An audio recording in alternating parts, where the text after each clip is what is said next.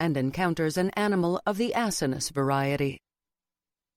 The arranged marriage mart got off to an inauspicious start. The prospective groom and his parents were late because their Jaguar had a flat tire. Nayna knew their car was a Jaguar because they mentioned it approximately 5 times in the first 10 minutes.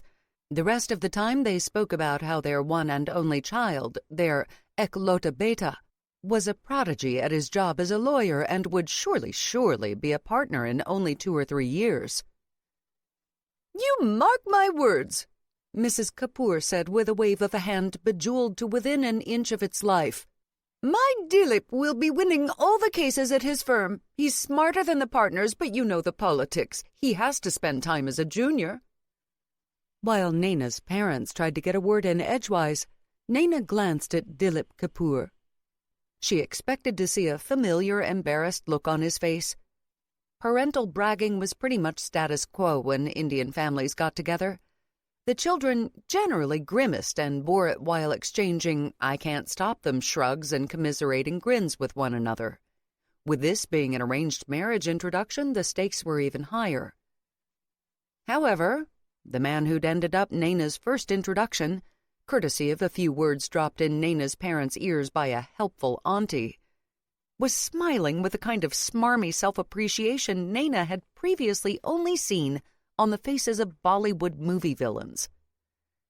Not only was he not embarrassed, he broke into the conversation to say, "The senior partners come to me for advice. Everyone knows it, but—" He tapped the side of his nose while braying out a laugh that grated like nails on a chalkboard. Nayna sat back in the sofa, as far as possible. Any farther and she'd be in the kitchen. Beside her, her grandmother murmured near silently, "Nayna, Bitia, if you accept this donkey, I'll have to disown you." Nayna barely stopped herself from snorting out a laugh. She couldn't look at her Aji, or she knew she'd lose it. Barely holding herself together, she poured more chai for Mrs. Kapoor when the woman imperiously held out her cup for a refill. "We're really looking for someone fairer for Dilip," Mrs. Kapoor was saying. "But with your daughter being an accountant, we thought we should give her a chance." Her tone was magnanimous. Other women might have been insulted, but Nayna was overjoyed.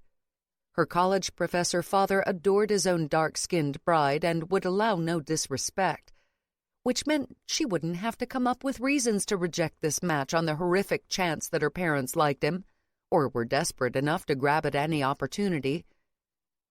At 28 and unmarried, Nayna was a cause of constant despair to her family. "I thought you were intelligent people," her father said with his usual brusqueness when someone annoyed him. "But clearly I was wrong if you're clinging to outdated standards of beauty seeded in our culture by colonialism. As I have no desire for idiotic grandchildren, let us end this meeting now." Mrs. Kapoor stared at him with her cup halfway to her mouth. Mr. Kapoor blinked and looked straight ahead. Nayna had the feeling he didn't talk much. Dilip Kapoor ate a third samosa, the crumbs from the first 2 littering his shirt, then let out another bray. "Good one, Mr. Sharma." "Young man, you should see an ear, nose, and throat surgeon as soon as possible. That doesn't sound healthy." Nayna had to hold her breath to fight the laughter and the tears. It turned out Mr. and Mrs. Kapoor weren't as dense as their genius son. With a, "Come on, Dilip," they got up in a huff, or at least Mrs. Kapoor did. Mr. Kapoor followed with a weak smile aimed at no one in particular. "We have another meeting tonight anyway. We were only stopping here as a favor to Babita." Nayna's Aji waited until after her father had closed the door on the Kapoor family to say, "I'm sorry, Nayna. Such a disappointment to you. No little donkeys running around." Nayna lost it. 2. A bandage dress and a good girl gone bad. 3 weeks after the night formally referred to as the donkey incident in the Sharma household, and Nayna was no longer laughing. 4 more introductions later, and the reality of her situation had hit home. Ass number 1 had been followed by asses 2 to 5, but her parents weren't giving up the hunt. She'd crossed her fingers behind her back and hoped they'd surrender. But Go Raven Shilpa Sharma weren't the giving-up type, and they had something to prove. One daughter might have run off with a boy from college and brought shame on the family, but by God, their other daughter would do everything exactly right.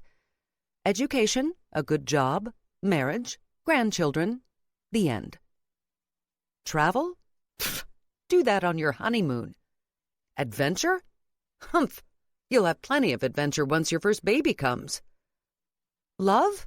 Oh ho! You young people always talking about love schlove. Love comes after marriage with your husband. Telling herself to breathe, that the cage doors hadn't shut quite yet, Nayna smoothed her hands over the dress she'd bought in a fit of Maiduri-induced insanity. Her scandalous older sister, young divorcee and all-around gorgeous glamour puss, had dropped by for a visit the previous Sunday, while Nayna was preparing a traditional meal for lunch for her parents and grandmother. At the time, Nayna had been wearing old sweatpants and an equally old T-shirt stained with ink from the time she'd broken a fountain pen and sprayed herself a beautiful shade of aqua blue. She'd been perspiring from working at the stove, her infuriatingly straight hair pulled loosely back into a bun that had begun to fall apart. Maiduri had been curled and perfumed and vivacious. She'd hugged Nayna and told her she had to look after herself or she'd never find a man to marry. "You think I wake up like this?" A perfectly manicured hand indicating her va-va-voom curvy body in its fitted dress of delicate green lace. "It takes work, Ninu. I woke up at 8 to give myself a facial and do my hair." Then she'd hopped up on a breakfast stool and begun to touch up her lipstick while asking Nayna if she minded making her a cup of coffee. Nayna loved her sister, and she was beyond happy that Maiduri was no longer estranged from the family. But sometimes she had to fight the compulsion to strangle her. Surely the judge would rule it justifiable homicide? Or maybe she could use the insanity defense. Speaking of which, "You must have lost your mind," she muttered, running her hands over the dress again. It looked like she'd wrapped a wide and lightly shimmering black bandage around herself and called it done. There were even slivers of flesh visible where the bandage crisscrossed her body. Not that it covered much of the rest of her either. The so-called dress stopped high up on her thighs, leaving far more of her legs visible than she'd ever before shown in public. She ran her hands nervously over her not va-va-voom hips, which the dress managed to make look hot, and felt the heavy line of her panties. She'd already gotten rid of her bra after it proved impossible to either hide it or make it look like she was showing her bra on purpose. It helped that she had small breasts and the dress was tight. Sad as it was, she didn't have a jiggle problem. Angling her body, she examined her butt in the mirror. Damn it! The panties were obvious, and they ruined the line of the dress. She glanced at the door to her room, even though she'd locked it herself. Then she bit down on her lower lip and took off the expensive scrap of nothing she'd bought specifically because it was meant to be invisible under clothing. "I want my $30 back," she groused as she got them off over her feet. To make sure she wouldn't lose her nerve, she threw the panties in with the dirty clothes she'd put in the little laundry basket she kept in her room. She'd chuck it all into the wash tomorrow. Then she looked at her butt again. The dress skimmed over her body like a lover's hand. Not that Nayna would know anything about that. High school had been a washout. Nerds with flat chests didn't get much attention. University had been strange. Her parents jumpy every time she left for a class, always worried she'd randomly decide to run off with a boy. And Nayna, so fiercely determined to reunite her fragmented family that she'd focused all her energy on that. She'd succeeded in her second year as a university student, brought Maiduri back into the fold, and spent the rest of the time trying to make sure they'd never break again, following rules listed and unspoken, not doing anything to hurt her parents. For a long time, that had been enough. She'd been so happy to have her entire family around the table at birthdays and on Diwali and during all the moments, small and big, that were vitally important in life. It hadn't mattered that she'd traded in her own dreams to glue her family back together, even to the extent of agreeing to marry a man her parents would choose. Maiduri was the scandalous one, the gorgeous flirt, Nayna her far more boring shadow, the good girl making up for the sins of the bad girl. "Not tonight," she vowed to the mirror. "Tonight you're going to be the bad girl, and you're going to break all the rules." Nayna had plans to find some gorgeous man and do all the things she'd never done because she'd been so busy following the rules so her family wouldn't fall apart. Because the cracks, they were still there. But even prisoners got time off for good behavior. Nayna deserved this night, and she was taking it. Swiveling away from the mirror on that silent vow, she stuffed her feet into the comfortable professional heels she wore to work every day. Then she pulled on a coat that covered up the dress. She made sure it was buttoned up to the throat and that the lower half didn't split so high as to expose her bare thighs. She checked herself in the mirror one final time before picking up her small evening purse. That she could get away with, and unlocking her bedroom door. The sounds of the TV reached her the second she stepped out into the hallway of her childhood home. Her parents were watching their favorite Indian soap opera. From memory, the evil sister-in-law was currently trying to break up the hero and heroine. Said heroine was, of course, all things sweet and kind and bashfully lovely. Nayna's mother liked to relate the ongoing storyline to her. Walking over to stand in the doorway of the living room, she waited until a dramatic statement that shocked all the characters on screen. She now had at least half a minute while the reaction shots went on. "I'm off," she said in Hindi. "I'll be late coming home." She crossed her toes inside her shoes. "Isa and I are thinking of catching a midnight movie." Her father frowned through his spectacles. "What about work?" "Tomorrow's Sunday." Even Nayna drew the line at going into work on a Sunday. Grunting, her father settled back down in his prized recliner.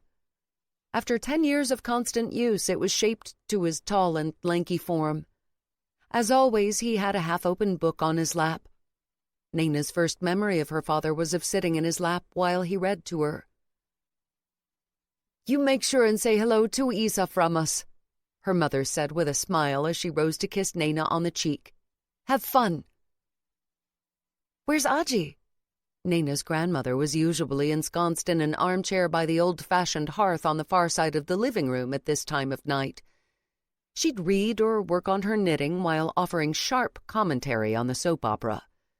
She had been known to say that the meek and sweet heroine would probably turn out to be secretly more evil than the evil sister-in-law. Nayna had a feeling her grandmother was hoping for just such a twist. "She's making herself a cup of tea." Her mother lowered the volume of her voice. "I wish she'd let me do it." "You know she likes to make it her way." "With milk in the saucepan and plenty of cardamom and sugar. I'll go say bye to her." "Shilpa!" Her mother hurried back to her seat at Nayna's father's forewarning. The reaction shots were over, the drama back on. At moments like this, Nayna's heart grew tight. Her parents were such different people. Her father curt and intellectual and used to getting his own way. Her mother gentle and a little dreamy and kind. But then she'd see them watching this show or catch them discussing it with utmost seriousness, and she'd see a glimmer of why their marriage had lasted. It probably helped that Shilpa Sharma believed absolutely that the husband was the head of the household. Nayna had never seen her mother oppose her father on anything that mattered. Shilpa always bent while Gorev got his way. Nayna had been only 14 when 19-year-old Maiduri eloped with her now ex-husband, but she had no memory of her mother fighting her husband even to see her elder daughter. Good thing Nayna wasn't planning to ask her mother's help with tonight's rebellion. Moving from the doorway with an inward sigh of relief at having sold her cover story, She walked back down the hall to the kitchen. Her favorite person in all the world stood in front of the stove, watching a saucepan of chai as she brought it up to a boil. Beside the saucepan was a small fry pan on which sizzled wide semicircles of taro, each slice about 1/4 of an inch in thickness.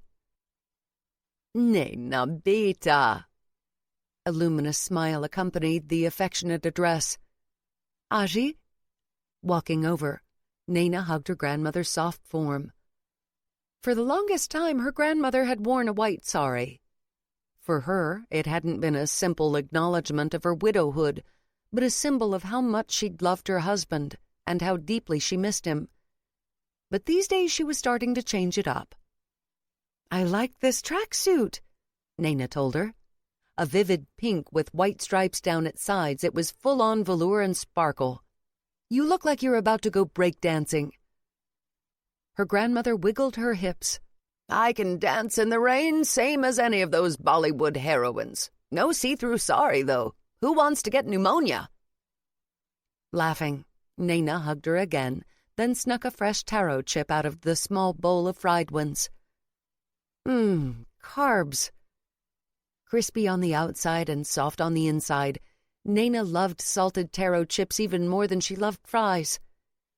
"Can't eat any more, though. The dress I'm wearing will show every gram." Aji patted her arm with a soft hand that had soothed many a childhood hurt in Nayna. "Go have fun at the party," she whispered, a willing conspirator. "I'll stay home and supervise your parents. You know they get very excited at their show." Nayna bit back a grin. "I will." The twinkle in her grandmother's eye altered, became solemn. "You're sure, Beta, that you want us to find a boy for you? If you have someone already, you can tell your Aji. I will make it all right." "I don't have anyone." That was part of the problem. She'd talked herself into the arranged marriage madness partially by pointing out that she hadn't exactly done better on her own. The constant rejection at high school, when added to her inexperience at college, had left her floundering out in the modern dating world. Nayna didn't know how to flirt. Not unless talking spreadsheets and financial forecasts was sexy.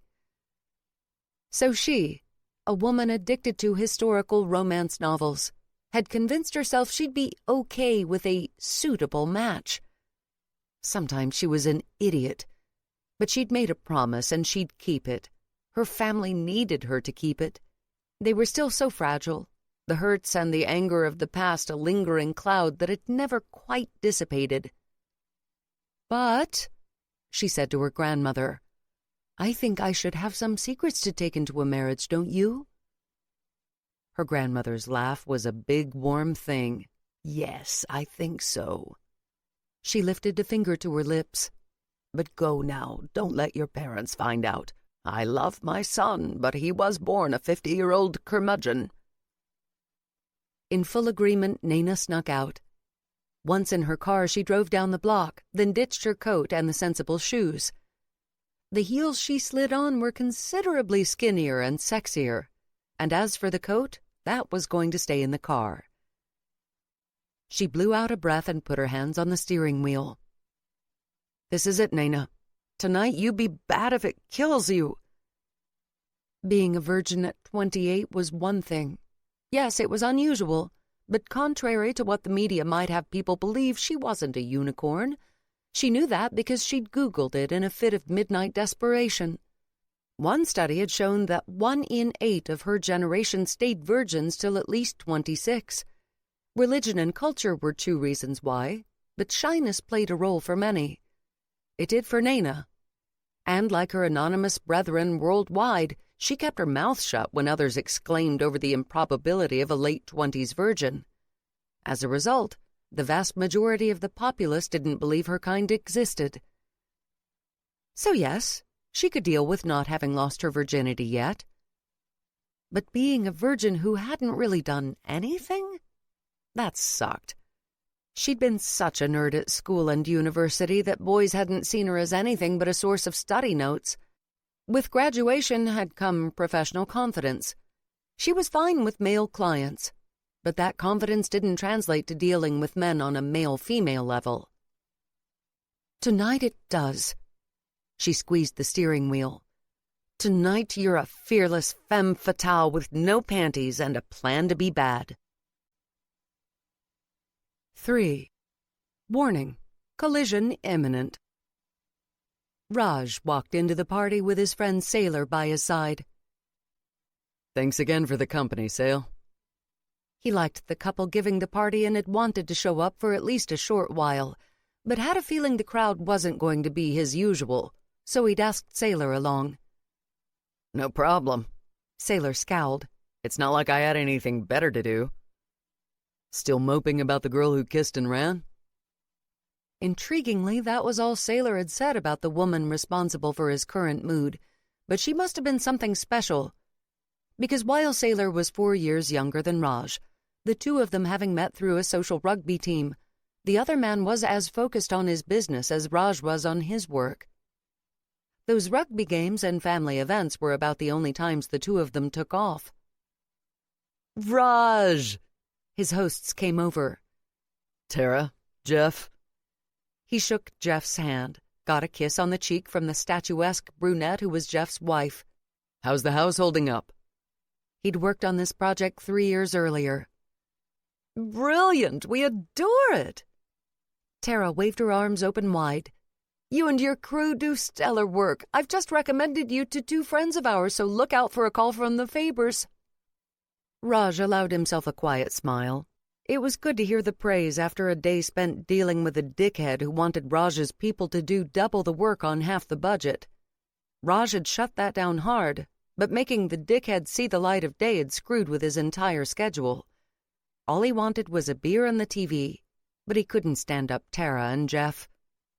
This is Sailor, he said. He actually did a little work on your grounds while he was apprenticing.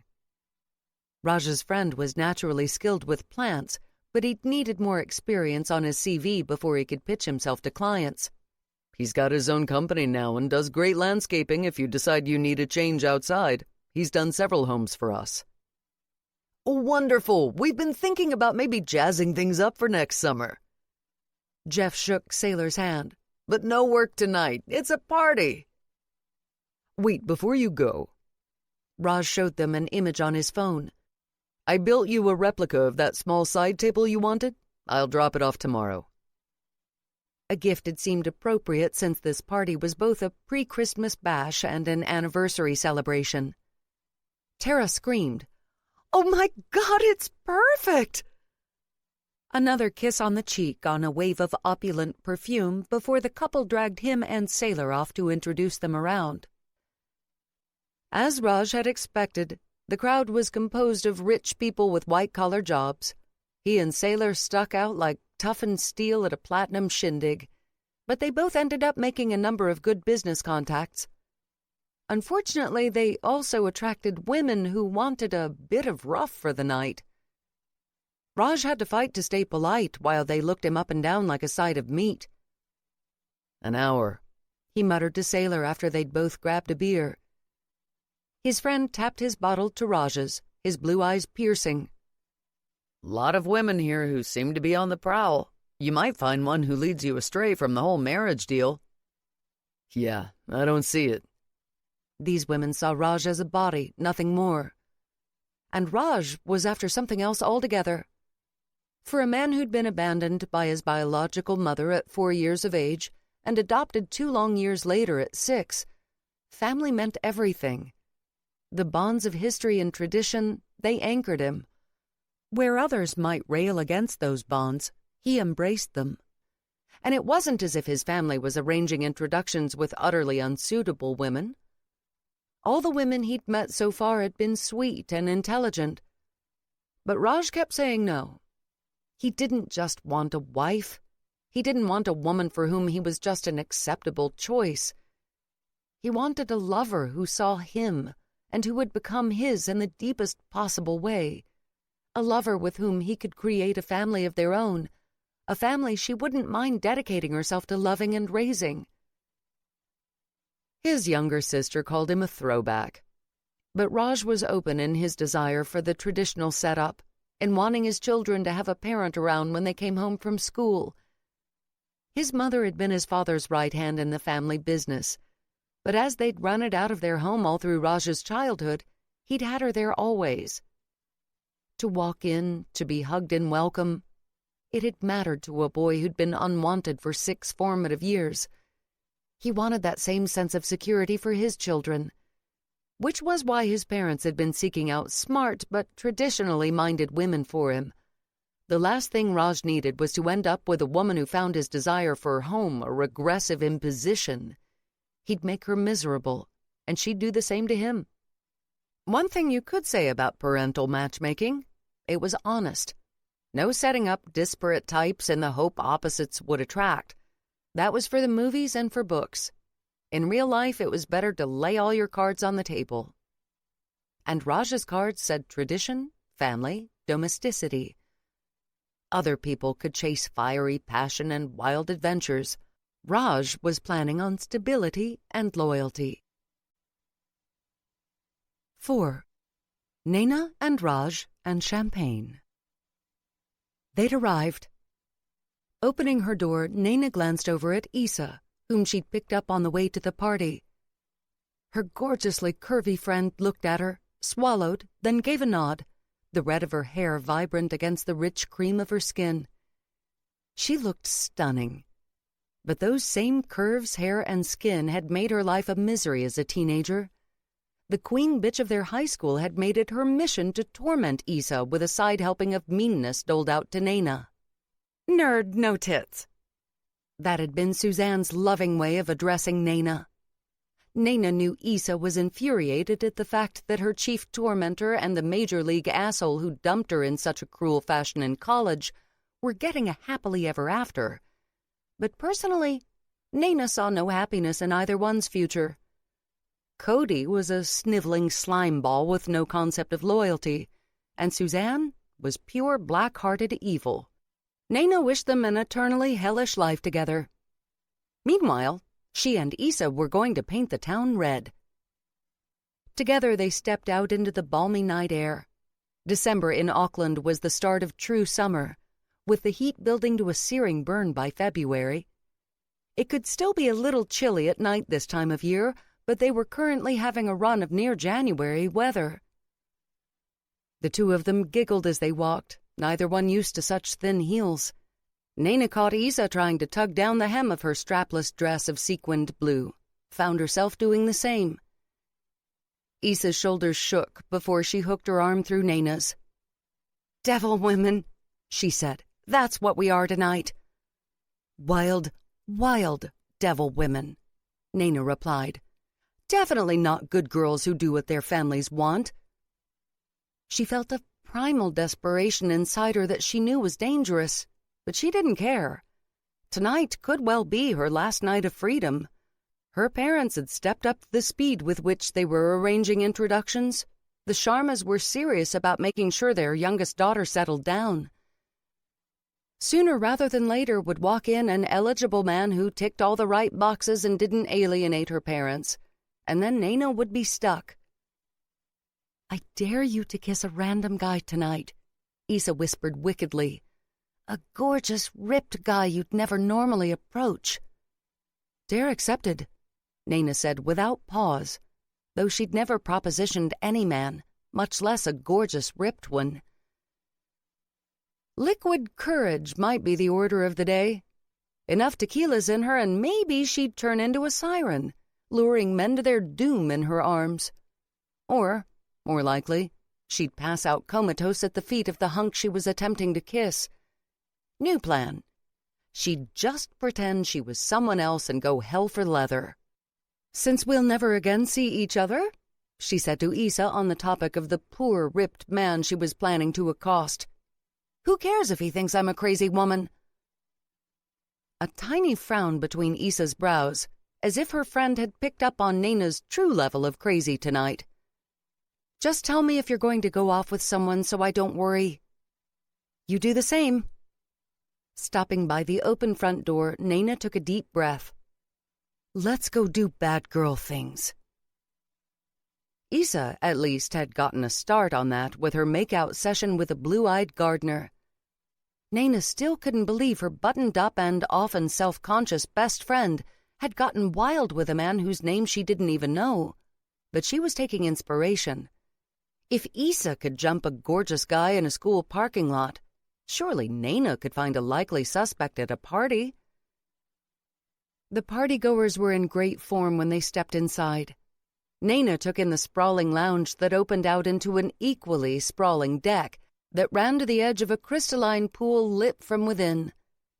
Several people swam in it already, splashing one another playfully, while in one corner of the lounge another group danced under shimmering disco ball lights. Regardless of race, height, or hair color, it was as if they'd all come out of a catalog titled Beautiful People with Beautiful Bodies. More beautiful people mingled in the rest of the lounge. Nayna wished she'd worn her reading glasses. She didn't need spectacles in normal life, but she could have done with another level of armor. Her face felt so bare, so open to judgment. Fighting the urge to tug at the hem of her dress again, she reminded herself she was a modern woman. Her dress was sexy. And she had no real breasts to speak of, piped up a morose part of her brain. "Nayna!" Tara walked toward Nayna, arms open. She was tall, brunette, and looked like a retired supermodel who might still strut the catwalk for the right designer, which was exactly what she was. A regular at international shows these days, often as a judge, Tara was one of Nayna's favorite clients at the firm. Nayna had started doing some work on Tara and Jeff's business account as a junior associate before slowly becoming their main point of contact. After returning Tara's hug, she gave the other woman the spa package she'd picked up as a gift and received a delighted smile in response. Wealthy as she was, Tara remained cheerfully happy with life, nothing jaded or false about her. It helped that she and Jeff had been together 15 years, and their love showed no signs of waning.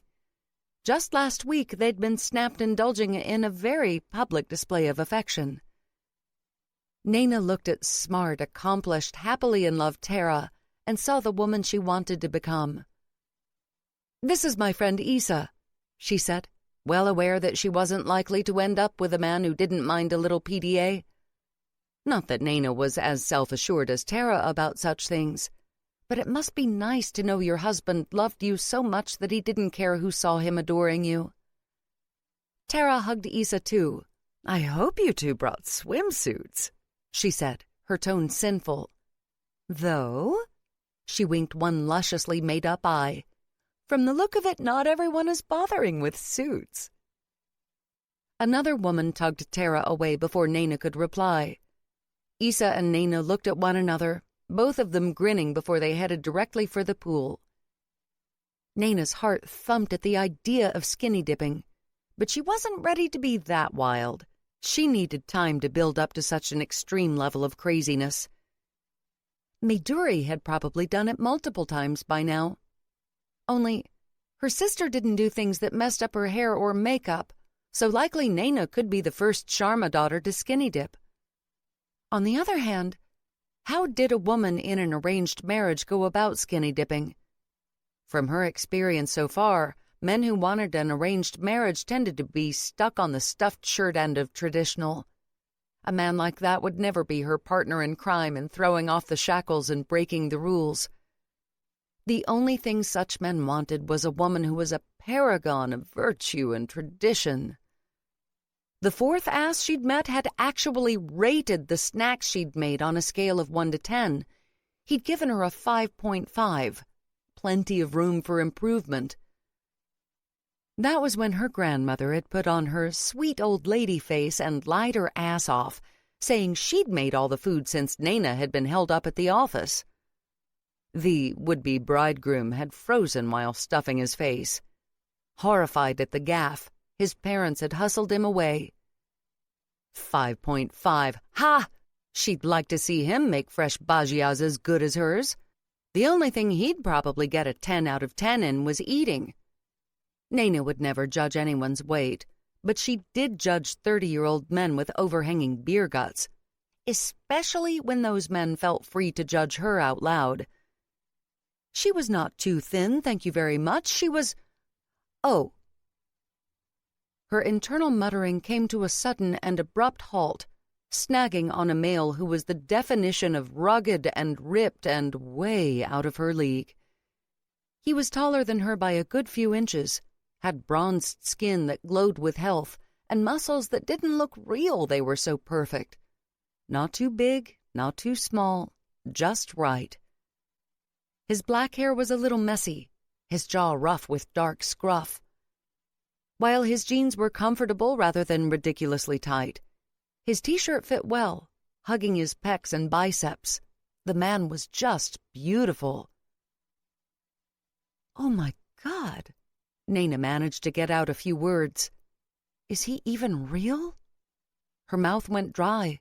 She wished she had the guts to go up to him and haul him down to her mouth for a kiss. What a memory that would be in her wrinkly old lady years. "Go for it," Issa's voice in her ear. "That's your kiss target right there." Nayna stared at her friend, wondering when Issa had lost her ever-loving mind. "Wild women, remember?" Issa said pointedly. "Not humiliated women, though." Mayduri had inherited all the sexy induce-men-to-begging genes in their family. "Have you seen the woman he's talking to?" she murmured when Issa nudged her. Only then did she realize she was still staring at Mr. Gorgeous. Flushing at the idea of being caught all but drooling, she looked away and tugged at her dress. She knew it covered her butt. She'd checked in the mirror before leaving home. But she'd never worn anything this short. She kept feeling strokes of cool air where air didn't normally flow. Geez, she hoped she didn't accidentally flash someone. With her luck, it'd be a client. "If he's not taken by that woman," Issa murmured, undaunted, "and my instincts say he's not, then I think you've got a good shot." Warm encouragement in Issa's tone. But then, Issa had always been on Nayna's side. "He was just staring at you." Nayna wanted to dig a hole and crawl in it. Probably wondering what a nerd like me is doing in this den of freakily good-looking people. She grabbed her friend's arm. "Come on, let's at least go see some skinny dipping." Sadly, it turned out Tara's words had been premature. Everyone was still decent. "We'll be the skinny dippers," Nayna said wildly, clenching her gut to control the butterflies yet dancing in there. That gorgeous man was not for her, and silly fantasies about him would just lead to torment. "After the lights are off and everyone's gone home." Issa's laugh was warm, lighting up her big gray-green eyes. "Deal." A waiter paused next to them, flutes of champagne on his tray and a go-on look on his black goateed face. Deciding she deserved a glass of bubbles even if she was going to welch on the dare, Nayna reached for a flute. "You want one?" she asked Issa, and when her friend nodded, she handed it over. She was about to take one for herself when her fingers collided with a big, warm hand. "Oh, I'm so sorry." Nayna froze. It was him. The beautiful man. The genuine hunk with the jaw he hadn't bothered to shave and the jeans that had a slight tear on the thigh. Not an artistic "these jeans cost $500 tear. No, the rest of his jeans were well-loved but whole. It was simply that one spot that was worn away to the point that it had torn. Why was that so sexy? "Here." He gave her a flute of champagne with a moment of intense eye contact that had her butterflies swooning. "I'm Raj." She shot Issa a desperate look, but her traitorous best friend just gave her a small nod and a grin before melting back into the crowd. And that quickly, Nayna was alone with the hunk. She almost begged the waiter to stay, but he was moving off, and then someone else slid past her, bumping her in the back. Raj's arm came around her. "You won't be bumped here." Before she knew it, he'd moved her back so her back was to a wall. Dropping his hand from her back, he kept enough distance between them that she didn't feel boxed in. Except he had wide shoulders and he'd angled his body in a way that meant she couldn't be bumped by anyone else, or easily approached. Like a lion cutting his prey out of the herd. 5. deliciously bad decisions in the moonlight. Nayna's thighs squeezed together. She should have worn panties, definitely. Things could get embarrassing if he kept on speaking to her and sending out those male pheromones that were playing havoc with her whimpering body. But of course he wouldn't keep on talking to her. Whatever had caused him to decide to approach her, he'd figure out soon enough that she was no sophisticated and experienced partier, even if she was faking it in this dress. "What's your name?" His voice was like deep water cascading over her, caressing her in all sorts of impossible places. "Nayna," she managed to get out past her bone-dry throat. "I'm an accountant." "Oh, God, Nayna." She winced inwardly at that silent scream from the part of her that wanted to clamber onto Raj and rub herself all over his extraordinarily gorgeous self. She might as well stamp nerd on her forehead. That witch Suzanne had written the exact word in permanent marker on her forehead during a school camp, an act through which Nayna and Issa had both somehow slept. Probably because they'd been exhausted by the compulsory hiking followed by obstacle course runs that ended with a scramble up a rope fence, as if all teenagers were superheroes who chewed steel for breakfast. But instead of backing off in distaste or confusion, Raj nodded. "Have you done that test you have to do to become chartered? That's the word, right?" Nayna blinked at the question that sounded far too serious for a casual party conversation, but at least he wasn't running away. "Yes," she said, and it was more air than sound. "Still so new I'm shiny." She was staring at his mouth, his lower lip fuller than his upper, so she saw that mouth curve. Just a little, as if he wasn't a man who smiled much, which made her want to crack his shell until his grin creased his cheeks. He'd go from gorgeous to flat-out heartbreaking, of that she was sure. Maybe he didn't smile on purpose. Must be hard to continuously move swooning women out of his path. Skin heating when she got caught staring, she looked down and got hooked on the pecs defined by his T. "What about you? What kind of work do you do?" "Construction," he answered shortly, but didn't move away. Nayna swallowed and tried to channel every rom-com and Bollywood romance she'd ever watched. What would one of the heroines do now? Probably not stumble around her tongue saying, "You build things?" Smart, real smart, Nayna, you build things? Arr! "Yeah." A shift in his body, the fresh scent of him washing over her, as if he'd showered before the party. He'd probably been all sweaty and dusty from being on a work site, and she really should have worn panties. A taut silence filled with the heat coming off his body. Raj parted his lips to speak. Loud laughter burst into the void a second later. Glancing back, he frowned darkly, then turned to her. "You want to walk out in the garden?" Rough words. Nothing too smooth or polished or smarmy about him. "A little quieter." He was asking her to go out with him into the dark, away from the safety of the crowd. Nayna didn't do things like that. Nayna also didn't pick up men at parties, or go out in public wearing not a single piece of underwear. Throwing back the champagne, she said, "Yes," just as she heard a distinctive ping. Reaching into the small purse she wore on one shoulder, she pulled out her phone. "It's my friend Issa." When she checked it, she saw that Issa had sent her a message saying she was going off with a blue-eyed man whose picture she'd snapped. Startled at how quickly Issa had moved on from the hot gardener, Nayna could have sworn her best friend had had a serious reaction to said gardener. Nayna nonetheless wished her luck, then added that she was with the hunk and about to let him do whatever he wanted to her. "Done," she said afterward, slipping her phone away. Instead of being annoyed, he raised an eyebrow. "Buddy system?" "You're a stranger." He didn't laugh at her dorkily prim statement, his face back to full-on serious. Nayna kept thinking about what all that control must contain, and what would happen if he released the reins.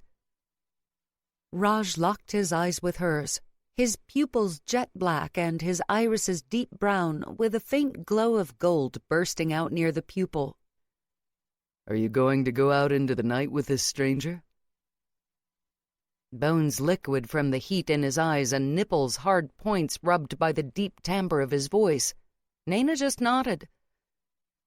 Raj got rid of their drink glasses, then took her hand into his bigger, rougher one and weaved through the crowd. It was like the waters parted for his big, sexy body. Nayna stayed close to the hard heat of him, her blood roaring so loudly through her ears that she couldn't hear much of the party anymore.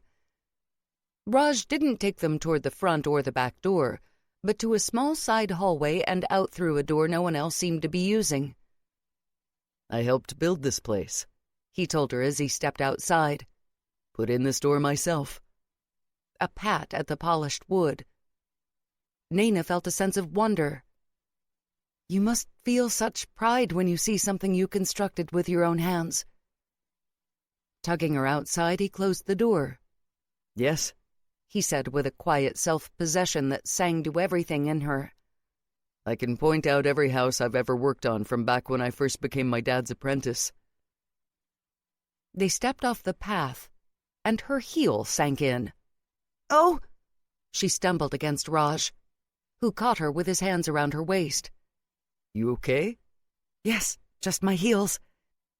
Pressing a hand against his chest without thought, she lifted a foot up. I'll take them off so I can walk on the grass. Heat burned her, his muscles flexing as he helped her keep her balance.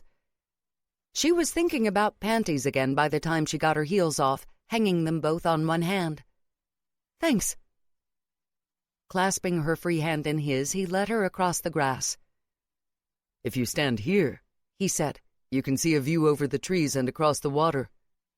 When Nayna stopped and looked out along the line of his arm, she saw the moon rippling on the ocean, the sight so unbearably romantic that her heart clenched.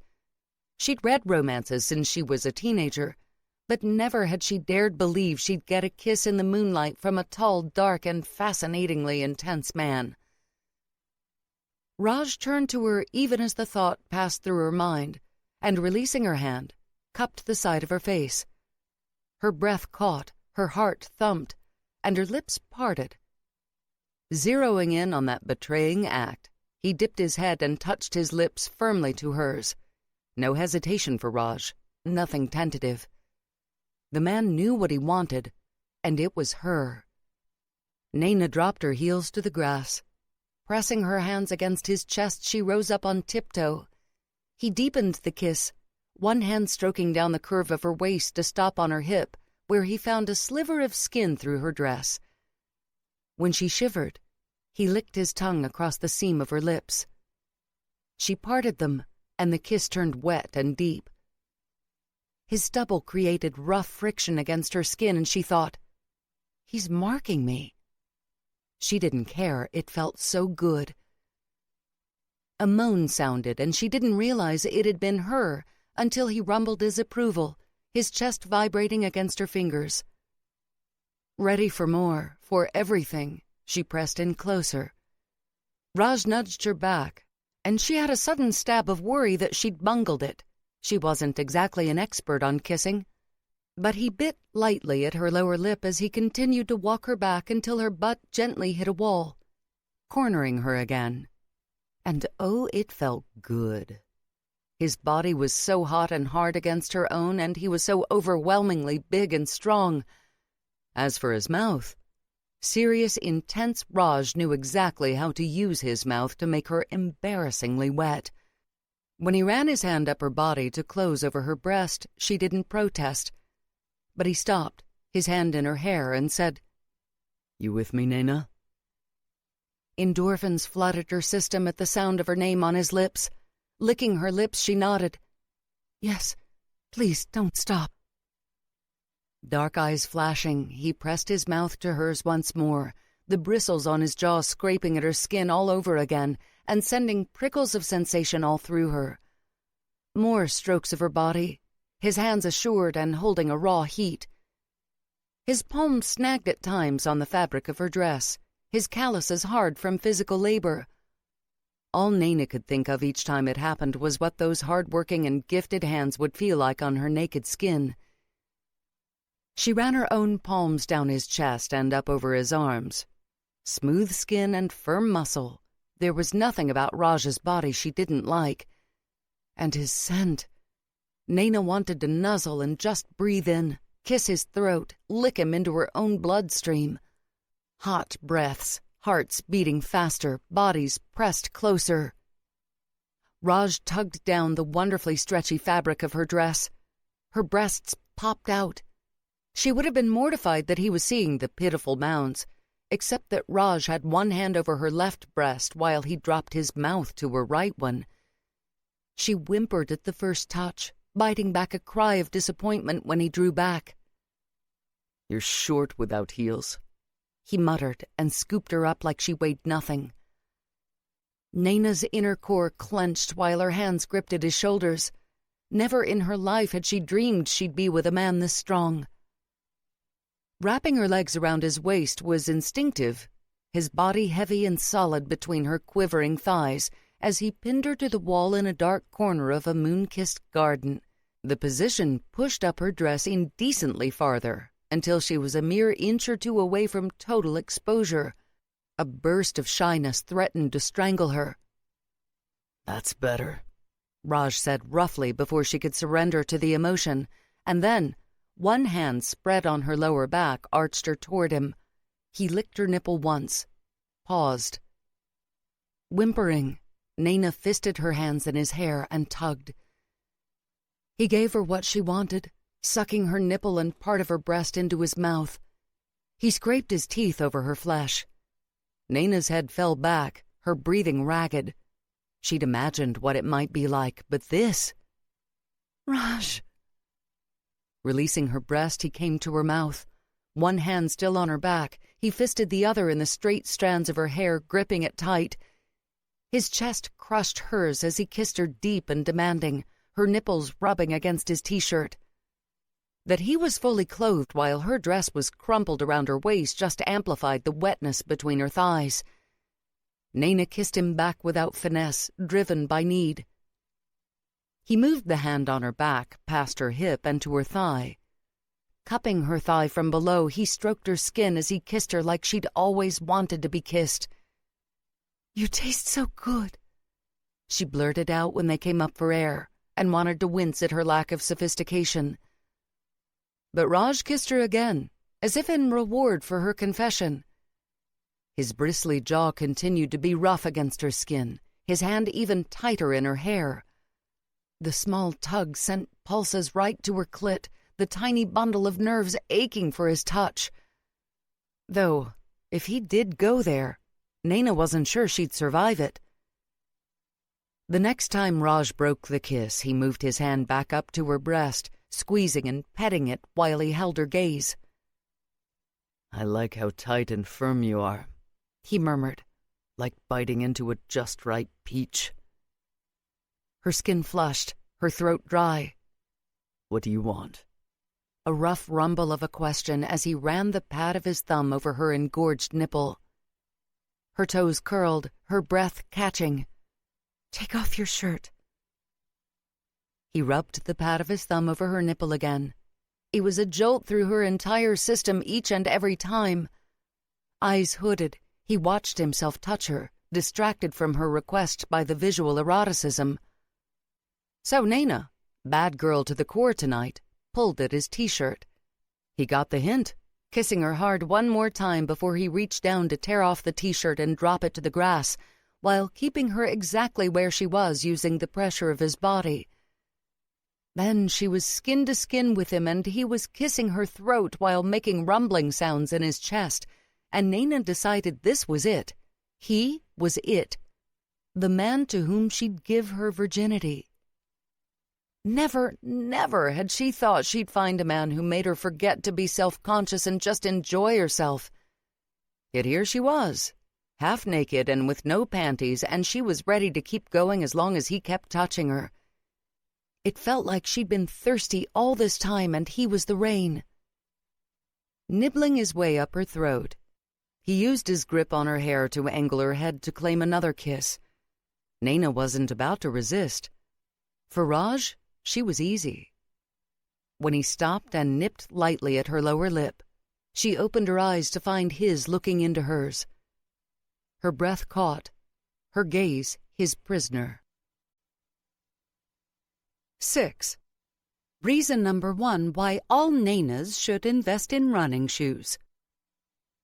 Bracing one hand against the wall beside her head, Raj squeezed her breast as if he had every right to fondle her. Nayna shivered, unable to look away from the penetrating darkness of his eyes. He was the one who looked down, to focus on his hand on her breast. Teeth sinking into her lower lip, she followed his gaze and her thighs clenched around him.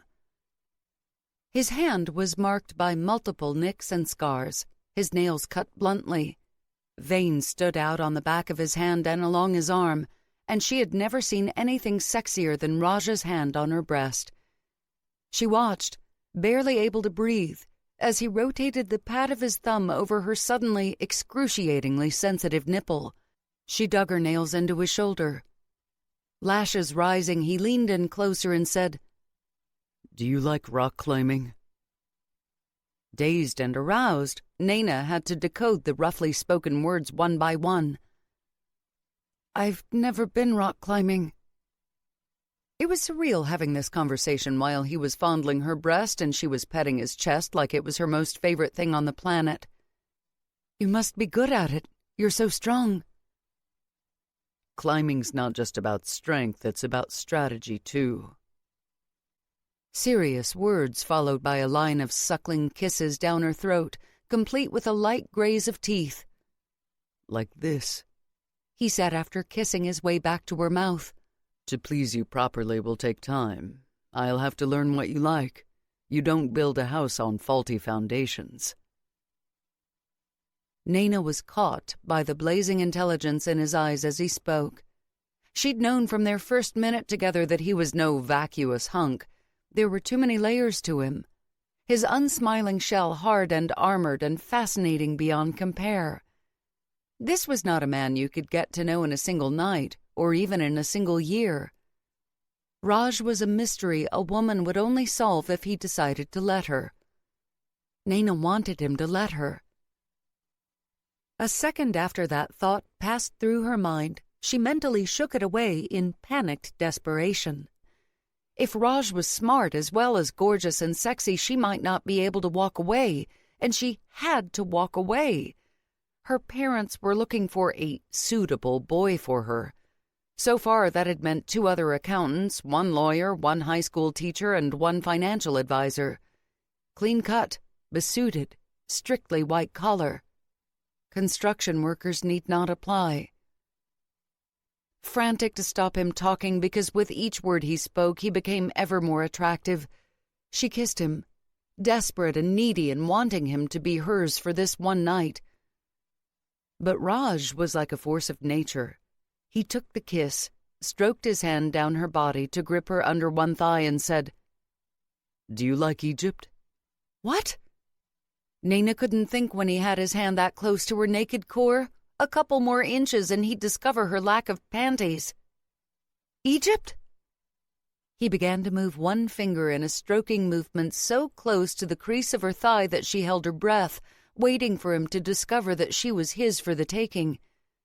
But he stopped. When she opened her eyes, she was caught once again by the dark intensity of his. "The art gallery has an exhibition on Egyptian art," he said, serious and intent even though his cheekbones were flushed with color and his pulse hammered in his neck. Nayna realized she had her hands in his hair. "Kiss me," she said, because it was all she could say that wouldn't break the dream. Pushing back with both hands braced on the wall on either side of her head, he said, "Answer first." No give in his voice, nothing but a quiet resolve that was like a hurricane. Nayna loved everything about Egypt. She wanted to visit the pyramids one day, was fascinated by the hieroglyphics and architecture, had even done a history minor at university just so she could take the classes on Egypt. And none of that mattered because her path was set, and it didn't involve Raj. Leaning in, she kissed him again.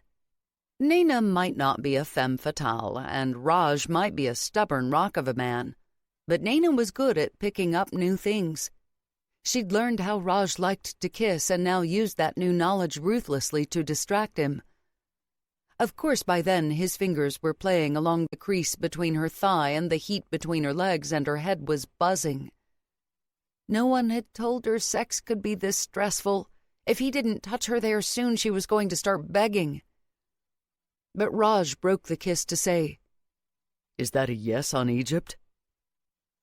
On the razor edge of need and desperation, Nayna snapped, "Be quiet!"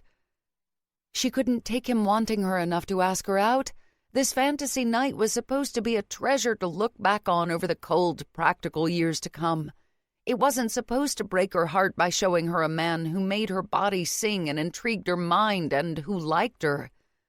"I just want your body, nothing else." Sudden winter between them, Raj's face going glacial. If she'd thought he was difficult to read before, it now became impossible. Nayna wanted to crawl into the dirt. What had she just said? Throat dry, she went to try to say something, anything else, when Raj set her down gently on her feet. Then he turned away, put his hands on his hips, and took long, harsh breaths. She could see those breaths, but not hear them, the music from the party spilling out to flood the garden. His shoulders were rigid, the muscles of his arms tightly clenched. Someone pushed open another set of doors at that instant, and the flood of music turned into a deluge. Face burning and ice in the air, Nayna fixed her dress with shaking hands, then searched desperately for her shoes and purse. There, the purse was right where he'd pinned her up, and there were the shoes, out of Raj's line of sight. She grabbed them, then made her getaway, her feet silent over the lush grass. Where had she parked the car? For a moment she couldn't remember, and panic beat at her throat like a trapped creature. Then her eyes snagged on her cherished lime-green Mini Cooper. Face flushing to scalding, then to freezing, she hot-footed it down the drive to get in. She slinked down into her seat the instant she was inside. Raj was unlikely to come after her, but she wasn't about to risk it. Only when she was certain the coast was clear did she turn on the engine and carefully reposition the car for a quick escape. Oh no, was that Raj? She slinked down in her seat, relieved she'd turned off the engine and the lights only moments before. Barely able to see from her position, she nonetheless quickly realized the man walking to a nearby Mercedes wasn't Raj. Her shoulders slumped. He'd probably gone back to the party, where he certainly wouldn't have trouble finding a woman to lick his wounds. Great, now she could torture herself with that lovely image. Her face was stinging hot when her phone pinged with a message from Issa. "Where are you?" "In the car, hiding," Nayna admitted. The last thing she expected was for Issa to slam into the passenger seat only minutes later and say, "Drive!" She sounded as desperate as Nayna felt. Not hesitating, Nayna started up the car and zoomed out. "Oh, thank God," she said once out on the road. Issa spoke the same words at the exact same time. 7. Nayna's secret diary. Password L3T-TH3-CR4Z3OUT. Let the crazy out. Things that happened tonight. 1. No panties. 2. Issa went skinny dipping with the hot gardener, a.k.a. Sailor. Only, he has awful taste in friends. He was there the night Cody the Slimeball publicly dumped Issa, and Issa is totally confused and disoriented. She's making up conspiracy theories that it's all a way to humiliate her again, but really she's afraid of trusting her instincts. I wish I could kick Slimeball's ass for making her doubt herself. 3. Dad was waiting up for me. Good thing I fixed my hair and makeup at Issa's apartment. People at work can't understand how I still live at home, but this is my reality. All my cousins still live at home, too. Moving out is a waste of money, as said by every Indian parent ever. And why would you want to move out unless you were up to something? Only Maduri gets a pass. I'm considering marrying the donkey just so I can divorce him and gain my freedom. 4. Raj. Raj happened. 8. No sex things. Nayna barely slept that night, tormented by dreams of an angry man with intense brown eyes who'd left stubble burn on her throat and whose hand she could still feel on her breast. Gritty-eyed, she handled Sunday and Maiduri, chirping on about the cute blue sofa she'd just bought for her apartment. She had a slight breakdown on Monday night. Thankfully, Issa was on hand with ice cream and stories of the slime ball's face getting punched. Even better, said punching had been done by the hot gardener. At least one of us might have a chance at a happily ever after, Nayna muttered to her spreadsheet on Tuesday afternoon. Unfortunately for her, that spreadsheet was simple. She still had enough work to take her through to Friday and the mandatory 2 weeks of Christmas vacation. But none of that work was complex. It left her with far too much time to think and to remember. How Raj's hands had felt on her body, how his mouth had tasted, how she'd wanted to rub herself all over him. She jumped when her mobile phone rang. Seeing it was her grandmother, she picked up at once. "Aji, hello." "Nayna, beta," her grandmother said, her voice upbeat.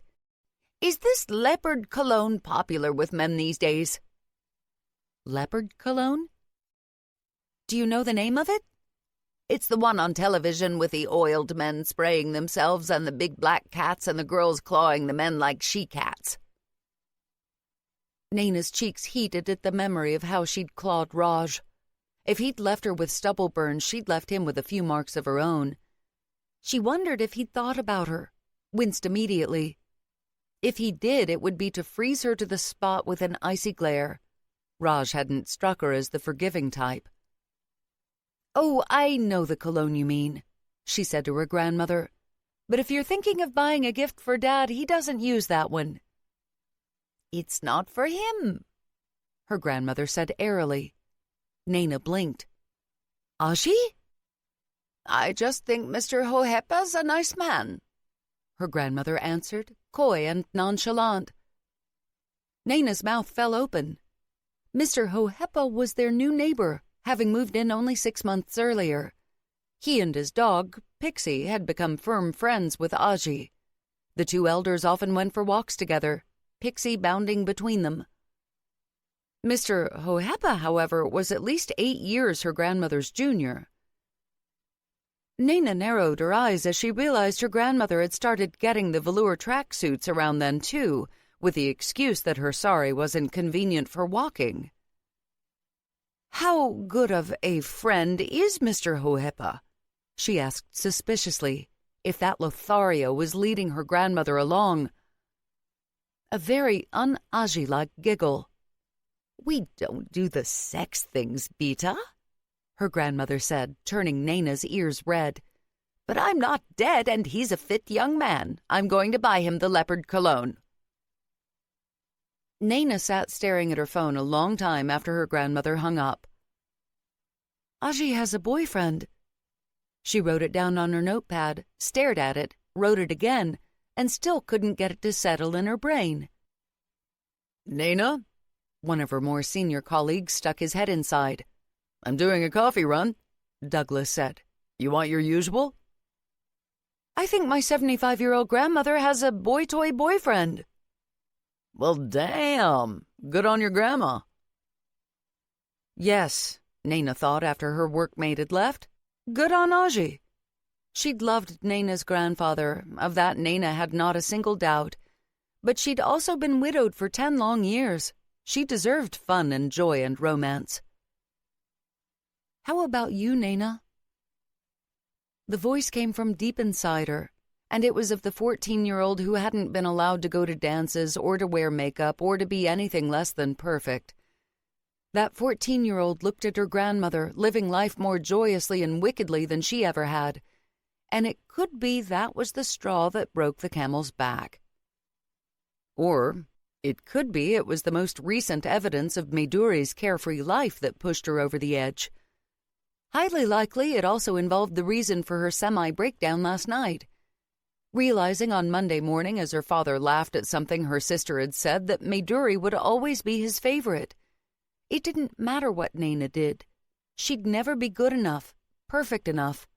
Her family would be fine if Nayna was no longer around. It was Nayna who had to be ready to suffer the repudiation. Then there was Raj. The idea of allowing a shadowy, suitable match to put his hands and mouth on her as Raj had done, it made her shudder. No more introductions. No more trying to impress assholes and idiots. She said in a strangely calm tone. Nayna was done. She had the words to her bombshell decision all worked out by the time she left the converted villa that functioned as their offices that night. An urgent client request had come in, and Nayna had volunteered to handle it just to give herself a couple more hours to build up to the confrontation. It was as she was packing up that her father called and asked her to be home by 8:30 for a surprise. "I'm almost done," she told him, and was about to ask about the surprise when he hung up. Most likely they had an unexpected guest from Fiji. Many of their extended family still called the tiny island nation home, and while her parents had left it more than 3 decades earlier, they remained deeply connected to people there. Nayna had last visited 2 years ago, when she'd taken Aji over for a catch-up with her younger sister. The 2 older women had laughed and told her stories deep into the humid tropical night as they sat on a porch screened against the mosquitoes. Nayna had seen small fruit bats take off from the breadfruit trees during the dark orange of sunset, heard the sounds of the frogs croaking their courtship songs, and felt her skin settle into the easy rhythm of life in a rural town far from Fiji's cosmopolitan resorts and hotels. That night she'd been in charge of keeping up the supply of tea and snacks, those snacks mostly consisting of mango slices cut before the fruit was fully ripe, then rubbed with a little fresh chili pepper before being sprinkled with salt. It was rare to find unripe mangoes in New Zealand, since the fruit didn't grow here, but the rare times she did, the taste immediately brought back the memory of that hazy, lazy night. Smiling, she wondered if Aji would like to go in the new year sometime. Her grandmother had decided not to accompany Nayna's parents on their upcoming trip, saying husbands and wives should have time alone. Everyone had scratched their heads over that, as Aji usually chose to stay with her sister while Gaurav and Shilpa went around on their own, doing as they pleased. But Aji had been adamant. "Old age," Nayna's mother had whispered to Nayna. "It happens to all of us." Yeah, right. Nayna had a feeling her grandmother's odd decision had far more to do with being free from watchful eyes while she carried on with Mr. Hohepa. "I can't believe my grandmother has a more scandalous love life than I do," she muttered as she left the office, but her lips curved. She'd cyberstalked Mr. Hohepa after her grandmother's call, and it appeared he was exactly who he said, a widower who had 4 children and 3 grandchildren. Still, Nayna was going to keep a close eye on the situation, just in case Mr. Hohepa was a gray-haired Don Juan with a woman in every neighborhood. The light mood fostered by thoughts of her grandmother's romance was long gone by the time she arrived home. She'd practiced how she'd tell her parents of her decision to pull out of the marriage deal over and over again in the car, the words a heavy rock in her gut. If the surprise wasn't a guest, she was going to tell them straight away. The longer she waited, the worse it would be. No unknown car sat in the drive, and she saw no shoes on the front stoop that she didn't recognize. No guest, then. Walking in, she girded herself to jump right into the flames. Her mother pounced on her before she was 2 feet inside. Shilpa Sharma's face was flustered and happy. "There's a boy coming, Beta," she blurted out before Nayna could speak. "He works late too, so we and his parents made the arrangements for 8:45. Hurry, hurry, change quickly and freshen up." Plans shattered in an instant, Nayna walked into her bedroom and just stared at the wall for a minute before full panic screamed into her mind, and she grabbed her phone and a paper bag, then went to hide in the bathroom to call Isa. What the hell was she going to do? She breathed into the paper bag while desperately hoping her best friend would pick up her phone. She did, and was calm in the face of Nayna's hyperventilating panic. "Just do the same thing you did with the other 5. Tell your folks you have nothing in common with him and can't see a marriage working out." "The other 5 were asses!" Nayna breathed into the paper bag again. "My family didn't like them either. What if this guy isn't an ass and my parents and grandmother love him?" It would be just her freaking luck that guy number 6 was the charm, a suitable boy with no flaws. "What if I'm trapped in a marriage I don't want?" "Look," Issa said firmly, "this is your life. Your family can't force you to the altar." Nayna put down the paper bag, her heart squeezing. "I love them, Issa." It was as much a truth as her stick-straight black hair and dark brown skin. "No matter what, I love them. I can't be like Maiduri and risk being cut off." And their relationship wasn't a simple equation where she didn't feel loved in return. 6 months ago, her mother had spent 3 days hunched over with needle and thread repairing Nayna's favorite salwar kameez, a long tunic paired with thin pants cut close to her legs. An unfortunate incident featuring a badly maintained fence and darkness had left the tunic part of the outfit with a gigantic tear in an awkward spot and destroyed the beaded pattern. Unexpectedly, her father had turned up with a handful of tiny shimmering beads to match the ones lost in the darkness. He'd asked a colleague who did crafts for the name of her bead supplier, then personally gone and found matching beads.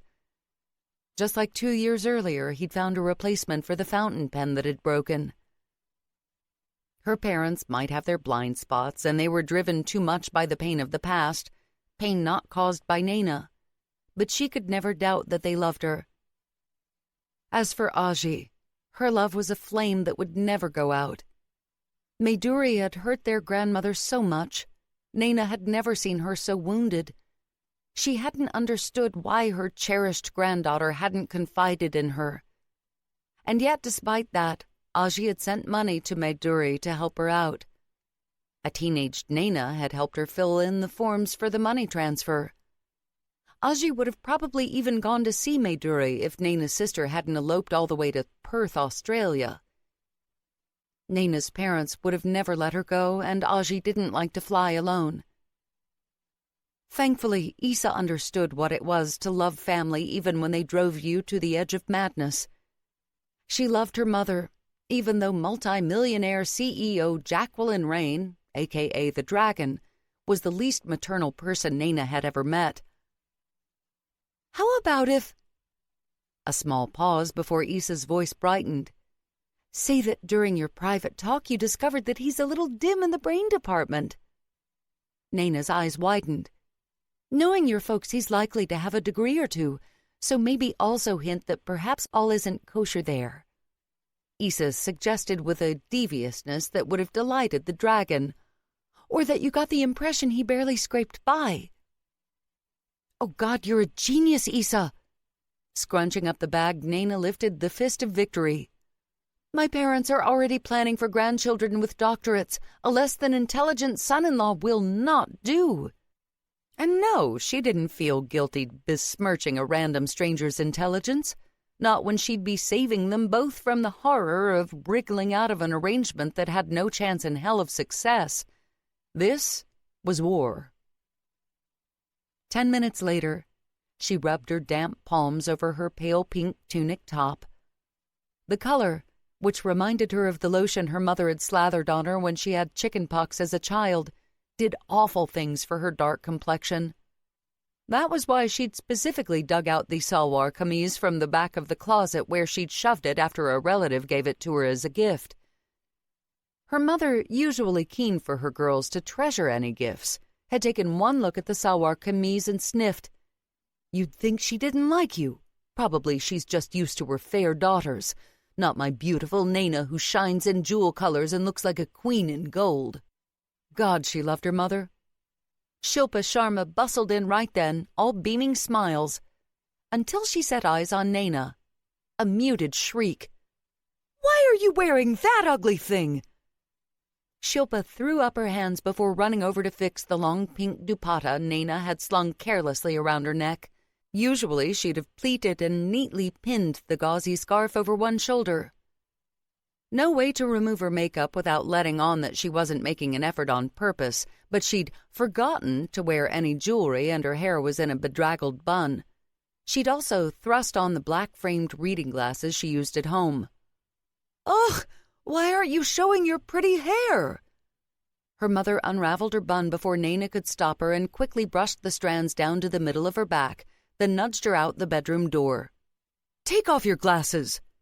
"No, I feel better with them on." Giving up, her mother said, "It's too late to change. Don't keep him waiting." Nayna resisted. Him? Usually the two families met first, the male sitting in and the girl coming out with tea and snacks at a certain moment. A few minutes of privacy would be offered the couple later on if the initial meeting went well. A dance with which Nayna was intimately familiar. Today's snacks included seinas her mother must have fried. Her mother and grandmother made and steamed the rolls every so often, then froze them so they were easy to pull out, slice, and fry for unexpected social events. Isa called the savory the spicy Swiss roll because it looked so much like the cake, except that it was created of taro leaves and a specific lentil paste mixed with spices. Every time Nayna took a batch into work, they were gone within the hour. Her mother had also magicked up slices of vanilla cake from a neighborhood shop. If Nayna was lucky, she'd be rejected out of hand for not making every morsel. A girl could hope. "Yes," her mother said, breaking into her thoughts. "Your father's given permission for you two to talk alone for a few minutes right at the start." A delighted smile as she fussed with the dupatta again. "Gurev's very impressed with this young man. He's running a big family business, and so well that his parents retired early and spend half the year in Fiji, and he's only 27. "He's younger than me?" "Only by less than 6 months." She pushed again. "Go, go!" This was worse than she'd believed. Her parents liked him, enough to drop the supervision requirement. And he clearly wasn't stupid if he was running a business, so Isa's wonderfully devious plan wasn't going to work. It was up to Nayna. She'd have to pull every trick in the book to nip this in the bud. Maybe she'd pick her nose during tea and snacks time. Buoyed by the idea, she made her way to the kitchen, then stepped through the doorway between kitchen and lounge. He was standing with his back to her, staring out the large front window. And he was big, tall, wide shoulders, heavily, beautifully muscled under the simple white shirt and black pants. He had a body like Raj, and his cologne, it was so deliciously familiar. Nayna's throat dried up, her heart hammering. 9. Welcome to the nightmare of awkwardness. For a moment, Nayna's head spun. But this wasn't Raj. White collar was strictly non-negotiable with her parents. And this man ran a business, wasn't a construction worker who used his hands to create magic out of nothing. Hi, she said awkwardly while continuing to plan how to horrify him.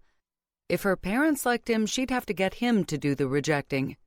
It would be tricky to pull off her actions without being spotted by her parents, but she was patient. She'd wait until the elders were engaged in conversation, then put her mind to making the guy run. "This is difficult, but I don't want to mislead you," he said without turning around. "My parents set up this meeting last minute before I could tell them I was pulling out of having an arranged marriage because—" Horror curdled in her stomach as his voice, deep and a little rough, sank in. And that was when he turned around. Frozen silence, the air molecules glittering ice. "I thought your name was Nayna." It came out a growl, Raj's big body held with taut control. "Middle name. Everyone uses it." Her parents must have introduced her using her official first name, Hira. Why they did that, she had no idea. They always ended up explaining that they only ever referred to her as Nayna, because Hira was her Aji's name, and they didn't think it was respectful to use it when Aji might think they were calling her by name. Raj just stared at her, a nerve jumping in his clean-shaven jaw and his shoulders bunched under the crisp lines of his shirt. Nayna opened her mouth to explain, though she didn't know what she'd say, when there was a perfunctory knock on the main door into the lounge and her father walked in. "Family time now," he said with a smile. "You two can have plenty of time to talk later."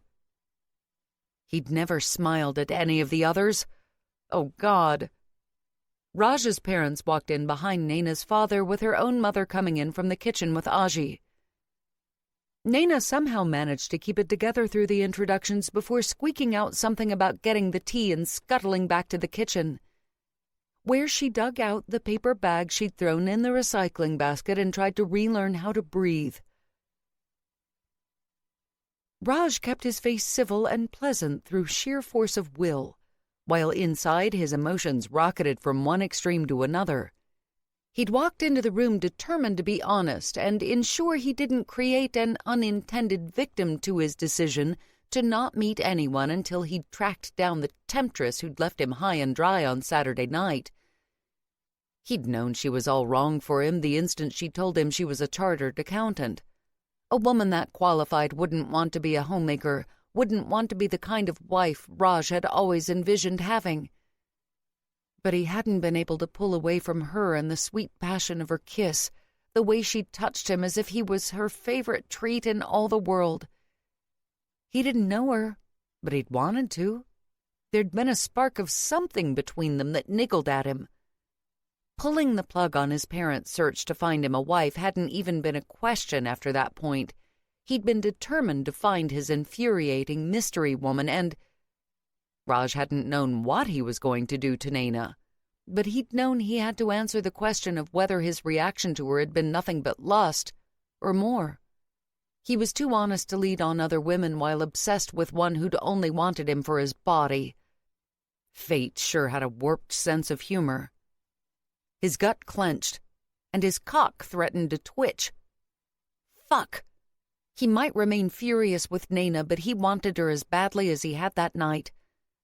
A single look at her, a single whisper of her scent reaching him across the room, and he had to fight the urge to haul her into his arms and slam his mouth down over hers. "Yes, I enjoy my work," he said, having somehow managed to keep track of the conversation, though his eyes wanted to lock onto the door through which his sneaky little rabbit had disappeared. "I grew up learning to build with Dad, and I've never wanted to do anything else." Mr. Sharma, who'd apparently become friendly with Raj's father after running into him at a regional soccer game, smiled. "It's a big responsibility to run such a large company. Your parents are justifiably proud of you." Raj was well aware his status as the company boss was the only reason he was considered an acceptable match for their accountant daughter. He wasn't insulted. That was the way things were. Parents tried to match up their kids on multiple levels, including their work. When a cousin of his, a dentist, had gone the arranged marriage route, his introductions had been mostly to nurses, pharmacists, other dentists, and scientists. Funnily enough, it had been the rogue pick, a lawyer, who'd stolen his heart. The two were sickeningly happy together. Their happiness was another reason Raj had decided to let his parents have a shot at setting him up with women. But he'd been very open with them from the start.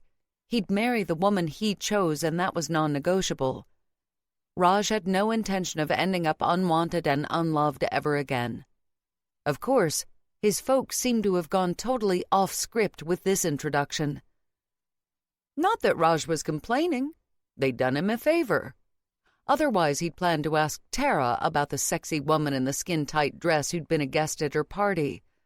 The woman who'd caused him more than one sleepless night, and probably a few layers of tooth enamel from the way he gritted his teeth every time he thought about her last words to him at the party. "Oh, he was running things when he was barely 23, his father said jovially with a slap to his knee. "Got the business brain." A tap to his temple. "My side of the family." Raj's heart ached. Never once had Jitesh Sen made him feel any less his son for being adopted. If Raj's father had his way, the subject would never come up. But Raj had run across families to whom it did matter that he didn't know his bloodline or birth date and time, and never would. Those people believed in matching horoscopes, and Raj's birth date was approximate. The doctors had estimated him to be 4 when he was left at the orphanage. Old enough to remember he'd been half-starved and not wanted even a little bit. Old enough to remember the kicks and the cold and the disdain. The last thing he'd accept was to be introduced to a woman who looked down her nose at him and his family. Which was why he'd made his parents promise that before they went to any introductory meetings they'd mention his adoption. He would not have his family hurt by someone with an antiquated sense of custom and ritual. "This family cares only that you're a good son and, of course, about your achievements," his father had crowed in the car on the way over. "None of this horoscope-shoroscope nonsense."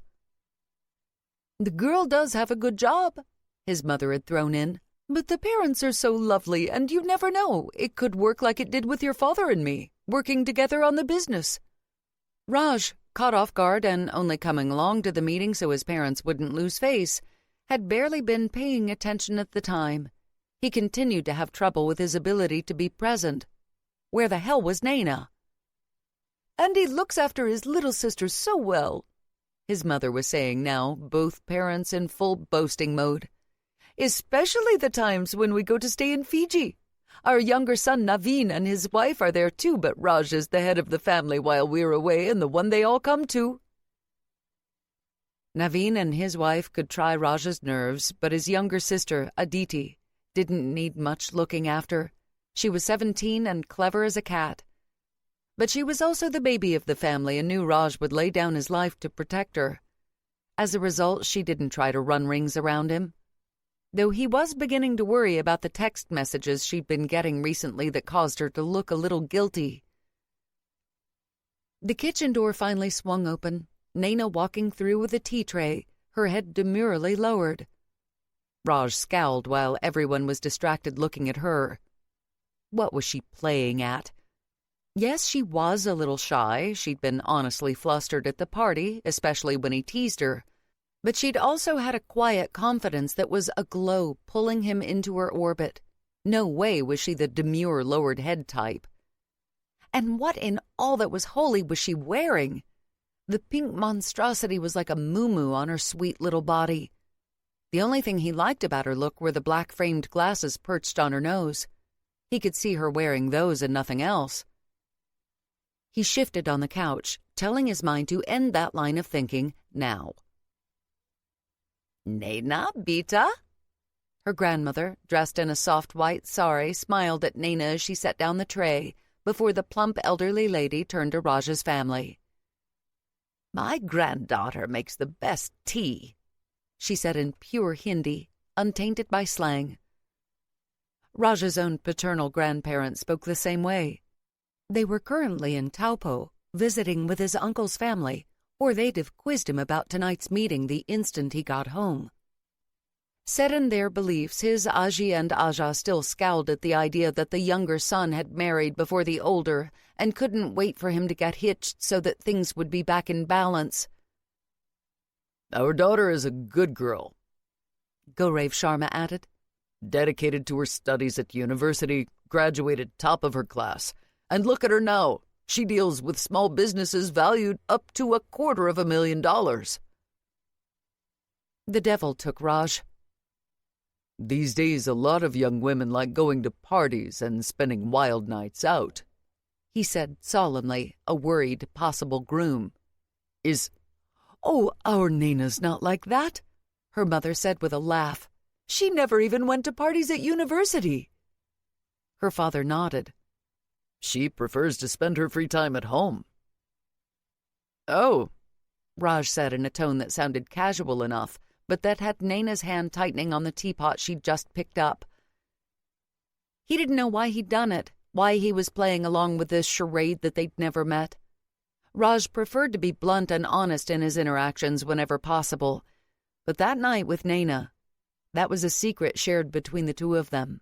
Raj found he didn't want to speak about it to anyone but her. Now, as he watched and waited for a response from this woman who made him act in unfamiliar ways, She poured her grandmother the first cup of chai exactly as she should. Then she turned to his parents and asked if they'd like sugar. By the time she angled her head toward him, he, a man renowned in his family for his calm under pressure, had to fight not to growl at her. This modest and meek mouse of a woman was not the siren who'd kissed him so passionately or who'd told him to shut up because she only wanted his body. That woman who was all wrong for him might have infuriated him, but she'd had a fire inside her, and that fire had warmed the cold places inside him. "One sugar or two?" she asked in a demure murmur, complete with a shy smile. Disappointment settled like a rock in his gut. Perhaps this was the real Nayna, and the wild, blushing, delicious Nayna who'd scorched and angered him at the party had been nothing but a mirage, a game she'd indulged in for the night. "One," he said, his desire to play a subtle game with her chilled into silence. Just as well. Even as a child, Raj had never been good at play. His mother had often called him her solemn little man. Gaurav Sharma asked him a question about the family construction business at that moment, and he became involved in answering it, only turning to take the cup when Nayna said, "Your tea?" in that annoying, meek voice that threatened to destroy his memories of the passion he'd found with her. No woman had ever ignited such a fire in him. He'd thought he'd carry the coldness inside him forever. Then had come Nayna. Only that Nayna had never truly existed. She'd disappeared at midnight, taking the warmth with her. "Thank you." Muscles rigid from the effort it took to sit here and act normal when he wanted the whole thing over with as fast as possible, he took an absent-minded sip of tea and barely saved himself from splurting it out onto Nayna's father's face. Covering the moment with a cough after managing to swallow the vile stuff, he forced himself to stay put. Not to pick up Nayna and spank her for pouring what felt like half a bag of sugar into his cup, which he now had to drink or he'd mortally insult her family. Which? And not meek and mild at all. 10. Peaches and scruff and cold showers. Nayna woke the next morning with a fuzzy head and no idea what she was going to do. The previous night, after Raj and his family left, her parents had turned to her, asked her what she thought. It had been obvious exactly how much they, and her grandmother, liked Raj. Both their families had also gotten along like a house on fire. The meeting had raced to over an hour, only wrapping up because the next day was a work day. She should have said no right then and there, and no matter how hard it would have been to disappoint them. But the words of rejection had stuck in her throat, because she didn't want to refuse the man who'd made her feel as he had on Saturday night. Even in her confusion about the future she dreamed of for herself, it had felt deeply wrong to do that. As it was, she'd mumbled something about needing time to think, and her parents had nodded and smiled. Her grandmother had patted her affectionately on the back of the hand. Everyone probably thought she was overwhelmed. And they were right. Unfortunately, it wasn't in the way they expected. Her hormones had danced like crazy around Raj, just as they had at the party. Her fingers had itched to tear off his shirt, and her thighs had squeezed at the thought of being wrapped around him while her mouth watered at the thought of his kiss. Physical attraction was not a problem. "Arr!" She buried her face in a pillow and reminded herself that it was highly unlikely she'd have to do anything at all. Not only was he furious with her, but physically speaking, Raj was out of her league. The man was flat out beautiful, and she hadn't had the advantage of moonlight last night. Shoving aside the pillow on that less than cheerful thought, she wrenched off the sheets and gathered her towel and everything else she needed for the shower before stumbling out and down the hall to the bathroom she shared with her grandmother. It was bright white and clean and felt blinding to her gritty eyes. Squinting against the burn, she put her stuff on top of the closed laundry basket, stripped, then stepped under a scalding hot spray in a vain attempt to wash away the dreams that had tormented her all night long. of a certain gorgeous, serious man whom she much preferred with a bit of scruff on his jaw rather than clean-shaven as he'd been last night. Her body shivered in secret, unfamiliar places at the memory of how Raj's stubble had scraped against her when they kissed. He had hair on his chest, too, crisp and silken at the same time. Not too much, just enough to tantalize a woman into rubbing up against him. Her clit pulsed. "You're heading into cold shower territory," she moaned at herself. "You hate cold showers."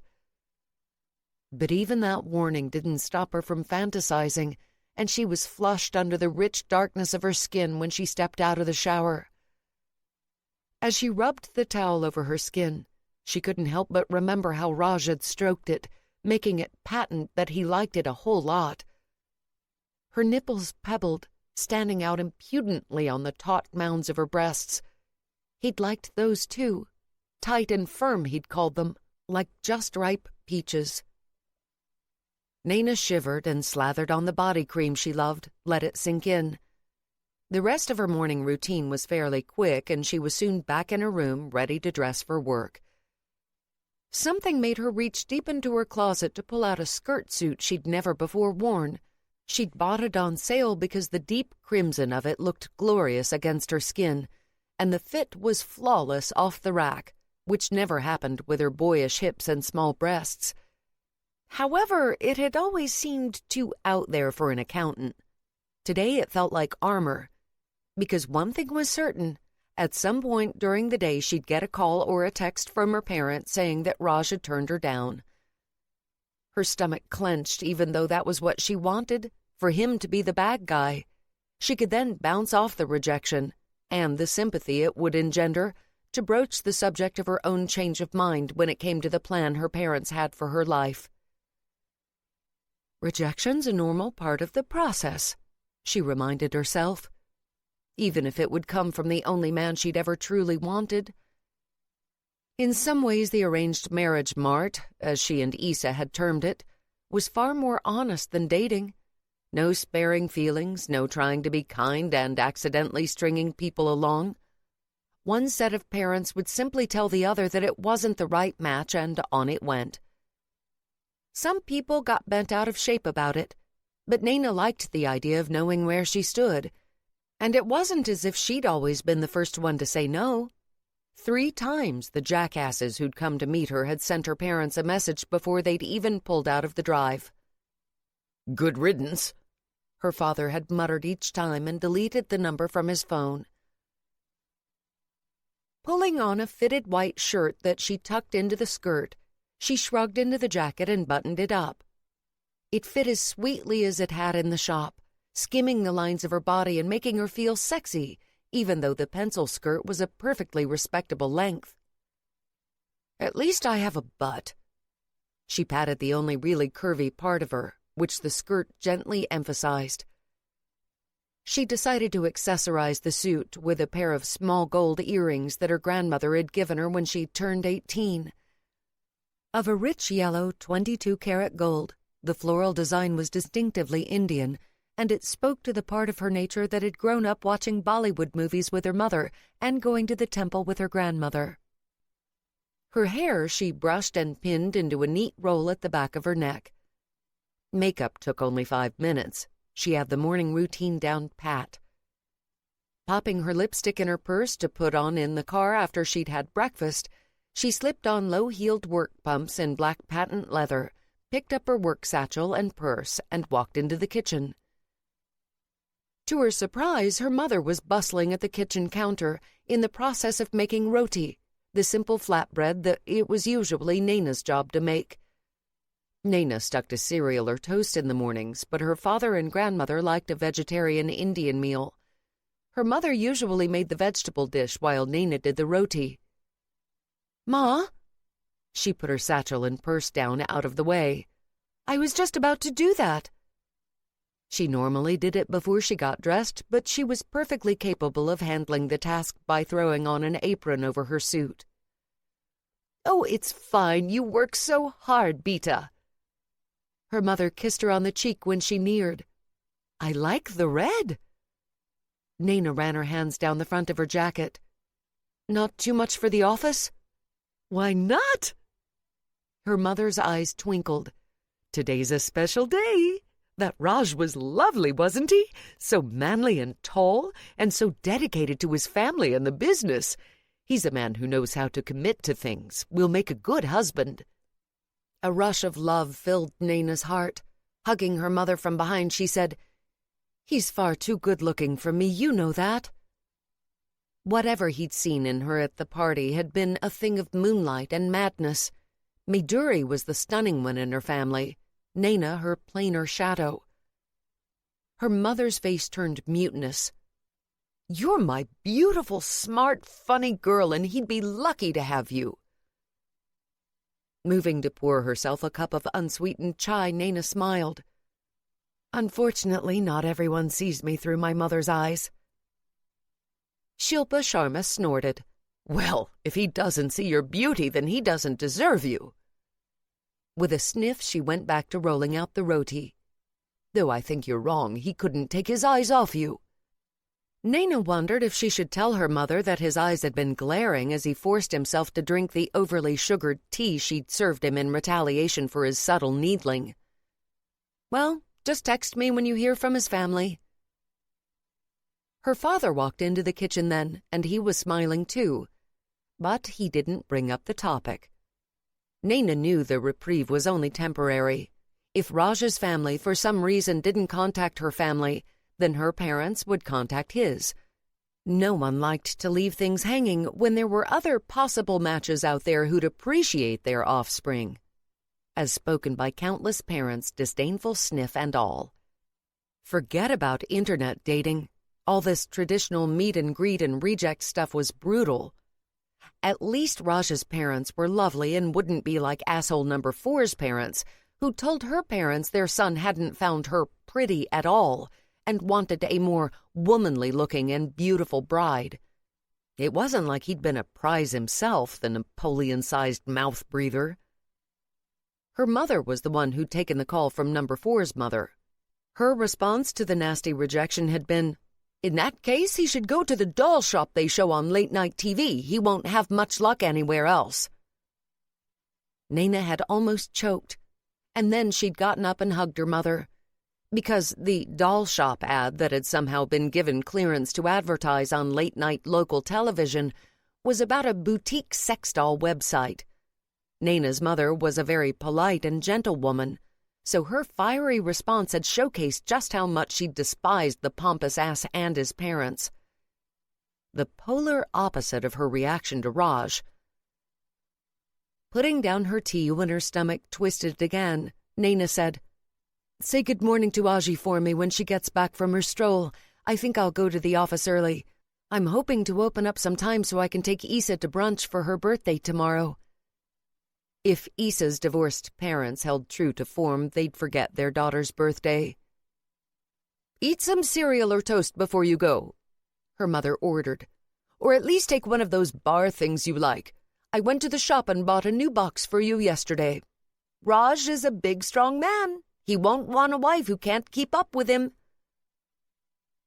Groaning inwardly at the continued hope in her mother's eyes, echoed by the slight smile on her father's face, Nayna grabbed an apricot-flavored breakfast bar.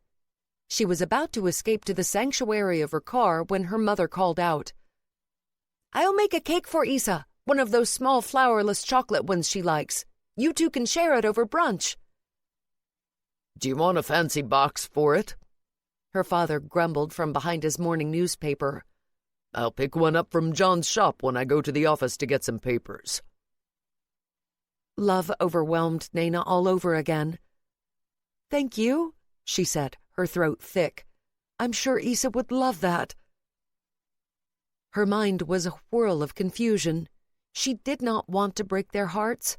Miduri had hurt them so much, first by running away with her boyfriend, then by staying out of touch for a long 6 months while they were all frantic. Part of Nayna would never forgive her sister for that selfishness. Their parents had even called the police. They'd been so frightened something had happened to her. The police had told them that Miduri was an adult who'd left of her own free will. there was nothing they could do. Nayna could still remember the deep grooves of strain and worry that had marked her father's face, the extreme thinness of her mother, and Aji, who'd prayed night and day for her granddaughter's safety. No, Nayna couldn't bear for them to be hurt that deeply ever again. She'd lived the life she had, made the choices she had, because of those memories of terrible pain.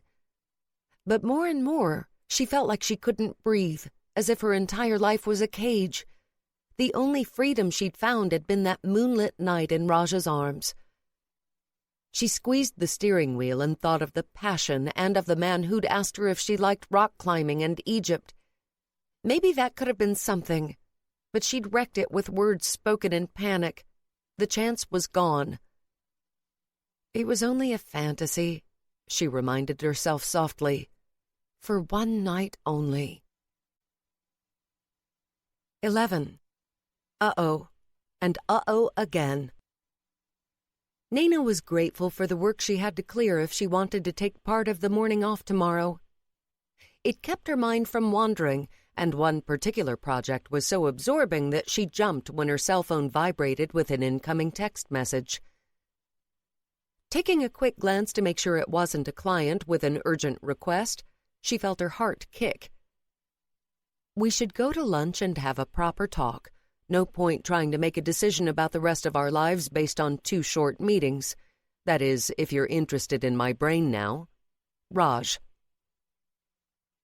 Mouth dry and her blood roaring in her ears, Nayna stared at the phone for a long minute before carefully putting it aside and returning to work. She did not have the headspace to deal with this. Also, how had he gotten her cell phone number anyway? Her parents? Tara? When Isa called not long afterward, Nayna spilled all. She found herself telling her best friend that she was going to accept the lunch offer, though in truth she wasn't sure. She had no idea what Raj was up to, no idea what she wanted, and no idea what this would cost her. Putting her head down, she continued to work, well aware she was avoiding the issue. The shrill ring of her desk phone not long after 10 interrupted her in the middle of a complex piece of work, factoring in exchange rates and payments made across 2 continents. She should have already finished this, but she kept glancing at her cell phone, her head tangled up in a chaos of thoughts. She picked up the receiver while frowning at a spreadsheet laid out across her wide screen. "Nayna Sharma," she said, even as her brain attempted to reconcile 2 figures. The client's bookkeeping staff must have... "Hello, Nayna." Her brain froze, her hand clenching on the receiver. That voice, dark water cascading over her senses, a husky roughness in her ear, a pointed "oh" at the mention of parties and Nayna being a good girl. Raj didn't balk at her silence. "How many teaspoons of sugar was it?" 7, she said, finding her voice. "Why are you messaging and calling me? It's protocol for the families to touch base." She didn't actually know if that was true, but it sounded right. "Don't you want to know?" A rumbling question that sounded serious. "Whether we could be something?" Nayna's hand curled on her desk, the temptation fierce.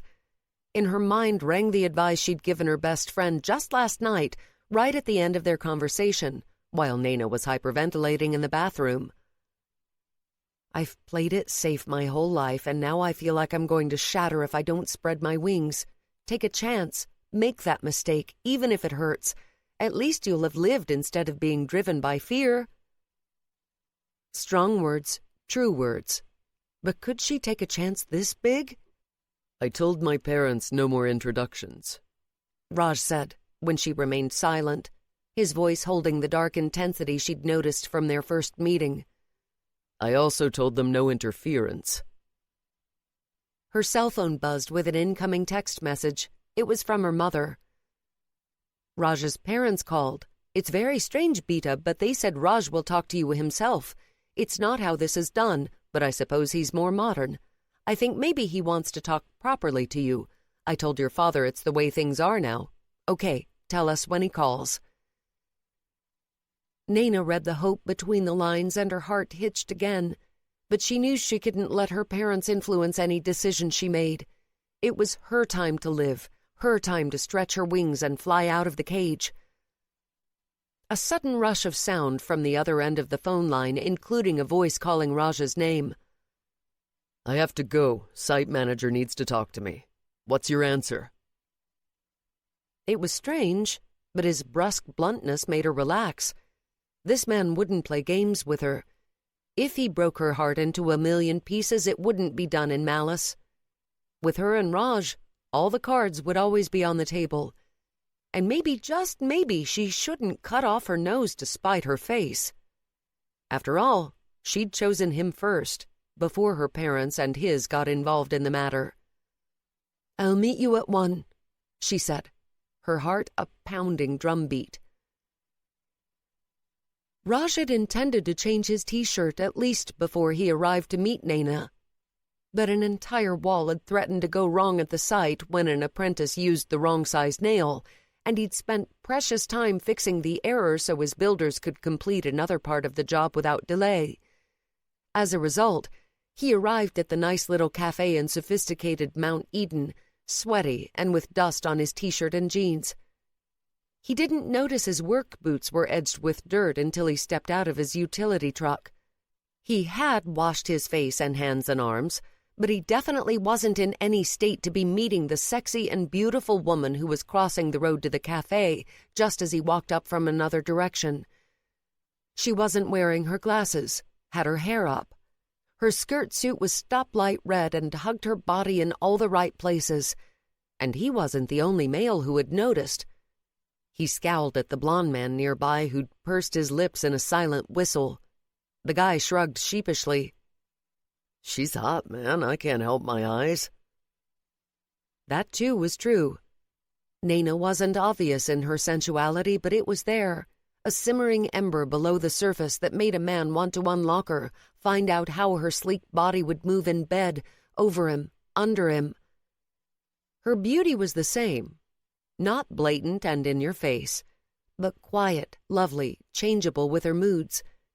He had the feeling he could look forever at her and be fascinated each and every time. She hadn't spotted him yet, her focus on avoiding being tripped up by a middle-aged lady with 3 dogs on leashes. Her lips, painted red to match her suit, curved as the tiny dogs attempted to bounce toward her rather than following their owner's commands. His body hardened. Those lips. Nayna had the most lush lips. Try anything and I'll break you in half. He all but growled at the blonde when the man looked like he was weighing up his chances. The other man took a good look at Raj and threw up his hands before backing off. Like I said, hot. You're a lucky guy. Having successfully bypassed the hyperactive menaces on 4 legs, Nayna finished crossing the road and looked toward the cafe. Her smile faded when she spotted him waiting for her, to be replaced by a look he couldn't read. It was only when she reached him that he remembered the height difference between them, and thought immediately of the dreams he'd had that involved lifting her up and wrapping her legs around his waist while he pressed her to a wall. She'd be the perfect height then, especially if she was naked. Not that she was apt to be thinking of getting close to him at the present time. Sorry about the gear, he said with a wave at the state of his clothing. I probably stink of sweat, so we should sit outside. You smell fine. She tugged up the strap of her small purse. But we can sit outside if you like. The sunshine's not too much yet. He watched her mouth as she spoke, even though it was a very bad idea. Nayna had a mouth that did things to him without even trying, made him want to act in ways primal and raw that he'd never previously considered. Raj was a healthy male in his prime, but he'd never had trouble controlling his sexuality. He'd always had very little sympathy for men brought low by their urges. Well, the joke was on him, because Nayna Sharma could bring him to his knees with her mouth alone, and he wasn't sure he liked that. No woman should have that much power over a man. It made the man far too vulnerable. You hungry? He asked gruffly. They didn't have a chance to really speak again until they were sitting down with their meals. Both of them had chosen sandwiches, though hers was considerably smaller than his. "Will that be enough?" Nayna frowned. "Don't tell me that's all you eat doing such a physical job." Raj felt warmth stab at him, and it unsettled him all over again how quickly she was getting under his skin. Nayna was even more dangerous to him than he'd believed. "I eat about every 2 hours when I'm physically on a site." Raj's face was unsmiling and hard to read, his words almost curt. "I have to spend 1 day per week in the office to take care of business matters, but I like working on builds much better." Nayna nodded. "It'd be a waste of incredible skill if you didn't." She'd looked up their company website, seen the jobs on which he'd been listed as the head builder. As she'd experienced herself, Raj was gifted with his hands. Her skin tingled, and she had to force herself back from falling victim to her physical reaction to him. Wearing a dusty t-shirt and with tumbled hair, his jaw scruffy again, Raj was bone-meltingly gorgeous. It took exquisite control not to crawl across the table and kiss him with slow, deep intensity. "I thought you'd decided against an arranged match," she said, her voice husky. He held her gaze with the penetrating darkness of his. "I didn't think it was fair to meet other women when I was haunted by a woman in a skin-tight dress who only wanted me for my body." Cheeks hot, Nayna deliberately took a giant bite of her sandwich. Raj didn't fill the taut silence with words. He was, she thought, a man comfortable with silences. Finally swallowing the bite and taking a sip of water to wash it down, she decided he deserved the truth. "You were meant to be my wild fling before I settled down into marriage with a stranger." A raised eyebrow followed by the faintest hint of a smile.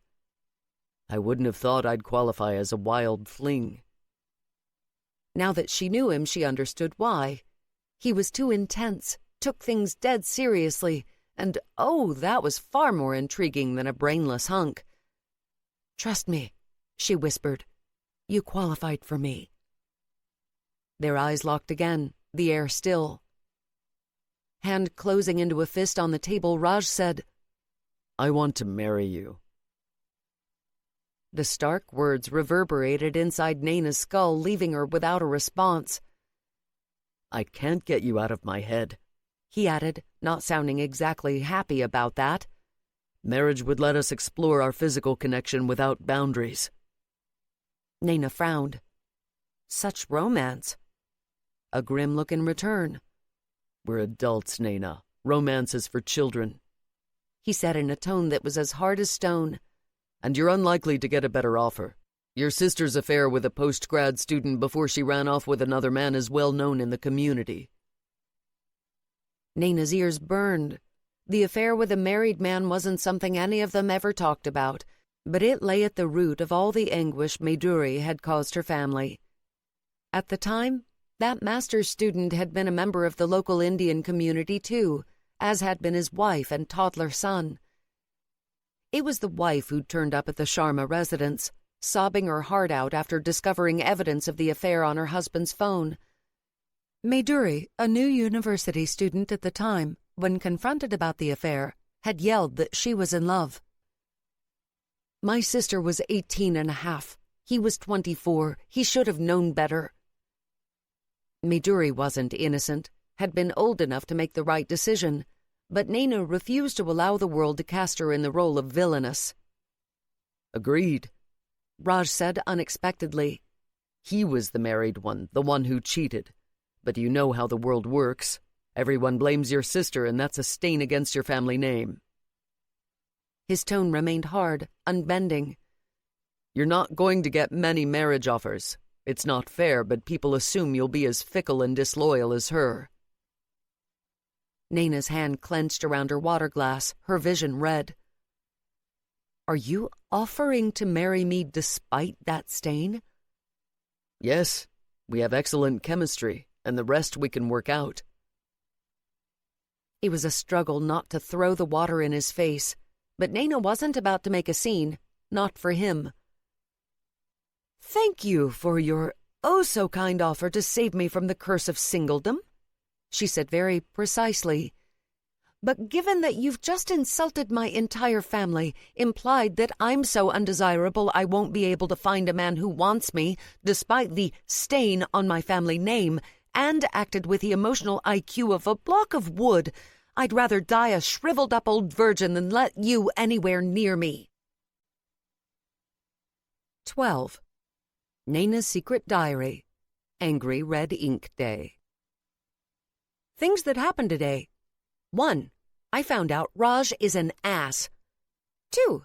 I came home at 9:30 so no one could grill me about that stupid lunch. I should have thrown the water in his face, scene or no scene. 3. Midori got 2 more offers of marriage. Stain on our family name my posterior. 4. My body still gets wet thinking about him. My body is an idiot. 5.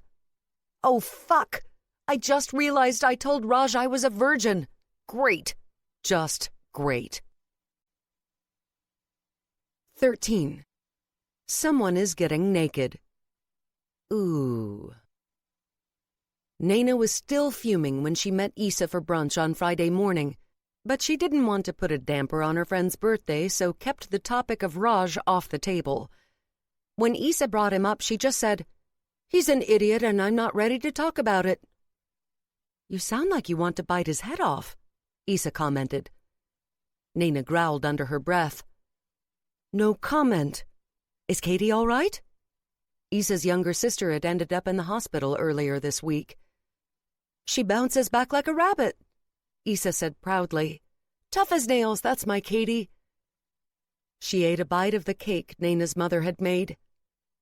"Since the topic of the hunk is off the table, how about you give me the scoop on that wedding you mentioned?"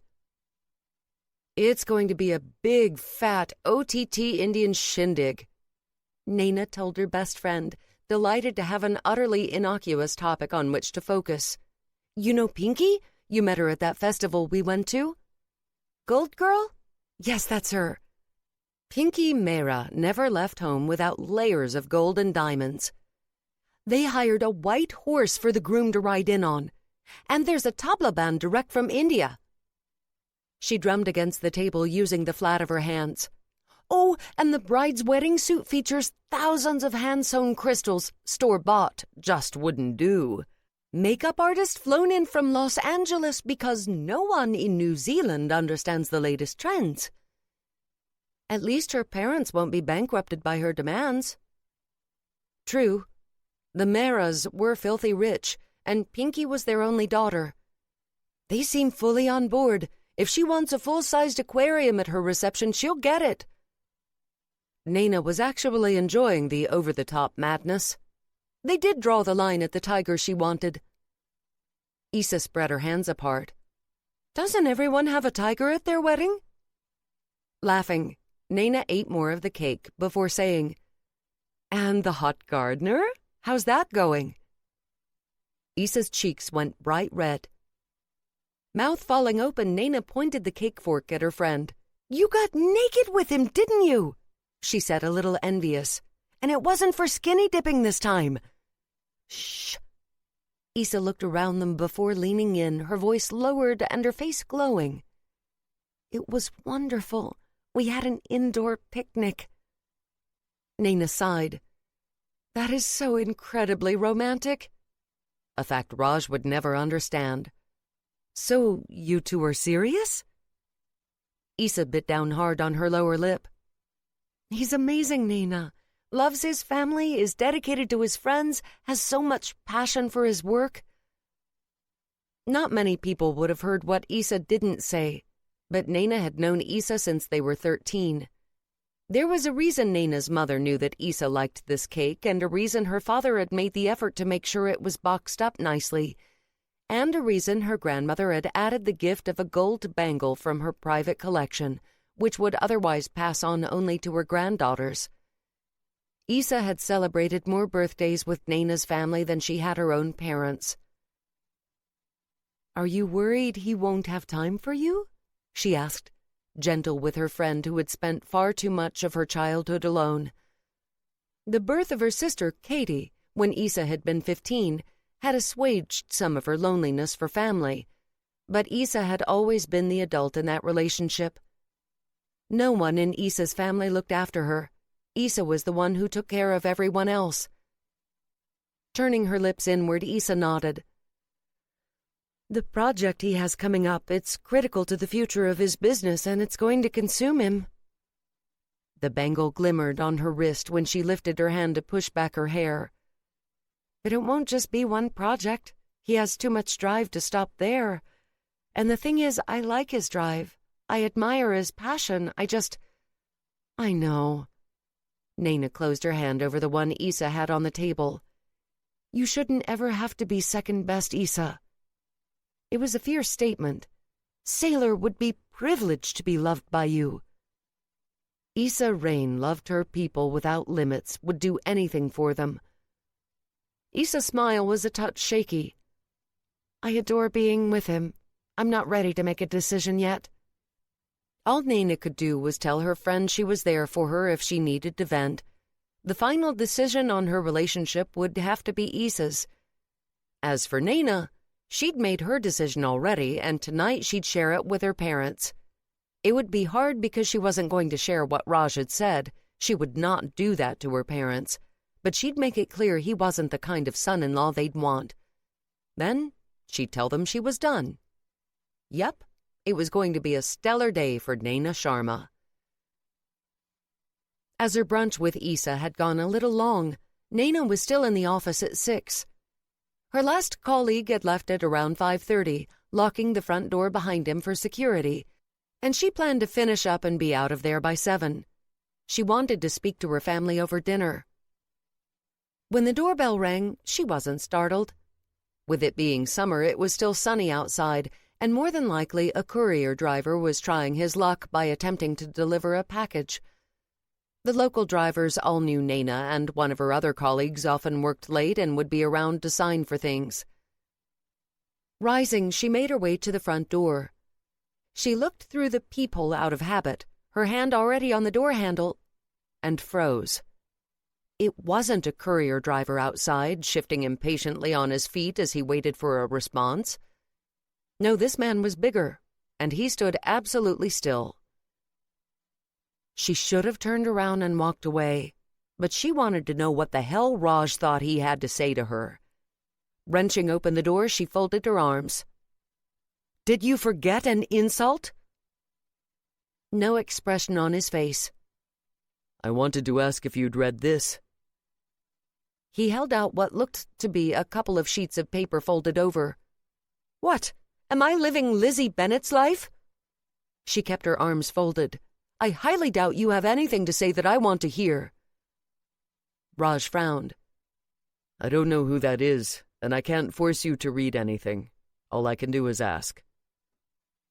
Then he put the pages on the small white table they had on the porch of the villa.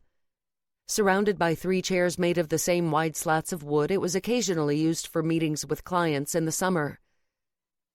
Nayna didn't move as Raj turned and walked down the 3 steps to the parking lot level. He'd parked his black utility truck beside her Mini, the big bruiser of a vehicle currently sporting a ladder on the roof. In back was a pallet of tiles tied down by ropes. She could also see toolboxes through the back windows. The display of rugged manliness might have melted her on the spot if she hadn't been so angry with him. He backed out and around before pulling out into the traffic on the wide road that fronted the villa that had been converted into offices for their boutique firm. Nayna still didn't move, not until a gust of wind threatened to lift the pages off the table. She grabbed them before they could be stolen away, the action instinctive. Her raging curiosity wouldn't allow her to just leave it. That, and the hollow in the pit of her stomach filled with a deep sense of loss.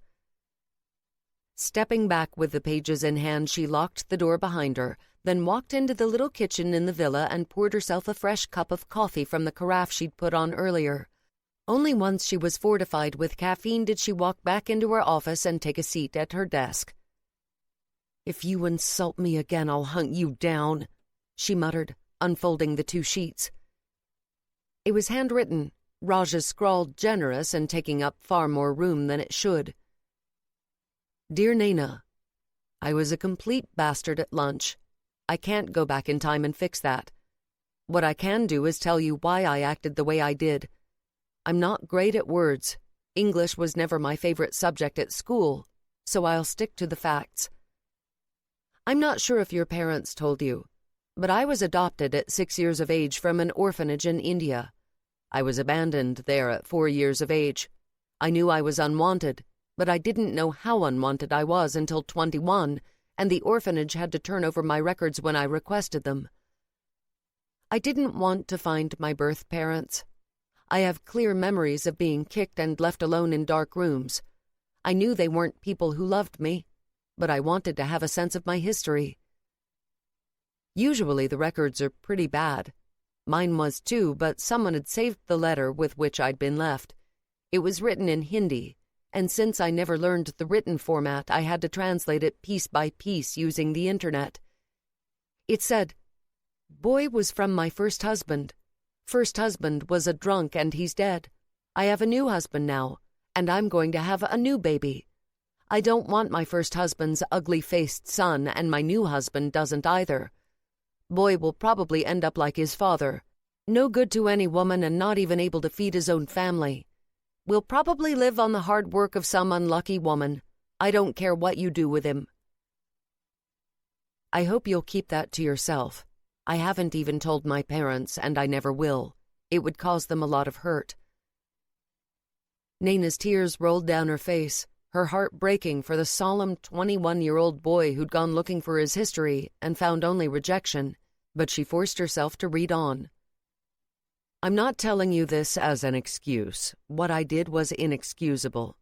But so you'll understand what it does to me to be around a woman who could have a great deal of power over me. I don't, as you might guess, deal well with rejection when it's people who matter. And I think if I let you in and you rejected me, you could break me. It makes me afraid down to the core, and because of that I acted like a complete bastard to you. I was trying to find a way to be the one in control so you wouldn't have that power. I'm sorry for what I said, and I'm sorry I made you feel anything but beautiful. You are the sexiest, most fascinating woman I have ever met. Raj. Nayna stared at the closing paragraphs, reading them again and again and again.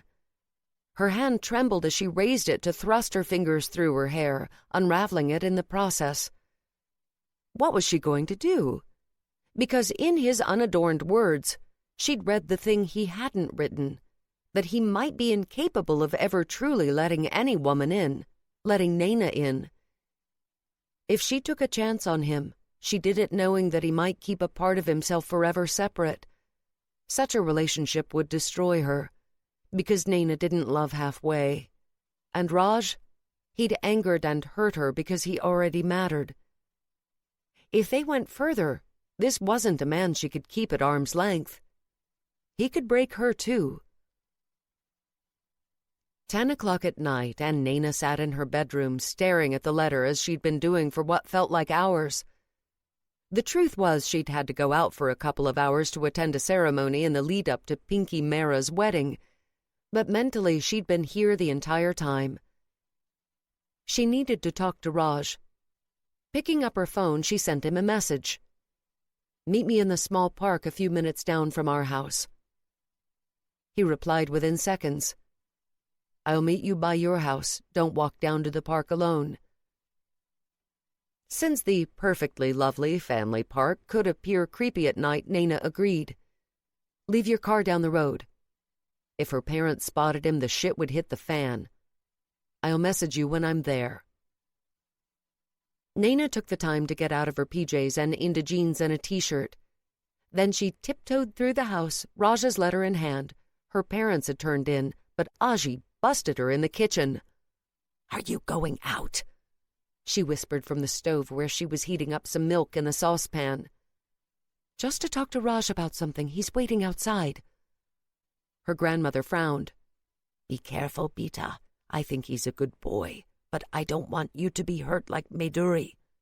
That was another thing they didn't talk about, how Maduri's husband had abandoned her for another woman after 2 years. while Maduri was scraping by in a minimum-wage job. If Aji hadn't sent through enough money for airfare, Maduri would have been stuck on the far side of Australia with no way home. "It'll be okay, Aji." Nayna hugged her grandmother's comforting form, the velour of Aji's yellow tracksuit still not as soft as her grandmother's skin. "I know you'll always have my back." She kissed her grandmother on the cheek and caught a whiff of masculine aftershave. "Were you with Mr. Hoepa?" she asked on a gasp. Her grandmother's eyes twinkled. "We took a walk through our gardens.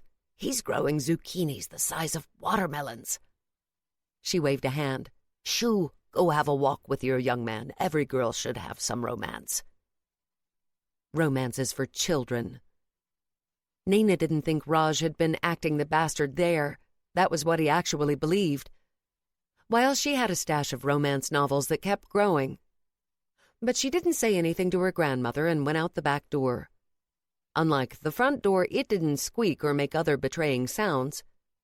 Probably the reason why her grandmother used it to sneak out with Mr. Hoepa after everyone else was in their rooms.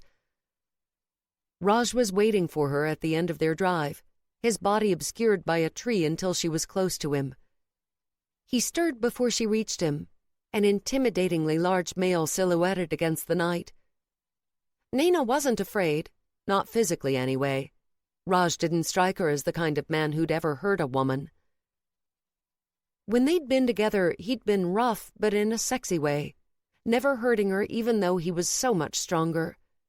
His hands had been careful on her skin, on her breasts, and she thought if they'd gone all the way, he'd have taken care entering her. Her skin prickled, her thighs clenching. 14. Suburban parks are a hotbed of sin. Despite her visceral and immediate reaction to Raj, would it always be like this, a conflagration? Nayna managed to keep it together until they were in the privacy of the park. Since this was a suburban area filled with families, there was no one else there tonight, the children's play equipment their only companions. "Here." She thrust out the letter toward him. His hand came up instinctively to take it, the look he shot her hard in a way she was starting to realize didn't mean anger. "You didn't read it." "Of course I read it," Nayna said. "I'm a woman, not a paragon of self-control." She folded her arms. "I just thought you should have it so you never have to worry that it might fall into someone else's hands." He'd shared an intensely private truth with her, and Nayna would never speak about it, but she wanted him to have this insurance as well. Folding the pages, Raj put them in the back pocket of his jeans. "Will it help if I apologize again? I was an ass. I'm sorry." Nayna puffed out a breath. Apology accepted. Raj had opened a vein for her when he was a man who fiercely guarded himself and his privacy. It had crumbled her anger to the earth, left her floundering. And as far as apologies went, she liked his blunt way of accepting that he'd fucked up and needed to apologize. He stared at her for long minutes, as if trying to read the meaning beneath her equally frank words. "So, where does this leave us?" he asked, his muscles still tense and his gaze making her want to shiver for all the right reasons. Turning on her heel before she surrendered to the raw physical pull between them, Nayna went to sit down in a swing. It was meant for older kids, so her feet didn't drag too much. Raj followed, coming to stand behind her. "Lift your feet." When she did, he pulled back the swing and let go. Nayna whooshed through the summer night air, her hair flying back from her face and a smile creasing her cheeks. Raj pushed her when she reached him again, and she flew a second time, then a third and a fourth, her smile turning into a grin of delight. "I haven't done that in forever," she said to him afterward, her legs a little wobbly as she got up. "It was fun." Unsmiling, Raj cupped her cheek, and for the first time since she'd known him, his actions were tentative. When she didn't pull away, he ran the pad of his thumb over her cheekbone and stepped closer until her breasts pressed up against his chest. She hadn't put on a bra under her navy t-shirt, and her nipples felt like tiny bullets sizzling against the heat of him. The kiss was slow, deep, demanding. One of Raj's hands in her hair, the other one plastered flat to her back to press her against him. The thick ridge of his erection pushed into her abdomen, causing inner muscles to spasm in need. A whimpering sound escaped her, her hand sliding up his chest to link around his neck as she rose on tiptoe in an attempt to get closer. Raj's chest rumbled, and a car went past on the road, the beams of its headlights momentarily flashing past them. Jerking, Nayna put at least a foot of distance between them. "We can't do this." It wasn't fair to Raj. "Not when I'm not even sure I want to be married anymore." Lines forming on his forehead. "What's changed?" Nayna told him the unpalatable truth. "I realized that my life isn't mine. I'm allowing everyone else to drive it." It was about damn time she took control. "And as for us..." Uneasiness bloomed in her stomach at the memory of his letter, of her understanding of his wariness against the kind of love and trust she'd need to have in a man to walk into marriage. "I don't want to end up living the same life for decades to come. I don't want to end up resentful toward my husband. I have dreams that don't involve living in a suburban house and raising babies. At least not yet." Hands on his hips, Raj watched her with those eyes, so serious and intent. "Will you trust me with your dreams?" Lips twisting, Nayna spoke quietly. "They're nothing extraordinary. Things millions of people do every day. Travel, adventure, being free to make my own choices." She pushed her fingers through her hair. "You know how my parents said I didn't go to parties as a student?" Her breath came faster now, her chest heaving. "It wasn't a choice. I haven't had a lot of choice since I was 14 and Midori ran away. Now, sometimes I feel as if I can't breathe." Raj didn't stagger under the weight of Nayna's words. He'd braced himself for the worst, and though what she'd said wasn't good, she'd kissed him back as passionately as she had at the party. So he hadn't fucked up to the point that she found him repulsive now. Relief a cold rain in his blood, he said, "Meeting and kissing a man in a park after dark, does that count as adventure?" He needed direction here. Raj was used to laying straight lines and using a level to get it exactly right, but clearly Nayna wanted to go off-plan. She looked intrigued at his question. "It's definitely not a good girl thing to do." "Then how about you give me, us, a chance to figure this out?" Raj was a builder, a fixer, and already his mind was trying to work out ways to fix this so that Nayna saw a future in them. "Don't end us before we begin." "Raj." Her teeth sank into her lower lip, causing his body to harden all over again. He moved closer because she reacted to his body, and he'd use every advantage he had to fight for her.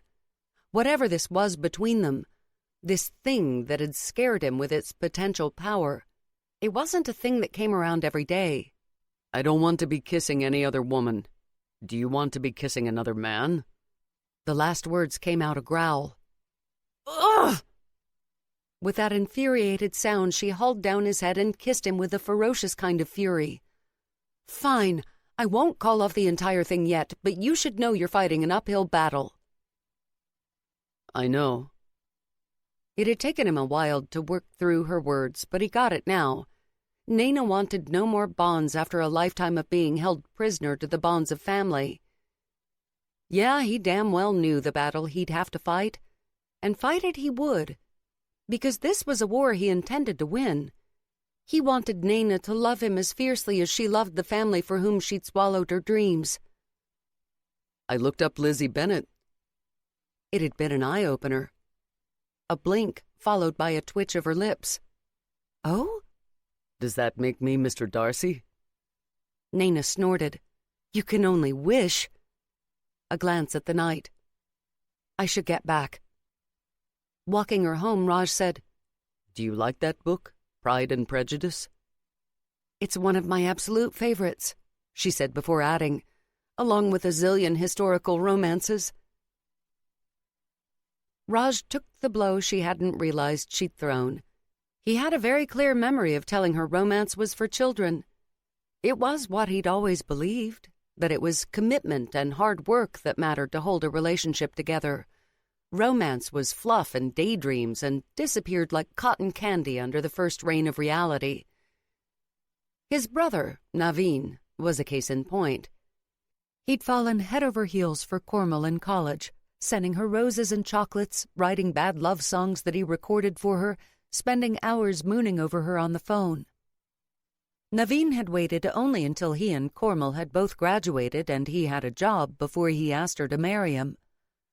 Raj's parents had been surprised, but since there was nothing objectionable about Cornwall, a nurse who had a position at the city's major hospital, they'd celebrated the wedding with fanfare. Raj had been happy for his brother, too, had cheerfully helped with anything the couple needed for their wedding. 2 years on, and Naveen was ducking his wife more often than not. As for Cornwall, she'd become impossibly more shrewish. Raj was glad every single day that he didn't live in the large family home with the rest of the Sens. The flat he'd built for himself at the far end of the garden was close enough to his parents and sister that he was there for them whenever they needed him, but far enough from Naveen and Cornwall that he didn't get caught in the crossfire of their disdain for each other. Poor Aditi often hid out in his flat, too. "Romance doesn't last," he said to Nayna, unable to be dishonest about something so fundamental. "It fades. Loyalty lasts. Fidelity lasts." Nayna stopped at the end of her drive, her dark eyes holding his. "Do you know what my father did a month ago? He drove an hour to find the perfect cream buns my mother was craving. Romance lasts if you want it to last." Raj scowled. "That's not romance. It's just listening to your wife and being a good husband." Tilting her head to the side, Nayna gave him a considering look. Then, without warning, she walked back to him and crooked a finger. Frowning, he bent his head, and she kissed him all soft and slow, her hand on the back of his neck. A hand with bones far more delicate than his, but he couldn't have broken her hold if his life depended on it. He was still standing there on the sidewalk long minutes after she'd disappeared into the house, utterly befuddled about what he'd done that had earned him that kiss. Whatever it was, he had to figure it out quickly, because he wasn't about to lose a woman who looked at him that way, who touched him that way, who knew his secrets and hadn't used them to hurt him. 15. The Male Point of View. Nayna went into work on Saturday to clear a few final things before she shut down for summer vacation.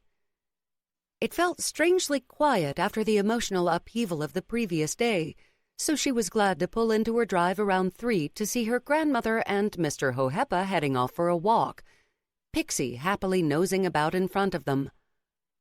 Aji wore a blue velour suit with white racing stripes, while Mr. Hohepa wore tan slacks and a light blue polo shirt, the hat on his head rakishly perched and his cane a glossy black, as if the two had coordinated their outfits. Aji was chattering away animatedly to him, and every so often he'd laugh a big belly laugh, his light brown skin glowing under the summer sunlight. "Go, Aji," Nayna smiled, but it didn't last long. She spent most of the next 2 hours avoiding her parents' attempts to question her about Raj. Going out into the garden to hide out on the swing, she stared up at a sky lit with summer sunshine, missing being held against a big warm body and kissed with an erotic intensity that said Raj was focused on her and only her. She shivered, thought about calling him, but no, the ball was strictly in his court now. Her lips quirked at the memory of the baffled look on his face after she'd kissed him last night. The poor baby hadn't had any idea what he'd done, but the way he'd scowled and said that it was all about listening and being a good husband, that had hit every one of her romance-hungry buttons. It had also chipped away at her walls. The idea of a husband who listened and gave her what she needed, it was a seductive one. But could Raj give her freedom in the long term, or would the rules change over time? The idea of feeling trapped, of slowly suffocating all her life, no, Nayna wouldn't do it. Raj had more than an uphill battle ahead of him.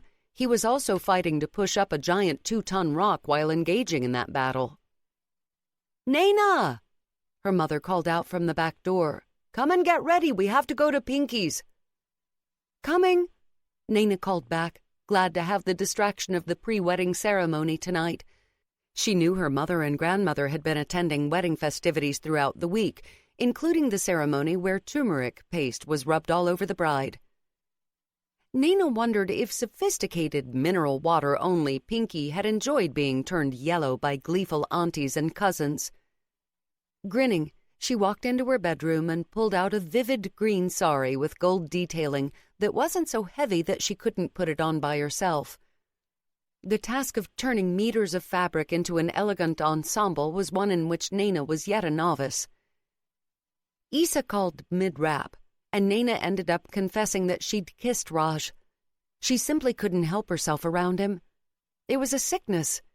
And no, she didn't want to be cured. Her heart pounded at the thought of how he'd tasted her with slow deliberation. Her skin flushed. Hanging up the call with Issa before she gave away her current state, she took a couple of minutes to calm down before ensuring her makeup was up to scratch. She decided to add gold eyeshadow and thicker mascara to jazz things up. Last was the jewelry. Today she stuck with bangles that matched the gold in her sari, as well as dangly gold earrings. At the last minute, she added a gold bindi. As a single woman of a certain age, she had to go armored. Yesterday at the Maras, the assembled aunties had all squeezed her cheeks and told her she was a pretty girl. Then had come the questions about why she wasn't married. "Youth won't last forever," was the sage advice, after which they'd complimented her on her career. Today, Maiduri came to her rescue with one particularly insistent auntie who was crossing the line from nosy to hurtful. "I'm so sorry," Maiduri said sweetly, "but my sari's coming loose at the back and I need Nayna's help." "You young girls," a shake of the head. "Don't you know how to use safety pins? You have to get the big strong ones. Go, fix it." After leading Nayna out of sight, Maiduri turned and winked at her. Her pale pink sari with white crystals on it was wrapped perfectly around her tall and voluptuous body. Nayna could tie a sari, but she'd need an hour and at least 2 boxes of safety pins to put on the slippery, heavy creation Maiduri was wearing. And even then she'd be scared she'd step on it and unravel the entire thing. "Auntie Bebita's such an old bat." Maiduri rolled her eyes. "Even her face is kind of batty looking, don't you think?" Nayna grinned because this was her slightly wicked older sister, and no matter what, Nayna loved her. "Now I'm going to think that every time I talk to her." She hooked her arm through Maiduri's. "Thanks for the rescue, Maddie." "What are sisters for?" Maiduri nudged her shoulder. "Ma told me about this Raj guy. He sounds hot." A sudden, awful lurch in Nayna's gut. Raj hadn't met Maiduri, she suddenly realized. She couldn't help but imagine his reaction when he did. Her sister genuinely looked like a Bollywood movie actress. Fair-skinned, shiny, tumbling hair with tousled curls, height enough to match Raj's, and a lush sensuality that drew men like moths to a flame, regardless of her status as a young divorcee. "He is supremely hot." Nayna tried not to feel nauseated at her belated realization, at the knowledge that the man who'd called her beautiful had never met the other Sharma daughter. "But why don't you tell me about your new job?" she said, desperate to get off the painful topic. "We haven't had much of a chance to talk since you started there." Maiduri squeezed Nayna's arm. "Seriously, Ninu, I love it so much." A glow in her features that made her impossibly more stunning. "I think it's my thing." Nayna nodded and listened and hoped her sister was right. So far, Maiduri hadn't stuck with anything for more than a year. She managed to pay her rent and keep her finances stable only because their parents and Nayna topped her up. Nayna knew Aji gave her the odd monetary gift, too. As an accountant, Nayna was well aware they should let Mayduri sink or swim on her own so she'd learn better financial management, but it was highly unlikely Mayduri would do anything but drown. Her older sister had never been able to handle money. It felt terribly unfeminist to even think it, but Mayduri had been born with the kind of beauty that usually led to a rich husband who took care of everything. That could still happen. Regardless, Nayna would never leave her sister to flounder and drown. "Anyone you liked in the most recent proposals?" she asked. Mayduri wrinkled up her nose. "Ugh, just flabby oldies. I'm divorced, not desperate." 100% true. Nayna spotted the food table set up for service. It was casual tonight with only close family and friends in attendance. "You hungry?" "Starving. Sugar and ghee, here I come." Nayna ran into one of Mayduri's closest friends, Anjali Kumar, over the mango burfis and white padas. Basically sugar and milk and flavor and deliciousness. "Anj," she said with a smile, "it's good to see you." "Nayna?" Anjali gave her a hug and a smile that was ragged at the edges. Her makeup was as flawless as always, but she had dark shadows under her eyes. Hardly surprising when she had an 18-month-old and a new baby. "Where's Maddie?" "Did someone say my name?" Mayduri popped up beside Nayna, having successfully navigated the savories and come away with a pile of goodies for them to share. As Nayna put some sweets on her plate, Anjali and Mayduri fell into soft conversation. Their conversation was intimate, with Mayduri asking, "Has Avinash been helping with the baby more since his parents had that talk with him?" "I wish," Anjali muttered. "He wakes me up when the baby cries, doesn't know how to change a nappy, and doesn't want to learn, and now he's picked up squash. Plays 3 nights a week, then has soccer on the weekends." Nayna flinched inside. 3 years earlier, Anjali's now husband had proposed with a plane flying a banner while they had a private picnic on a beach. Nayna had been overcome by the romance of it all, even more so because theirs had been an arranged match turned love match. "I wish I'd never gotten married," Anjali added bitterly. "I love my 2 boys, but I'd happily divorce Avinash now if my parents wouldn't throw a fit." "I recommend divorce for getting rid of excess baggage." Mayduri's comment made her friend laugh, Anjali's resentment falling away to reveal the pretty young woman she was underneath it all. "I better go. Mom's waving me over. The baby must be grizzling." She left after exchanging a one-armed hug with Mayduri. "Well, that was pretty awful to hear," Nayna murmured to Mayduri after Anjali was out of earshot. "Avinash was so lovely with her." "All men are before marriage," Mayduri said sagely. "The real trick is finding a man who will be lovely after the rings are exchanged." On that less than cheerful note, they took their plates of snacks and found seats. As the ceremony went on up ahead, they chatted and people-watched and ate too many sweets and savories while discussing which outfit was the blingiest. A serious contest at an Indian wedding. And for a while, they were simply sisters again. For one night, Nayna wasn't angry at Mayduri for how she'd changed the course of Nayna's life. When her phone buzzed with a message toward the end of the evening, she checked it to see the words, "I got the Pride and Prejudice audiobook and listened to a chunk of it while working on a site today. Mr. Darcy is kind of a dick." Nayna's body got all warm, her chest squeezing. That big, tough, physical Raj was reading her favorite Austen book. It chipped away more of her armor.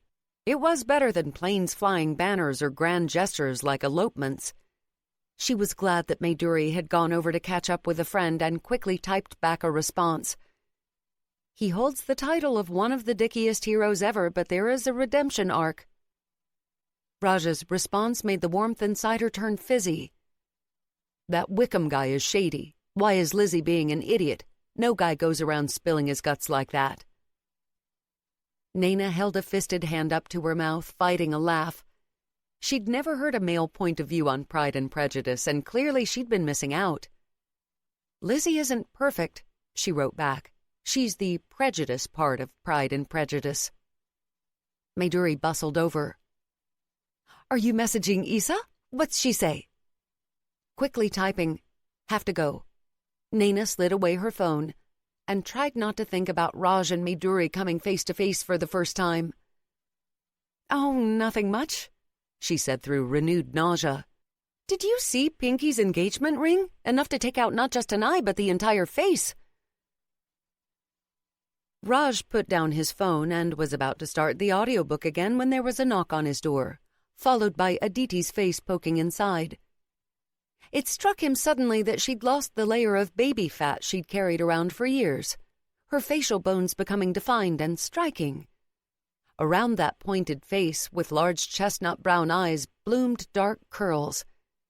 His 17-year-old sister, he realized with brotherly horror, was turning into a pretty woman.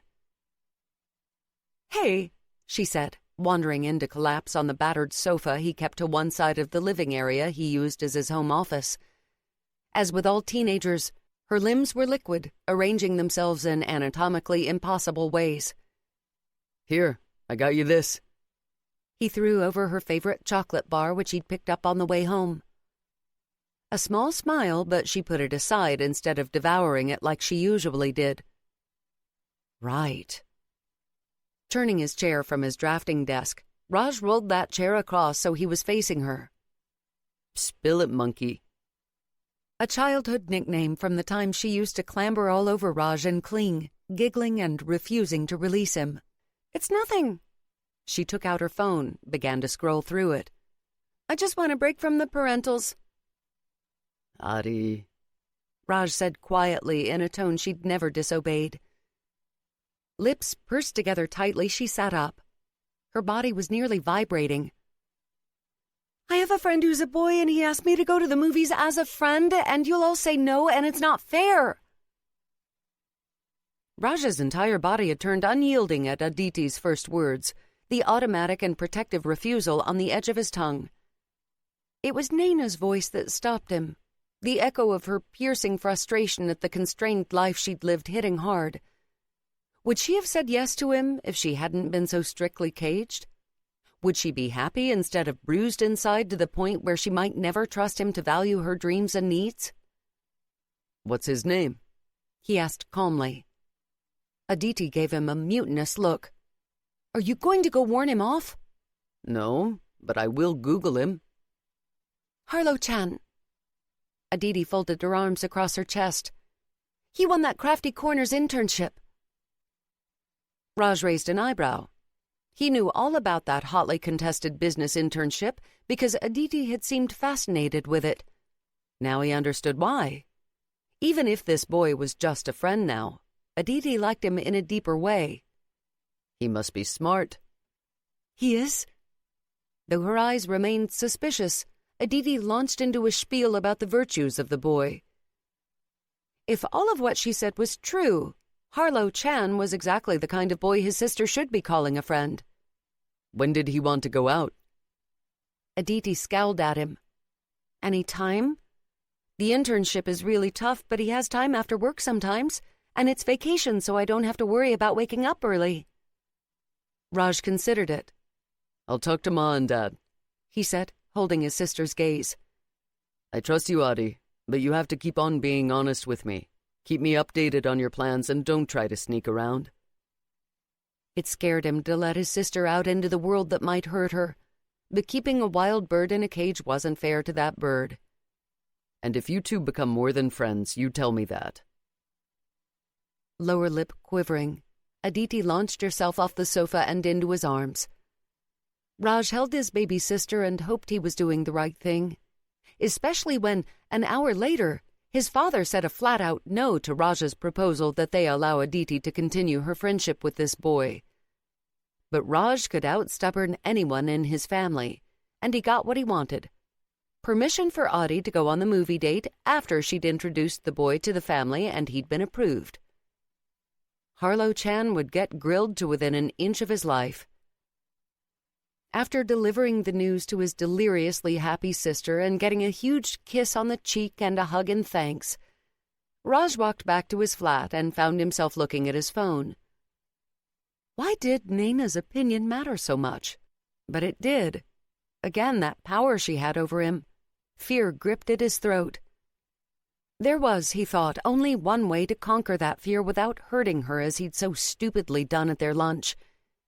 He had to make Nayna Sharma fall madly in love with him, until she was willing to be his without questions or hesitations, until he never had to fear that she'd walk away and leave him alone once again.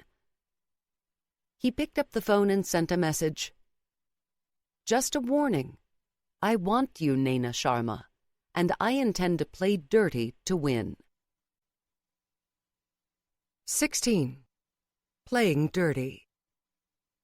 After Raj's threat, Nayna was on tenterhooks the next day, but it passed disappointingly smoothly.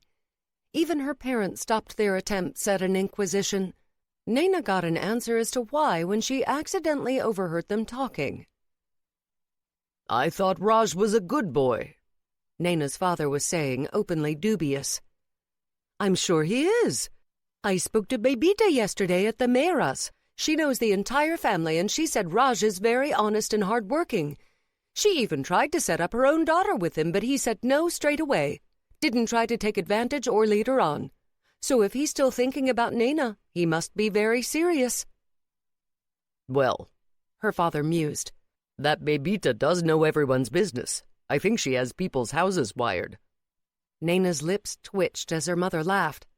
Thank God for nosy aunties like Babita. At least Nayna would have clear air for a while before her father decided it was all taking too long. Tiptoeing away from the bedroom door that had been left slightly ajar, Nayna made her way outside. She thought her grandmother was out here, but there was no sign of her. Frowning, Nayna glanced toward Mr. Hohepa's house. Her lips curved as she spotted them through the window. Mr. Hohepa and her grandmother were dancing, slow and sweet, with proper steps. For a long time, Nayna just watched them, her heart full. When her mother opened the back door, she called out aloud, "Hi, Ma!" "Don't wake the whole neighborhood, Beta. Come help me in the garden."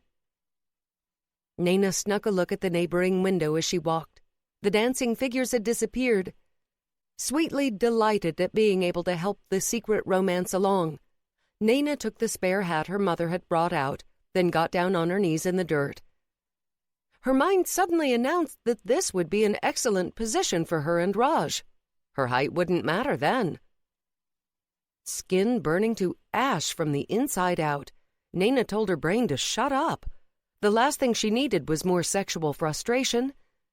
She'd already spent the previous night sweat-soaked and woken with the sheets tangled around her legs, her dreams full of dirty things.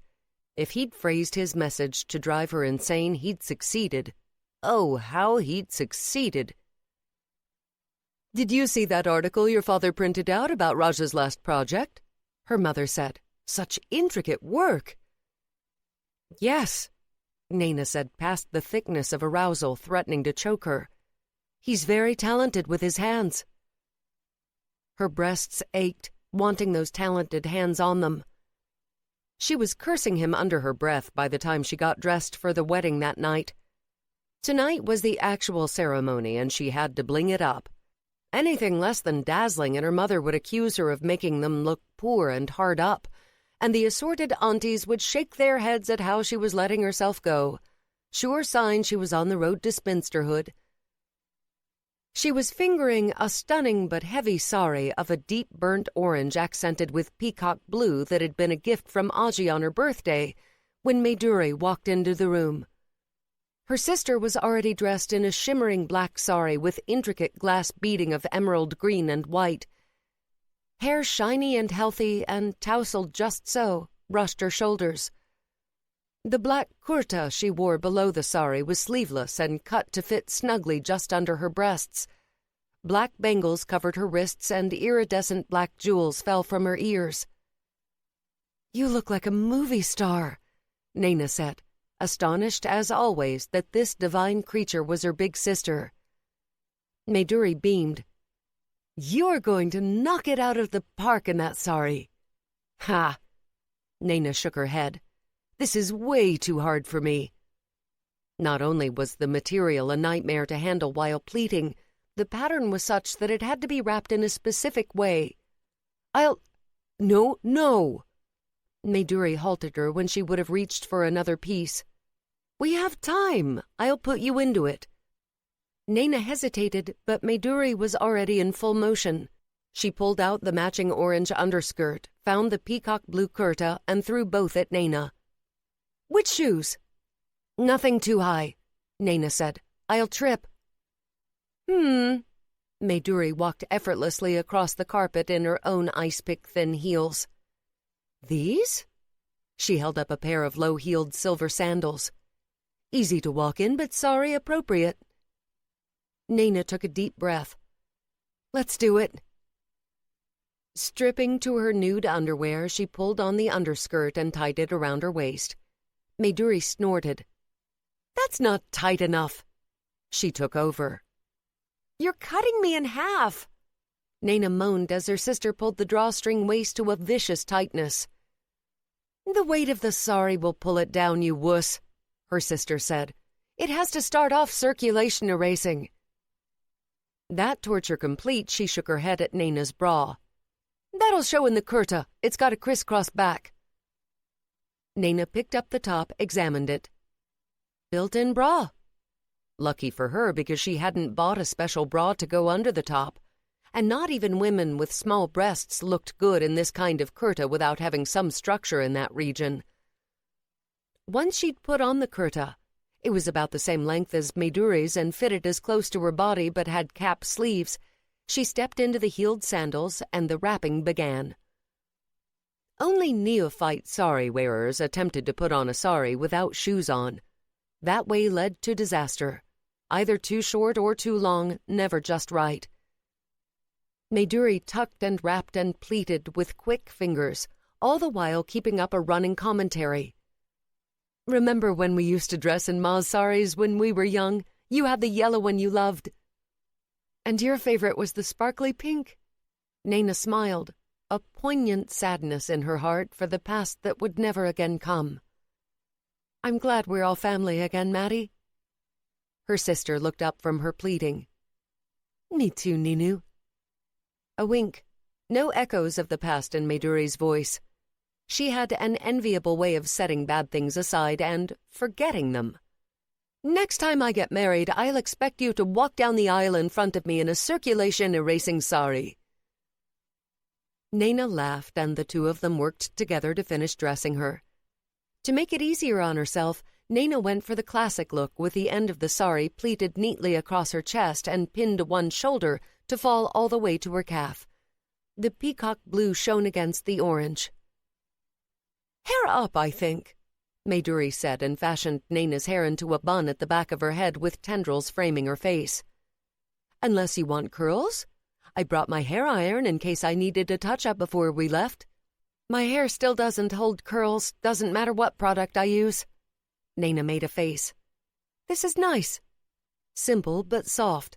Let me do my makeup and you hunt for some bangles." As Nayna, Mayduri, and their mother all had the same size wrist, they had a shared collection of bangles in every conceivable color. It had just kind of built up over the years. Mayduri chatted along about her new job and her crotchety neighbor and how she was in love with the guy on The Bachelor. Nayna stuck out her tongue. "No way, he's so plastic." "Whatever, Ninu, you have no appreciation for a nice pack of abs." Nayna's fingers tingled in sensory memory of a certain chest she'd explored, of the ridged outline of a very nice six-pack that she really, really wanted to touch again. Embarrassingly damp between her thighs, she finished putting on her eyeshadow and began with mascara. Behind her, Mayduri gave an exasperated sigh. "You go too light on the makeup." "I can't stand too much on my skin." "I'll do it for you next time," Mayduri said before extending her hands. "Here, I found silver bangles, orange ones, and blue. You want to color block or mix and match?" Nayna went for the silver, adding silver bells to her ears to match and a silver bindi with a center of peacock blue. When she looked at herself in the mirror, she felt pretty damn good. She was no Mayduri, but she looked sleek and, dare she say it, elegant. "Thanks, Mattie," she said, while her sister added another safety pin to ensure the sari stayed in place. "There! Done!" Mayduri came up beside her, looking in the mirror to fix her own hair just right. "The Sharma girls are ready. World won't know what hit it." When they walked into the grand wedding hall side by side, Nayna saw all eyes go to Mayduri. She wanted to smile. That was the way it had always been and would Her thoughts cut off mid-word, her eyes locking with those of darkest brown across the room. What was Raj doing here? Who is that smoking hot hunk of deliciousness? Mayduri's whisper had Nayna jerking. "Raj," she said through a dry throat, her pulse a panicky beat, because she knew what happened to men when they saw Mayduri. She knew. "Ooh." Mayduri's tone was intrigued. "I see what you mean about you two not suiting. He's what, 6'3"? It wasn't a dig, was just Mayduri being Mayduri. And it wasn't as if her sister would attempt to poach Raj. Men asked to be with her. She didn't have to steal. Stomach churning and cheeks hot at the scene surely to come, Nayna walked with her sister to take a seat at one of the tables. The centerpiece was created of tea candles and exotic blooms floating in a fishbowl, each place setting perfectly arranged. There was no assigned seating, but every one of the 600 guests was guaranteed a seat. This was a very expensive wedding. And the back of her neck was prickling. Just her imagination? Raj was unlikely to be staring at her when Mayduri was right next to her. "Good evening, ladies," a deep male voice said just as Nayna put her purse on the table. "Hello!" Mayduri glowed up at him, her smile luminous. "I'm Mayduri, Nayna's sister." "Raj." He slipped into the chair beside Nayna, his expression as solemn as always and his body clad in a black suit that was criminal in how it highlighted his rough-edged sexiness. "This wasn't taken, was it?" "My mother was going to sit there?" Nayna scowled at him instead of curling up into a self-defensive ball. "Oh, Ma can sit by me," Mayduri said airily. Raj nodded and stayed put, his large body emanating a heat that made Nayna want to cuddle into him and sniff at his scent from the curve of his neck. He rose to his feet only when her parents arrived after making their way through all their friends and greeting everyone. Shaking her father's hand and smiling at her mother, he then sat back down. His own parents soon joined them at the table. Oh my God! The man wasn't just playing dirty, he had declared no-holds-barred war. She kicked him under the table. When he gave her a steady, stubborn look, she wanted to strangle him. Despite the black tie-attired orchestra out front and a gifted singer crooning away Hindi classics as the guests settled in, every eye in the place was on them. Single, unattached men did not sit next to single, unattached women unless something was going on, or that was the accepted point of view. And no one would have missed that he'd deliberately chosen the seat next to her, not Mayduri. Which, okay, yes, that made her want to kiss him, after she finished kicking him.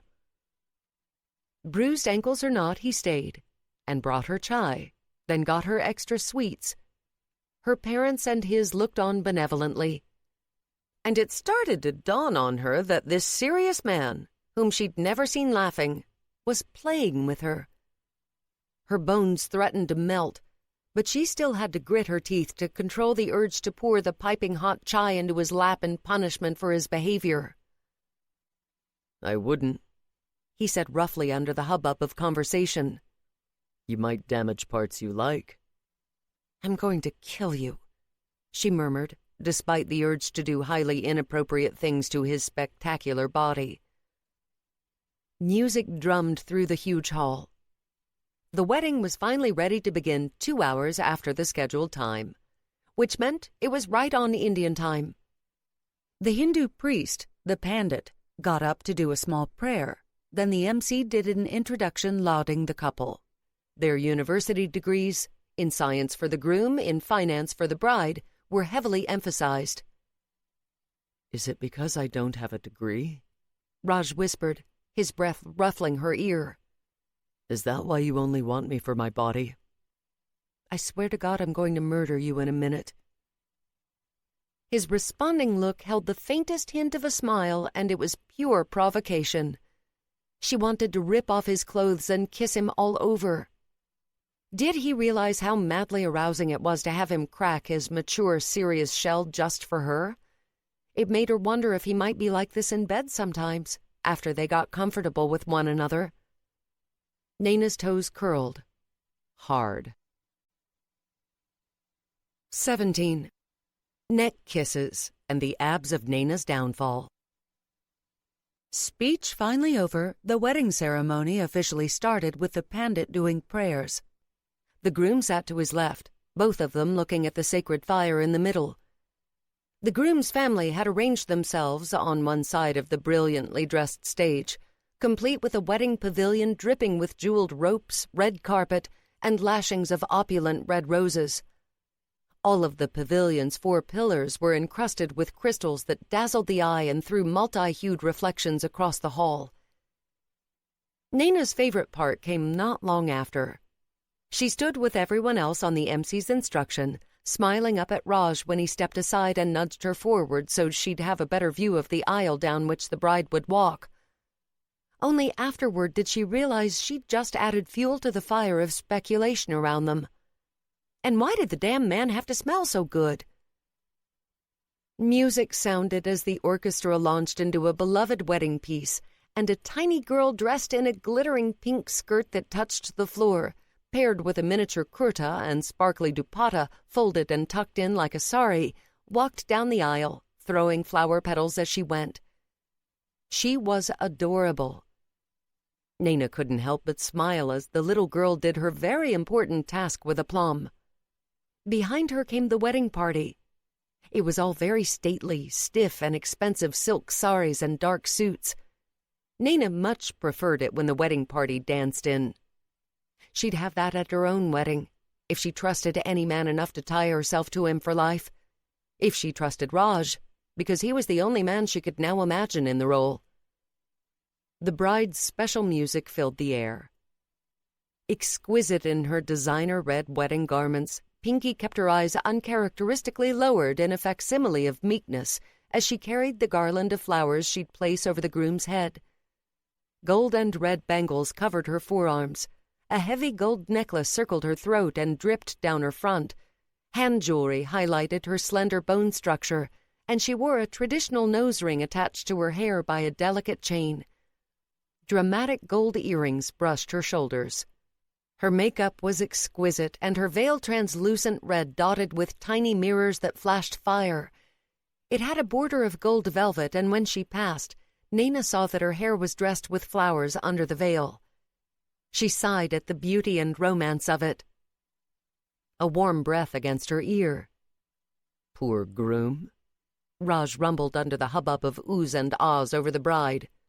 "By the time he gets all that jewelry off, he won't have the energy to get started on the outfit." Nayna elbowed him and came up against rock-hard abs. Her fingers tingled again. Thankfully, they got to sit down after the garlands were exchanged on stage, and Raj had to behave because everyone had gone quiet. Only once the prayers began again did people slowly begin to talk. As Nayna had told Isa when her best friend accompanied her to a family wedding, talking wasn't considered rude except at certain points. Indian weddings were long, some more so than others. It was a big social affair. She got up midway through to stretch her legs, partly to get away from the gorgeous man who'd decided to play dirty, and partly to go pay her respects to the grandmothers. Her own Aji sat with them. "How's the gang of grannies?" she asked after kissing her grandmother on the cheek. The grannies cackled and pinched her cheeks, and congratulated her on her strapping young man. Nayna didn't even attempt a protest. No one would believe her. Instead, after spending some time sitting with her grandmother and her grandmother's friends, she got up and looked over toward her table. She had a knot deep inside her because, regardless of his public display of intent, Part of her expected to see Raj talking to and falling for her sister. But while Maiduri was talking to a man, it wasn't Raj. He was nowhere to be seen. The knot turned into a different kind of tension. Men left alone with Maiduri tended to capitalize on their luck. But not only was Raj not capitalizing on Nayna being missing, he'd spent the entire night irritating her, concentrating on her, playing with her. "Nayna, beta," her grandmother said just as two giggling children ran past, playing tag among the tables. "Will you get me some more chai?" "Of course." Nayna asked if any of the other grandmothers would like another cup too. She got 6 affirmative answers. Leaving them with a smile, she avoided a toddler dressed in a gorgeous little suit who was crawling happily away from his mother, then headed to the small kitchen area in back of the massive event space that the wedding decorators had turned into a glorious wonderland of shimmer and glitz. As the catering staff had a much larger kitchen area to themselves, no one would care about her being back there, especially since there was already a bit of a party going on outside and around the corner from the kitchen. A large wooden tanoa, the traditional 4-legged Fijian vessel made for holding kava, took pride of place on the narrow table. The men, many of whom she knew, smiled and asked her where her father was. Gaurav Sharma was known to enjoy a bowl of the cold drink made from the powdered root of a tropical plant. "I'm sure he'll be by," she said with a smile. "He'd never miss a kava conference." They chuckled and continued on, mingling around the beverage that didn't cause drunkenness, but a surplus of which could make people excessively mellow and a little dopey. At weddings like this, the latter wasn't a problem. It was more about socializing than serious kava consumption. One of the oldest of the men jokingly offered her a drink, the bowl he held in his wrinkled hand created from the half-shell of a coconut, polished until it gleamed a smooth and striated brown. "No thanks, Uncle. I don't want my tongue to go numb." Good-natured laughter followed her as she slipped into the kitchen. Surprisingly, it was empty. A large kettle of tea sat on the stove, still hot, and when Nayna lifted the lid to peek inside, she caught hints of tea leaves in the mid-brown liquid that wasn't too milky but not too weak either. Obviously, the Mehra's caterers had been briefed on the importance of a continued supply of good chai. None of this tea-bag-in-water rubbish, as her Aji would say. Proper chai, with boiled milk and loose-leaf tea. After placing cups on a tray, tea-leaf strainer to the ready, all of which she found in a neat grouping of supplies set to one side of the room for just that purpose, she went to pick up the kettle. A big male hand, marked by the nicks and scars of hard work, came around her and took over the task. "It's heavy," Raj said, his other hand touching her lower back. "You really like tea, huh?" Funny man. Butterflies fluttering inside her, she moved the tray across so he could pour. When he shifted to press a kiss to the back of her neck before carrying on in his task, she shivered but didn't protest. "Meet me tonight?" he asked, the playfulness gone, to be replaced by that intense concentration on her and only her that made her throat go dry, her breasts ache. "The wedding will go late." Mind a little fuzzy, she nonetheless located some sugar and added the right amounts to the right cups. At least the cooks hadn't already dumped a ton of sugar in the tea. That was the usual modus operandi at mass gatherings. Going behind her, Raj put his hands on her hips, his fingers scraping over skin exposed by her sari. Nayna was still trying to process the influx of sensation when he kissed her nape again. "I want to kiss you properly." Nayna's hand trembled as she closed the sugar container. "I'll message you," she said, her tongue in knots. Moving away right before someone else entered the kitchen, Raj picked up the tray and carried it out. Nayna knew she was adding fuel to the fire, but she walked beside him. Someone had to remember whose tea was whose. Her grandmother and the other grandmothers all cooed over Raj playing her knight. She passed out the tea as fast as possible, then took the tray to return to the kitchen. "Oh no, please stay," she said to Raj, a sweet smile on her face. "Aji and her friends are really enjoying your company." At which point she abandoned him to the granny interrogation. Raj Sen was proving to be a stubborn, immovable force of a man, but he had to learn that he was never going to win all their battles. He didn't make it back to the table for a half hour. "I feel as if I just escaped shark-infested waters," he murmured to her, his arm on the back of her seat. She knew she should tell him to remove that arm, that it was sending all kinds of signals, but what she said was, "That bad?" Raj didn't reply, his attention on her gaze. "What is it?" So damn perceptive. He'd learn all her secrets if she wasn't careful. "What if it doesn't work out?" she whispered. "All this?" The public declaration that no one could mistake, the expectation. "I'll be the bad guy," he told her, the words a promise. "I will not allow anything to blow back on you. If I have to, I'll make up a secret girlfriend so everyone thinks I'm a shit." For some strange reason, she trusted him to do exactly that, to shield her against the gossip and the whispers regardless of the personal cost. "I don't know. It might be interesting for me to have a scandalous reputation." "You won't," Raj said, his gaze steady and his voice determined. "No matter what I have to do." "Raj," her father's voice, "Jitesh was telling me about your latest project." Switching focus and giving her much-needed breathing room, his arm no longer on the back of her chair, Raj began to talk about the job. She listened and heard a passion in his voice that said he loved his work. He worked hard, and he found pleasure in creating and in giving his clients what they desired. Nayna had the certainty he'd be as dedicated to giving a woman pleasure. Raj wasn't the kind of man who left anything unfinished. He'd probably consider it a failure on his part if his lover didn't orgasm. Nayna shivered inside and continued to enjoy his proximity, until he disappeared an hour before the end of the ceremony, leaving her to deal with the fallout.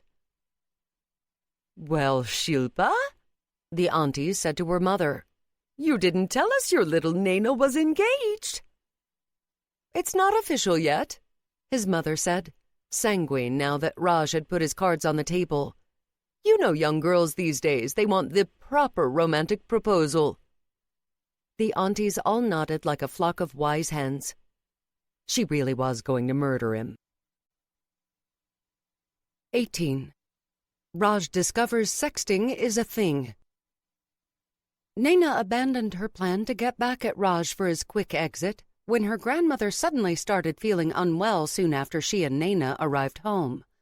Her parents had been invited by the Mehras to an after-party that was no offspring allowed, so it was just the two of them. "Let's go," Nayna said at once when her grandmother complained of chest pains. "I'm taking you to the hospital." She texted Raj from the emergency room while her grandmother was being examined. "I'll meet you," he immediately replied. "Wait, I'll see what they say first. I might have to ask you to get my parents and bring them here. I don't want them driving this late when they'll be worried." In the end, it turned out Aji just had a bad case of indigestion. "All that wedding food," her grandmother muttered as Nayna helped her into bed. "I'm going on a diet tomorrow. Can you tell Tefiri I won't be able to go for our morning walk?" It took Nayna a minute to work out that Tefiri must be Mr. Hohepa. "I will, don't worry." "And your Raj?" Aji mumbled. "Did you tell him?" "Yes, Aji." She'd messaged him the instant they found out, then told him to get some sleep. "I'll probably fall asleep on you if we meet now," she'd written. His responding comment had been Raj solemn. "If you need me, call me, whatever the time." Nayna had stared at those words for a long time. What would it be like to have Raj permanently at her back? The idea of it was breathtakingly tempting, but as Issa worried about Sailor Bishop having time for her, Nayna worried what place she'd have in Raj's life long term. She was a priority now, but what role would she have as the years moved on? Nayna had been last on everyone's priorities for a long time. It hurt her heart to think of being delegated to the bottom of the heap by Raj. "You're overthinking things, Nayna," she whispered. "You promised to give him a chance, so worry about the rest later."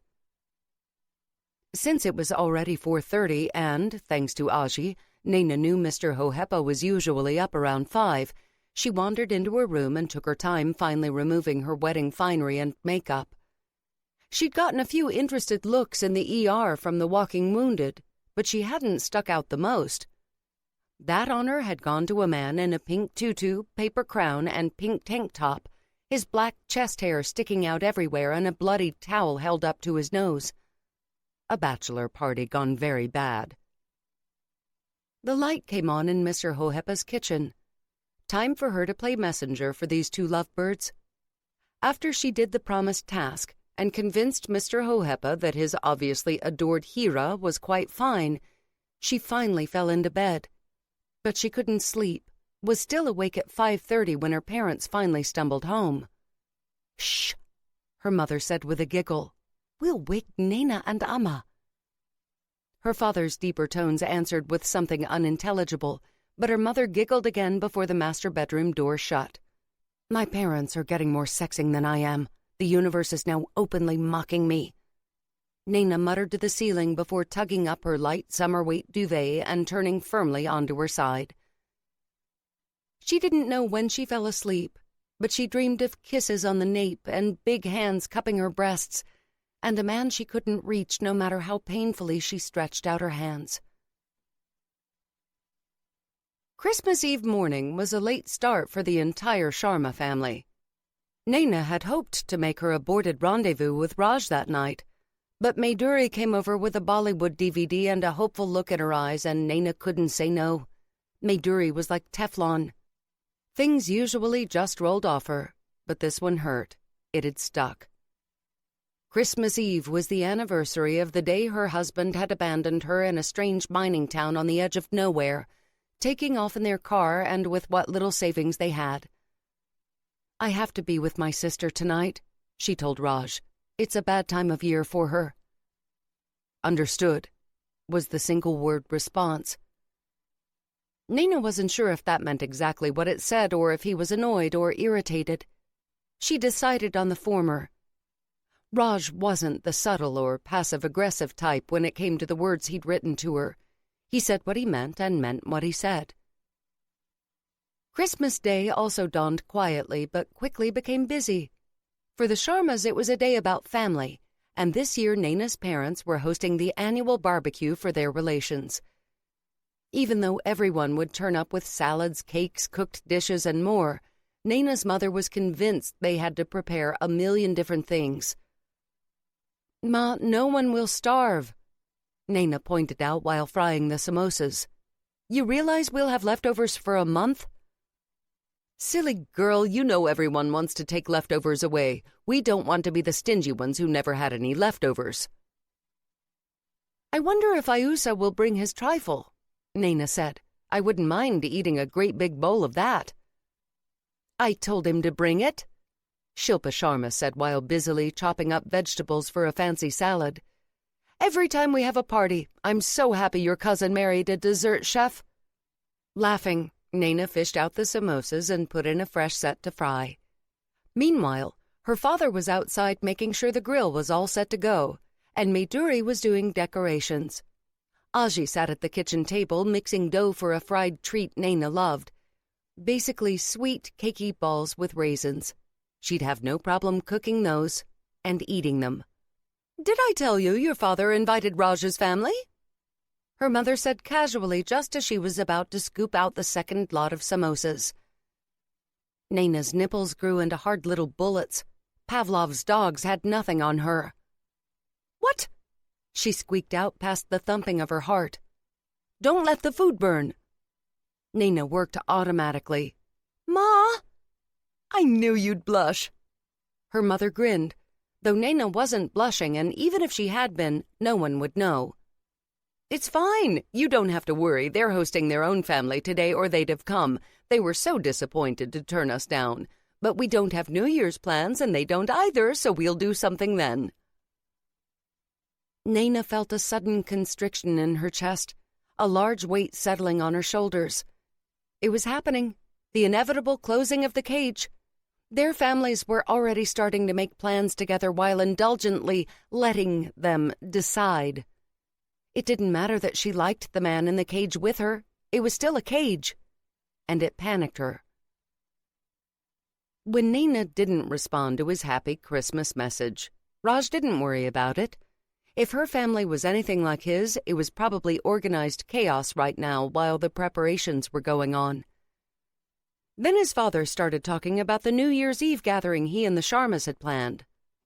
"Just casual," he said. "No stress. Relax and eat and drink." Raj's muscles went rigid. He'd known when he'd made his move at the wedding that he was declaring his intent, but he'd made his no interference requirement clear to his parents. He needed more time to get under Nayna's skin, more time to assuage her doubts, more time to show her that he could give her the adventure and freedom she craved. He, a man who'd been old even when he was young, was falling hard for a brilliant wild butterfly. Nayna might not describe herself that way, but that's what he saw. A bright, lovely woman with so much life and joy and love inside her. Raj was trying to learn to give her what she needed. But one thing of which he was fully cognizant was that the parental involvement would only push her away. Since he had no desire to add to the pressure, he didn't message her again. His gut twisted as the hours passed as he waited to see if Nayna would run. Aditi, meanwhile, giggled as she exchanged messages with Harlow around the food prep in the kitchen. "Don't worry, Bhaiya," she said with an impulsive hug when Raj raised an eyebrow. "We're not doing anything naughty. Harlow's sending me dumb knock-knock jokes." A minute later, she snapped a selfie while pretending to bite into an entire cake and sent it off. As long as his sister kept the images she sent Harlow Chan G-rated, Raj wouldn't have to find the boy and smash his phone to smithereens. His own phone finally pinged with an incoming message around 5. "Hope you're having a good Christmas day."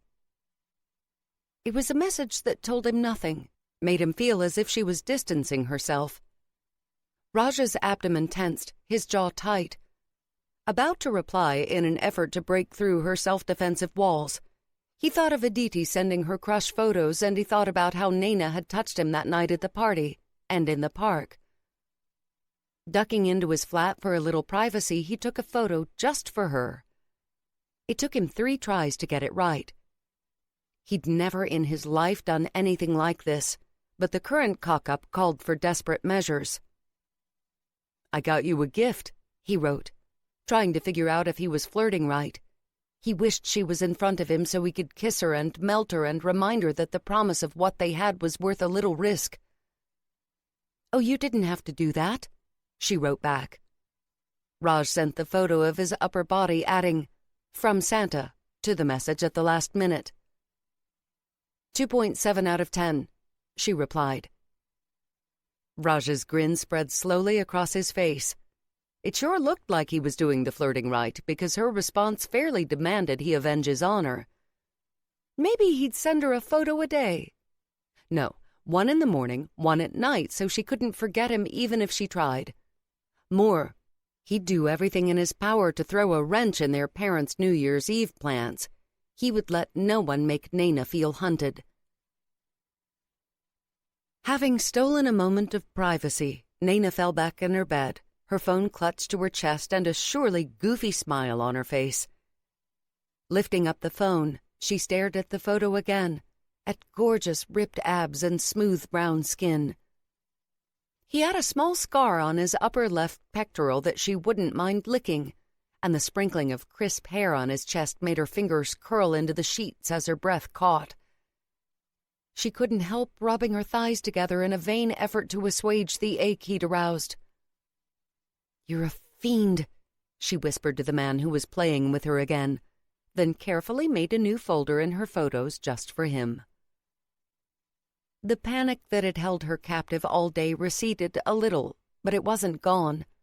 She still had the feeling of having boarded a runaway train, and every so often her heartbeat would spike, her skin burning in a way that had nothing to do with pleasure. It didn't help that Maduri flitted around the Christmas party carefree and without worries once more, as if the past had never been. But it had been, and it had left scars on all of them. Her father, who patted her on the shoulder and called her a good girl for making sure the food table was never empty, but who never hugged her. Gaurav Sharma had stopped being affectionate with her after Maduri's defection, as if he blamed his occasionally indulgent parenting for having set Maduri on the wrong path. Her mother, who smoothed her hair and whispered, "You'll have your own home soon, Ninu, your own family," in a way that told Nayna that, on some level, Shilpa Sharma was aware of her younger daughter's need to break free of this inhibited and stifling existence full of people she loved. Her Aji, who was dressed in a glorious golden-pink kaftan for this event, and who smiled at Nayna and said, "I know I can rely on you, Beta," when all Nayna had done was bring out a chair so she could rest her feet. "I know I never have to worry about you not being there if I need you."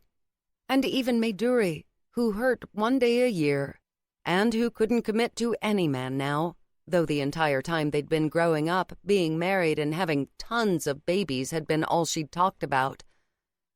By the time Nayna turned in that night, she was exhausted both in the body and in the soul. When her phone vibrated, she picked it up, looked at the message, and moaned.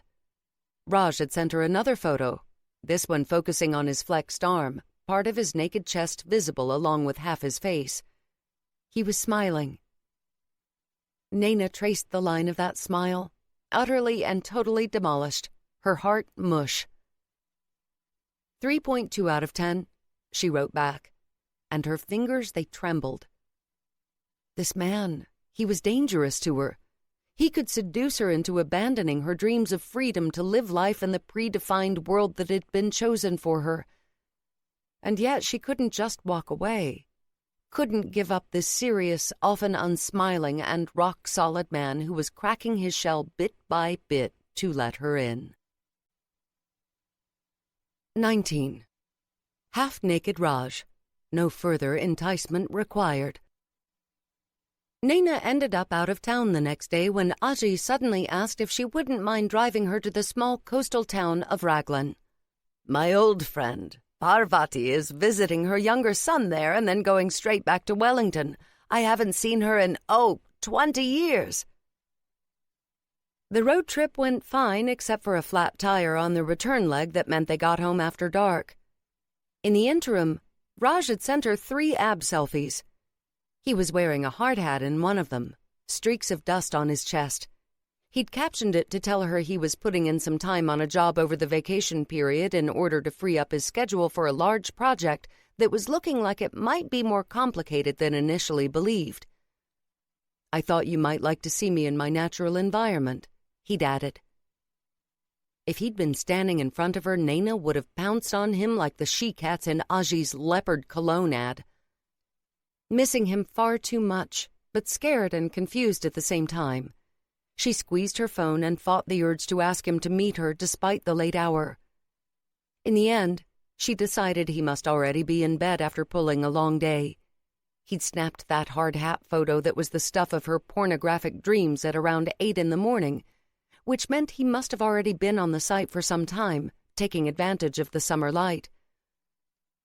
She fell asleep wondering if he'd mind recreating a live-action version of that image, and woke the next morning bad-tempered and wildly aroused. No matter what, she was hunting him down tonight and ordering him to do something about it. It was his fault she was a walking bag of hormones. The phone vibrated while she was scanning through her private Raj folder. "Tonight?" Nayna bit down hard on her lower lip and almost broke the phone typing back. "Soon as it gets dark, bring the hard hat." That night, fate decided to have another giggle at their expense. A water pipe broke while she was impatiently waiting for night to fall, and after turning the water off at the mains, her father said, "Call Raj, he probably knows a plumber who will come out during the holidays at night." Raj turned up himself and crawled under the house to diagnose the problem as something he could fix. He'd brought supplies and was under there for an hour while Nayna's father held the flashlight for him, and Nayna despaired of ever getting time alone with him. When he finally emerged, the pipe was fixed and he was filthy. Nayna wanted to haul him into the shower and join him there, naked.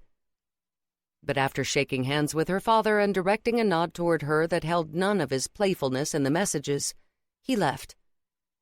Her phone vibrated 2 minutes later.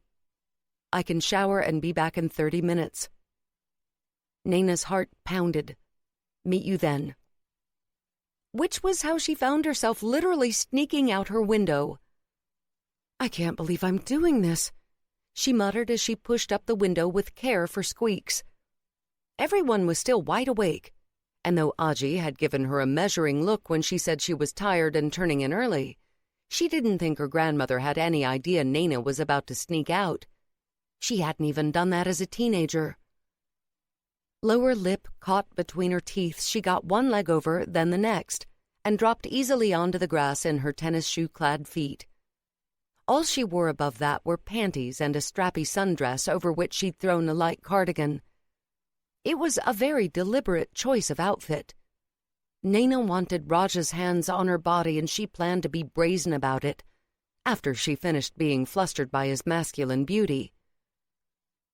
Since she had no intention of leaving the window up as an invitation for any opportunistic burglar who might be wandering the streets looking for a chance, she carefully pulled it all the way down. She'd have to sneak back in via the kitchen door. If Aji could do it without being busted, so could she. Raj was waiting for her at the end of the drive, smelling of soap and freshness, his hair damp, but his jaw still scruffy. Her insides clenched, and clenched even harder when he ran his hand down her back and leaned down to murmur in her ear, "Come for a ride in my truck." A gorgeous hunk of a man was luring her into his truck in the dark of night while all she wore was a thin layer of cotton and not much else. "Let's go."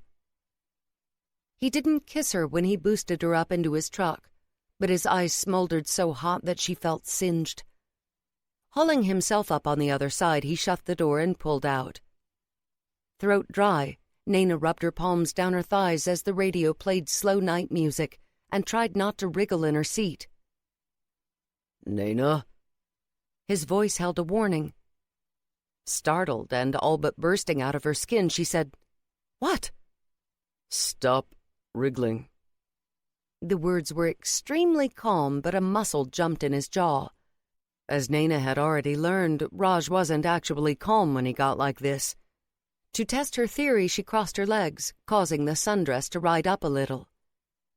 He slammed through the gear change, the truck's tires squealing as he turned the corner of a deserted road. Nayna's entire body sizzled. "Where are you taking me?" she asked belatedly. The muscles in his arms stood out as he spoke, his big body all but humming. "A private place." It proved to be a hilltop that looked out over one of the wild West Coast beaches and was currently utterly deserted. Not another human or human habitation in sight. "How do you know about this place?" It wasn't an official parking lot or route.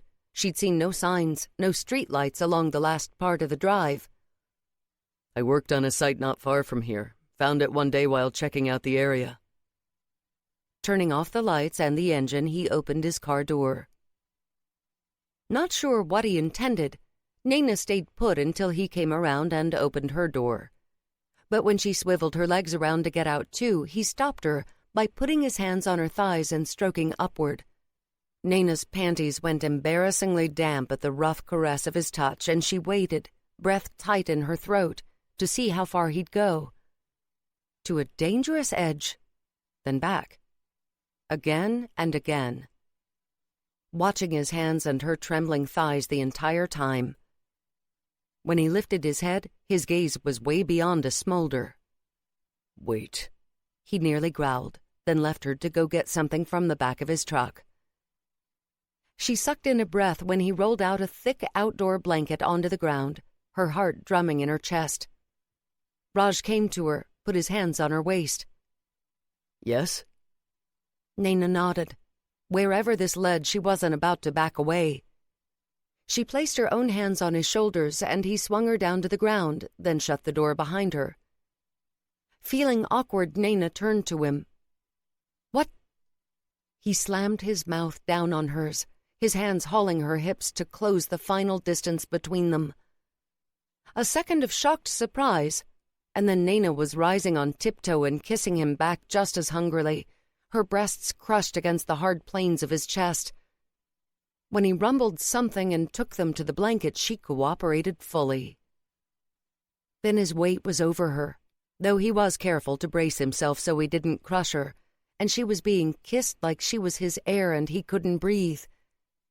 Nayna gripped his hair, stroked his nape, and kissed him back with all the frustrated passion inside her. When she bent one leg at the knee, he took advantage of the position to stroke the back of her thigh, going all the way to the edge of her panties. Her pulse hitched, her cardigan suddenly stifling. "I have to take this off," she gasped out after breaking the kiss. Rising off her, he gave her room enough to get the garment off and was back before she could ask him to strip off his tee. God, he was so hot, so hard. His erection was blatant, the hand he ran up her thigh and to her hip, confident.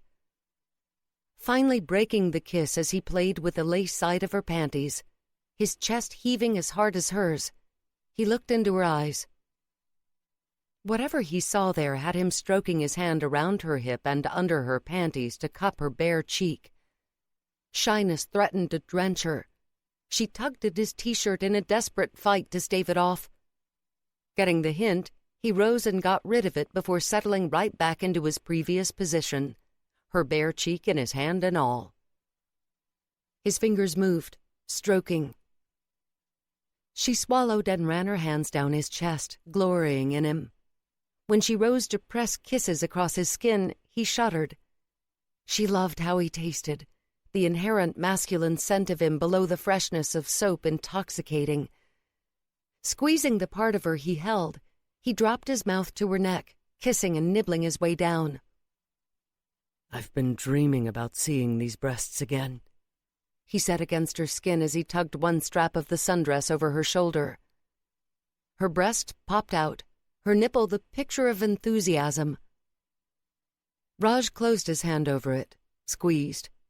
When she moaned, he smiled.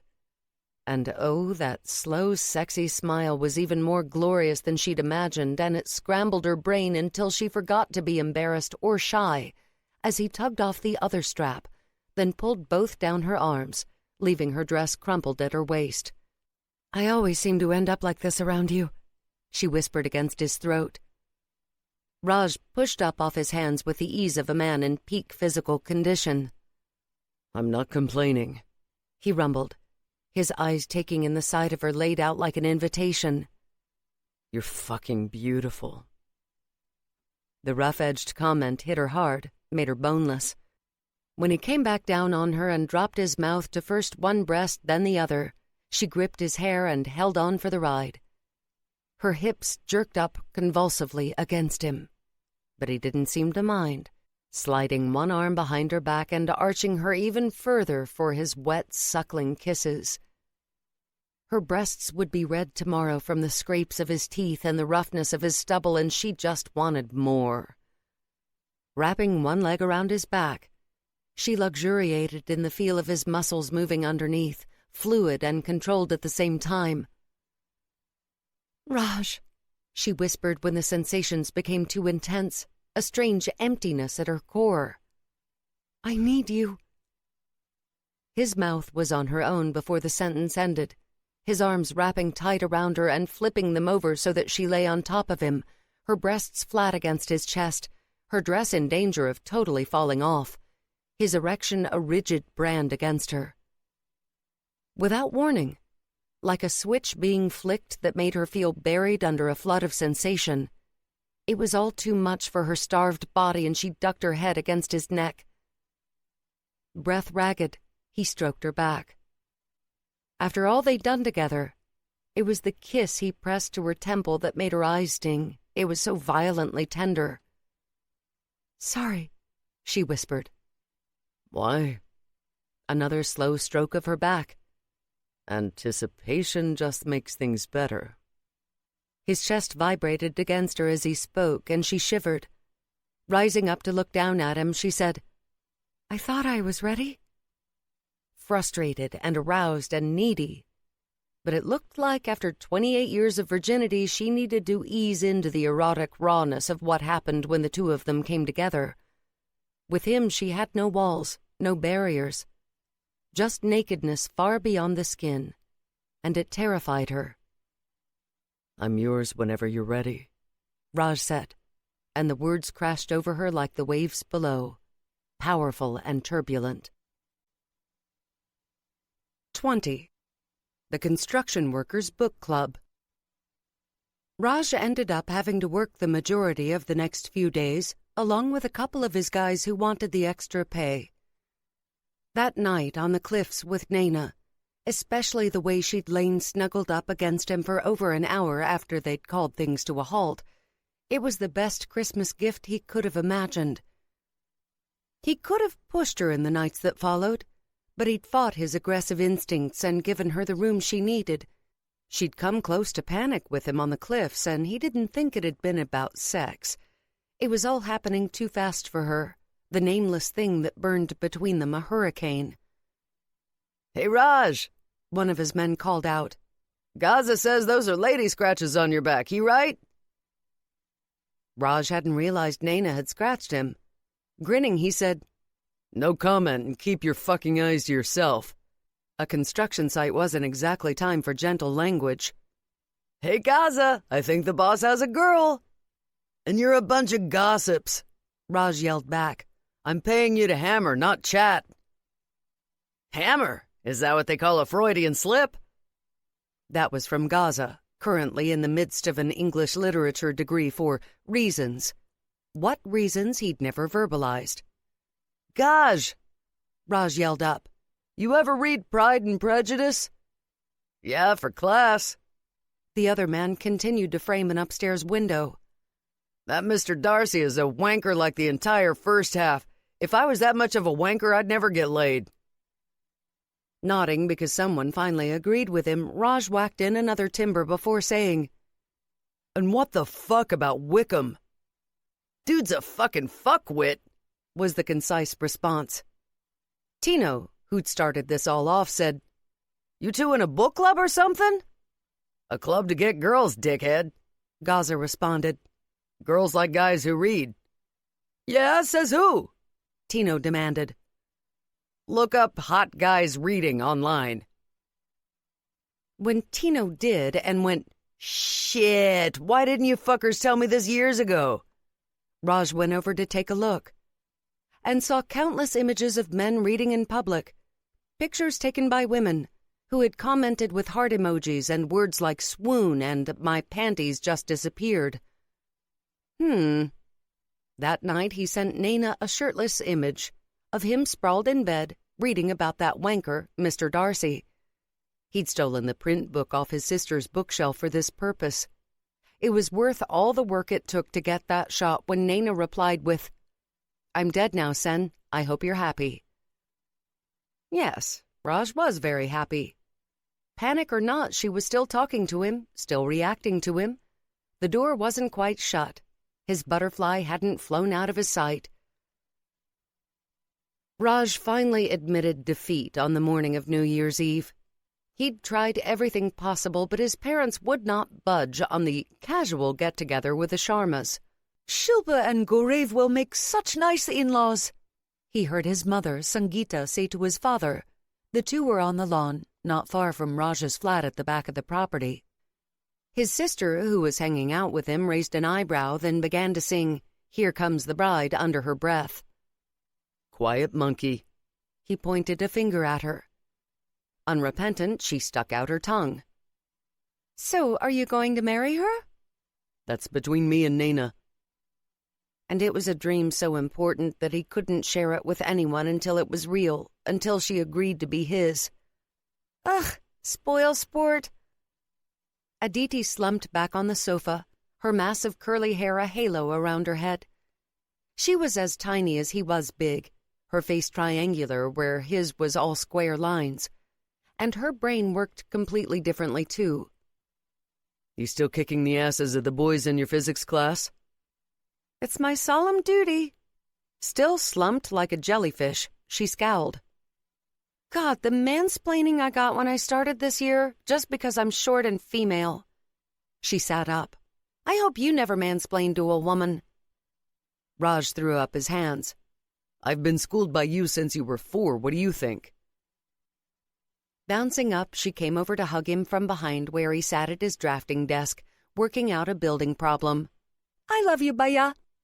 She smacked a kiss on his cheek. I'm gonna quiz this Nayna chick. She better be good enough for you. His admonitions to her to keep her distance were soundly ignored. That's what comes of being a nice big brother, he muttered to himself when they got to the Sharma house and Aditi attached herself to Nayna like a human limpet. Were you speaking to me? He shook his head at Maiduri. No, sorry. He took in her flawless makeup, her tight top that showed a little too much cleavage, her skinny jeans, and had zero reaction. Nayna, meanwhile, was wearing a loose white linen shift with 3/4-length sleeves, and he wanted to tear it off and lick her up like candy. So, you and my sister are serious? A waggle of Maiduri's eyebrows. I'm happy for Nayna. He had the feeling she was sincere. He also had a feeling that Maiduri was used to being the center of attention. Even though she was happy for her sister, she kept attempting to outshine her. Not just the clothes and the makeup and the flashy earrings. The charming of his parents. The way she got Aditi away from Nayna by talking hair trends. How she took over a conversation Nayna was having with her own father. It annoyed him. Especially when Nayna's entire family didn't even seem to notice, as if the behavior was so normal that it didn't ping on their radar. He scowled, gaining a dark new insight into Nayna's upbringing. What kept the fuse on his temper from igniting was that Nayna's quiet beauty and inner warmth continued to shine despite Maiduri's flash. Aditi floated back to Nayna, and his parents smiled huge smiles at her as she kept the evening flowing, making sure the music was just right and speaking to everyone with a natural warmth. Everyone but him. Him she avoided. Raj narrowed his eyes and waited for his chance. This was New Year's Eve, and he intended to start the coming year as he intended to end it, kissing Nayna. Raj's bubbly little sister chatted to Nayna while Nayna refilled a snack plate in the kitchen and hid from Raj. She was feeling very raw at the moment, having caught sight of Maiduri and her father laughing uproariously at something earlier that afternoon. After which, Gaurav Sharma had hugged his older daughter. It was stupid, but Nayna had felt so left out, so second-best. Never good enough. Rebellion had stirred, slamming up against who Raj was becoming to her. If she walked away from him to prove a point to her father, she would be stupid. But the idea of falling in with her parents' plans of being good little Nayna, it grated. Hence the hiding. Torn in 2 directions, she'd taken the mature stance of avoidance. Aditi, meanwhile, was being very cute, subtly grilling Nayna. She played along. Raj must be a good brother if his baby sister was so protective of him. Your brother Naveen and his wife couldn't come? She asked during a break in the questioning. Yeah, his friends do a party every year. Aditi wandered over to the end of the counter near the fruit bowl. You can look if you like, Nayna said, spotting Aditi's curious eyes on a pack of photographs she'd had printed the other day. It's only photos of family and friends. She turned to find the rest of the sweet chili dip. We still like to do albums. Ma does the same, Aditi murmured, opening the pack. Aha! There was the dip, shoved behind a giant head of lettuce. Grabbing it, Nayna went to scoop it out into the serving bowl. Hey! Aditi held up a photograph. Why do you have a photo of Harlow? Nayna smiled, remembering the day at Isa's apartment when she'd snapped the shot. He's my best friend's brother, stepbrother technically. Isa just called Harlow her brother because that was who Isa was, a woman with an incredible ability to love. Do you know him? Aditi nodded, a shy smile curving her lips. "We met at this thing our schools did together. He's lovely, isn't he?" One of the sweetest teenage boys Nayna had ever met. Aditi's cheeks pinked and she bit down on her lower lip. After glancing out the door as if to check if anyone else was nearby, she said, "We're going to the movies together next week when he has a little time off from his internship. Just, as friends." She added quickly, "Do your parents know?" She didn't want this spunky girl in trouble. But Aditi nodded. "Raj Bhaiya spoke to them," she said, using the word for brother after Raj's name, a normal thing for such a younger sibling. To simply say her older brother's name would sound wrong, a harsh scratch on her record. Aditi gave Nayna a measuring look. "He's always been as strict as them, really overprotective, but he's changed." Nayna had to fight not to show her reaction, but the warmth uncurling inside her felt like a living thing. "Has he?" she asked, and it came out husky. "Yeah," Aditi said. "I mean, he's still Bhaiya." A roll of the eyes. "So bossy and wants to know every detail of where Harlow and I will be. But it's like he really thinks about what I ask him before he gives an answer instead of just saying no to stuff like this." Nayna finished preparing the tray, a tightness in her chest. "He sounds like a wonderful brother." "The best," Aditi said at once. Even before, "Shall I take that tray? And can I keep the photo of Harlow?" "Thank you, and yes, you can." Nayna handed over the tray, then reached out to fix one of Aditi's curls so that it was no longer bouncing in her eye. She waited to let out a shaky exhale until after the girl had disappeared into the backyard, where everyone was gathered under colorful lights Maduri had strung up. Aditi's words, what they implied, they cut her knees out from under her. Raj had listened to Nayna. Not only had he listened, he'd understood. Confusion reigned in her, crashing against the need to break the shackles and a compulsion to shackle herself to Raj. Raj slipped into the house 5 minutes after he saw Aditi come out and realized everyone aside from Nayna was out on the lawn. He tracked her down in a hallway inside the house. Pinning her between the hands he'd braced on the wall on either side of her, he said, "It's nearly midnight." "Raj!" She pushed at his chest while casting frantic looks around him. "They'll notice." "No, they won't.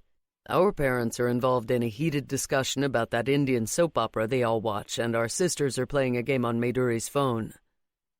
He nuzzled her, taking her scent into his lungs, settling the tension wrapped around his gut.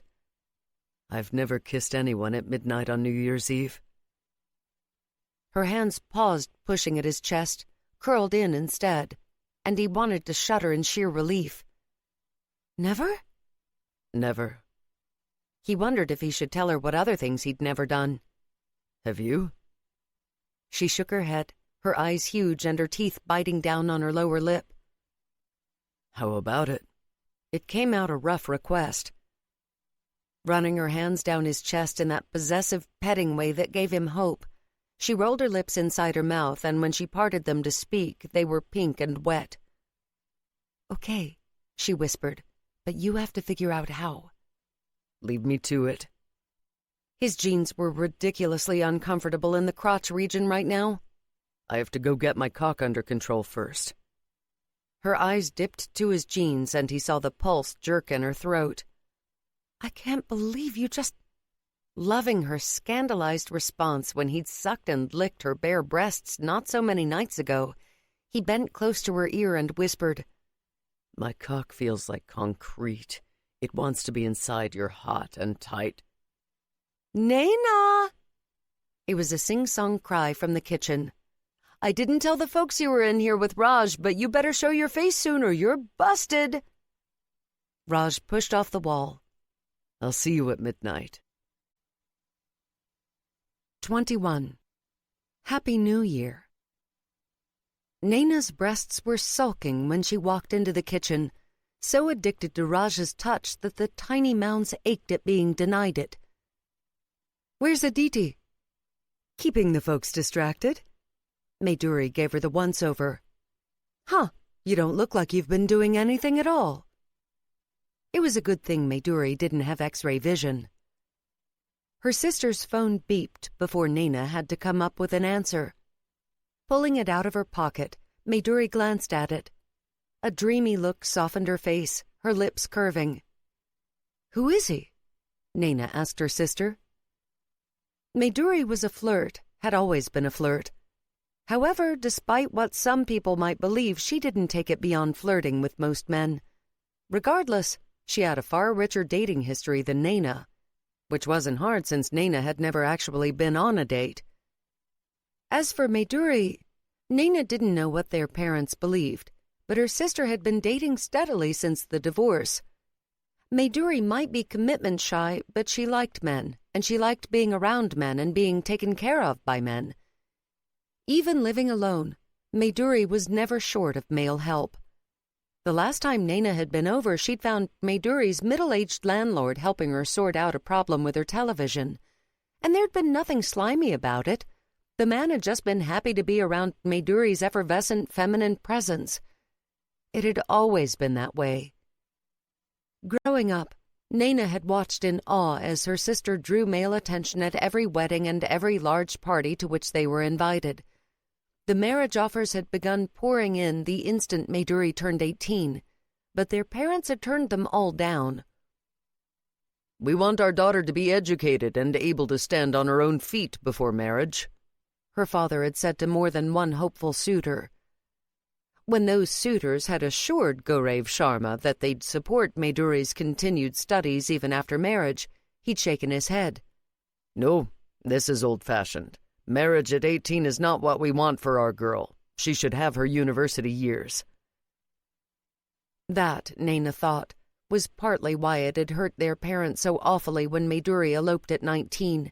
She'd thrown egg into Gaurav's and Shilpa's faces, caused them even more shame in the community than engendered by the affair with the master's student. Raj had deliberately been a bastard that time at lunch, but he was also right.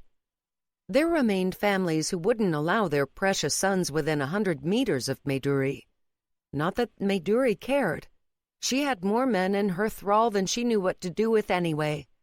6 marriage offers had arrived since Pinky's wedding.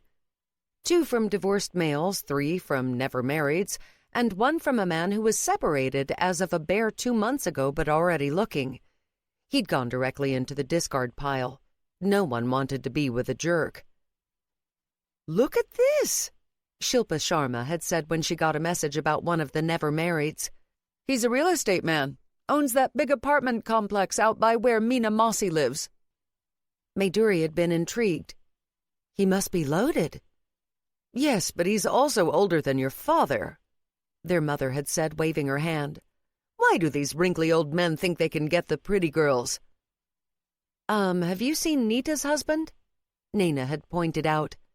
Their mother had shuddered. "He's going to be dead before she has her first child." "I don't think that's in Nita's plans." Maiduri's silky voice. "She's waiting for him to pop off so she can live the high life with a stud." Laughing at the wickedness of Maiduri's words, Shilpa Sharma had moved on to the next offer. "You should go for this Rohan boy instead, the electrician with his own company. Electricians make good money. We had to pay $500 that time we had the problem. And he's young and fit." Maiduri, of course, was taking none of the offers seriously, and somehow getting away with it. Every time their parents began to push, she'd say she didn't intend to be a 2-time divorcee and planned to take her time choosing the right groom. "Don't tell Ma and Dad," she whispered now before turning her phone around so that Nayna could look at the photograph on it. "His name is Bailey." Bailey was a surfer dude, complete with a surfboard under his arm and beach blonde hair. His smile was toothpaste white, his skin like a baby's bottom. "How old is he?" Nayna asked. 5? Maiduri giggled. 21, she said.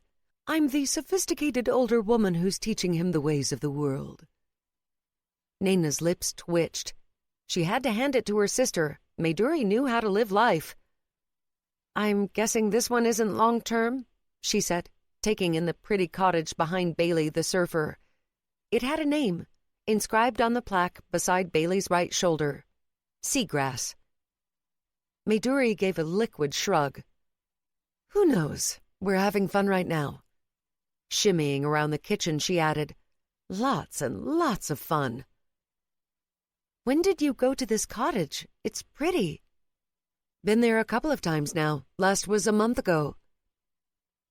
Nayna happened to glance out the window as Mayduri went to reply to Bailey's message and caught sight of Aji and Mr. Hohepa sneaking off with Pixie as their tail-wagging third, no doubt for a walk. Turning back on a surge of inexplicable emotion that built inside her like a wave an inch away from breaking, she caught Mayduri's expression. "Don't look at Bailey's messages around the folks. You have the sex face on." "I can't help it. He makes me want to strip off my panties and do a pole dance." Her phone beeped again before Nayna could respond. Leaving her sister to it, Nayna walked outside to see that Raj had already beaten her there. He must have gone out the front door and walked back around the side of the house, as if he'd left to grab something from his truck. He glanced over when she exited the house, his dark gaze intent. When he raised an eyebrow in a silent question, Nayna wondered what her face betrayed. She shook her head, then carried on doing the small things that needed to be done to make sure this entire thing went off smoothly. It gave her a place for her hands, a way to settle the churning confusion that boiled within. But she couldn't shut out how well her parents were getting along with Raj's. The four of them were laughing together with an ease that said they were becoming fast friends. And with each burst of laughter, Nayna felt the chains tighten even further. Everything was being put into place, all the pieces slotting in. Her agreement was just a formality. Raj could feel something was seriously wrong, but he couldn't pin Nayna down long enough to figure out what. He was good at fixing things, but he couldn't fix what he didn't know was broken. He thought they were doing okay when she'd kissed him so passionately, but things had changed by the time he finally trapped her alone against the side of the house out of sight of their families. He couldn't read her at all. "Less than a minute to go," he said, determined to get to the root of this, determined to fight for his Nayna. Her fingers brushing over the smooth line of his jaw. "I miss the stubble." Rubbing his jaw against her palm, he said, "It's growing already." No smile, her eyes haunted when they met his. "How long do we have?"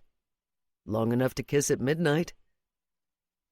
Aditi was the official timekeeper, and he'd asked her to start the countdown 2 minutes late. His baby sister had been delighted to be part of the intrigue. "If someone sets off fireworks at midnight," she'd whispered, "I'll say they're jumping the gun." Bracing his body even more firmly into Nayna, holding her in the only way she'd let him, Raj said, "Why that look? Are you worried about our parents making plans?" He knew that was part of it, but not all. "I'll handle that. No one will push you into anything until you're ready." He'd made a mistake in declaring his hand. He'd thought it would ease the obstacles in their path. The two of them no longer watched so closely, but all it had done was scare her. "I'll fix it," he promised her. "Let me." No answer from Nayna. Sliding her hand to the back of his neck, she rose on tiptoe. "Hurry," she whispered. "According to my watch, it's 3 seconds to midnight."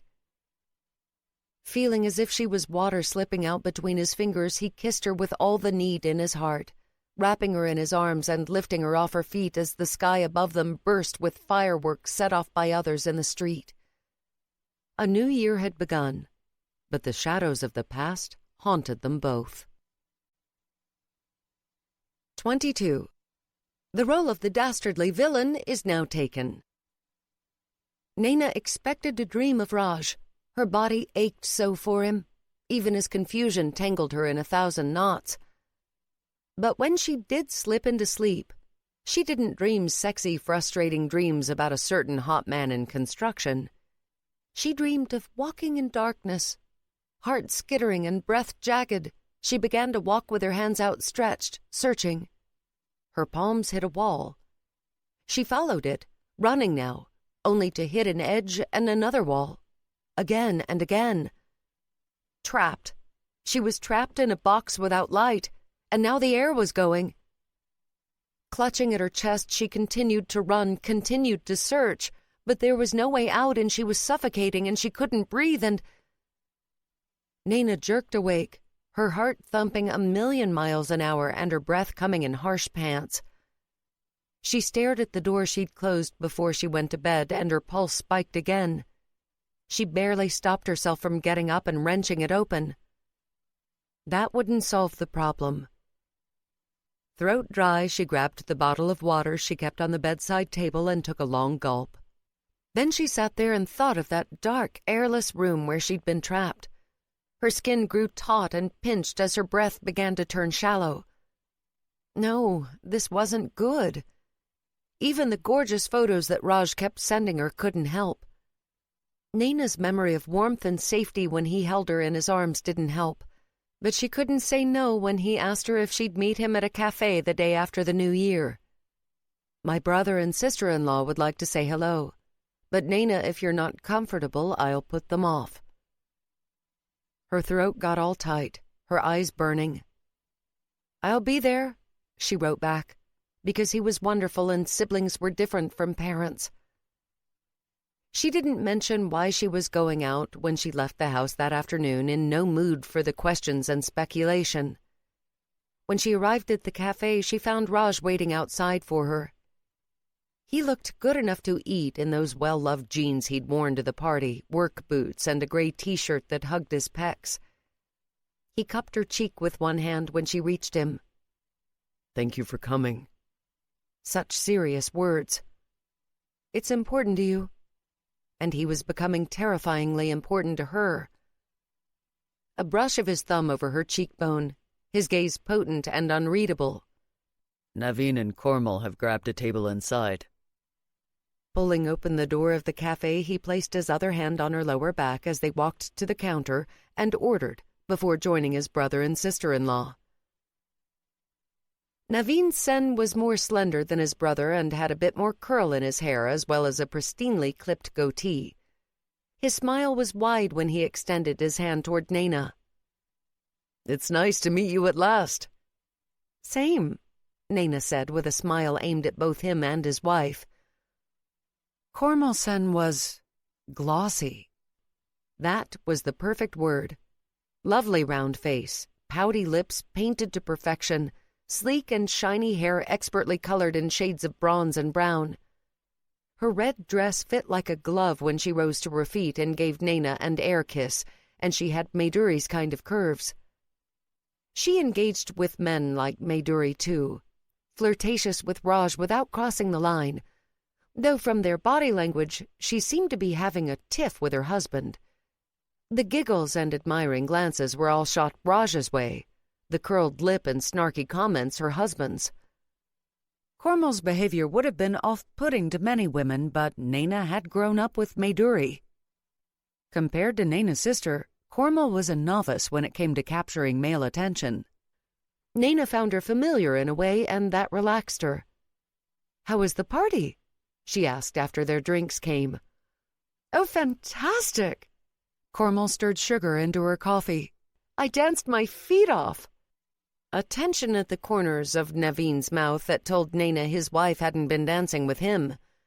She shot Raj a quick glance, not about to touch that with a barge pole. He gave the slightest shake of his head.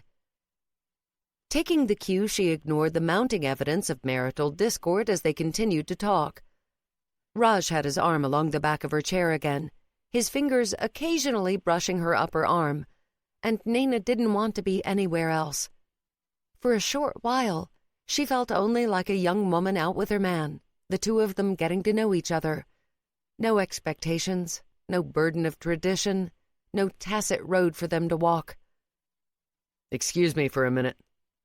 Rising, Naveen headed off toward the restrooms. Raj's phone went seconds later. It's a client, he said after a glance. I'll try to make it quick. A brush of his hand over her ponytail before he stepped outside to take the call. "Nice to see Raj find someone." Kormal's voice dragged her back. Nayna told herself she was imagining the sudden razored edge in it. He's an amazing man. Yeah, I chose the wrong brother.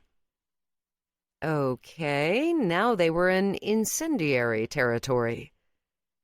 Nayna took a sip of her mocha, mentally telling both men to hurry up. But wow, pretty big sacrifice for you to give up your career after all that work. Cormel murmured after another sip of her latte. Nayna frowned. Excuse me? Tilting her head to the side, Cormel blinked innocently. Oh, didn't Raj tell you? Syrupy voice, but the nastiness was there in the tilt of her lips. Naveen says his brother's always been open about wanting the full traditional deal. Wife at home cooking the rotis and looking after the kiddies, man working. Churning in Nayna's gut. There's nothing wrong with that, she said, not about to let this woman judge Raj. Nayna understood where his desires had been born, why that was his dream. Oh, Lord, no, Cormel gushed. If Naveen earned enough to keep me at home, I'd jump at the chance to join the ladies who lunch set. Not sure about the kids, though. Raj wants them while he's young, and I prefer keeping my figure. Oh, thank God. I wonder if they sell this coffee by the bag, Naveen said, sliding back into his seat. It's pretty good. Raj returned a minute later, and the rest of the conversation was innocuous enough. However, by the end of it, when Nayna was alone with Raj again, she felt no compunction at all in saying, Your sister-in-law is not a nice woman. Bitch was the word that fit. Nayna never used that word lightly, but Cormel had gone out of her way to discomfort her husband, and her digs at Nayna had been subtle but pointed. Whatever her issue was, it didn't excuse her behavior. The way she was going, she could stand in for the melodramatic evil sister-in-law in that soap opera. All she needed to do was stand around reciting her nefarious plans aloud while ominous music built to a crescendo in the background. And the irony of her name being Cormel, which meant soft, delicate, was just the icing on the cake. No, Cormel can be difficult. Raj walked with her out of the cafe. But she's Naveen's wife, and my brother isn't innocent in the problems between them. But those problems aren't ours. Wrapping one arm around her shoulder, he said, Want to walk a little? There are a few construction projects going on around here. Competitors. Nayna slid her arm around his waist and decided to live in the dream. Yes, let's go spy on them. The two of them had far too much fun over the next 2 hours, with Raj grumbling about how he could have done a better job on the various projects, and Nayna playfully saying, I know, honey, until he kissed her smiling mouth. He was scowling at her teasing, and his stubble prickled, and it was wonderful. But she had to know if Cormel had been telling the truth. The other woman had been attempting to stir trouble, no doubt about that, which was why Nayna wasn't about to make any assumptions until she had an answer direct from the source. Raj, did you dream of a homemaker wife and lots of children? I didn't know you then, he said simply. Now when I think about my future, I see you. A kiss that was rough and tender both, Raj's arms coming around her. What I wanted before no longer matters. But it did, Nayna thought as she drove home. Raj's dreams mattered. Being abandoned, it had left wounds in his heart that even the love of his parents hadn't fully healed. That cruel letter had reopened what had healed. Raj's dream of a wife content to focus on their home, happy little children, and a husband who provided, it was both simple and profound. Even more important, above all else, beyond the specifics, he needed absolute, unflinching commitment from the woman who was his. He needed to know she was in this all the way and for the long haul. And for him, that meant marriage. It meant tradition. It meant following the well-trodden path because that path led to community and roots and certainty. There was nothing wrong with that. But Nayna had no idea what she wanted from life. She wanted him, but not the tradition that had begun to feel like ropes around her, cutting off her air. Not the implicit defined patterns of behavior, not the rigidly limited choices. The very things that centered Raj, were her worst nightmare. Nayna had no right to put her dreams over his. 23. Everything's better with tequila. Nayna went into work again on January 3rd. She'd fibbed and told her family the firm needed her to handle an urgent client request, but she'd just been desperate to be out of the house. She'd come into work part of yesterday evening, too, her intent to keep her mind occupied with things other than Raj and the mess she was making of her life. When she'd returned home, her sister had been sitting at the kitchen table chatting with their father, both of them laughing and smiling. Mayuri had been waxing lyrical about how her landlord had given her permission to paint a feature wall. Nayna's stomach tightened. Putting down the pen, she glanced at the clock. It was 7, and she should probably go home. Instead, she picked up the phone and spoke to the married couple who were her bosses. Then, laptop and purse slung over her shoulder, she went on an emergency run to a mall that was still open, grabbing a bite to eat along the way. After which she drove to Issa's apartment building and parked in one of the external guest spots. And just sat in her car, staring at the steering wheel. Anger and frustration and sadness and raw need churned inside her. Tap, tap. Nayna jumped, looked up to see Issa's face outside the window. Heart thudding, she scrambled out of the car. "You gave me such a fright. I was away with the fairies." "How long have you been waiting?" Her best friend was dressed in work clothes and carrying her satchel, so she must have only now returned home. "Not long, just 5 minutes," Nayna said, and the two of them chatted while going up to Issa's apartment. Once inside, Issa made them a pot of tea as they continued to talk. Then, her best friend's face took on a stubborn cast. "Now sit," she ordered Nayna. "Talk." Nayna slumped into the sofa, Issa beside her. "I need to get away." She hadn't understood that until she'd been sitting in her office, figuring out how she could avoid going home. "You know what I've realized? Raj is obstinate as hell in a quiet way. He's decided on me and he's not budging." It felt so beautiful to be wanted that openly, if only that could fix everything. "And you're not sure yet?" Issa asked. "I want to strip him naked and jump his bones like a sex maniac," Nayna admitted, because this was Issa, from whom she had no secrets. "Plus, it turns out I like his brains." She took a big gulp of the tea. "But there's all this other stuff in my head that's making it hard to think." Unable to sit still, she slammed the cup on the table and rose, started to walk back and forth. Her breathing came out short and sharp, her blood roaring in her ears. "Last night I got home to find my sister sitting at the kitchen table again, chatting away to my father. I love her, but at that instant I wanted to scream at her for ruining my life." Her body trembled. "And that was when I realized she hadn't done anything to me." It had been a ringing slap that stunned. Nayna had walked quietly through to her room and just sat on her bed for 10 long minutes, staring at the wall and seeing her own blindness. "This is my life, and I'm the one who screwed it up." It had been a powerful insight, one that had made her face up to her own mistakes, her own lack of courage.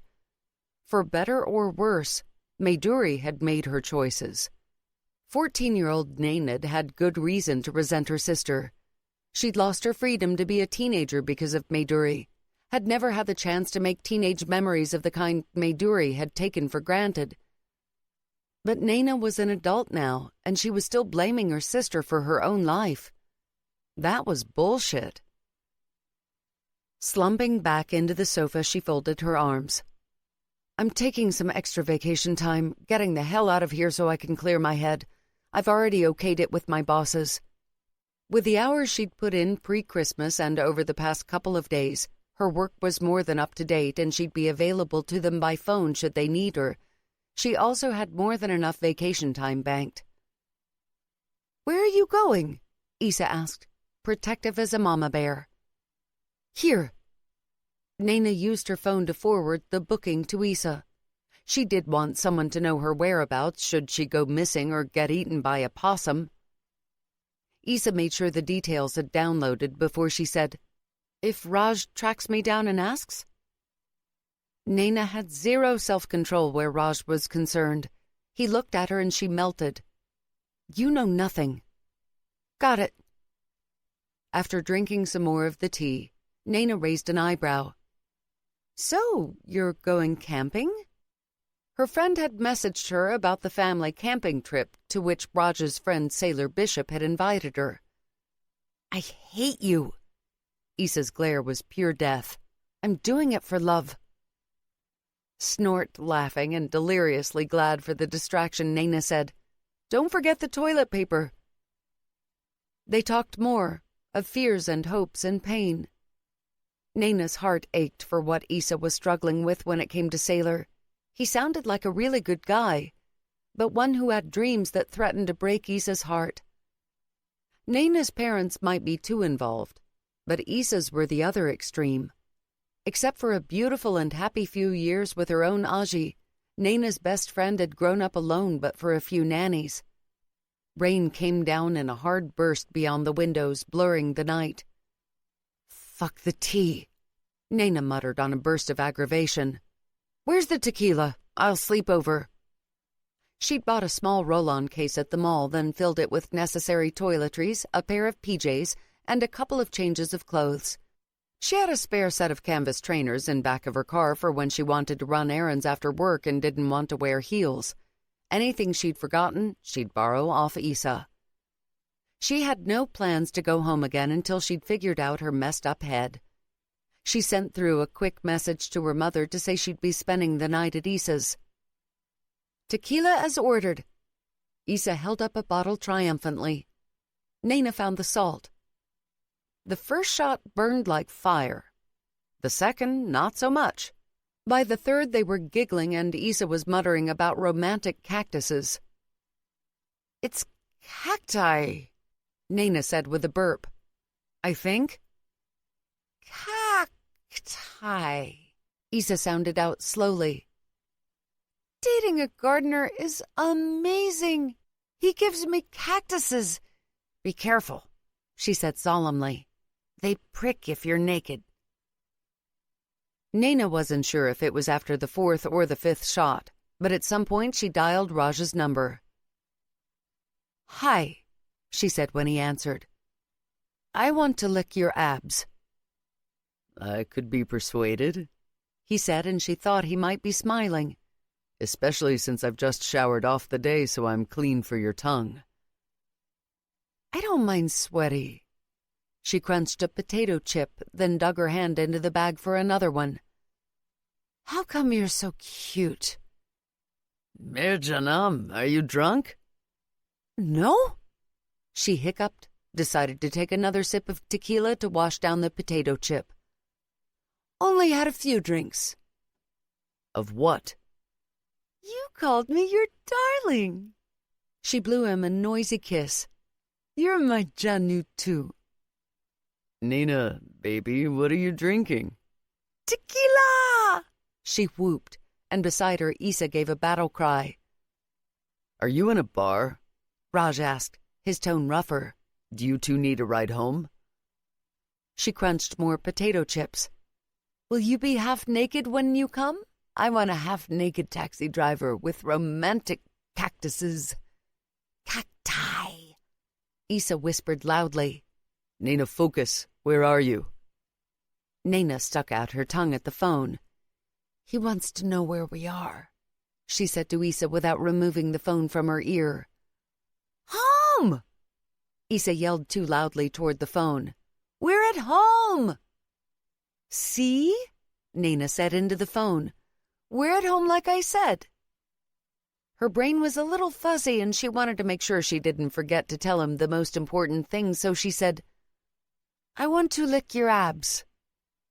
"Anytime," Raj answered, and she was 89% sure he was laughing. "Can I lick yours in return?"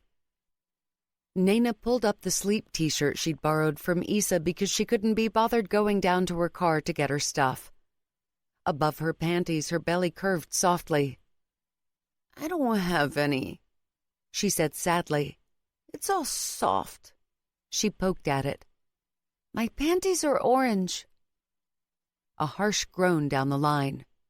John, don't drive tonight. I'm staying at Issa's. Pushing down the t-shirt, she said, Will you teach me how to have abs? No, I like you soft. Nayna smiled and kicked her feet and took the drink Issa held out.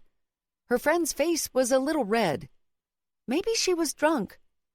Giggling at the thought, Nayna said, You're so pretty, Raj. I'm gonna have sex dreams about you. Then she hung up and threw back the shot. Sex dreams! Issa fell off the sofa laughing. Cracking up at her friend's expression, Nayna swigged directly from the bottle of tequila and decided she would lick Raj's abs twice. Raj stared at the phone. Sex dreams, he muttered. Nayna Sharma, you will drive me to madness. Then he tore off his towel, which he'd wrapped around his body after he heard the phone come alive with the ringtone he'd programmed for her, and walked back into the shower.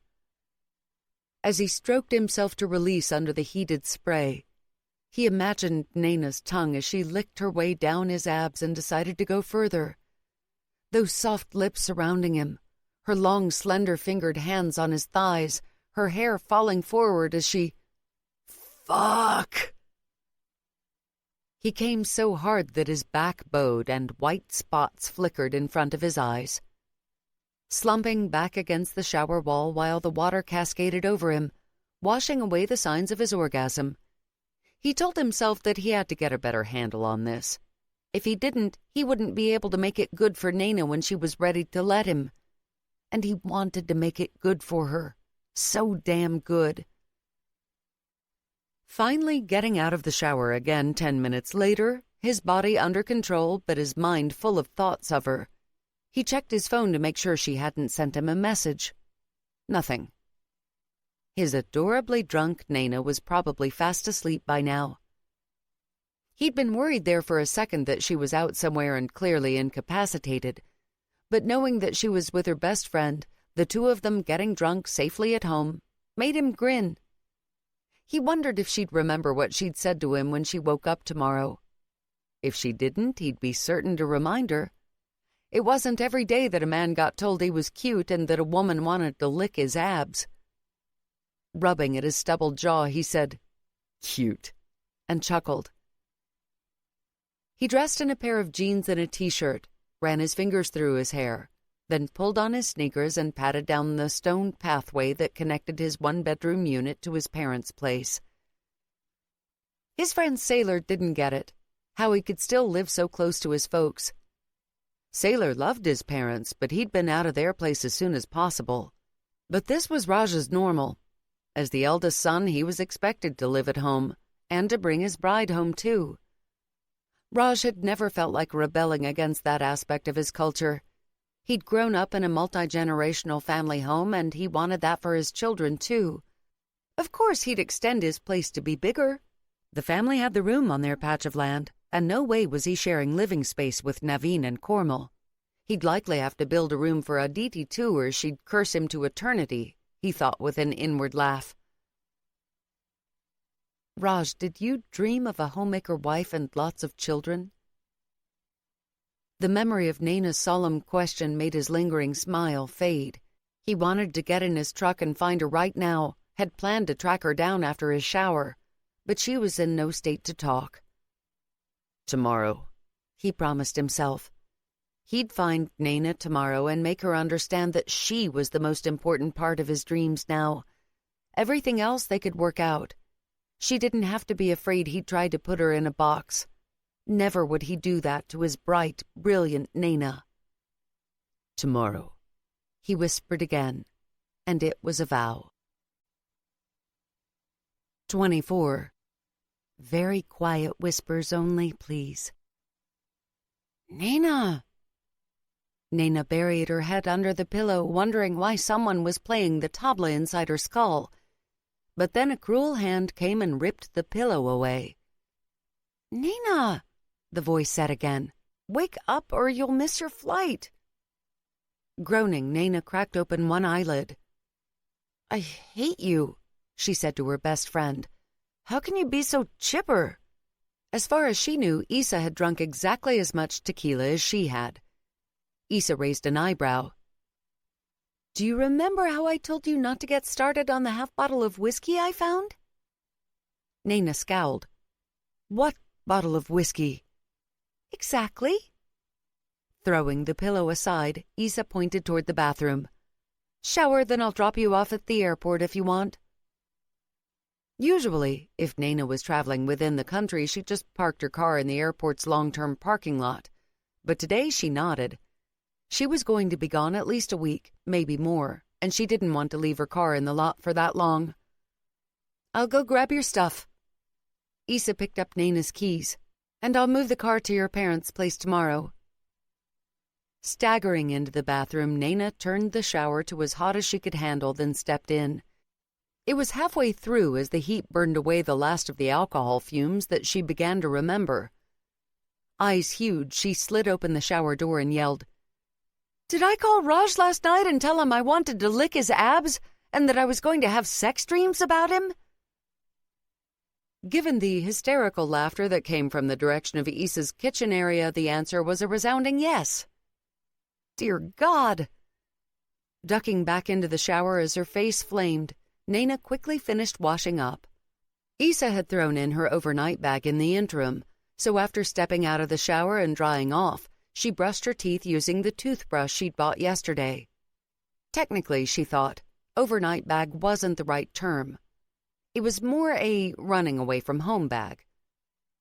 After slapping on some moisturizer from the hastily assembled bag of toiletries, she put away the bottle, then dug through to find clothes. Panties, bra, jeans, t-shirt, socks, and she was done. She stuffed her heels in one corner of the bag. Taking it to near the front door, she saw Issa had found her trainers. She left the bag beside the shoes, brought over her laptop bag and purse from where she'd left them in the lounge the previous night, then joined Issa at the breakfast counter. Her friend pushed a bowl of porridge toward her, made Aji's way, and with brown sugar on top. "You're the best," she told her friend. "My abused stomach thanks you."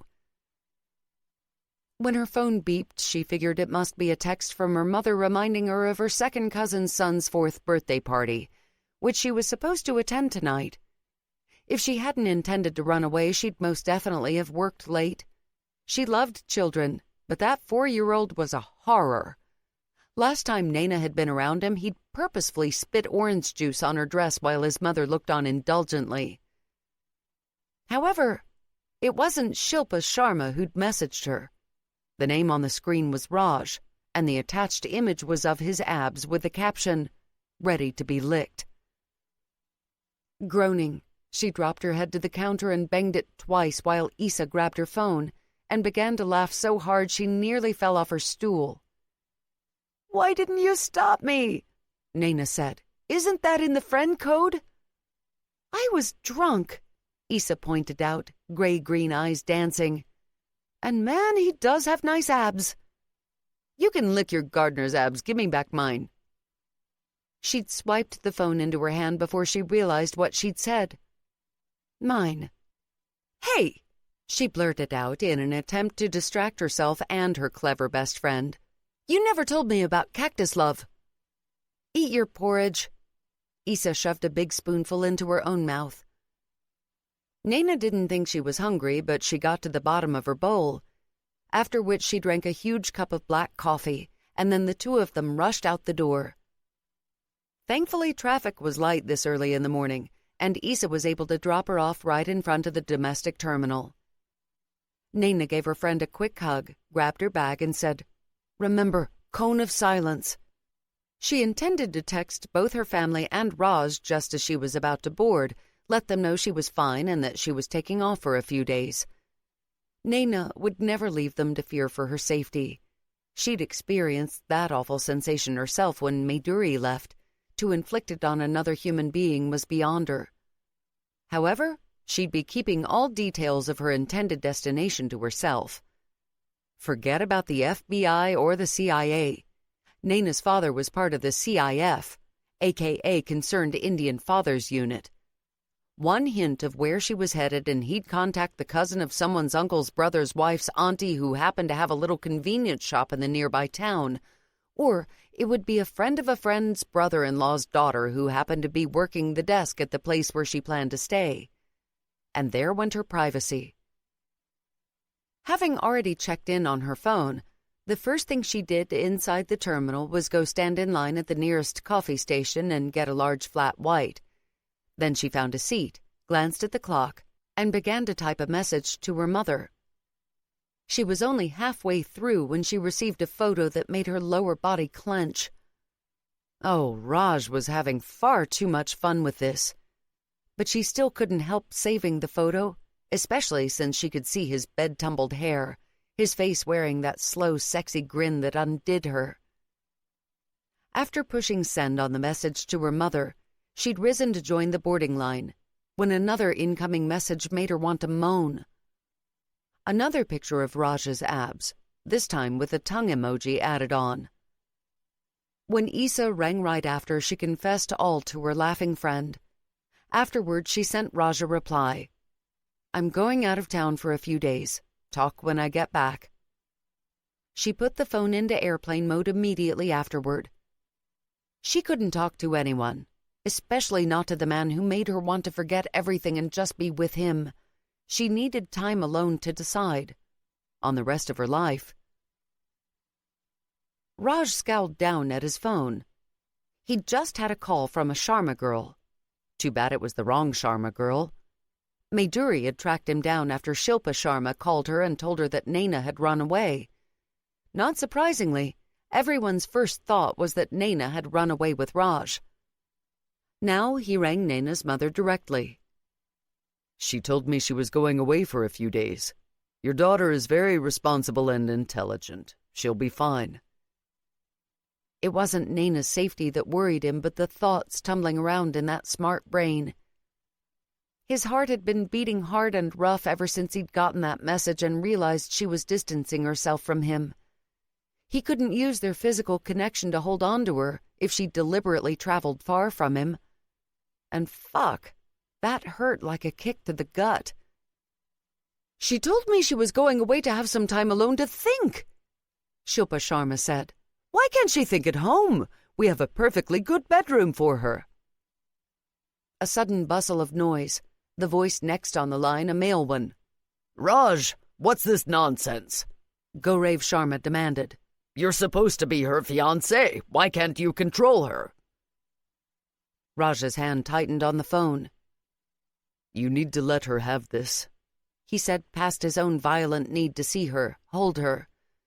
"Nayna is feeling trapped by the idea of marriage. She hasn't had much choice in her life, and now she's being railroaded into marriage." It hurt Raj to say that, to admit that she might decide he wasn't the husband she wanted. A hesitation in the older man's voice when he said, "Do you think she's gone overseas?" "No." Nayna was too loyal to her family to go so far out of reach without warning. "I'll deal with this, Mr. Sharma." "She's my daughter." Raj rubbed at his forehead. "Do you know her dreams?" he asked, fighting to keep his voice even. "Have you ever asked Nayna what she wants?" Maybe he shouldn't be speaking so bluntly to a man who might be his father-in-law if Raj's dreams didn't shatter, but he was too fucking angry to worry. The idea of controlling Nayna, it made his vision haze red. "Have you ever looked at her and seen Nayna, rather than a daughter who might turn out to be like Madhuri?" Gaurav Sharma sucked in an audible breath. "Just bring her back home safe and sound," the older man said before hanging up. Raj's chest heaved after the conversation, and he had to take harsh breaths of the summer air before he tried to call Nayna. Her phone was either off or she was already in the air. He sent a message, got a response after about 2 hours. "Yes, I'm safe. If you're the reason my parents aren't hounding me, thank you. I need time to think." Raj's shoulders nodded. Despite what he'd told her father, his first instinct was to fight, to push. That was how he'd survived the first 6 years of his life, and the urge had been burned into him. It was what made him such a good businessman and how he'd taken his father's company to the next level. He called her, to discover she'd switched off her phone again. Fuck! Gritting his teeth, he breathed. Just breathed.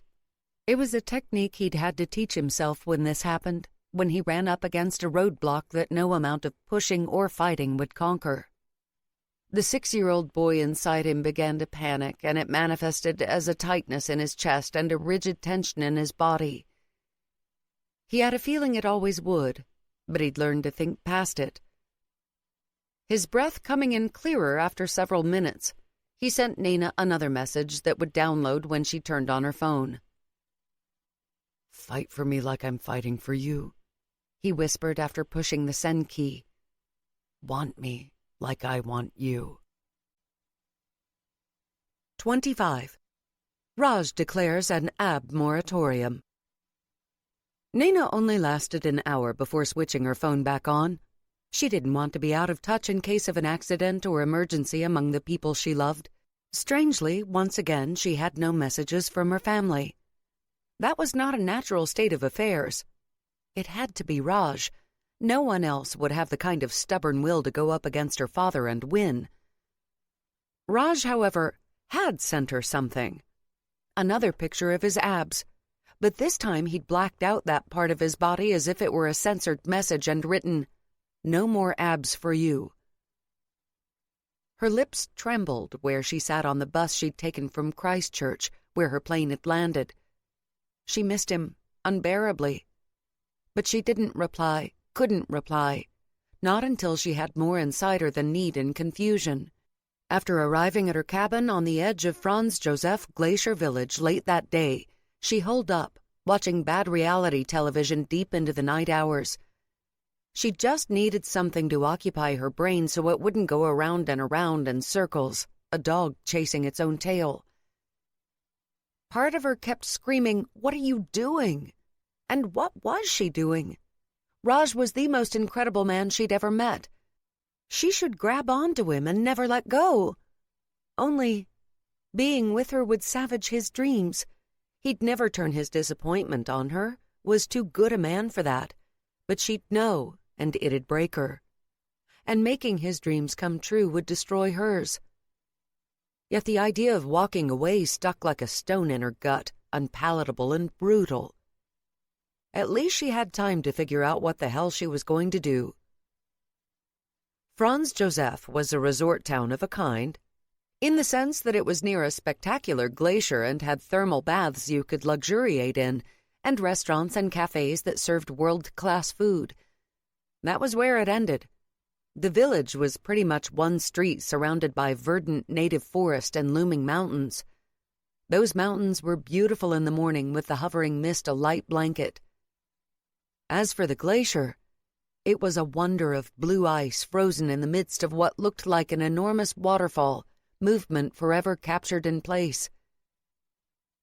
Since Nayna had a lot of time on her hands, even reality TV could only take up brain space so much of the time, she got a ride out of town several times that week, then hiked across the rocks to the foot of the glacier.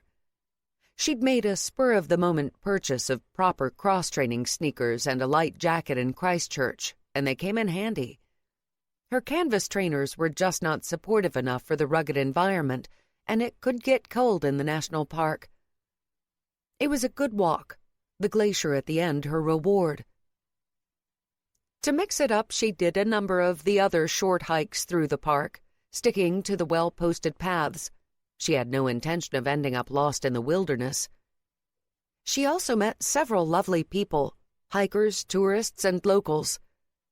The bakery, a 20-minute walk away from her cabin, recognized her as a regular by the third day.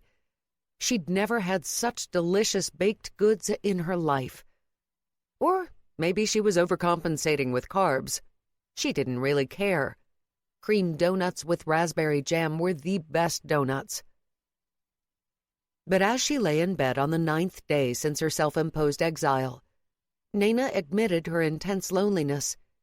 She missed the constant buzz of life in a family home, missed sitting up drinking chai with her grandmother, teasing her mother about the soap opera's latest twists and turns, even missed her father's dry comments from behind his newspaper and Mayduri's giggles when she dropped by. She missed Raj most of all. He'd messaged her a photo every day, the fiend. The man was getting very good at shockingly sexy selfies that didn't show his abs. A shirt partially unbuttoned.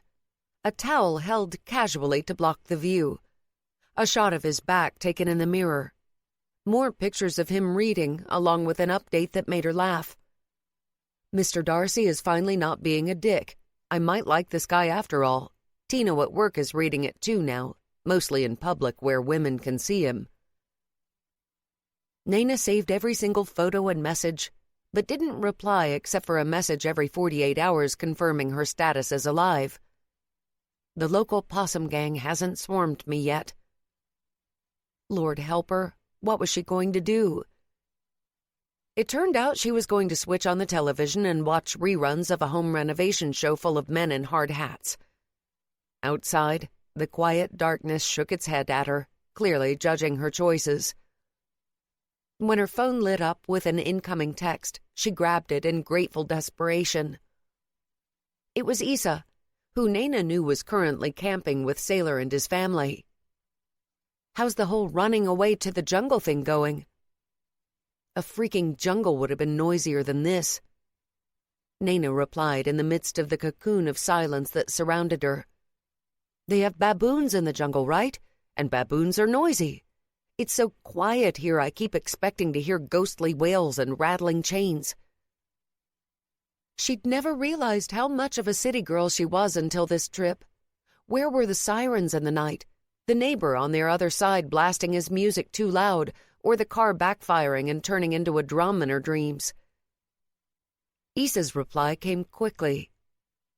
I am currently suffering from the curse of peace and quiet in nature as well. Do you think the ghost will come with a dashing duke to rescue you? I'm more into the stubble-jaw blue-collar man these days, Nayna admitted. Do you know what I'm watching right now? A rerun of a home renovation show full of construction types. Every time one of them picked up a hammer or began handling lumber, she'd imagine Raj doing the same, his muscles flexing. And then it was all over. I hate myself. Why don't you invite Raj to join you? Have a little fun away from prying eyes. Nayna stared at her friend's sinful suggestion. And stared. Issa was right. Why didn't she invite Raj to join her? It was arrogant of her to think she could make this decision alone when the two of them were in this together. Whatever happened, the fallout would hit them both. She'd talked to her bosses and was doing some remote work so she could have more time off. Raj might not be in a position to leave his business, but she could ask. She pushed the call button before she realized that it was freaking late at night, or early in the morning, depending on your view of things. But it was too late by then because he'd picked up. Nayna? His voice was rough, a sleepy growl. Toes curling into the sheets, Nayna said, Sorry I woke you. Actually, she wasn't sorry if that was what he sounded like when he woke up. At least if this all collapsed and she ended up a shriveled old maid just like Auntie Bebita had warned, she'd have the memory of this conversation with him. Is something wrong? Do you need help?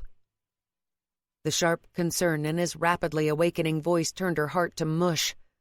No, she said at once. A deep breath. I was wondering if you'd like to join me for a couple of days. She'd expected silence, shock.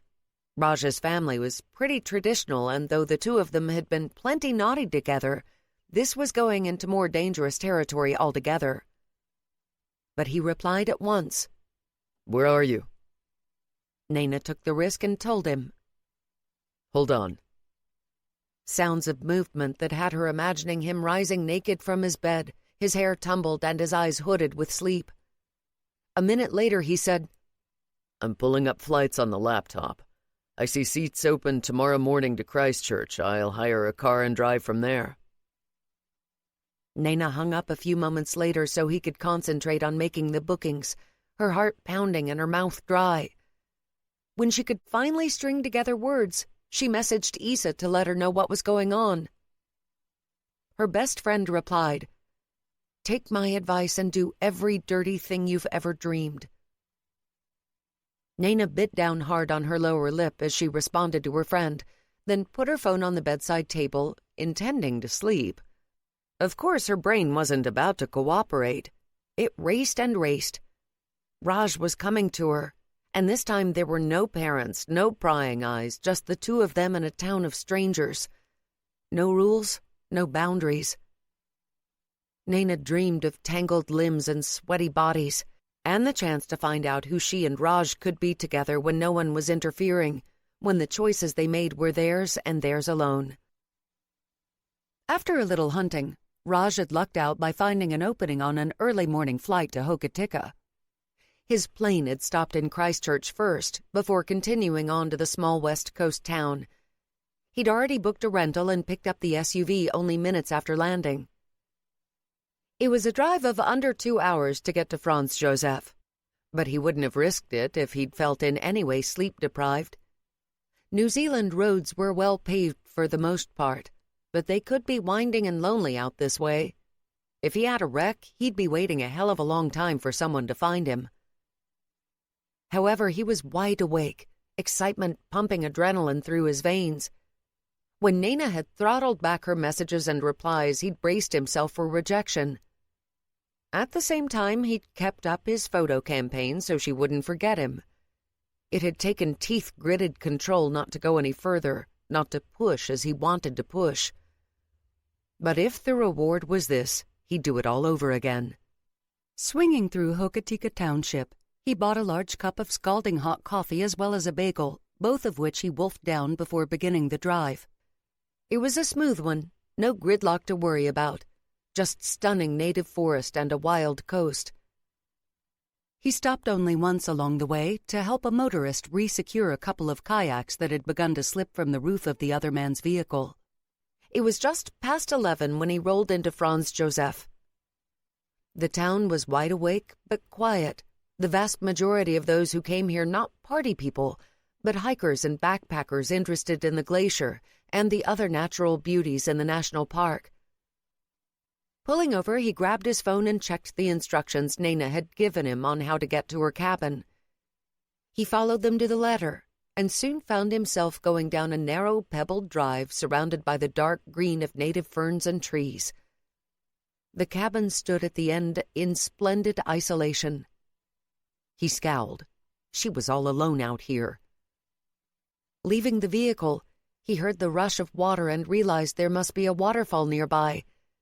But he was more interested in the fact that there was no one else within shouting distance. He grabbed his bag from the back seat and shut the car door, just as Nayna opened the front door of the cabin. 26. Aunties in the pharmacy when you're buying certain things. His heart kicked. She was wearing jeans and a t-shirt, her feet bare and her silky straight hair hanging past her shoulders, and he'd never seen a lovelier woman in his life. "Hi," she said when he stopped in front of her. Starved, he cupped the side of her face and dipped his head, kissing her into his bloodstream. She was fire and spice and his addiction.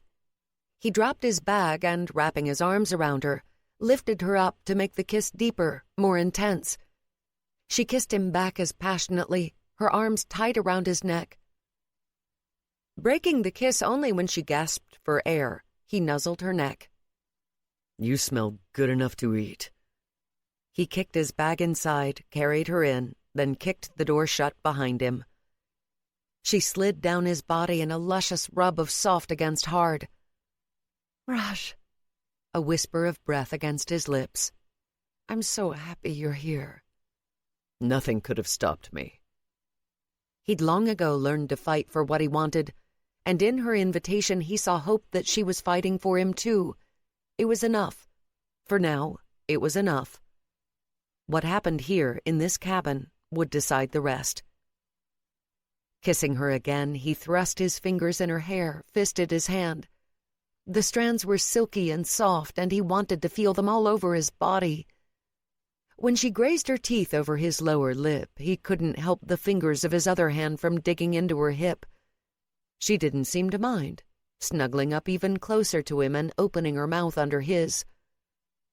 Raj was only male, and this was Nayna, his Nayna. Making a harsh sound in the back of his throat, he took the invitation and deepened the kiss until it was raw, rough. No way could Nayna have missed his erection. The damn thing was trying to poke a hole through his jeans. But she didn't pull away. Lifting her up, he said, "Legs around my waist." Sleek and strong, those legs wrapped around him. Turning, he backed her into the nearest wall. "This is going to be my favorite position for kissing." It put her mouth at exactly the right height, her breasts easy for his hands to caress and handle. "Kissing only?" Nayna was running her fingers up and down his chest. "Do you want the t-shirt off?" "Why are you even wearing it?" was the wicked response, the woman in his arms, the same one he'd met that very first night. A smile uncurling deep inside him, Raj pressed in until his chest crushed her breasts, their breaths mingling. "Maybe I want you to take it off." Eyes locked with his, she hooked her fingers under the edge of the t-shirt and tugged it up. He cooperated because being naked with Nayna was at the top of his mental to-do list. The physical, this intimacy, it meant something to her. It did to Raj, too. Dropping his t-shirt to the floor, she shaped his upper body with possessive hands. The sensations went straight to his throbbing cock.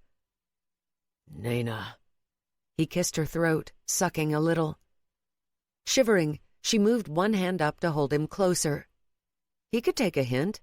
He kept on kissing her neck, and found a little spot just behind her left ear that caused her to make a sudden kittenish sound and dig her nails into his nape. His cock jumped. He did it again. She whimpered. One hand on her breast, Raj squeezed the plump warmth of it before rubbing his thumb over the pebbled nipple. But that wasn't enough. Raj wanted the taut little mounds naked under his hand, under his mouth. He pushed up her t-shirt. She raised her arms. Skin tight, he didn't give her time to change her mind, stripping off the tee and dropping it on the floor beside his. "What is this?" The words came out gritty, barely understandable. She looked down. "My bra?" "It's all lacy and see-through and taunting me." He could see the dark circles of her nipples through the pale peach lace, wanted to suck them into his mouth. So he did. She cried out, her fingers gripping at his hair. His mouth suctioning hard on one pouting nipple. He plucked and rolled the other one between his thumb and finger. When one of Nayna's hands came to his wrist, he realized immediately he was being too rough. He took it down a notch and her breathing sped up. Got it, he thought on a fiercely determined surge and kept it at that exact pressure. He wanted Nayna hot and wild for him. Tugging at his hair, she pulled him up for another kiss. Their tongues tangled, his chest pressing up against her lace-covered breasts. One hand on the curve of her hip, he leaned in hard and took everything she had to give until she pushed at his chest. Pulling back because he figured he might be crushing her, he went to shift his attention to her throat, but Nayna shook her head. "We need to talk." Her chest heaved, her words breathless. Talk? Raj barely had a brain at this point. "Now?" he managed to say. Nayna stared at him. "What the hell am I saying?" Hauling down his head, she branded his mouth with her own. Raj's hand was back on her breast before he was even aware of moving. Nayna hadn't known this much pleasure could exist. Raj was... She shuddered on another rocking wave of sensation. He could get a little rough, but the instant she let him know, he gentled. That was even sexier than his abs and gorgeously muscular shoulders. It was as if he was learning her, learning what she liked and putting it in his memory banks. Her serious, dedicated, practical, and wonderful lover. Nayna decided to return the favor. She'd noticed he liked it when she played with his chest, which was a gift from the gods since she loved playing with his chest. Now, as he kissed her, his hands braced on either side of her head, she tried different pressures until she found the one that made him groan. A light scratch across his nipples had him sucking in a breath and looking down to watch what she was doing. Nayna remembered something she'd heard once about men being visual creatures. Raj definitely liked watching her hands on him. All at once she could imagine him watching her as she gripped the hottest, hardest part of him, and oh, her thighs were clenching so tight around his hips. Hand fisting in her hair, Raj tilted back her head so he could kiss her again. She continued to pet his chest while he did so, and when he put his free hand on her breast and tugged down the cup of her bra, she shivered, but didn't tell him to stop. Breaking the kiss, he looked down again, his hair messy and falling across his forehead and his lips kiss-swollen. Nayna almost couldn't look down herself. The image was so carnal. But she did, and it was even more erotic than she'd imagined. He was rubbing the work-roughened pad of his thumb gently over her tightly furled nipple, then circling with his nail, the tiny edge causing her to shiver. He looked up, and his pupils were dilated. As if satisfied she was still with him, still enjoying this, he looked down again. Nayna's chest heaved. One hand curving over the back of his neck, she said, "You like to look?" It just came out. She couldn't keep the thoughts inside her head when he was doing such delicious, naughty things to her. A squeeze of her breast, the calluses on his palm a delicious rasp of sensation. I guess I do. A slow, devastating smile when he looked up, as if he'd made a discovery. Are you going to let me? She had no idea what wicked things he was asking, but she'd give him anything right now. Aware of the danger, she leaned in and sucked at his lower lip. He let her play, and he played with her. She was pretty sure her panties were well beyond damp at this stage. She could smell her arousal. It might have been embarrassing if Raj hadn't been with her every step of the way. His own arousal wasn't exactly a secret. He was big. Kind of intimidatingly big. She'd worry about that later. Right now, she was being kissed and fondled by the sexiest man she'd ever met. His stubble was rough and perfect, and she was totally okay with stubble rash. She'd stocked up on high-strength concealer for a reason. It was only when he moved them to the bed, dropping her onto her back, that she had a flash of intelligent thought. "I'm not on the pill." Blurted out words, important words. Thrusting his hands through his hair, Raj groaned. I'm an idiot. A second later, his pragmatic brain kicked in. Where's the closest pharmacy? Nayna pointed to her bathroom. I went this morning. She'd been sure she'd be busted by some auntie on holiday any second. Her heart had beat like thunder. She'd felt like she was trying to buy drugs instead of protection. It's in the medicine cabinet. Raj bounced onto the bed. On his hands and knees above her, he leaned down to kiss her with an open delight that just turned her into light and fluff and sparkles. She'd never seen him like this with anyone. Not his family, not her family, not with the people at the party. Just her. 1 second, he said, and got off the bed when they came up for air.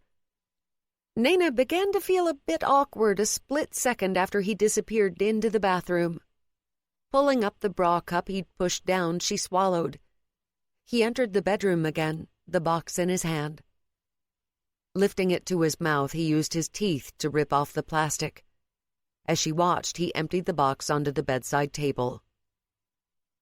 Easy access, he said, when she just stared, and then he was over her again, a big warm wall. I have to tell you something before we do this. Distracted by his biceps as he leaned on his forearms, she said, Nayna, my face is up here. It was a laughing comment, his shoulders shaking. Wanting to smile, she'd never thought sex would include smiling, she looked up, I'm listening, cutie pie. A hint of color on his cheekbones as he said, I'm going to mess this up. It came out a rough statement. I want you too much, and I'm probably going to lose it the instant I get inside you. Nayna squirmed, her thighs squeezing tight around an arousal that might send her over the edge before he even pushed in. That's okay. I'll give you a do-over. If he kept on looking at her as if she was his favorite candy and he was starving, she'd give him as many do-overs as he wanted. Scowling, he shook his head. No, this is our first time. We both get to orgasm. No give in his words. Nayna's mind caught on his phrasing. It's our first time together, she murmured, trying not to feel jealous of all the women who'd come before her. Her shyness and resulting lack of experience wasn't Raj's fault. That too? It took Nayna a minute. Her brain sparked with too many neurons all firing at once. But you're so... Dumbfounded, she ran her hands over his chest and abs. How can you have never... I decided I'd only be with a woman who wanted to lick my abs. He kissed her. And though she was still caught in a loop of disbelief and wonder, she had no shields against his kiss, or from his desire. Raj wanted her, and he made no attempt to hide it. To hear his breathing go uneven, to feel his chest rising and falling as raggedly as her own, his hands trembling slightly when he touched her, as if he couldn't believe his luck, it made her feel the most beautiful woman on the planet. She touched him as voraciously, drinking in every drop, savoring every moment, every touch. His body was hot silk and rigid strength, his chest hairs a crisp abrasion against her skin. Then there was the defined V above his hips. She was going to kiss and lick every inch of the muscles that created that V. Don't get her started on the furred trail that led down into his jeans. Breaking the kiss, she followed that trail with her fingers and knew he was watching again. Her breath caught, her nipples throbbed. Reaching the edge of his jeans, she played her fingers near the button above the zipper. She wasn't trying to be a tease. The truth was, her shyness around men had decided to wake up and wave its flag at the worst possible moment. Her throat was dry, her pulse thrumming. In the movies, she whispered, they make it look so seamless. In the movies, Raj rasped. The guy never goes off half-cocked. Groaning on those harsh words, he tugged away her hand. We both have fun on our first time, he repeated stubbornly. That means you keep your hands away from dangerous places. Placing his palm on her navel as she fought the sudden wave of self-consciousness, he spread his fingers over her skin. Let me do this. His eyes holding hers, his pupils dilated. Let me make you feel good. 27. Heat wave at the glacier. Nayna swallowed and fought her nerves by focusing on his erection, the heat flushing his cheeks, the desire in his eyes. Raj wanted her. He wasn't pretending, wasn't disappointed. No, he was all but vibrating with passion. Yes, she whispered. I want this. Raj shuddered before taking a long, deep breath and lowering his fingers to the button of her jeans. She was the one who watched this time as he undid the button and pulled down the zipper to reveal the pale peach of her lace panties. You bought a matching set, he said, sounding a little choked. Nayna had to confess, I was thinking of you when I did it. He groaned and slipped his hand inside her jeans to cup the hottest, most private part of her. Having not expected the sudden move, Nayna jerked. Oh, wow. Exhaling a gusty breath on the punch of erotic sensation, she made herself look down at the side of his hand. Big, brown-skinned, with a few nicks and scars, holding her so intimately. It fried her senses. Tell me what you like. Raj lowered his body so that he was speaking against her ear. I've never done this before. Help me get it right. A single motion of his finger across the gusset of her panties had her toes curling and her stomach in free fall. Nayna had been dreaming and aching and fantasizing about him for so long that the simple friction of the lace against her skin as he explored her might well be enough to send her over.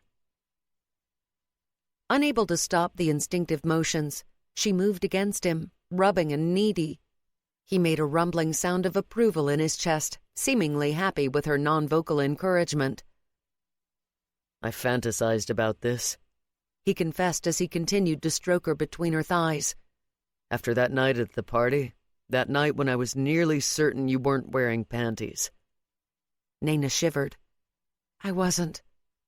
A groan. I dreamed about touching you like this and hearing you whimper. I told myself you'd be wet and silky for me. He so didn't have to worry about that. This is better than my fantasy. He kissed his way down the edge of her jaw to her mouth, and at the same time using his free hand to tug down the cups of her bra. Wrapping her arms around him because she loved kissing Raj as much as he seemed to love kissing her, Nayna jerked her hips against his hand when he stopped his petting. He started up again, going a little faster when she shifted impatiently. Nayna felt wanton and wild, and she loved it. Suddenly needy for something she couldn't put into words, she pressed down against his touch. He pushed back with the heel of his hand before withdrawing for a second, only to slip his hand inside her panties. He speared 2 fingers through her flesh, pinning her clit in between. Nayna's cry was silent, her nails digging into his neck and the fingers of her free hand clenching on his biceps as her body tried to ride his hand. She should have been mortified and uncomfortable, but she couldn't be, not with him encouraging her with rough whispers and private caresses that followed the movements of her body. Right at the end, when she couldn't stand it anymore, she gripped his wrist and guided him to exactly where she wanted the pressure. The orgasm tore her apart. It was nothing like the sharp sweetness she'd experienced at her own hands. This was deeper, harder, a wrenching jolt that flowed over her in luscious, demanding waves.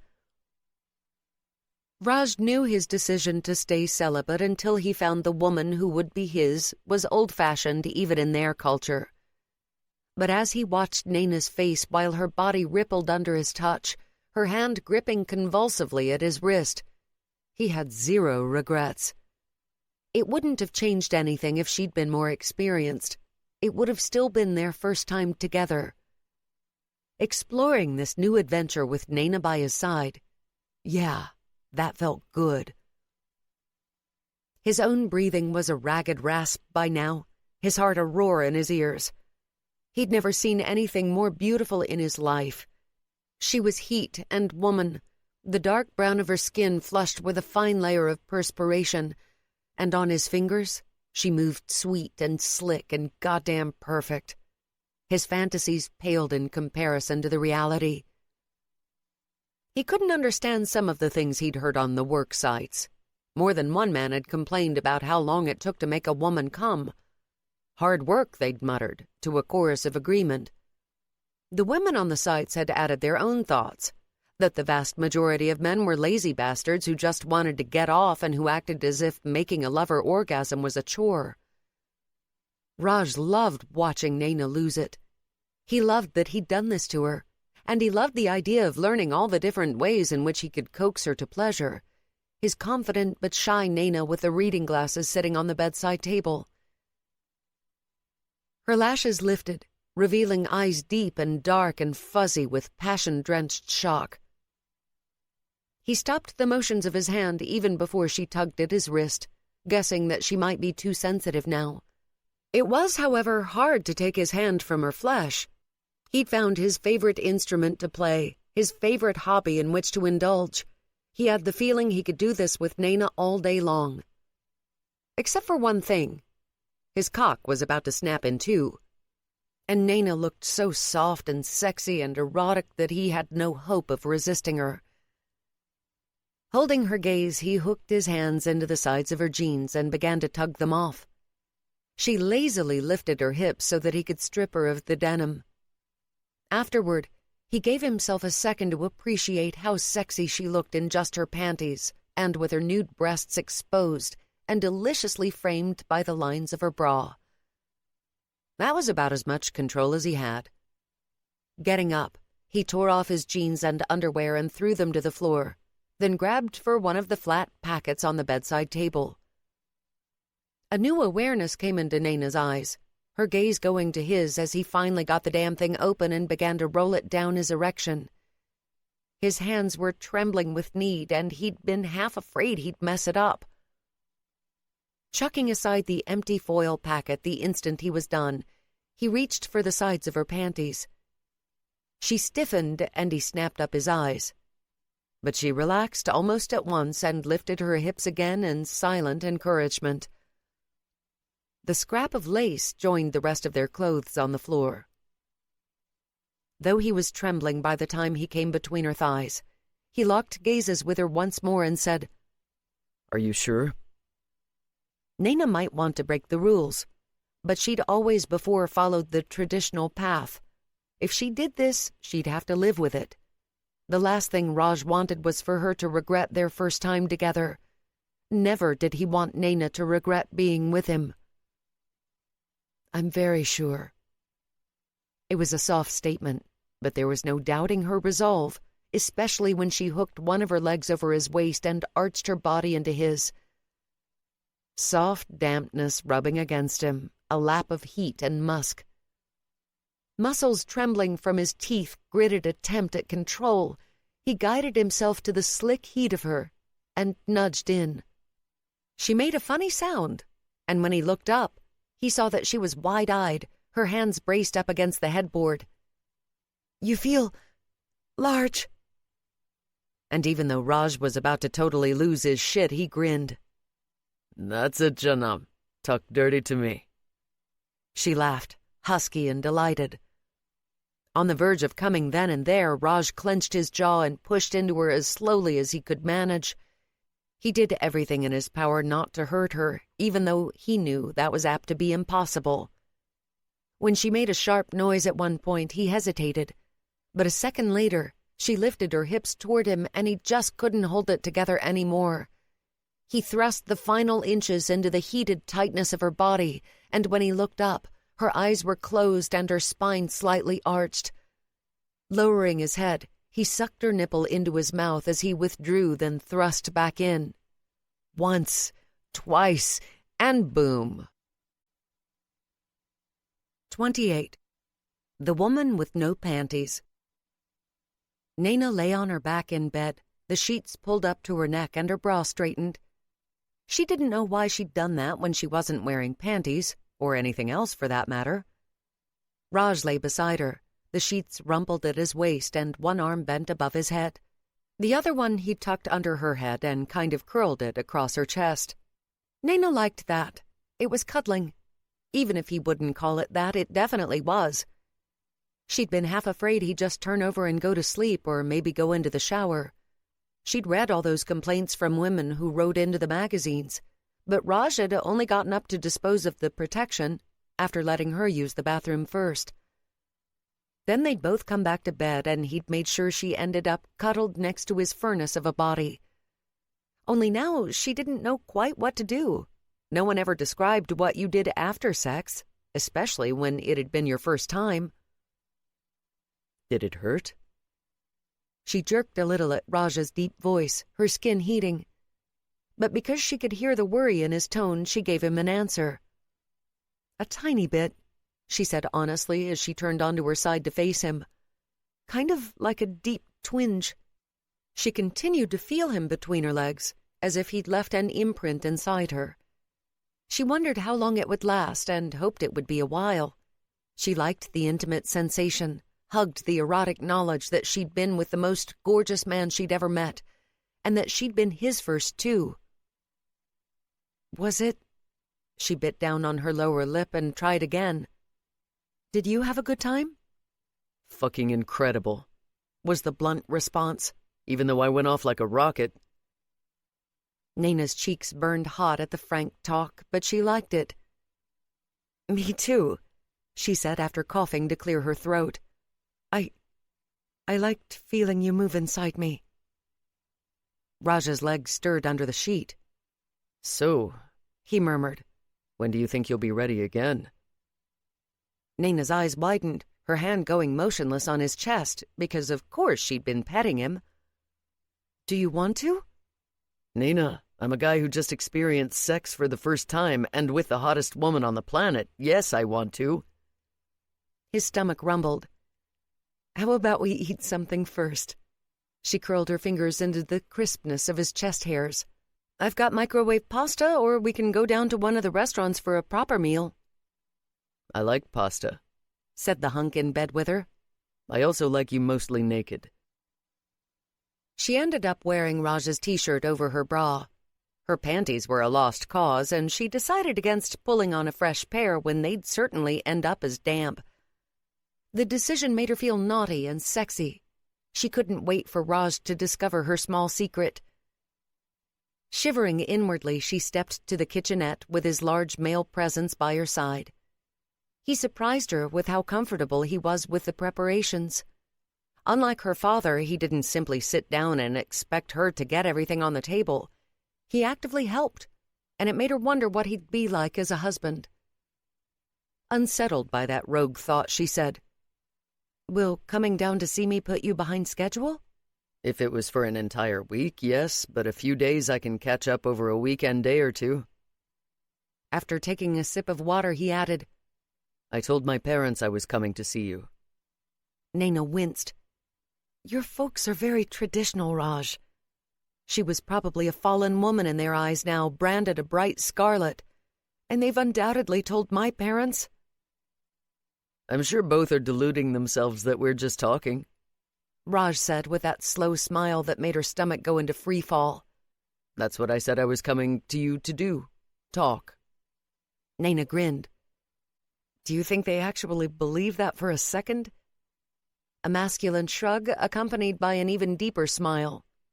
"It doesn't matter. We're getting married anyway, so everyone's going to look the other way."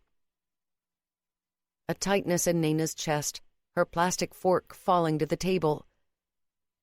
"Raj, just because we were together doesn't mean I've decided I'm ready for marriage." No scowl, no anger, just an intensity of eye contact from a man she already knew could be bullheaded when it suited him. "You waited 28 years to sleep with a man. Do you truly believe you're a woman who can take this anything but dead seriously?" The words shook her, because they were on the mark. The idea of being naked with anyone but Raj, it made her stomach roil. She picked up the fork with care and took a bite, chewed, before answering.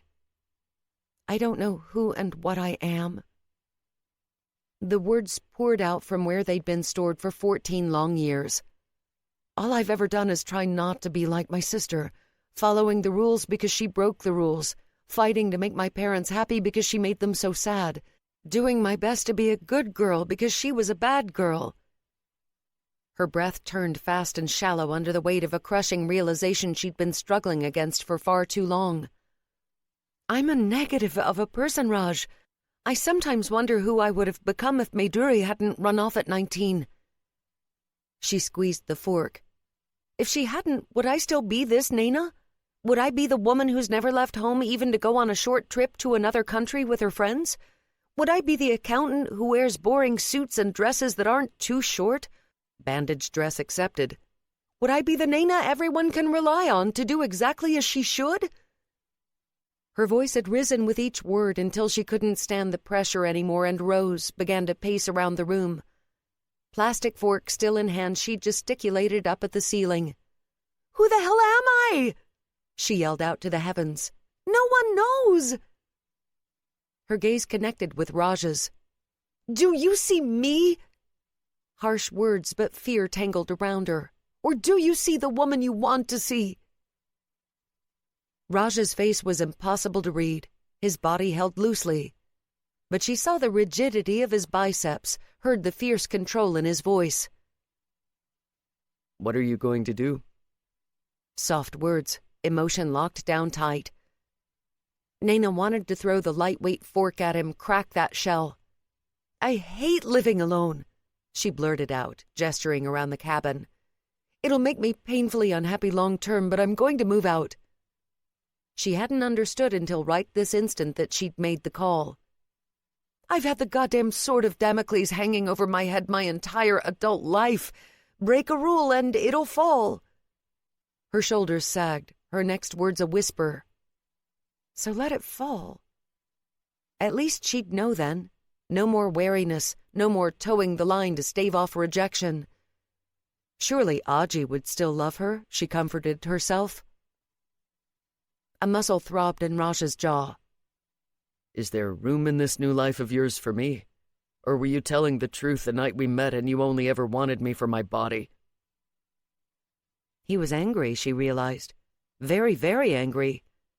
She should have felt afraid, but she didn't. He had himself ruthlessly in check. And though she wanted to jump on the offer and never let him go, she had no right to stomp on his dreams. "You want a wife, Raj." His assumption that their intimacy could have only one end underlined that searing truth. "You want tradition and marriage and a life rooted in community." Her eyes burned. "I would make you so unhappy?" It sickened her to think of this beautiful, bright thing between them going to rot in the face of divergent dreams. She couldn't bear to see Raj look at her in resentment. "We should end this before it hurts any more." Raj looked at her, all clenched muscles and fury, before he rose and went to his duffel. Back to her and breath harsh, he pulled out a fresh t-shirt and shrugged into it.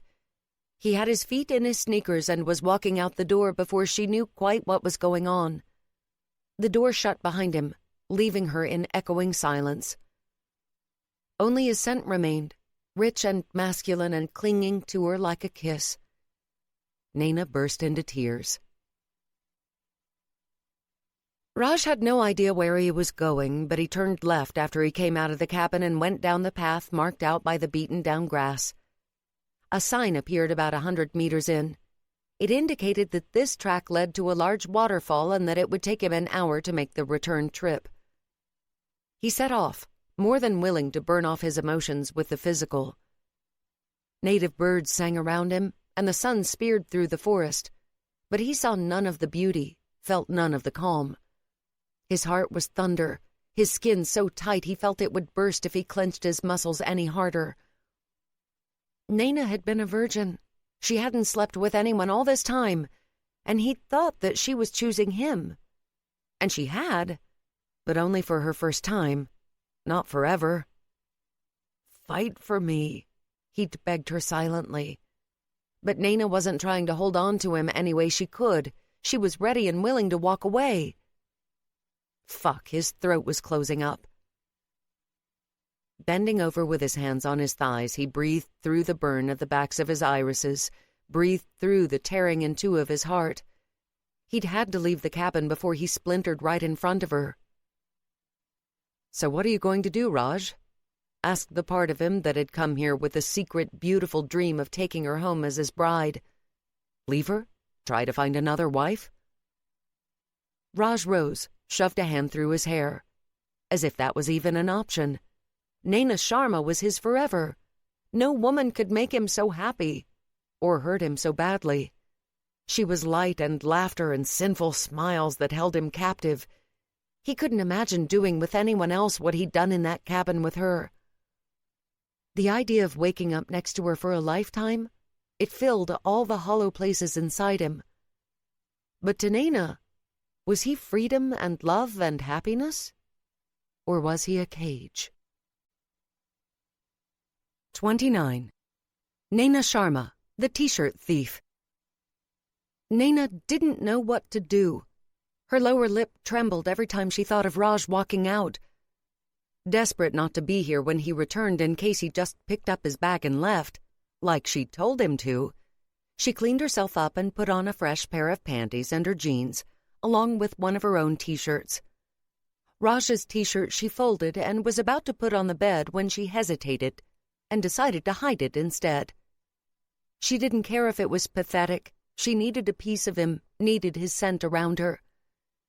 Lost afterward, she almost reached for her phone and called Isa. But she wasn't ready to talk about this, wasn't ready to put this horrible sense of loss into words. Stuffing some money into her pocket, she walked out the door and toward Franz Josef town instead. Sugar and carbs would help, wouldn't they? Raj returned to the cabin to find it empty. He wasn't exactly surprised. Leaving the cabin, he didn't try to call Nayna, but decided to walk into the town instead and see if he could spot her. While it wasn't a tiny place, it was small enough that he could theoretically find her if he went in the right direction.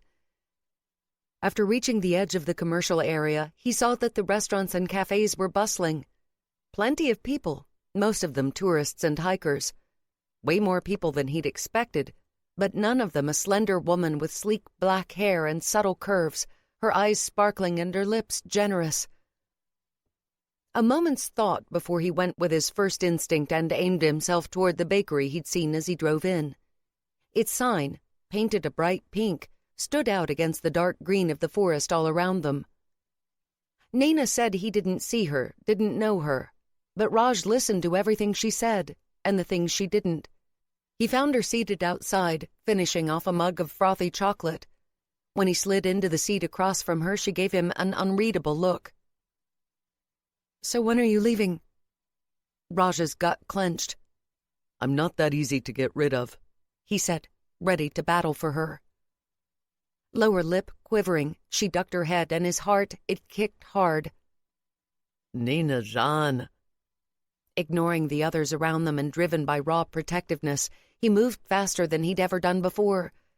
He hauled her up into his arms and cradled her tight, one of his hands cupping the back of her head and his other arm locking around her. "Don't cry. Please, Nayna. I'm sorry I left like that." He'd apologize for anything she wanted if she'd just stop sobbing against him as if he'd walked on her heart with steel-toed boots. "I won't ever do it again." He'd been protecting himself, and in so doing, he'd hurt her. "I'll stay and fight with you."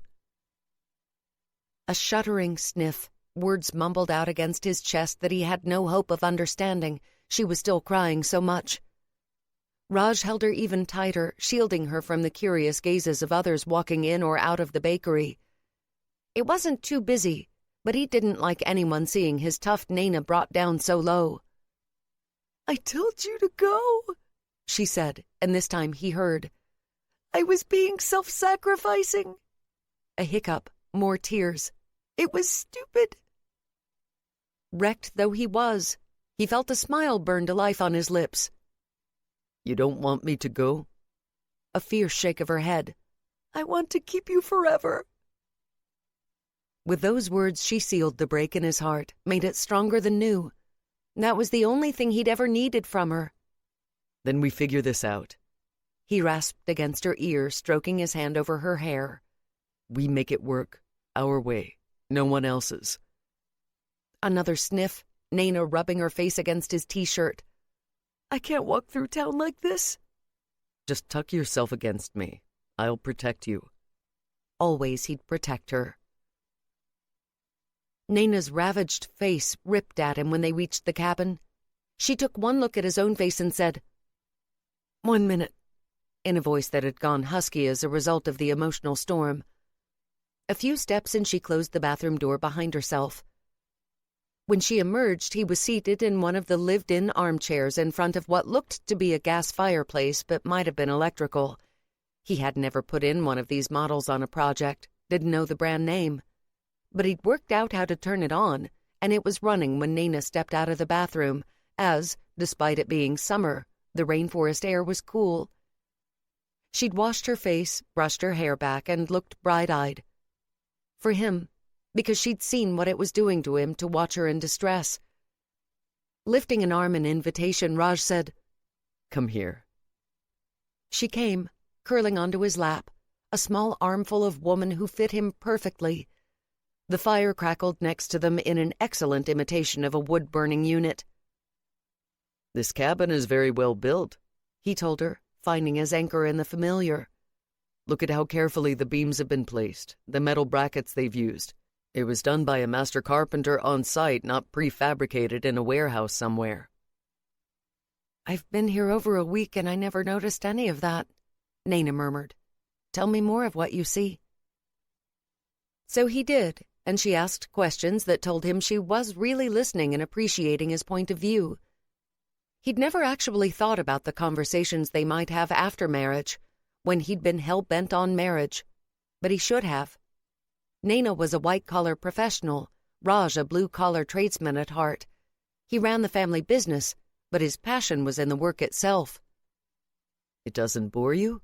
He asked. Are you kidding? Nayna smoothed her hand over his pecs.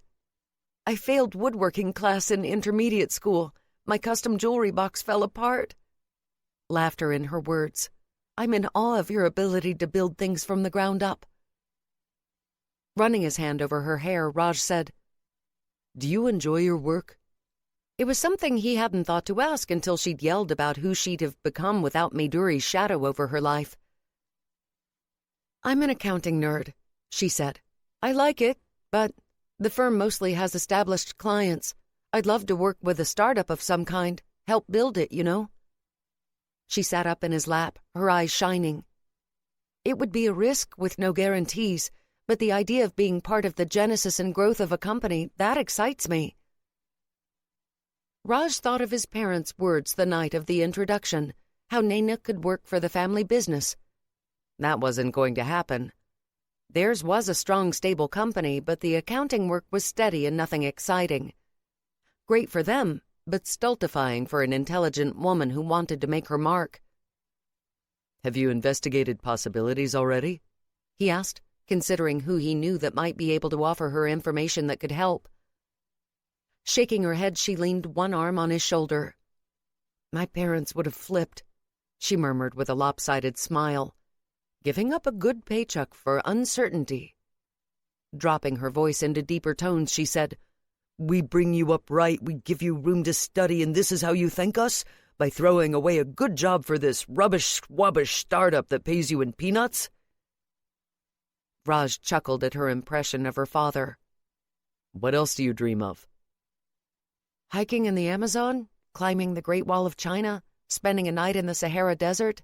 Laughter spilled out of her. I want to taste the entire world, Raj. A sense of unease fought to settle in Raj's gut, but he nudged it out of his consciousness. Spotting a strand of hair sticking to her cheek, he pulled it gently away, and Nayna leaned in to nuzzle her nose against his. Her kiss was tender and unexpected, the way she cradled his face in her hands, the sweetest touch. Sinking into the armchair, he wrapped her up in his arms and surrendered. Slow, soft kisses on his mouth, across the heavy dark of his stubble, down along his neck. Nayna, he groaned, fisting one hand in her hair. She slid her hands under his t-shirt, pushed up. Kneading her skin to skin with him, he helped her strip him of the cotton, then did the same to her. She was still wearing the pale peach bra that was both an invitation and a seduction. But when he would have bent his mouth to her, she pushed him back. It's my turn, she murmured, and put her mouth on his skin. Raj had fantasized plenty during his celibate years. He was a traditional man who'd chosen to wait, not a monk who'd given up the idea of sex altogether.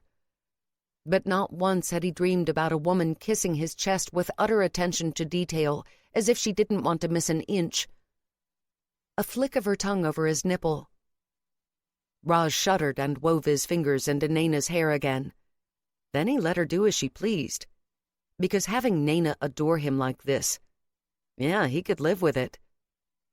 When she tugged away her head, he thought she wanted to stop, but she simply wanted to change position, to a kneeling one between his legs, the better to reach his abs.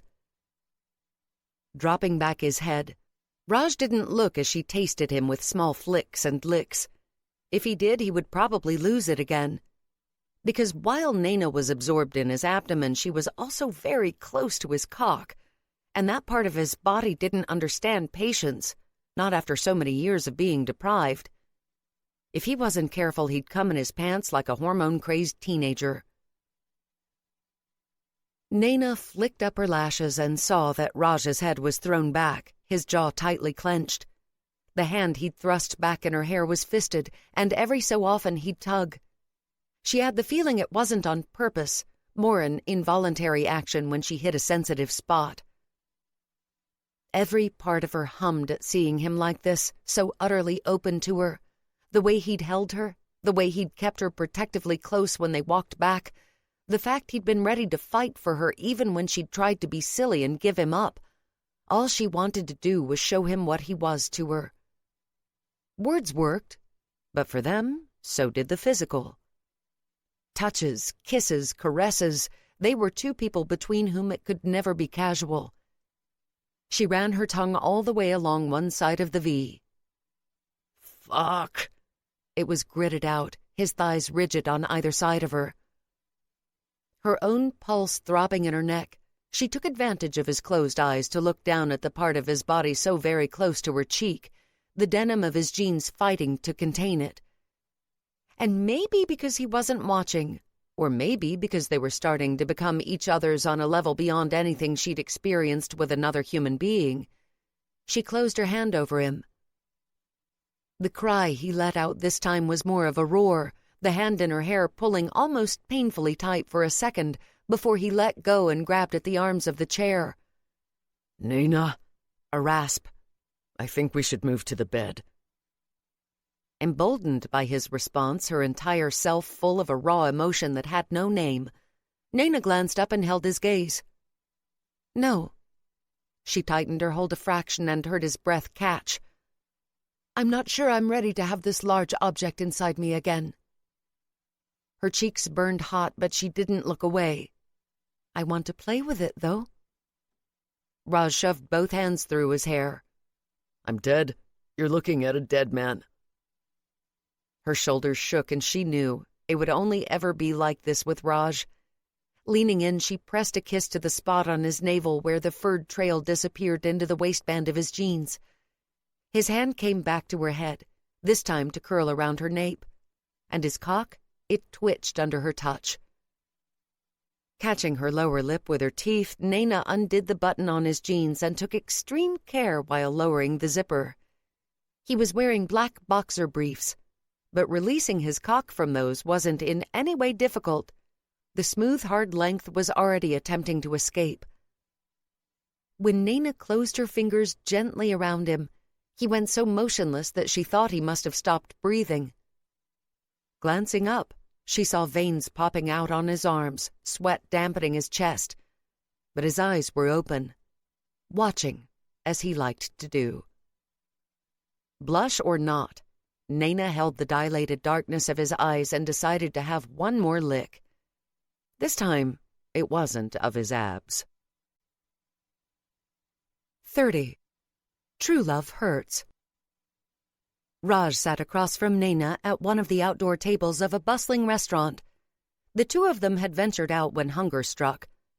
Nayna wore her lightweight jacket and Raj had thrown on the hoodie he'd packed, but otherwise they were in jeans and t-shirts. The people around them were a wild mix, some dressed as casually as Nayna and Raj, others wearing formal black dresses or crisp shirts.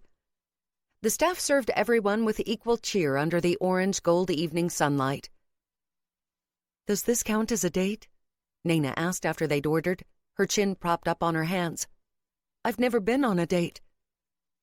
Raj bracketed her feet between his sprawled-out legs. "After what you did to me in that cabin, Nayna with the Sundar Nayna, it can be whatever you like." He was no poet, but she gave a delighted smile at his play on the meaning of her name. "No one's ever said I had pretty eyes before." She batted her lashes. "I think you mean fine eyes." Her smile turned into a grin at his reference to her favorite book, but their server returned right then with their drinks, and the next minute or two was taken up with getting the drinks placed on the table and taking sips. "Raj," Nayna's tone had become solemn, "if you support me in moving out, it'll turn my parents against you." A hard swallow. "They love you right now." "Let me deal with that." Raj had taken on tougher opponents than Shilpa and Gaurav Sharma, and his priority was Nayna. "The most important thing is to make sure you come out of this unscathed." Nayna's face fell. "Never going to happen." raw words, not the least bit flippant. Because Nayna Sharma loved deeply and unconditionally. Raj wanted that fierce force of love in his life, wanted to be able to take it for granted. Not as her family did, abusing her generous nature, but in a way that was his anchor, never worrying because it was a constant. Until then, until she trusted him enough to give him her heart, he'd hold her declaration about wanting to keep him always at the surface of his thoughts. No old demons would get between him and Nayna. Raj wouldn't allow it. "My father will never forgive me for disrupting his plans," Nayna added. "And my mother, she's his wife. She's always stood with him." A deep breath. "Aji will stay in touch, I'm sure." She gave a shaky smile. "She's having a love affair of her own." Raj tried to imagine the pure Hindi-speaking, white sari-clad elderly lady he'd met having a love affair and hit a mental blank. Until he thought of what Nayna might be like at that age, and suddenly it wasn't such a hard thing to visualize, because Nayna would still be as lovely, as brilliant. "The first thing we have to do is find you a place," he said as their fish and chips arrived on the table. However, getting into an apartment proved easier said than done. The rental market in Auckland was well beyond capacity. Laptop open in front of her as she sat in bed after dinner, Nayna called up landlord after landlord, only to be told there was already a waiting list for the advertised rentals.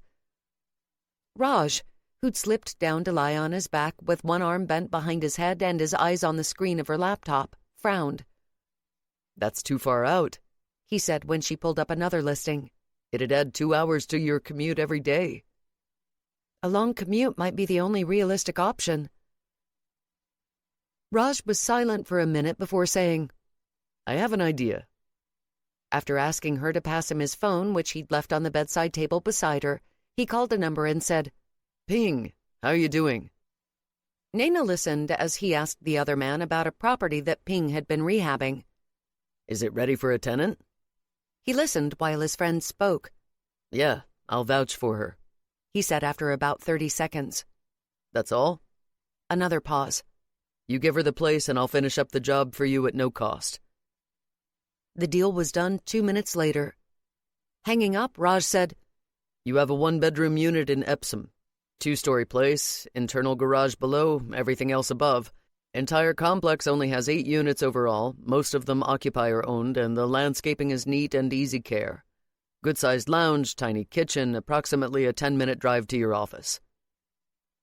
Nayna's mouth was dry, her pulse skittering. "What did you promise your friend?"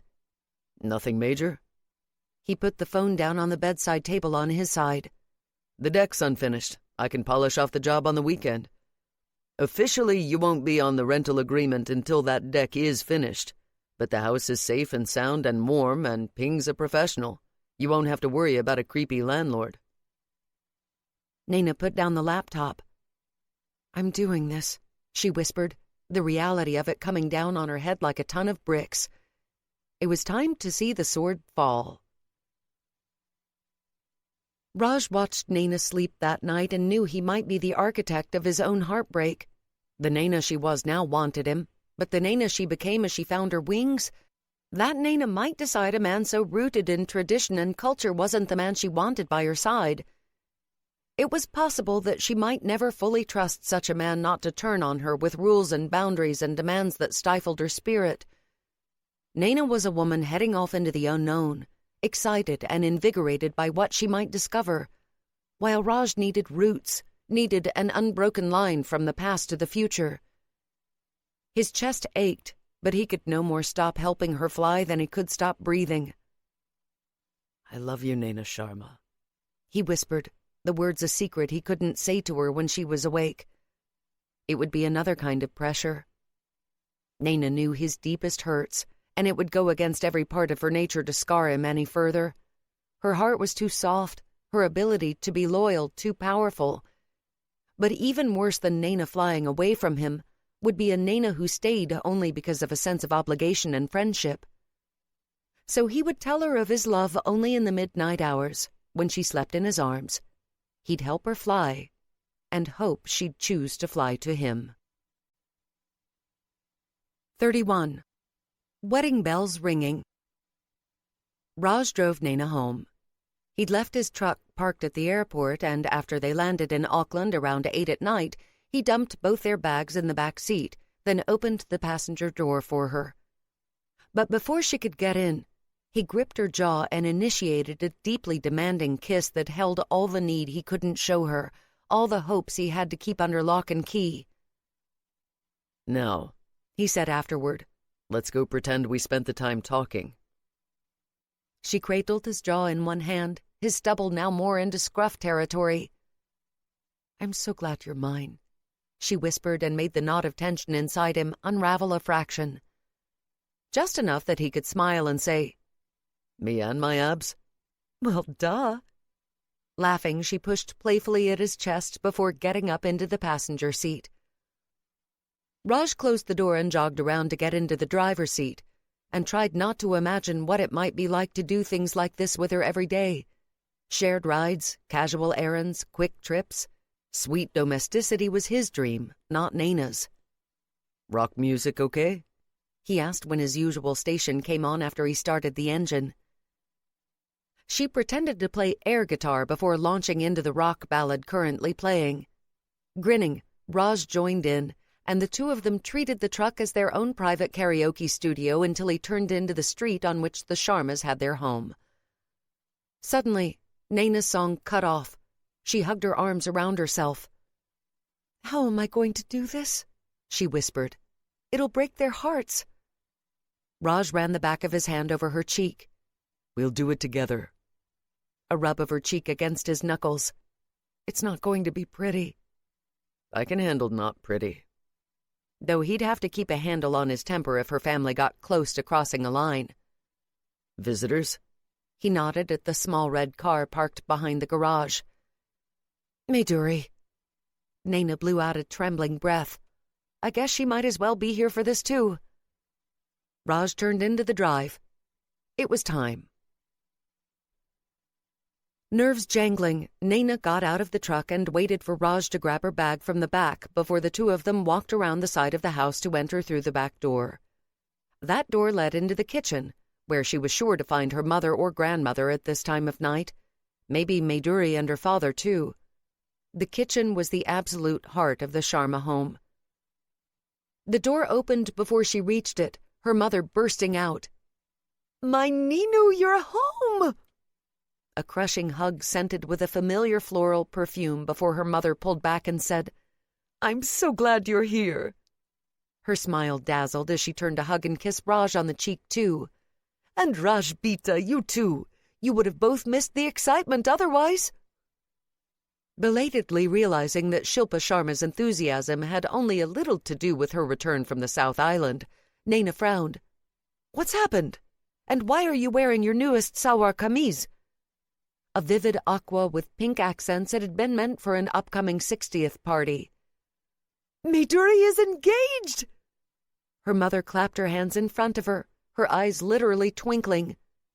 Nayna's mouth fell open. "No." "Yes!" Her mother danced on the spot. Mind snapping to the surfer boy whose photo she'd seen on Mayduri's phone, Nayna said, "Anyone we know?" She wasn't about to accidentally bust her sister if the groom wasn't to be Boy Toy Bailey.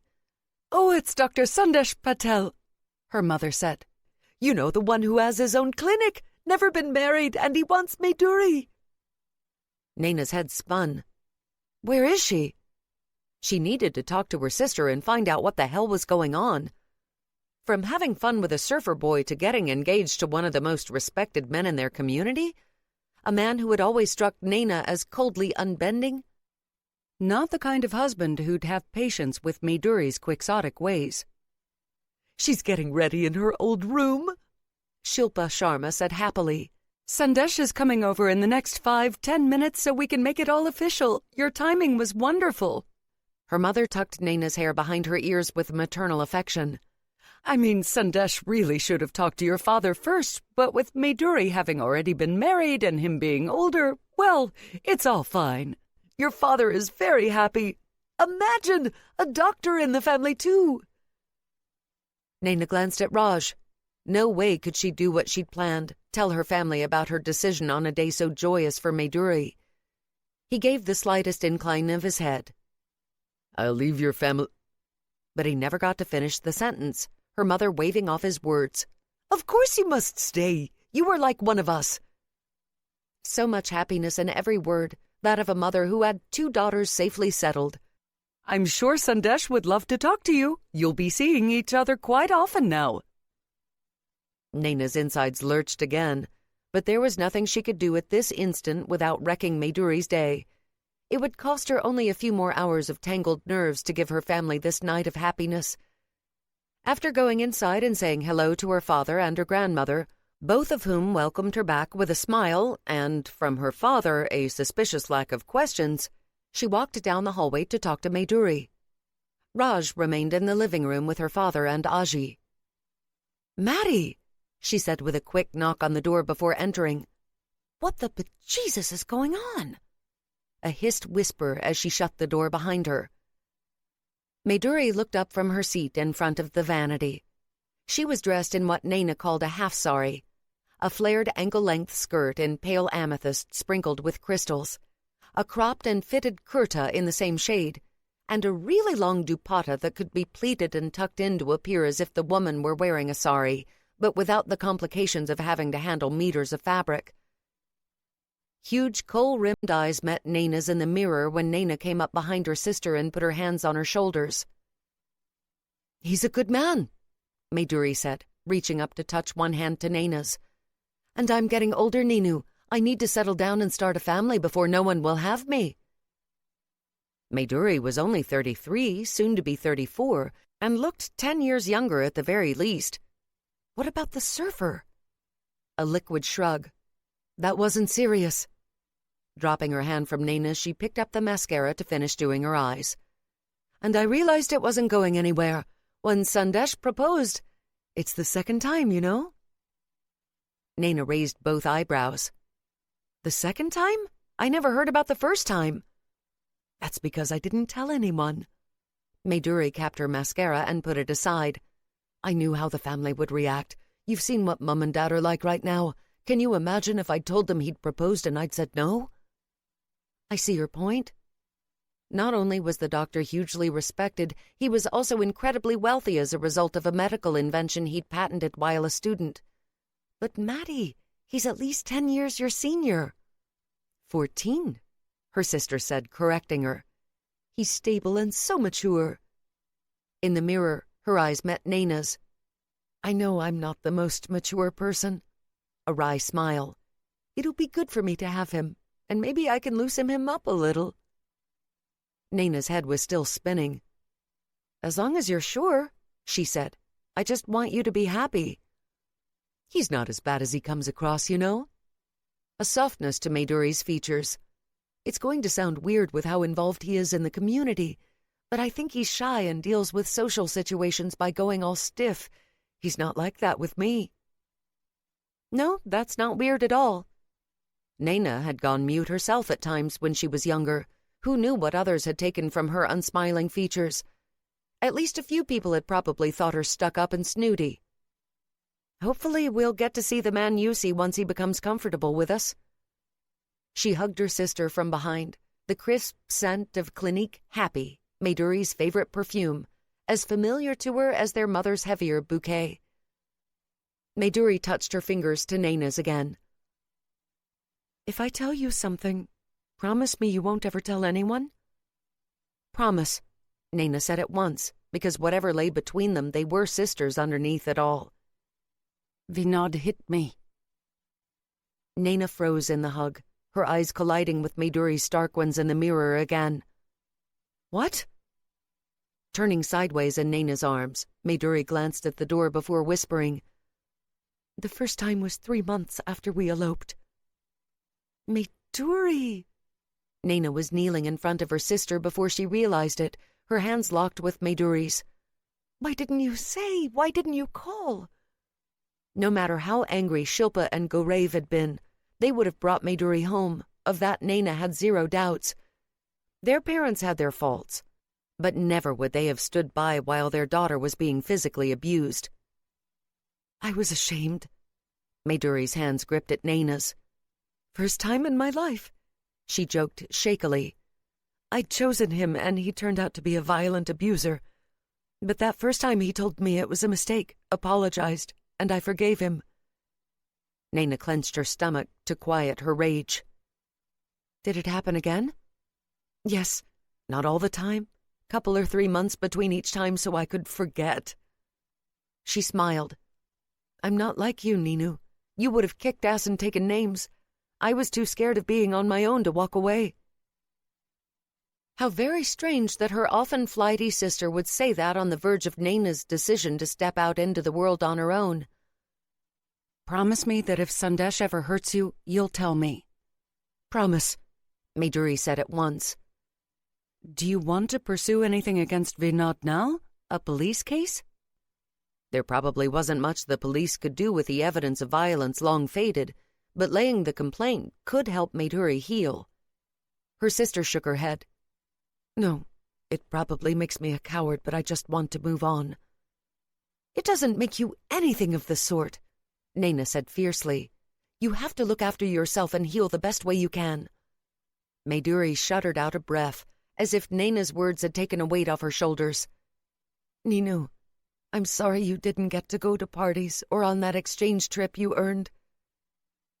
It was an apology that had come years too late, but Nayna had already forgiven her sister, had no more resentment in her heart, only love and hope that Mayuri's second marriage would be as joyful as her first had been horrible.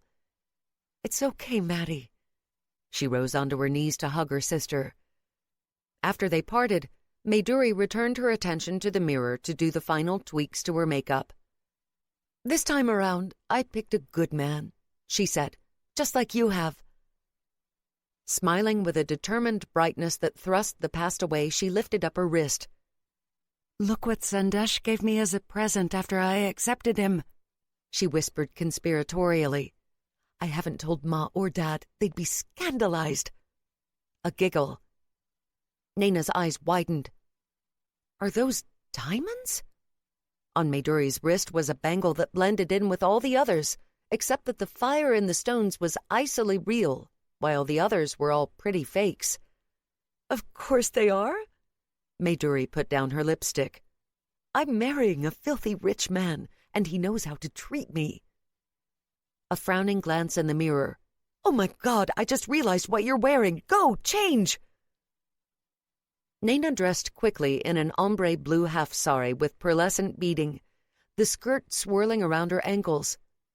Though this kurta was longer than her usual preference, it was cut to flatter her figure, and once she pinned the gauzy white dupatta in a front-facing style, the outfit turned quickly elegant. Hair up in a bun, a dash of makeup, and she was done. Walking out to the kitchen, she helped her mother arrange the last of the snacks.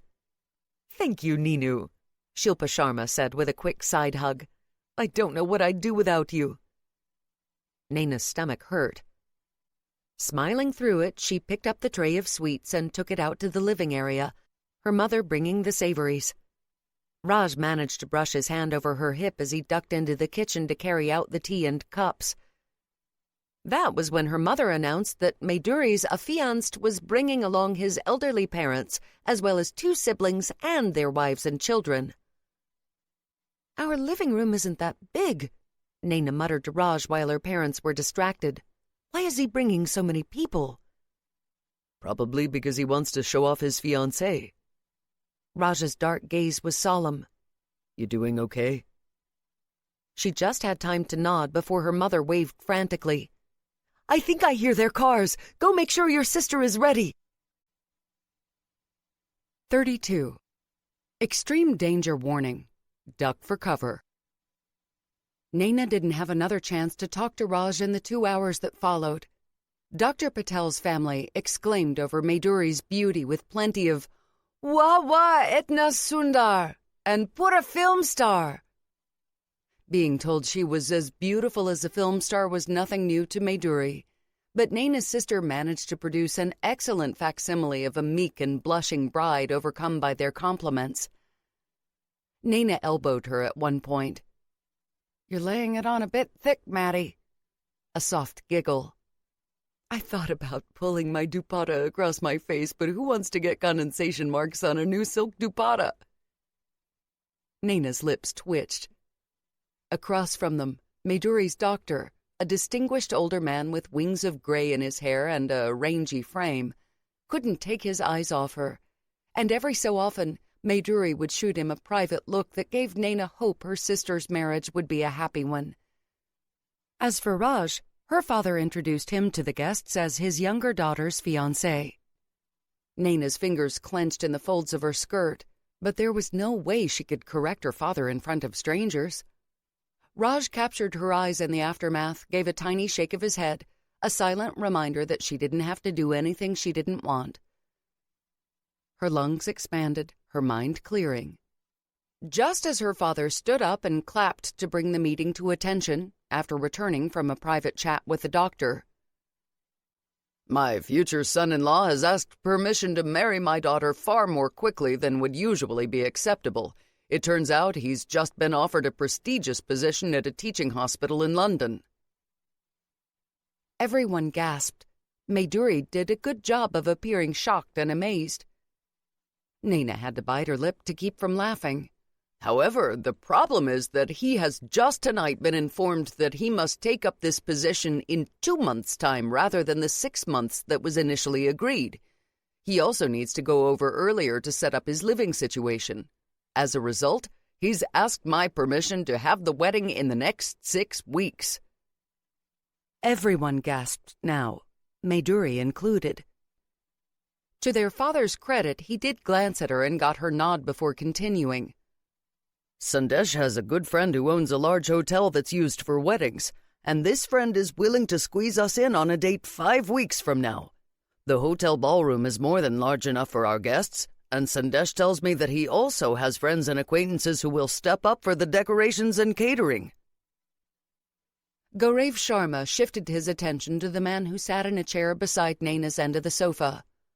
Raj, we might have to ask your help in moving things here and there, and perhaps with building the mandap if we can't hire a nice one in time. That's no problem, Raj said at her father's reference to the wedding pavilion in which the bride and groom would sit with a Hindu priest. Anything I can do to help. What about Mayduri's wedding suit? Nayna asked, well aware of her sister's priorities. Mayduri was nearly bursting with horror at the idea of being married in anything but the latest fashions, but for her to ask now would make her look bad in front of her future in-laws. Her younger sister asking was another matter altogether. Siblings got a much freer pass in such things. Mayduri shot her a grateful look, mouthing, "Oh, you Ninu." It turned out Mayduri's doctor was ahead of them. I've asked a business acquaintance of mine who owns a sari shop to organize a special shipment of designer saris and wedding suits from India, he declared. You'll be able to choose whichever one you want from among them, and it will be fitted exactly to you. Mayduri beamed at her suitor. "Oh, Sonny, you're so wonderful," she whispered. Sonny? Nope. Dr. Sandesh Patel didn't strike Nayna as a sonny, but it intrigued her that he was that to Mayduri. The entire Patel family, meanwhile, broke out in huge smiles, utterly charmed by Nayna's sister. And so it went until he and his family left. The rest of them relaxed, talking over the events of the night, with Aji relaying how Mayduri had first shocked them all with the news of Sandesh's proposal. I nearly fell down dead, their grandmother said, one hand on her heart.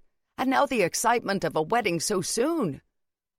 It'll be good practice for Nayna's and Raj's wedding, Shilpa Sharma commented with a laugh. We'll know what not to do by then. Nayna looked at Raj. She couldn't stand it anymore. Had to clear the air before this went any farther, or she might find herself in the midst of a double wedding. I have some news, too. The laughter morphed into Cheshire cat smiles. She knew everyone in her family expected her to announce that she'd formally accepted Raj. I've decided that before I make any decisions about the rest of my life, I need to find out who I am. A scowl replaced her father's smile. What were you doing these past days? Did you not figure all that out already? A huff of air. You modern girls, look at Mayduri, so well settled now. Nayna didn't even bother to roll her eyes at how quickly her sister had been turned into a paragon. Beside her, Mayduri bit off a squeak. At least her sister found that comparison a little over the top, too. She swallowed hard and continued on into the silence, very aware of Raj seated in the chair next to where she sat on the sofa. His presence gave her confidence as she continued. "I've decided I need to move out and live on my own for a little while." Chaos erupted. Everybody started talking at once. Her sister, her father, her mother, even her grandmother. The tone was incredulous in general and shocked beneath it. Even Mayduri, wild girl that she'd been, looked as if Nayna had dropped a brick on her head. No.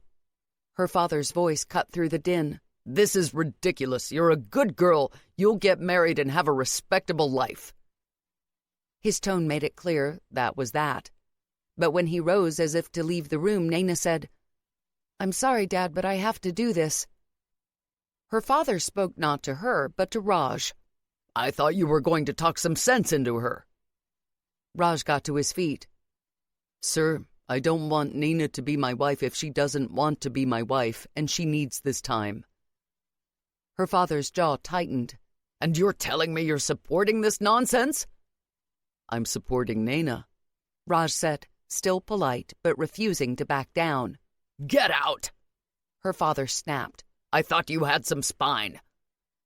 Raj stood his ground. I'm here for Nayna. I'll always be here for her. Her father shifted his attention to Nayna, his hard eyes meeting her own. If you do this, you're no daughter of mine. Though Nayna had expected as much, it was a kick to the heart nonetheless. Nodding, she rose to her feet, so grateful for Raj's big body right next to her, her shoulder brushing his arm. I'll pack my things. Rubbish! Everybody stared at Nayna's mother, who was up on her feet with her hands clenched by her sides. But she wasn't yelling at Nayna. She was yelling at her husband. Nayna's eyes widened. She'd never, in her entire existence, seen Shilpa Sharma raise her voice to Gaurav Sharma. When she glanced down at Mayduri's seated form, her sister reached up and linked a hand with hers. Mayduri's eyes were as huge as Nayna's felt. Raj lowered his mouth to her ear. This wasn't in the script. Nayna pressed her lips together to keep from bursting into hysterical laughter.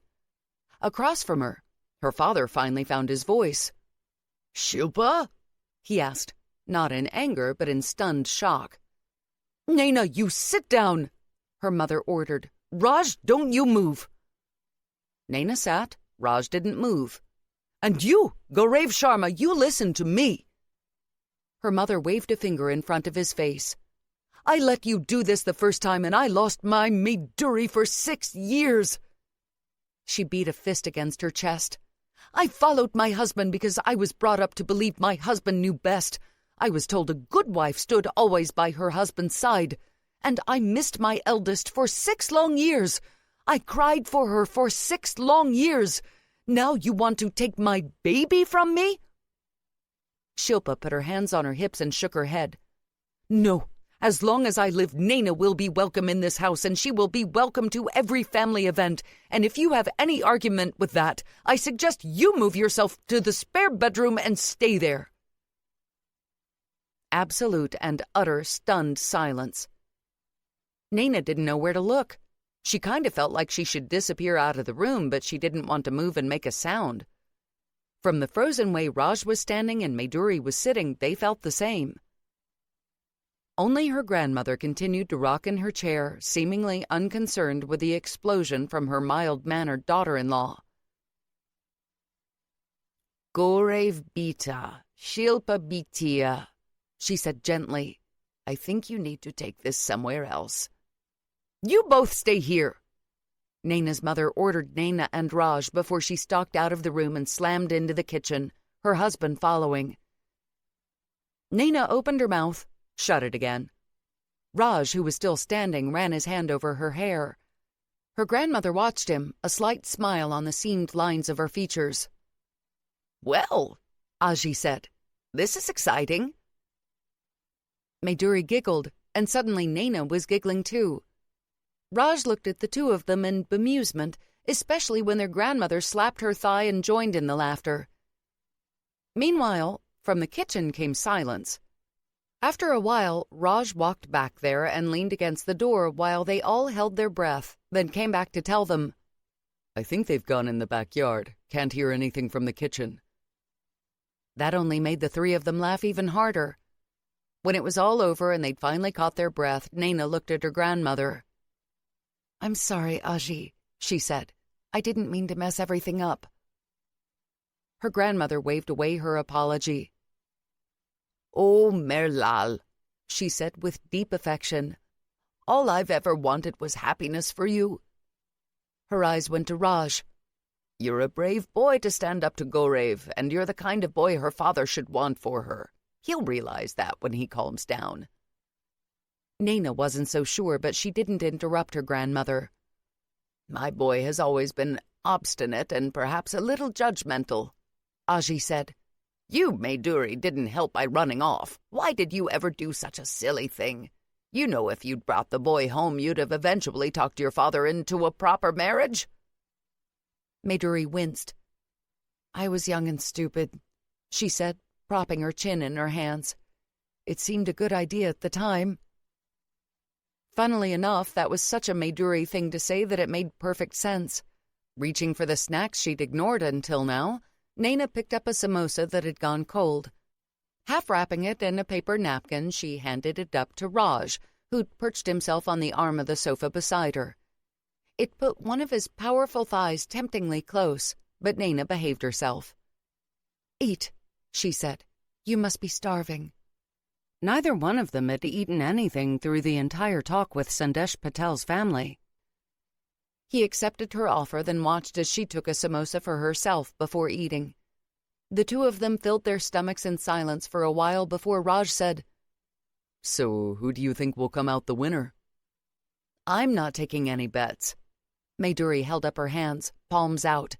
"I have never seen Ma get this mad. Never." Nayna nodded.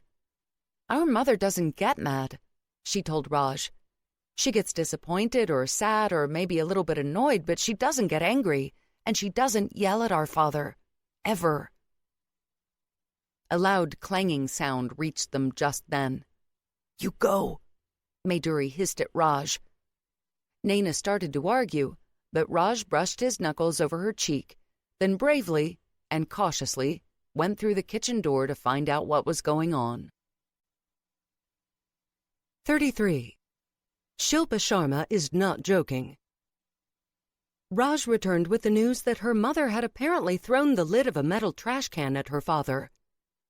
"It looked like it hit the fence and not him," he said.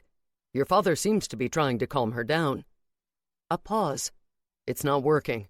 Last I saw, she was grabbing peaches from under your tree to throw at him."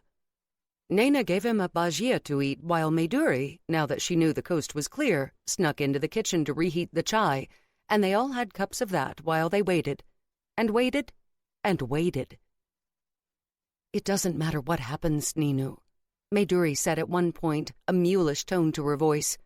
"You're going to be at my wedding. If they say you can't be, I'll say I'm not getting married." Eyes burning, Nayna hugged her big sister. Aji was smiling widely when they separated. "Shall I bring my boyfriend to your wedding?" Maduri almost dropped the teacup she'd picked back up. "Aji!" Nayna giggled as Aji settled in and regaled her flabbergasted eldest grandchild with stories about her beloved Mr. Hohepa. "We go for midnight walks some days," she told Maduri, a twinkle in her eyes. "A good thing about getting old is not sleeping so much." Nayna thought Aji's eyebrow waggle nearly slew Maduri on the spot. Raj, meanwhile, was focusing strictly on the Saina Nayna had passed him, as if it was a gourmet delight that required his utter and unflinching attention. Poor Raj. He'd gone looking for a traditional wife and found a drama of Bollywood proportions. But he was still here, still standing by Nayna's side. Her parents pushed through the kitchen door while she was fighting the urge to hug Raj. Nayna saw a smile on her mother's face, a somewhat befuddled, dazed look on her father's. "We will help you move out, Beta," her mother said to Nayna, bending down to give her a kiss on the cheek. "Did you already find a place? Tell us all about it." Feeling a strange kinship with her dumbstruck father, Nayna did. "Good," Shilpa Sharma said after telling Nayna not to buy towels because Shilpa had tons of brand-new spares. "You're close enough to help with the wedding preparations. I know Sandesh thinks he's got everything organized, but there are 1,000 things that go into a good wedding. And my Maiduri, she's going to want a big fancy wedding, aren't you?" "I've always wanted one of those ice sculptures," Maiduri confessed. "Like maybe a giant swan with its wings out. Oh, and gold foil used in the wings so they sparkle." "Ooh!" Shilpa's eyes widened. "I don't think I've ever seen one of those at an Indian wedding. Not even Pinky Mera had one. And how about that cake you showed me on that Insta thingy? The 5-layer one with the roses and the lights and the waterfall?" "Oh, Ma!" Maiduri all but melted off the sofa. "I would die if I had that cake. Should I message the baker? Maybe she can fit me in." The next Saturday, and Nayna still had no idea what had happened. The one thing she did know was that she was standing in her brand-new apartment, boxes around her. Raj was outside with her father and a couple of guys from his crew doing some work on the deck, while her mother and Maiduri bustled about in the kitchen, making some ginger tea for them. Their grandmother had a slight cold and had requested it, and strangely enough, Maiduri, who was a terrible cook, made incredible ginger chai, beginning with freshly crushed ginger and lots of full-fat milk. The pot was Shilpa's, one of a spare set her mother had given to Nayna, along with cutlery, glasses, plates, even a rice cooker. Nayna looked at her best friend, who was carefully unwrapping Nayna's knickknacks. Isa sat on an old but funky red sofa that Nayna had found online and that Raj had driven 40 minutes out of town to pick up for her. "I did it," Nayna said. "I really did it. I moved out." "Your father is acting very weird," Isa whispered after craning her neck around to make sure no one would overhear her, ponytailed red hair swinging against the blue of her top. "Not angry weird, weird. I think he's in continued shock from my mother's first ever show of temper." To be honest, Nayna hadn't quite processed that herself. Sinking down into the sofa beside Isa, she whispered, "I never thought she'd fight for me like that." And suddenly her voice trembled, tears closing up her throat. "I always thought I would only be loved if I was perfect, that I had to be perfect."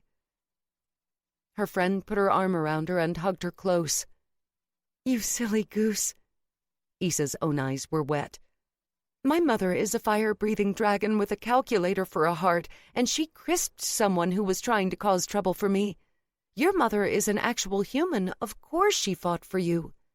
Nayna snuffled, laughing through her tears before quickly wiping her eyes dry on the tails of her checked green shirt so that her mother and grandmother wouldn't worry when they returned to the room. I saw how she was with Maiduri. She was so sad, but she never went against my father." "Well, it seems like she learned from her mistake," Isa said. "I'm proud of her. What she did, it meant going against what she's believed her whole life." Nayna nodded and leaned up against Isa again. "She was born on a farm in a rural part of Fiji. Did I ever tell you that? Only 21 when she married my father, and her parents took her out of school at age 16 so she could help out on the farm more. My Aji used to tell me how shy and sweet she was, how my father had to go with her everywhere for a while until she became used to the hustle and bustle of the city." "That actually sounds super cute," Isa said with a grin. "Your dad doing that for her?" "He loves her." Of that, Nayna had never been in any doubt. "It was arranged, their marriage, but Aji says after 5 other introductions, my father took one look at my mother and he was a goner."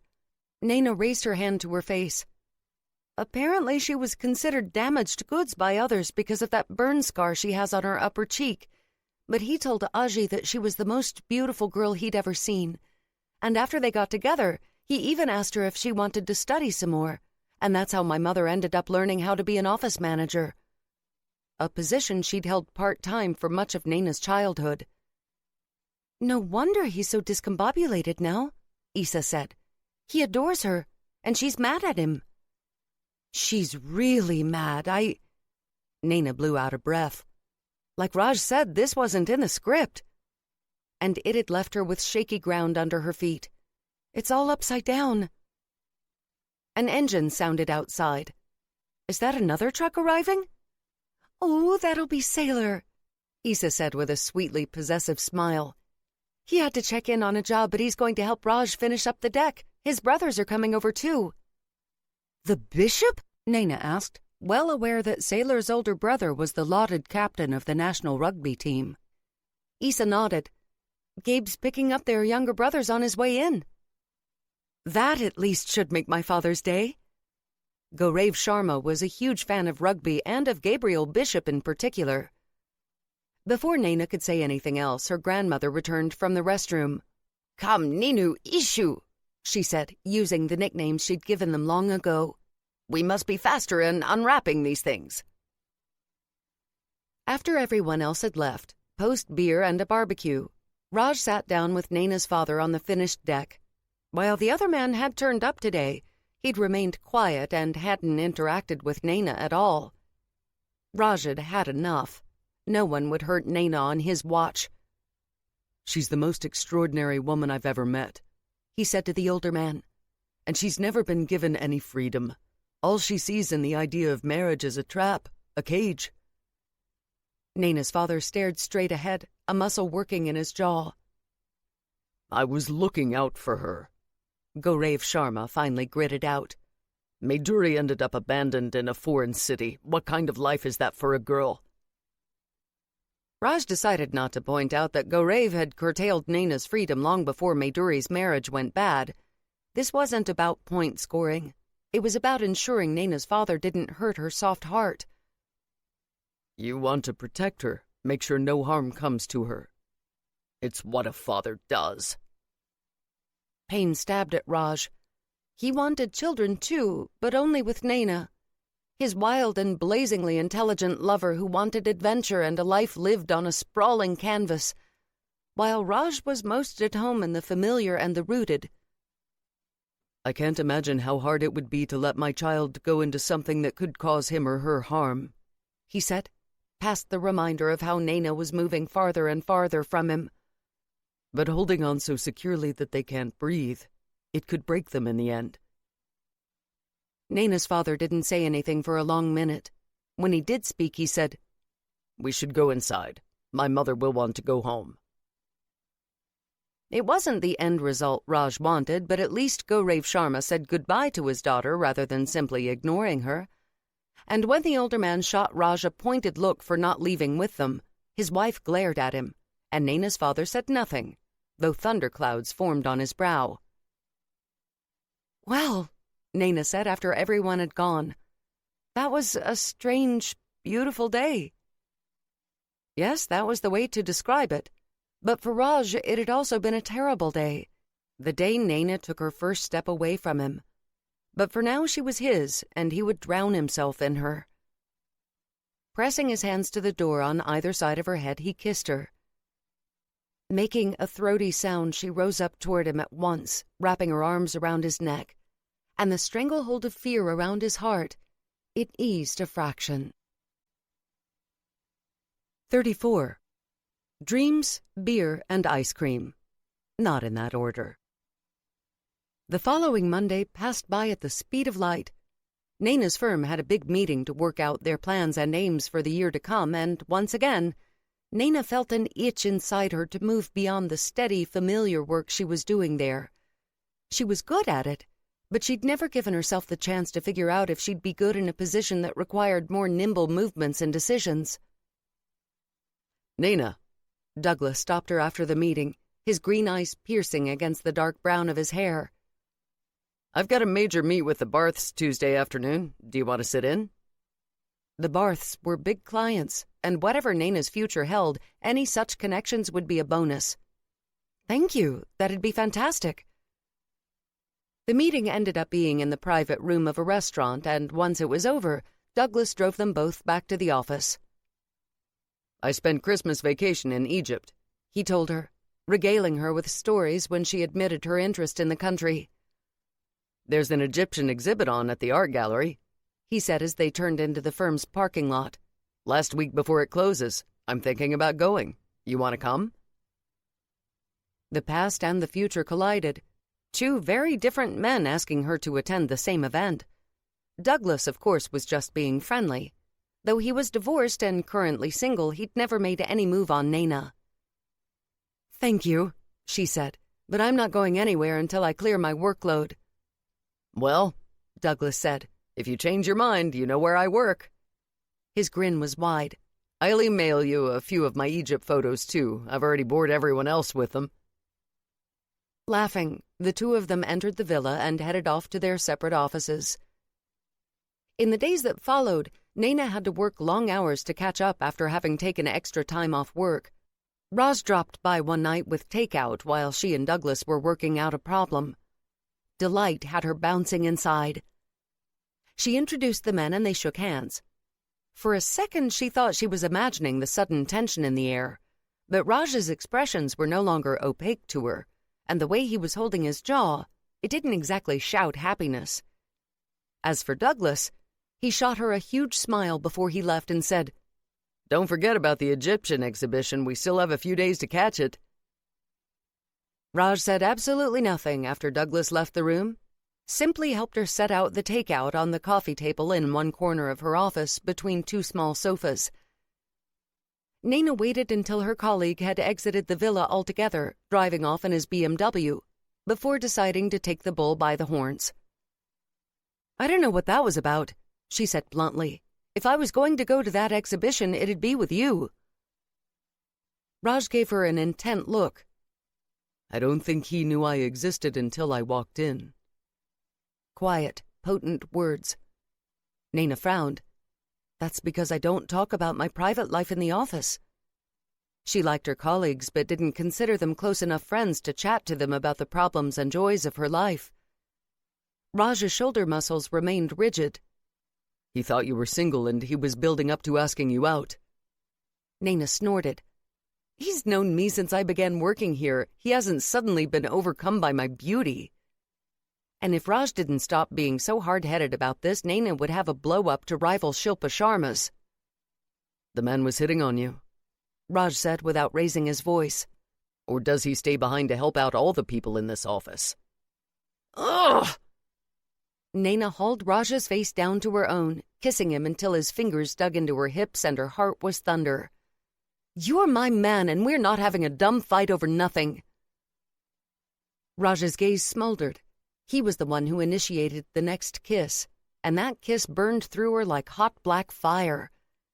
She'd already taken off her jacket earlier in the day, and now he unbuttoned her shirt with one hand while tugging up the hem of her pencil skirt with the other. She shoved her hands under his T-shirt, clawing at his back as he kissed her throat, one hand on the lace-covered mound of her bra. Each squeeze, each brush, it only made her hotter. When he pulled away to spin her around, she instinctively braced her hands on the edge of her desk. "Raj?"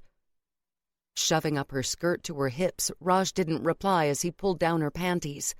Nayna lifted one foot, then the other, so he could get them fully off. The sound of a belt being opened and a zipper being lowered, the crackle of foil. Her face was hot, her entire body teetering on the cliff of anticipation. One big hand gripped her hip. "Nayna," a ground-out word that demanded a response.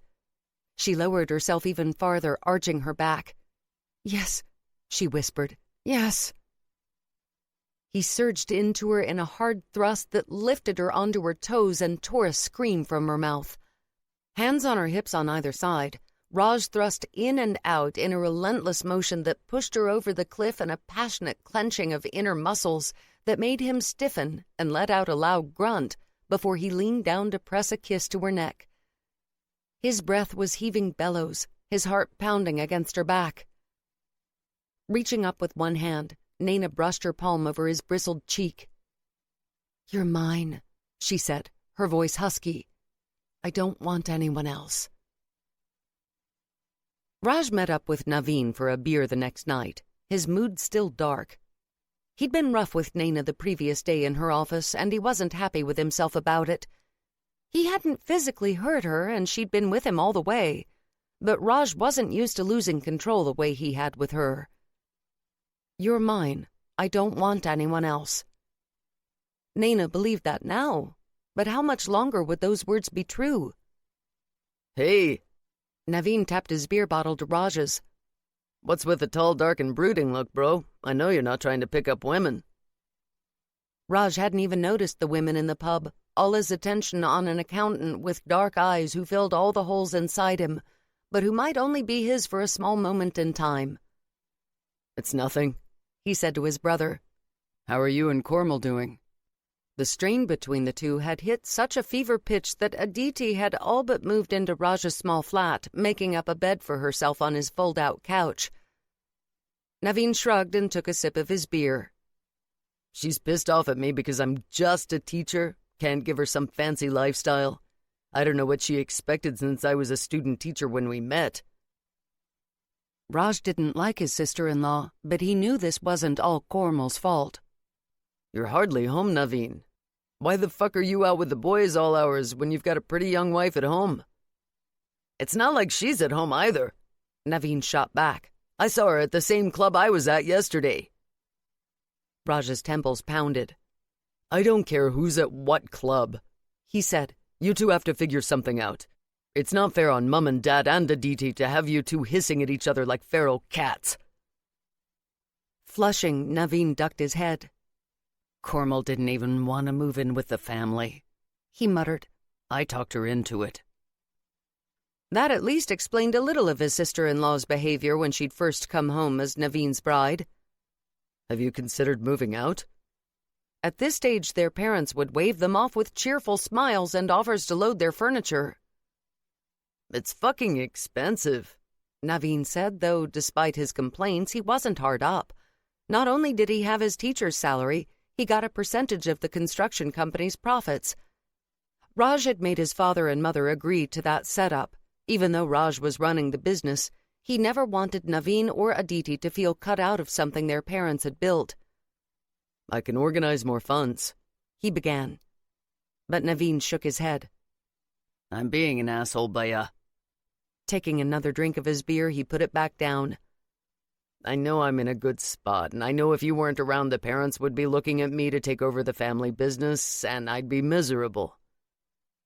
A faint grin that reminded Raj of the small boy who'd once followed him around. "I must have done something good in a past life to end up with you as a brother, though I clearly also did something very nasty to end up with a marriage from hell." Raj squeezed his shoulder. "Try, Naveen," he said quietly. "You loved Cormel madly when you two got married. That kind of love doesn't just disappear." His own love for Nayna would be forever a part of him, no matter what happened.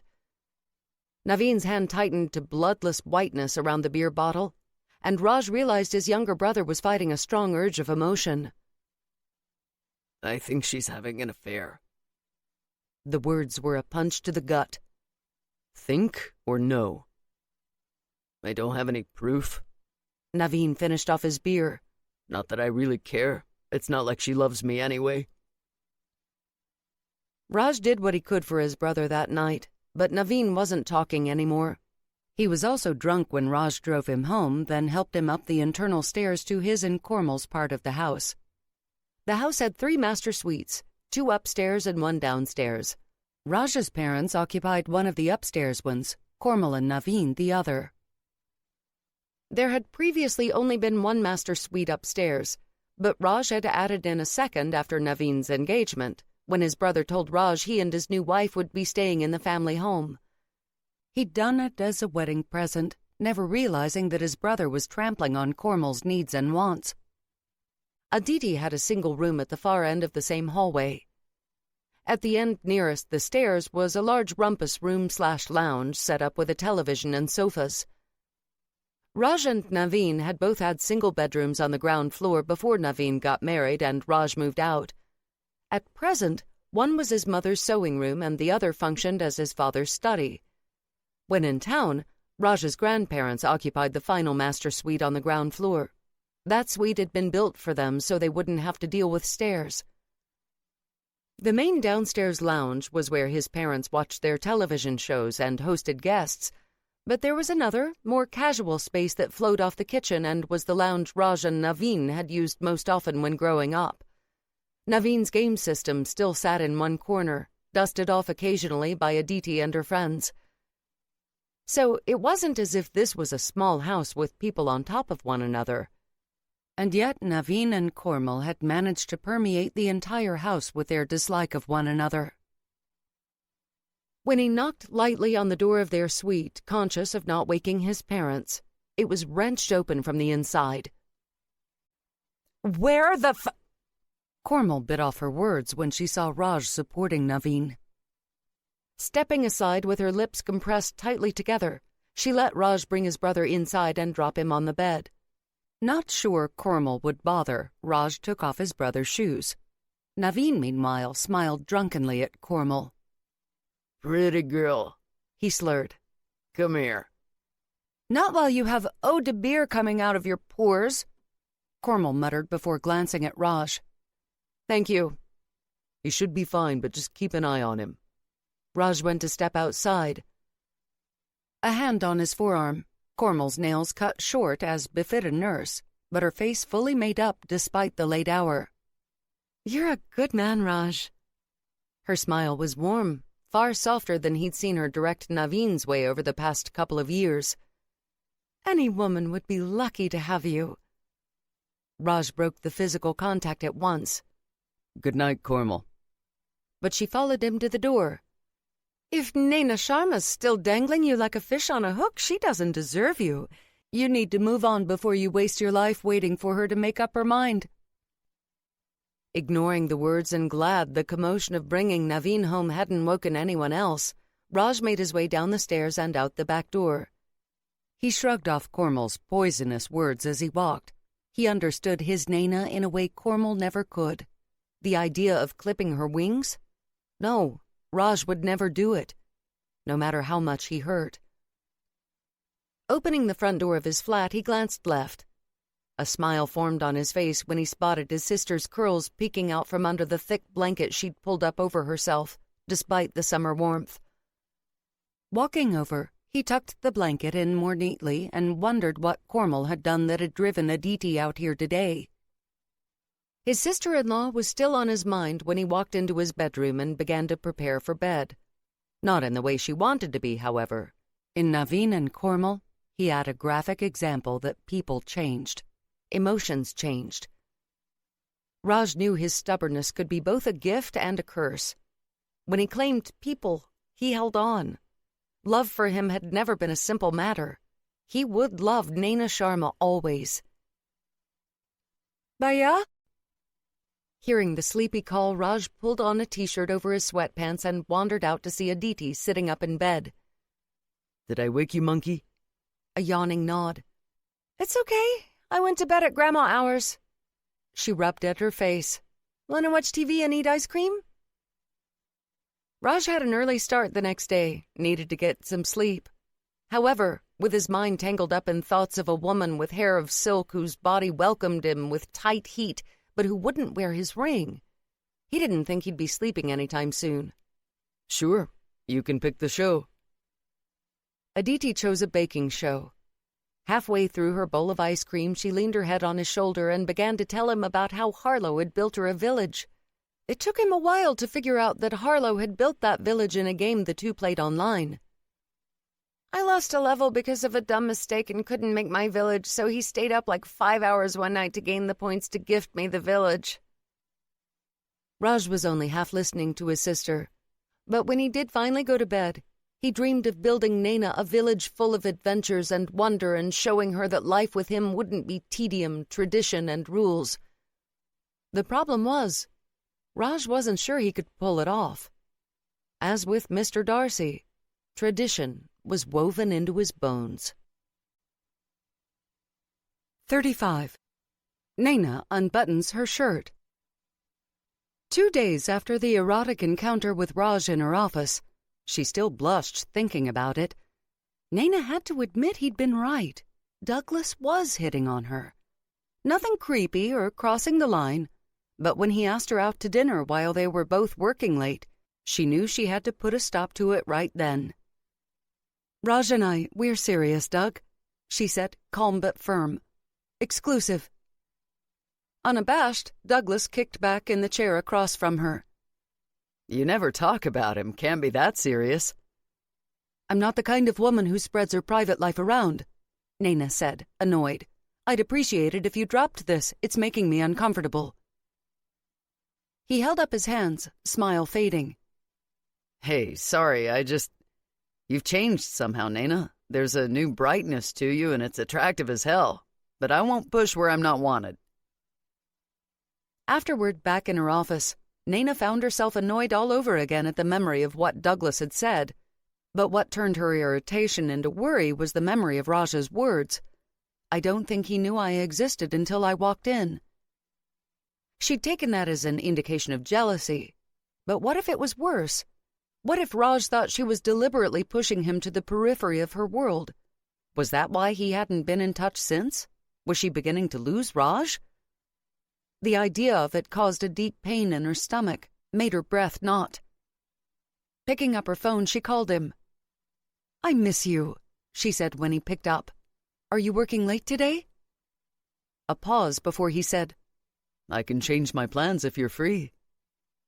Her toes curled, but the spreadsheet in front of her mocked her hunger to hold him. "I can't if I want to have any of the weekend free." She had to catch up after her unscheduled time off. "Saturday?" "Done." Nayna hung up with her nerves in a knot. Raj was never voluble on the phone, but he'd sounded even more curt than usual. Maybe it was just her imagination, and it was only tiredness on his part. He was working long hours, too, after 3 of his crew came down with the same cold that had hit her grandmother.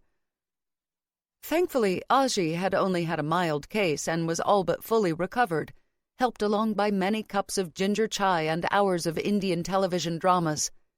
Spoiler, the evil sister-in-law was still trying to cause trouble, and now she was trying to make it look like the younger, innocent sister-in-law was having an affair with the milkman. But even the thought of that never-ending plotline wasn't enough to distract Nayna from her worry about what was going on with Raj. He hadn't even sent her an ab selfie for days. She picked up her phone to look through her private Raj folder and felt a stir of wickedness. Not giving herself time to chicken out, she made sure her office door was firmly shut, then quickly undid several buttons on her shirt and fluffed at her hair. It stayed dead straight. Ugh. She took the shot regardless, a selfie of her blowing him a kiss while her cleavage was teasing shadows between the sides of her shirt. Only when it was too late did she wonder if Raj would find the shot shocking rather than enticing. Raj was just about to turn on the rotating saw when his phone buzzed with an incoming message. Still in a good mood from Nayna's "I miss you," he pulled it out, and was damn glad he hadn't turned on the saw or he might have sliced off a valuable body part. Her lips were soft and luscious as she blew him a kiss, her barely buttoned shirt taunting him with the secrets hidden within, while her shining black hair flirted with the darkness of her skin. Blowing out a long breath and happy no one was close enough to have picked up on his immediate physical reaction, he saved the image in a private folder. Part of him was fighting a tinge of heat on his cheekbones at being so sensually teased by the woman he loved. But he wasn't an idiot. If Nayna wanted to send him sexy selfies, he wasn't going to tell her no. What he wrote back was, "One more button." Her response was, "You can undo that one on your own. XX." Entire body hot with need, he slid away his phone and told himself that a ring on her finger didn't matter, not so long as she thought of herself as his. He had to get over that or he'd wreck what they had between them. When his parents cornered him that night and asked what was going on with Nayna, Raj said, "We're together." His mother shared a speaking look with his father before putting a hand on his. "Raj, Beta, you know we won't force you into anything, but you've always wanted to get married, set up a family, have children." Worry in every word. "Will this kind of a relationship make you happy?" "It's Nayna," Raj said simply. She makes me happy. His parents didn't appear convinced, but they let it go, and the conversation drifted to Madhuri Sharma's wedding, to which Raj's entire family had been invited. Kormal wandered in partway through, dressed in scrubs for a night shift. After drinking half a cup of tea and listening to the conversation, she said, "You know, Madhuri has a history?" An arch tone. "The Sharmas tried to bury it, but I have a friend who—" Kormal! Raj's father spoke before Raj gave in to his temper. Madhuri is Nayna's sister, and Nayna is with Raj. The Sharmas are like family. We don't talk about them behind their backs. Kormal's face hardened. Putting down her mug, she said, "Sure," and left. Raj narrowed his eyes, not trusting her instant capitulation. He'd have to watch her, make sure she didn't try to foment trouble for Madhuri in the lead-up to her wedding. Where's Naveen? He asked his parents. His mother winced. Out again. It's his fault she's like this, Jitesh Sen muttered. This is what happens when you neglect your wife. She was never exactly sunshine, Aditi said, having obviously overheard the last comment as she walked into the kitchen. But Naveen Bhaiya isn't helping. She hugged Raj from behind. Ma, are there any cookies left? I'm legit starving. Show me your leg again, their mother demanded. It's definitely hollow. Aditi laughed and banged at her leg with a hand while making echoing sounds. As his family moved around him, conversation ebbing and flowing, Raj felt a true hollow inside him. Naya might never be a part of such conversations, might never sit around a table of an evening with his parents and sister, and possibly Naveen and Kormal if the two didn't implode. That, too, was a truth he had to accept. Things came to a head with Naveen and Kormal the next night when they had a screaming fight just after Raj pulled into the drive. Aditi waved at him frantically from the front door and he headed her way instead of back to his flat. What's wrong? He began, then heard the yelling and screaming. You're such a mama's boy, Kormal cried. Anytime anything happens, you run to your ma. No fucking spine. At least she cares about me instead of being a cold-hearted bitch. Go to my place, Raj told Aditi. His baby sister didn't argue. She just grabbed the spare key to his place from the kitchen drawer, picked up her phone and her math textbook, and hauled ass. Raj, meanwhile, took the stairs up to Kormal and Naveen 2 at a time. He found his parents already there, his mother looking shell-shocked and his father pale. You bastard! A sobbing Kormal cried. You slept with that whore! I'm not the one who's cheating, cried a Naveen with scratches on his face. And even if I was, who'd blame me with such a bitch for a— Shut up, both of you! Raj's voice cut through the caustic mix of rage and pain in the air. Ma, Dad, why don't you go for a walk? When his parents accepted his suggestion in silence, Raj realized exactly how shaken they were. This is enough, he said quietly to his brother and sister-in-law after the 3 of them were alone. I don't care what the problem is between the 2 of you. You do not do this in front of our parents and Aditi.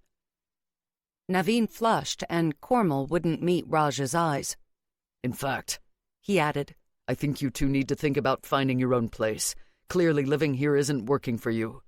Not if Kormal was accusing Naveen of being a mama's boy when Sangeeta Sen made a point of staying out of the married couple's problems. Kormal looked up, glanced at Naveen. I'm okay with moving out, she said, and her tone was relatively calm. Why don't you move in with your boyfriend? Naveen said before twisting on his heel and slamming his way down the stairs. Tears shimmered in Kormal's eyes, and when his sister-in-law started crying, Raj could do nothing but hold her. She sobbed against him for a long time before he pulled away. I should have married you, she whispered, her eyes red and swollen. Shrugging away the statement, giving Kormal's emotional meltdown, she couldn't know what she was saying. Raj nonetheless took another step back. Do you want me to call your sister? Kormal had stayed with her sibling on more than one occasion when she and Naveen had a tiff. She rubbed off her tears. No, I have a night shift. Naveen will be gone by the time I get home, so I have time to think about what I want. Turning, she glanced over her shoulder at him. Naveen and I aren't suited. We're never really suited. But we thought we could make it work. You should think about that. The bullet hit home, but Raj kept his face expressionless as he turned to leave. Raj. Cormel's voice halted him, her next words sharp. Love marriage or arranged marriage, the commitment has to come from both sides. Raj left without listening any further. Cormel could stir trouble elsewhere. Raj had made his decision and he'd see it through. He was halfway down the path to his flat when his phone rang with an unfamiliar number. "This is Raj," he answered, figuring it might be a client who hadn't previously called him.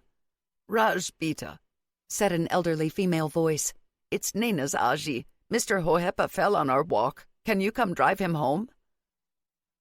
And that was how Raj found himself playing wingman to a dapper 67-year-old. "Are you sure you don't need to go to the hospital?" he asked Tefiri Hohepa after successfully getting him inside his home and all set up in bed. No, it's just a turned ankle. Old rugby injury. A good night's rest and I'll be back up and around. He winced. Sure wish Hira hadn't seen me fall, though. Nayna's grandmother bustled in then, a mug in hand. Your favorite herbal tea, she said with a smile. Let me tuck you in. Rubbing the back of his neck, Raj got himself out of the room and hoped Nayna's Aji couldn't tell he was blushing. She came out only minutes later, gave him one look, and laughed.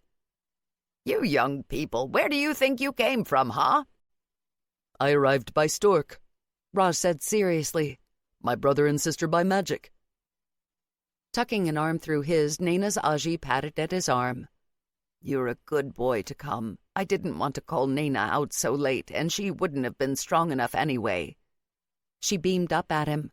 It's a smart thing I memorized your number from Nayna's phone. Raj didn't want to ask why. He really didn't. The back door, Aji? He said instead after they were out of Mr. Hohepa's house. Let's walk to the park and back, she said, and so they walked under the quiet night sky. I wanted to talk to you, Nayna's grandmother told him on their journey back.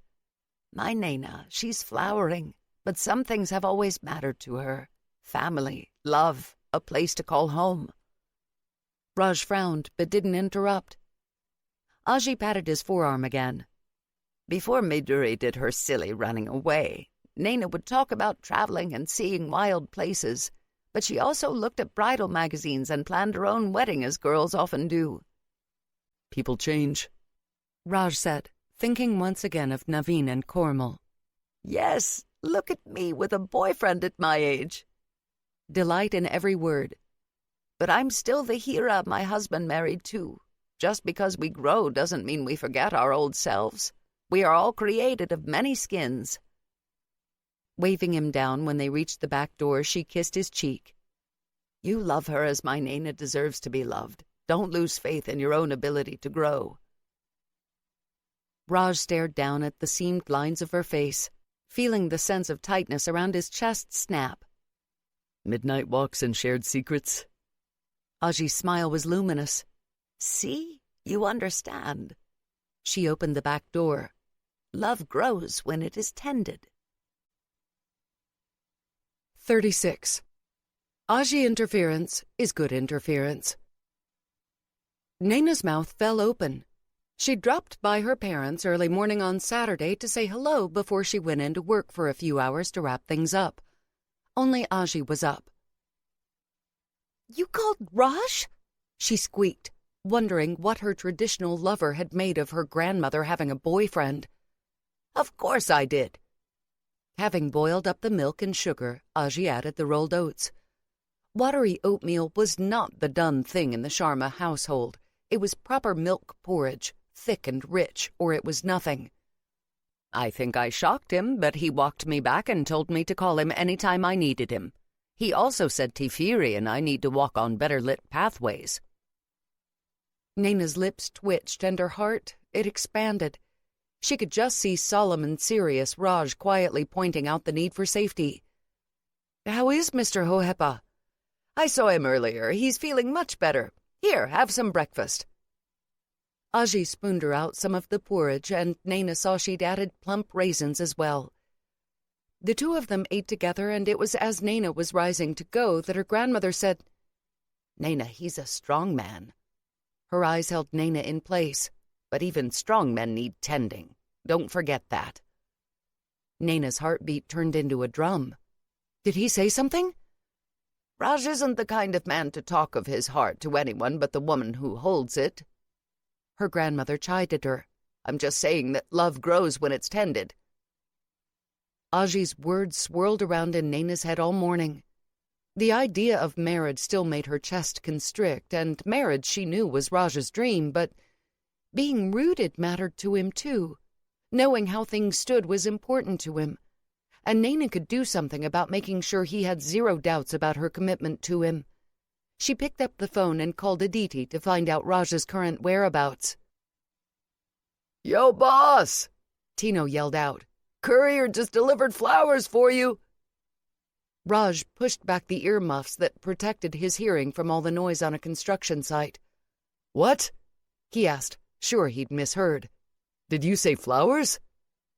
Tino held up a bunch of red roses. "Fancy schmancy romancy flowers." Skin a little hot and a smile weaving through his blood, Raj walked over to take the roses from Tino.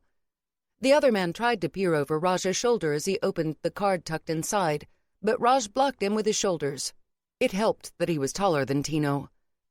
The message was typed, must have been sent through to the florist by email, but it was from Nayna. "Sexy hunk, hot fling, my rock, and my grandmother's rescuer. You're the full package, Raj Sen. I'm crazy about you. Nayna with the pretty Nayna." He was grinning so wide that he probably looked like an idiot. Around him, his men were mouthing off about never getting flowers from their girls. "Yeah, well," Gaza called out to a grumbling Tino. "At least you have a girl now. I told you the book would work." "Only now I have to read the next one," Tino yelled back. "Scents and shampoo or something."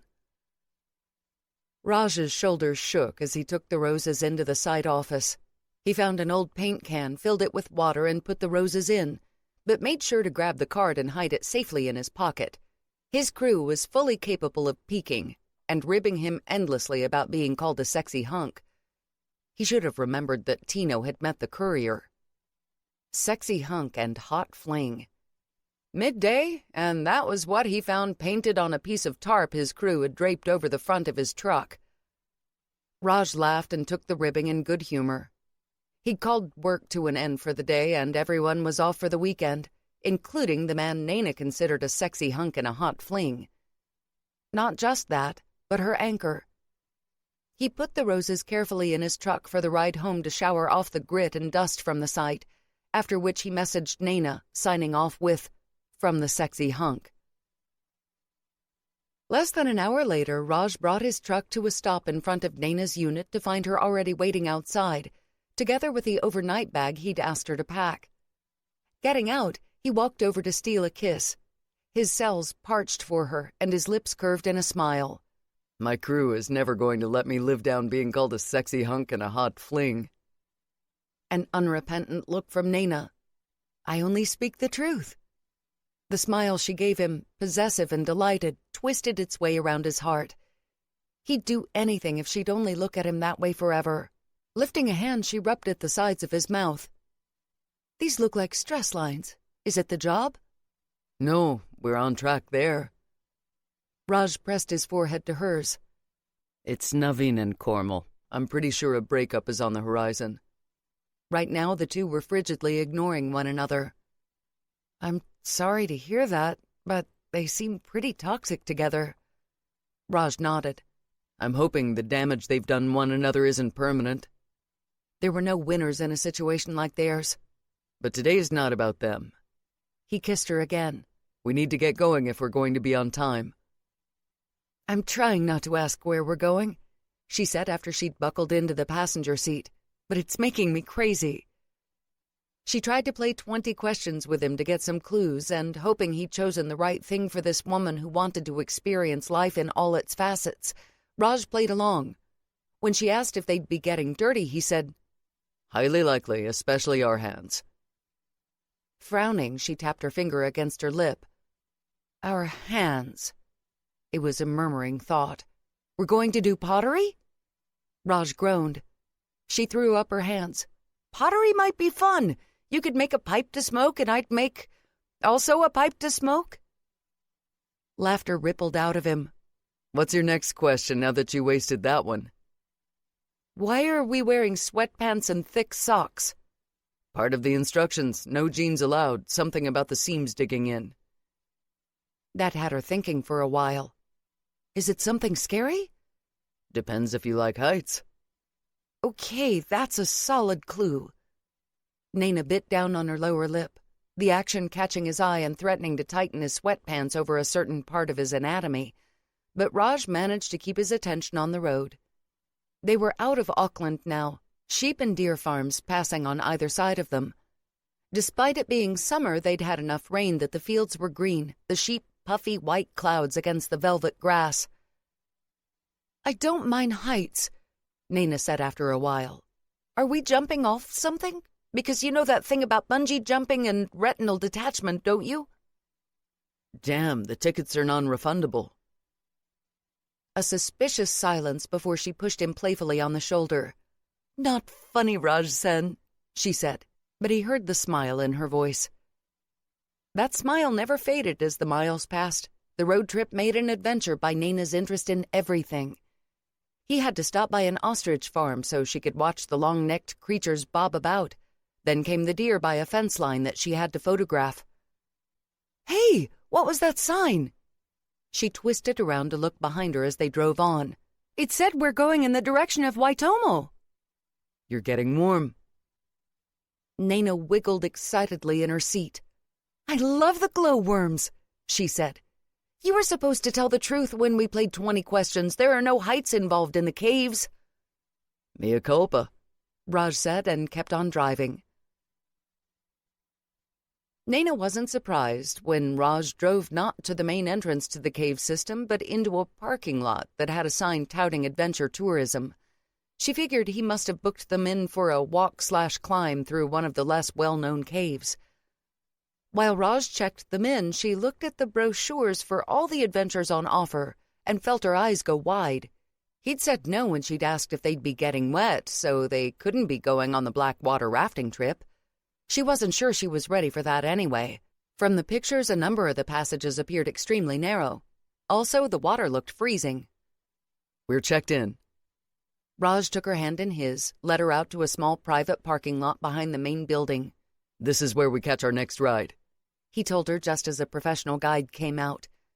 2 20-something women who'd been loitering outside came closer, and Nayna realized the 4 of them were going together. It turned out they'd be driving about 15 to 20 minutes to reach an isolated cave. The ride was a fun one, with all 5 of them ending up chatting. As they got to know one another, Nayna sat with Raj next to her, his arm casually around her shoulders, and drank in the sensation of being with him among people who saw nothing unusual with an unmarried couple on a date. Because this was definitely a date. The sense of freedom was exhilarating. At last, their van reached a solid-looking structure in what felt like the middle of nowhere. Behind them was a private farm through which the adventure company had authorized access, but in front of them lay only local forest. Large tree ferns, lots of lush green foliage. Once they were all out of the van, the guide looked each one of them up and down, then began passing out blue coveralls. They were instructed to put the coveralls on over their clothes and, if they had anything loose in their pockets, to leave it behind in the lockers provided. I'll take the photos, the guide told them. Trust me, you do not want to lose your phone down there. That done, the guide sent them into another part of the structure to find a pair of heavy white calf-high boots to pull on over the thick socks they'd been instructed to wear. Nayna returned after finding a pair that fit and saw the guide handing out what looked like climbing harnesses. Raj, she elbowed him. Why is he giving those out? 37. A Kiss Under Starlight. Her gorgeous, often serious boyfriend gave her a slow, wicked smile. Trust me, you'll love it. After the harness came helmets that had to be clipped securely under the jaw. All of them ready and safety checked, they strode off into the untamed landscape. Every so often, a native bird would call out, but otherwise it felt as if they were on the edge of civilization. Because of rain the day past, the area was a little muddy, and Nayna almost slipped a couple of times, but Raj was always there to stabilize her. They arrived at the start of a small hill and began to go down. And that was when Nayna saw it. A platform, hanging out over the edge of nowhere. The ground was just suddenly not there. Raj closed his fingers over hers when she sucked in a breath. Okay? His eyes held a true question, and she knew he wasn't teasing this time. If she said no, they'd turn around and walk away. But she squeezed his hand back and grinned. I'm terrified, but I want to do it. He laughed, and the two of them went down to the platform built of crisscrossing lines of metal that allowed a dizzying view down into the depths below. The platform literally suspended over thin air. It was as if a giant hand had scooped out a massive hole in the earth, the distance from the platform to the ground so far that their landing spot was shrouded in shadows. A river's roar echoed in the air, but she had to squint to make out any hint of its rushing force. The guide stood at the far edge of the platform, and behind him was nothing but open space. To their left was a rocky wall lush with moss. To their right, a frame from which hung a number of ropes that dropped down into an abyss surrounded by primeval green foliage. Each rope ran through a system of metal brackets and pulleys that made zero sense to Nayna. All she cared about was that the rope seemed very secure. First thing, the guide said, we hook you up so even if you trip and fall off this platform, you'll live to trip another day. Nervous laughter from one of the other women. Butterflies danced in Nayna's stomach. The guide was clipping her by the harness to one of the ropes before she could have second thoughts. Once all four of them were clipped in, he gave them a safety briefing. Then it was go time. All of them had to lean back against the very edge of the platform, their backs hanging out into nothing. Now take 1 foot off the edge. Squeezing her eyes shut for a second, Nayna did as instructed, then hooked her foot into the rope as they'd been taught. She had her eyes open again by the time the guide told them to take the remaining foot off the edge, which would leave her hanging over thin air, the next stop a long way down. She glanced at Raj, her heart thundering and fear squeezing her chest. I can't believe we're doing this, she said to him. A smile lighting up his eyes, he took his other foot off the edge of the platform but didn't drop, controlling his descent with the ease of a man who'd obviously rappelled before. Do it, Nayna, with the pretty Nayna, he said. I'll be with you all the way down. Taking a deep breath, Nayna surrendered her last footfall on reality and realized the hardest part had been the letting go and leaving the platform. This is so fun, she said to Raj. I'll go rock climbing with you. Raj grinned at her reference to their first meeting and kept pace with her, both of them taking in everything around them as they rappelled down while calling out encouragement to one of the others, the most skittish of their group. The woman, a tourist from Norway, kept going, and then they were all on the floor of a huge subterranean cave 20 minutes after stepping off the platform. Looking up, Nayna saw the sunlit circle of sky rimmed with hazy green from where they'd come. It felt like a haunting alien world down here, even the foliage unique and a little eerie in a beautiful way, and the adventure had just begun. They climbed over rocks, scrambled down them, and crossed parts where it felt like they could fall into the darkness and never be found. Then they were in the most Stygian part of the cave, an area so devoid of illumination that they had to flick on the lights on their helmets. It's cold, Nayna said, her breath fogging the air. Imagine what the water's like, Raj murmured, referring to the underground river they'd seen after they first landed. We have to try the black water rafting. Did you see some of those photos? Nayna shuddered. The roof of the cave was right up against that woman's face. We'll work our way up to it, Raj said, and she heard the anticipation in his voice. Wonder and hope dawned inside her. Raj, she realized, wouldn't belittle her need for a life lived beyond the borders of domesticity. He was a man who liked tradition and roots, but for the first time she began to see that her needs could coexist with his. All right, team, the guide called out. "This is the best part. I want you to come through the small passageway behind me. Be careful, it's pretty narrow. Lights off soon as you exit the passage." Once on the other side, it took a second for Nayna's eyes to adjust to the absolute blackness you would never find in the civilized world. Down below, far from sunlight, this pitch darkness was unlike anything she'd ever experienced. Then stars began to appear against the black. She gasped. "Glowworms!" The others whispered around her. Raj slid his fingers through hers. After a while, everyone went quiet, all of them enchanted by the starlit sky deep within the earth, while their breath fogged the air and their chests squeezed. When Raj touched his fingers to her jaw, she angled her head so their helmets wouldn't crash, and they shared a soft, sweet kiss under a subterranean sky. Nayna was sorry to leave. "It was wonderful," she whispered to Raj, astonished and full of a raw emotion aimed solely at this man who kept surprising her. "Thank you for organizing this." "We haven't finished yet," he said. "Let's see if you thank me when we get to the end." She realized what he meant when they stood at the foot of a metal ladder that shot up and up and up and up into darkness. That ladder was attached to the wall and was a straight vertical climb. It didn't look so bad, especially after the guide scrambled up, then called out that he was dropping the safety rope for the next person. Raj had already volunteered to be the last one to go up, the one who'd be left in absolute quiet and silence. The first to climb was the woman who'd been the most nervous throughout. They all encouraged her with shouted calls as she began to climb. She disappeared into the darkness at a certain point, and they watched and waited for the safety line to be thrown back down. It took a lot longer than it had with the guide.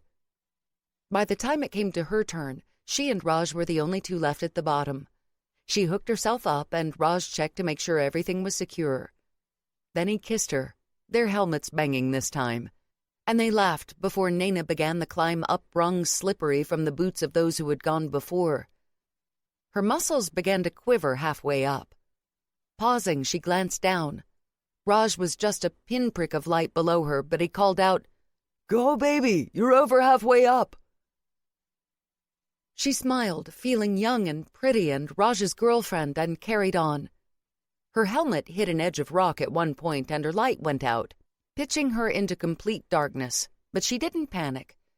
She just wiped one hand against her coveralls and turned on her light.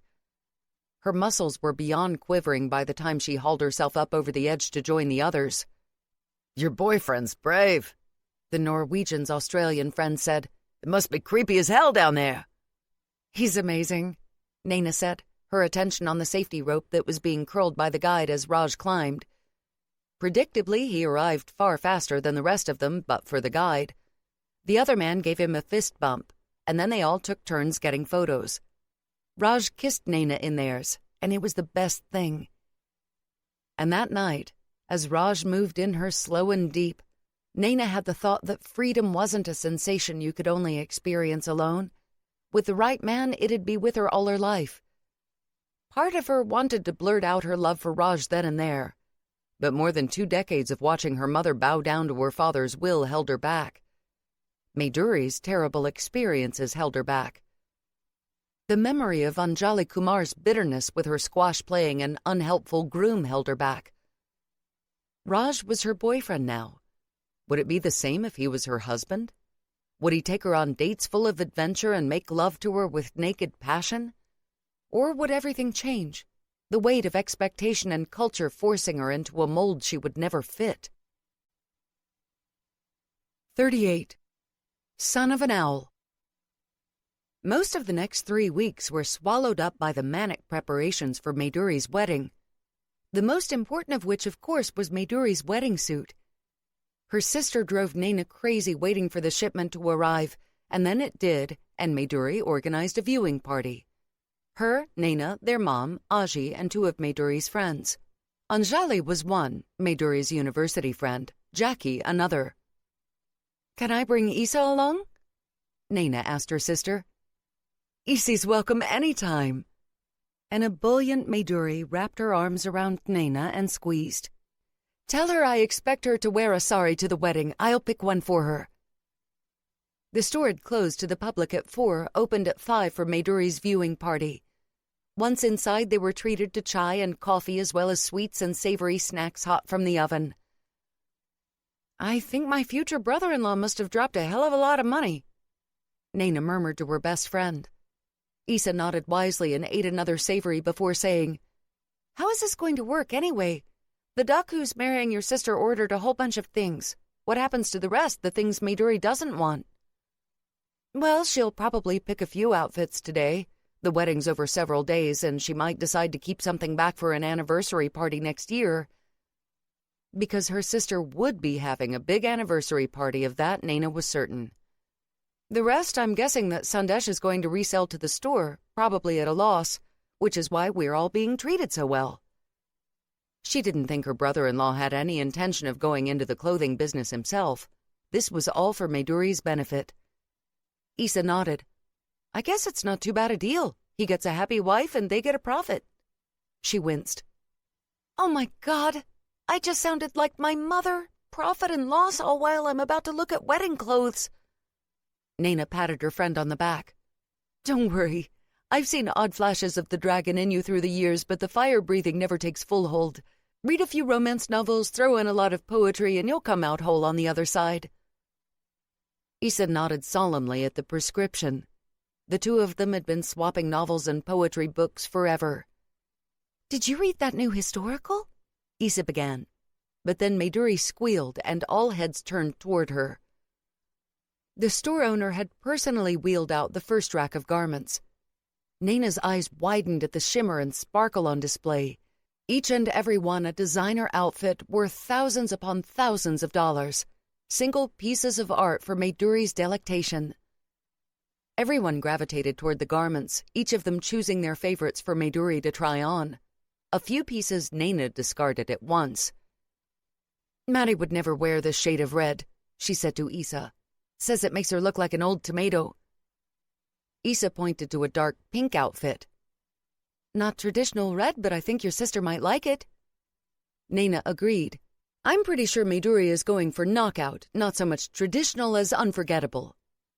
Her sister had already spoken to a hairstylist about having a wild hairstyle, by which she meant something that hadn't already been done but was stunning. Not a flower bun. With Pinky Mehra added in, they'd already been to 4 weddings this year where the brides had gone for the elegant look popularized by a Bollywood actress. Mayduri examined each and every garment with care, cooing over the beadwork or the Swarovski crystals or the expensive fabric, before finally deciding which one to try first. Most of the garments the doctor had ordered were skirt and tunic combos where the tunic didn't display too much flesh, if any. Modesty was applauded in brides. However, he, or the shop owner who'd created the order, had also added a number of designer saris. "I'll be back soon." Chosen outfit in hand, Mayduri disappeared into a changing room. Excited to see her sister all dressed up, Nayna sat down in one of the provided chairs, Issa on her left and her mother next to Issa. Her grandmother sat beside Shilpa Sharma while Anjali and Jackie were on Nayna's other side. All of them had champagne in hand. The doctor must have spent a lot, and snacks nearby. "Anjali, how are your boys?"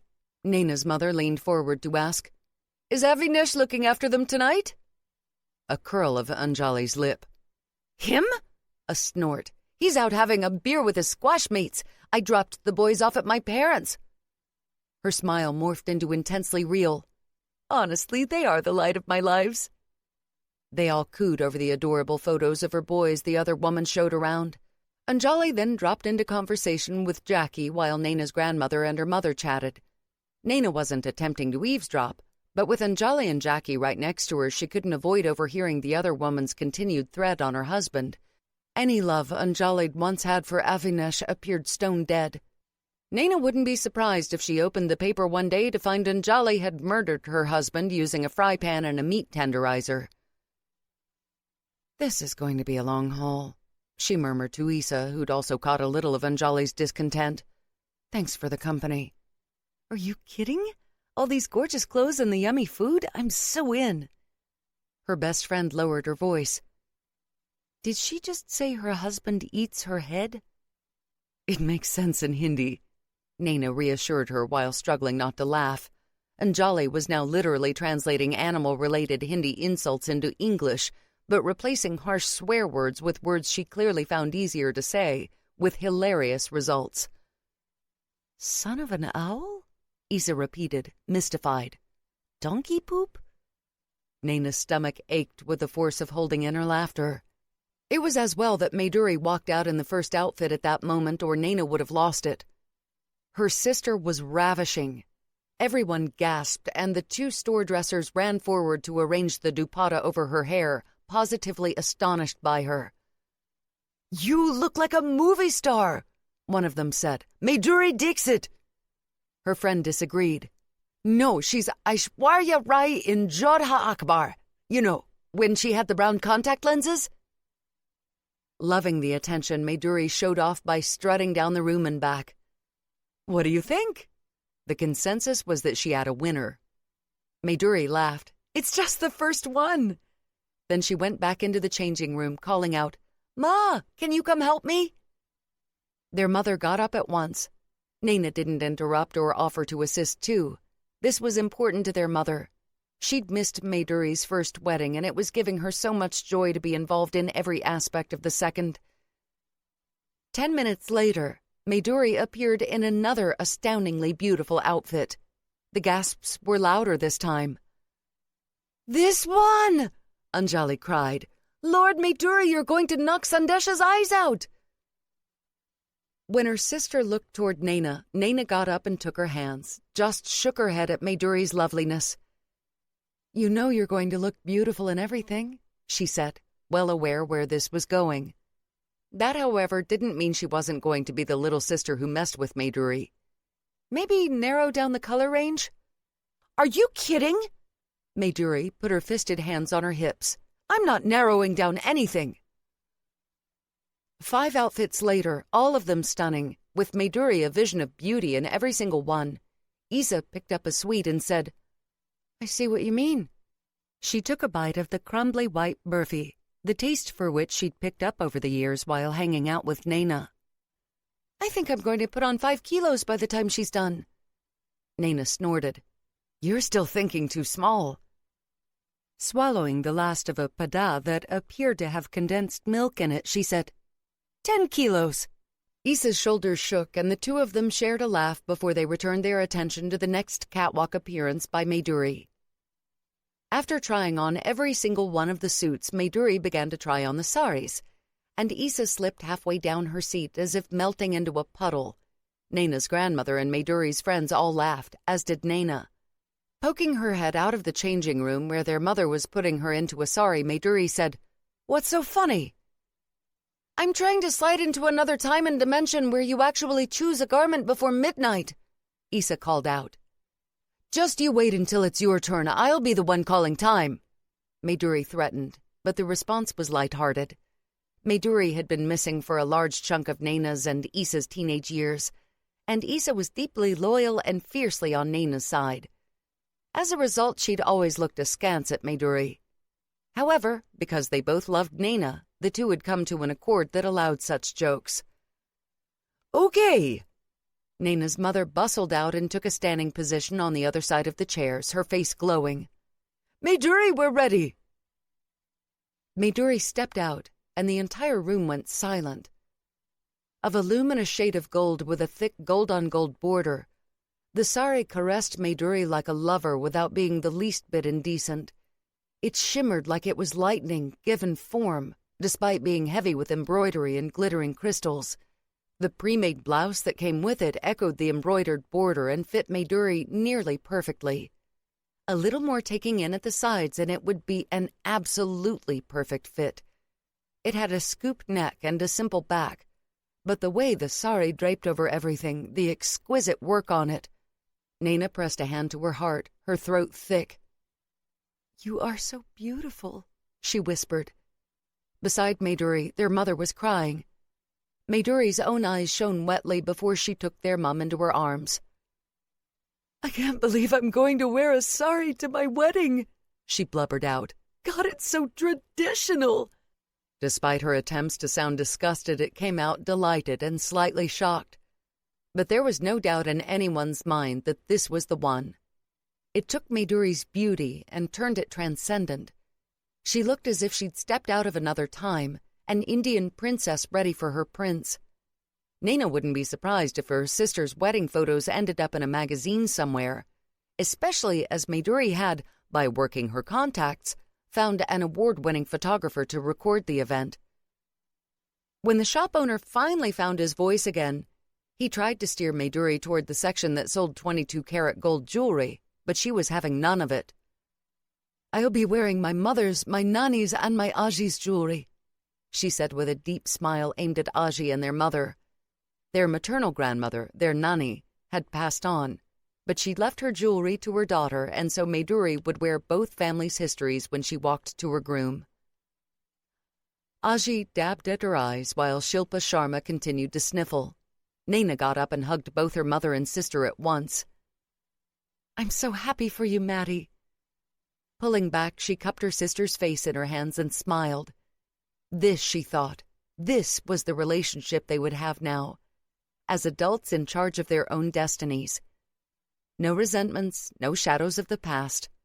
They were forging into the future in different directions, each choosing her own path, but always family, always sisters. "Ninu?" Mayduri whispered in her ear after the tears had passed. "How much has Anjali had to drink? I'm sure she just muttered something about the offspring of a buffalo." 39. Broken hearts can be mended. It was 11 o'clock at night by the time Nayna finally returned home. She'd offered to take Anjali home, but Mayduri had said she'd look after her friend. Nayna had helped out by parking Anjali's car in the bridal boutique's private back lot for Anjali to pick up when she was sober. She and Issa had still been giggling over Anjali's repertoire of badly translated insults when they pulled out of the lot in Nayna's car. "Sad to see a grand romance come to this," Nayna had said afterward. "I remember you telling me about the proposal with the plane and the picnic." Yawning, Issa had stretched out her body. "All that is nice, don't get me wrong, but it doesn't sound like the two actually ever had any talks of substance. I mean, she seems completely surprised by who he is." Nayna couldn't disagree with her friend there. Once she dropped Issa home and made her way to her apartment, Nayna went to call Raj. She was missing him so, but decided against it at the last minute. He was getting up at the crack of dawn to take advantage of the summer light, and she didn't want to interrupt his sleep. She'd messaged him from the shop earlier, giving him a rundown of events. He'd been doing paperwork for the business, but had paused to send back a sexy photo featuring his face and naked upper body.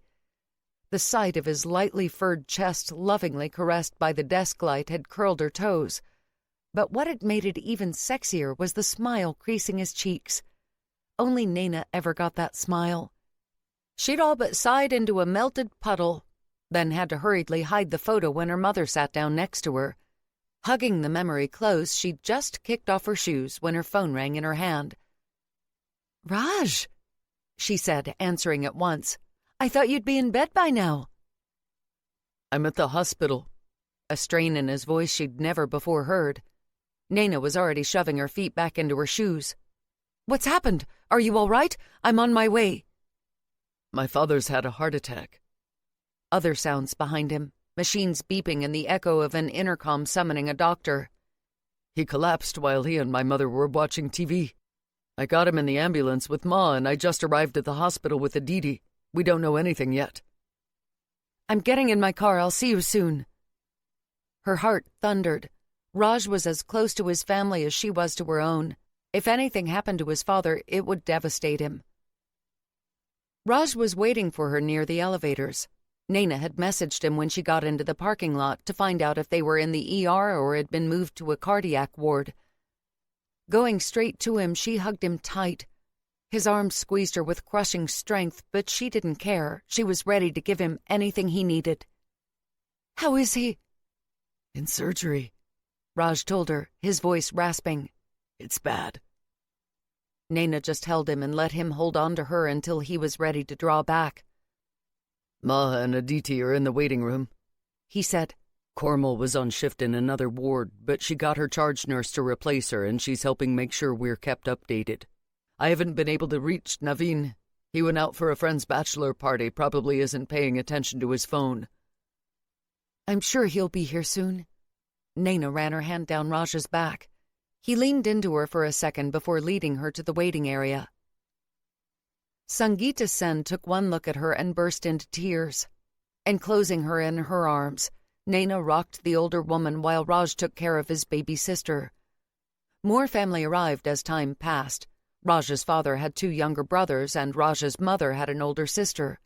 All but one came with their spouses. Jitesh Sen's remaining brother was based in Taupo, several hours south of Auckland, and was already on his way, with his wife and Raj's paternal grandparents. Depending on traffic, they'd reach the hospital in about 2.5 more hours. The only one still in the wind was Naveen. Cormel, dressed in the dark blue of a nurse's scrubs, had a pinched look about the eyes when she walked in to give them the news that the surgery was progressing well. Naveen's not replying to my messages, Nayna heard her whisper to Raj. He's probably drunk. That's what he does when out with that group. I'll keep trying to track him down, Raj said. Give me the numbers you have for his friends. Nayna, do you have a pen? Digging one out of her purse, Nayna walked over. He took the pen and pressed a kiss to her temple before returning his attention to Cormel, who gave Nayna a jagged look. Then the other woman was passing on the numbers, and Nayna went to sit with Sangeeta and Aditi again. When Raj's sister curled against her side, Nayna threw her coat around the teenager and hugged her close. Aditi fell asleep for about 40 minutes, woke fuzzy-eyed and in need of the restroom. As she wandered off in the right direction, Sangeeta Sen, her face wan, said, "Raj, Meeta, Nayna, Meetia, can you find some strong tea?" The 2 of them left to see what they could rustle up. Once away from his relatives, Nayna took Raj into her arms again, running her hands up and down the powerful column of his back. She'd noticed how everyone leaned on him, the older adults as well as his younger sister. They all looked to Raj as if expecting him to have the answers. Even the cardiac nurse who was liaising with the surgical staff spoke to Raj, so the immediate family must have nominated him as their lead contact.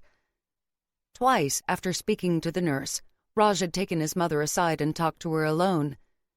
Decisions being made, Nayna had realized, the doctors asking for Sangeeta Sen's approval of certain actions. Sangeeta relied visibly on her eldest son, her hand clenching on his arm, and Nayna had the feeling Raj was the one who'd made the final calls, taking that burden from his mother. If something went wrong because of a certain decision, he'd bear that too. "You don't have to keep up the front with me," she murmured to him. "I just want you to know that." She'd had a stark display tonight of the position Raj occupied in his family, the anchor, the one who kept the entire family stable. Whether that meant making the toughest decisions of them all, tracking down his absent brother, or running the family business. He wasn't allowed to crumple. He wouldn't let himself crumple. She wondered if he'd ever trust anyone else enough to be the vulnerable one, trust enough to share the load. "You're my rock," she whispered, "but I can be yours too. Let me." Raj shuddered out a hot breath that ruffled her hair. His muscles didn't relax, but he said, "I'm so fucking glad you're here." Nayna's eyes burned as his arms locked even tighter around her. They found the tea, got enough for the group, and returned with disposable cups that put a little heat into everyone's bodies. It wasn't long afterward that Raj's father came out of surgery. The surgeon, Dr. Jonathan Olivier, was still clad in his scrubs when he came to talk to them, but he had a smile on the craggy lines of his face. "A triple bypass is always complicated," he said to Raj and his mother. Aditi stood between her mother and brother, tucked under Raj's arm, while Nayna stood on his left, her fingers linked to his. Cormel stood on his mother's right side. A distraught Naveen had finally responded, calling Raj to say he was on his way, but that had only been 20 minutes earlier. "The good news," Dr. Olivier said, "is that it all went perfectly, and barring any unforeseen complications, Mr. Sen should recover fully." Raj's fingers squeezed tight on hers even as he calmly asked the doctor more detailed questions about what they could expect going forward. The overriding theme, aside from dietary changes on which they'd be further advised by a hospital nutritionist, was that his father would need lots of care and wasn't to do anything strenuous for a number of months. Mr. Sen will also need to manage his stress levels, Dr. Olivier added. Stress is terrible for the heart, and speaking from 2 decades of experience, I can tell you it'll impede his recovery. The doctor, tiredness apparent in his own features, looked around. No, I think you should all go home and get some rest. Mr. Sen is in intensive care and will stay there for at least 48 hours. Dr. Olivier, my mother needs to see my father. Raj's voice was firm. The doctor took in Mrs. Sen's tear-worn face and said, Please come with me. For now, you'll be the only visitor. His eyes met Raj's. The staff will let you know as soon as the rest of your family is cleared to go in. It'll be immediate family only until he's out of ICU. Raj let go of her hand to take care of the goodbyes with his uncles and aunts, promising everyone updates as soon as he had them. Aditi stayed with Nayna. Cornwall, meanwhile, kept glancing at her watch, then over toward the nearby elevators. Raj's brother walked out of an elevator 10 minutes after the extended family had departed. His eyes were hollow. Aya? He said, looking at Raj. Dad's fine, recovering in ICU. Ma's with him. Raj squeezed his brother's shoulder. Cornwall's been with us all night, decoding the medical jargon. Naveen went immediately to Cornwall, wrapping her up in his arms. The other woman didn't hesitate to hug him back, and Nayna's heart sighed. Maybe we'll get a happy ending for those two after all, she murmured to Raj while Aditi was distracted in collecting her coat from the chair where she'd left it. Raj took in his brother and sister-in-law in silence before hugging Nayna close. When Aditi came over, the two of them stretched out one arm each and brought her into the embrace. And though Raj held them both, he allowed Nayna to hold him in return. Her big, tough lover let her see his need. And it smashed another wall in her heart. 40. A scene fit for Bollywood. Nayna parted ways with Raj in the hospital parking lot. He was driving his mother and sister home. Cornwall and Naveen were heading out in Cornwall's car as Naveen, afraid he was over the alcohol limit for driving, had caught a ride in with a friend. After settling his mother and Aditi in his truck, Raj took the time to walk Nayna to her car. Sangeeta Sen had been in full agreement when he stopped Nayna from going off on her own. It's still dark outside, she'd said sternly. Aditi and I will lock the truck doors and wait for Raj to return. The parking lot was awash in light, but Nayna didn't reject the offer, mostly because she wanted to have a moment alone with Raj. Get some rest, all right? She said to him when they stopped by her car. His hand cupping her jaw, his thumb stroking over her lips. You'll be okay driving home? He asked, searching her face. Not feeling sleepy? I have so much caffeine in my blood that tired is the last thing I feel. Turning her head, she kissed his palm. I'll be fine, and if your mother and Aditi want me to come over tomorrow, just let me know. She'd work it out with her bosses. Raj kissed her, the pain in him making her want to give and give, but Raj's family needed him right now. When you have time, she said against his lips, I'll be here. Anything you need, Raj. Another primal kiss before he released her. Message me when you arrive home. Well aware of how shaken his heart was right then, Nayna said, as soon as I'm inside. Her headlights flashed off Raj's body as he stood watching her leave, and she felt a wild desperation to go back and get in his car, go home with him, hold him. He might never be a big talker when it came to his emotions, but he spoke to her with his body, allowed his shields to fall when he was in her arms. But going home with him was simply not an option. Her parents and his parents might be willing to overlook the fact they were spending considerable time together, but neither party would overlook it if she ended up in Raj's bed so close to where his family lived. Not even if she just wanted to put her arms around him while he slept. It'd be considered disrespectful in the extreme, especially in the current circumstances. Nayna banged her fisted hand on the steering wheel, frustrated with herself. Because the thing was, she would never do that to her parents or his. The freedom to make her own choices didn't mean spitting in the faces of those she loved and respected. It didn't mean throwing dirt on the tradition that was such a core part of Raj. The color and the joy of their culture, the huge families and the extended relationships, it all mattered to Nayna and always would. She had 100 aunties, if not more, barely 1% of them related to her by any kind of blood. All those women, Batty Auntie included, would drop whatever they were doing if she ever needed serious help. Despite all that, today she wished that it didn't matter that she wasn't married to Raj. She wanted the right to be by his side, to curl up around her rock of a man and hold him through the coldest hours of the night.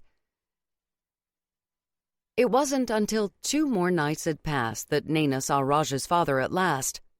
Knowing the doctors wanted to keep Jitesh Sen in as restful a state as possible, she hadn't asked for an earlier visitation. Honestly, his immediate family were likely the only ones he wanted to see anyway. However, when she dropped by the hospital that evening with some requested takeout for the younger members of the family, Raj, still in his work gear, said, "My dad was asking about you." "Oh." Nayna put the takeout on a table inside the fanal room, a space designed for families of patients, then went to stand in front of where he sat in a visitor chair. She ran her fingers through his hair, straightening the wind-tumbled strands. "That's good, isn't it?" Raj had told her that his father had been sluggish and slow for the past couple of days, but that the physicians were telling them it was to be expected after the major surgery. Wrapping his arms around her waist, Raj laid his head against her navel and let her play with his hair as he exhaled, and her heart, it broke into a million fragments. When it put itself back together, Raj was in every nook and every cranny, the cracks woven back together with his name as the glue. She loved him, more than she'd ever loved anyone her entire life. The hole that love put in her defenses, the sacrifices she was ready to make to ensure his happiness, it scared her, but she didn't stop petting his hair. "Yes," Raj said. "He called you my pretty Nayna. Where's your pretty Nayna, Raj? Doesn't she want to visit a sick old man?" "I hope you told him it was on doctor's orders." "I think he's decided he likes being a cranky patient." A tightening of his arms around her before he drew back. Nayna wondered if he could see her heart, exposed and without barriers. "Where are your mom and sister?" "They're with him. I was just waiting for you." "Are Naveen and Kormal here too?" "They spent the afternoon with him while I gave Aditi the task of getting our mother to nap. She's barely been sleeping." Raj stood and put his hand on the lower part of her back. "Aditi gained victory by crawling into bed and, according to her, acting like a needy baby so our mother would cuddle her." Nayna laughed. "And napdom was achieved? For 3 hours, for both of them." Leaving the food on the table, the fanal room otherwise empty, Raj led her into the room where his father lay recovering. The older man had been given a single room to himself, which would have told Nayna the severity of the surgery even if she hadn't known the details. All the wires and tubes hooked up to him further underlined the seriousness of the heart attack and the emergency surgery that had followed. Jitesh Sen's previously healthy brown skin was pallid, his breath shallow and ragged at times, but he smiled when he saw Nayna and patted at his bed. She went around to that side and put her hand in his. He curled his fingers weakly around hers. "Beta, I've been waiting to see you." "I didn't want to intrude," Nayna began. "Intrude, Shrintrude," the older man said. "Your family, isn't she, Sangeeta?" Raj's mother smiled and nodded while Aditi said a cheerful, "Yup." Both mother and daughter were seated in visitor chairs by the bed, though Aditi had somehow managed to create the full teenage sprawl in hers. "I have something to say." Raj's father looked at Nayna, then Raj. "I know you young people have your modern ways, but I'm an old man and I might not have a lot of time left." "Don't say it, Papa!" Aditi cried out, straightening in an alarm of arms and legs. "The doctors are confident you'll make a full recovery." Raj added, touching a hand to his father's shoulder. There's no need to worry. The older man nodded but said, Maybe. Or maybe I have only 5 years. Or maybe I have only 1 year. We don't know. I could get hit by a car tomorrow. Raj's mother was nodding, clearly knowing where this was going. Aditi had her head in her hands, her curls bouncing every which way as she shook her head in slow motion. Nayna, meanwhile, was starting to have a strange prickling on the back of her neck, because she'd seen this scene before, in 100 Bollywood movies. She just couldn't believe it was happening to her. She glanced up at Raj and saw that he was frowning. Her lover needed to watch more Bollywood movies. She'd make that a part of his education stat. But right now, she could do nothing but listen as destiny careened toward her at the speed of light. What I'm saying, Raj's father continued after taking a sip of juice, is that I know you two want to take your time before marriage, but I'd like to see my eldest son married and settled, just in case. He pressed his free hand to his heart, his fingers trembling. We don't know what the future will hold, son. I want this happiness for you, and maybe, if we are very lucky, I'll get to see my grandchild before... Raj's eyes connected with hers, realization having dawned dark and heavy. Dad, he said, No! Sangeeta Sen's voice was firmer than Nayna had ever heard it. There's no problem in this, what your father's asking. He still has to recover, so it won't be a super rush like with Nayna's sister's wedding. You'll have time to prepare, have a proper wedding, invite all your friends. 4 months' time, don't you think? The venues will all be booked out, Aditi piped up, a small warrior fighting for Raj and Nayna, who were both shell-shocked. Miduri only got a spot because Dr. Patel knows someone. Adi, Mary Rani, did you forget that your uncle owns an entire golf course and the club building? Sangeeta Sen smiled at her daughter. He will find us a date in that time. 4 months.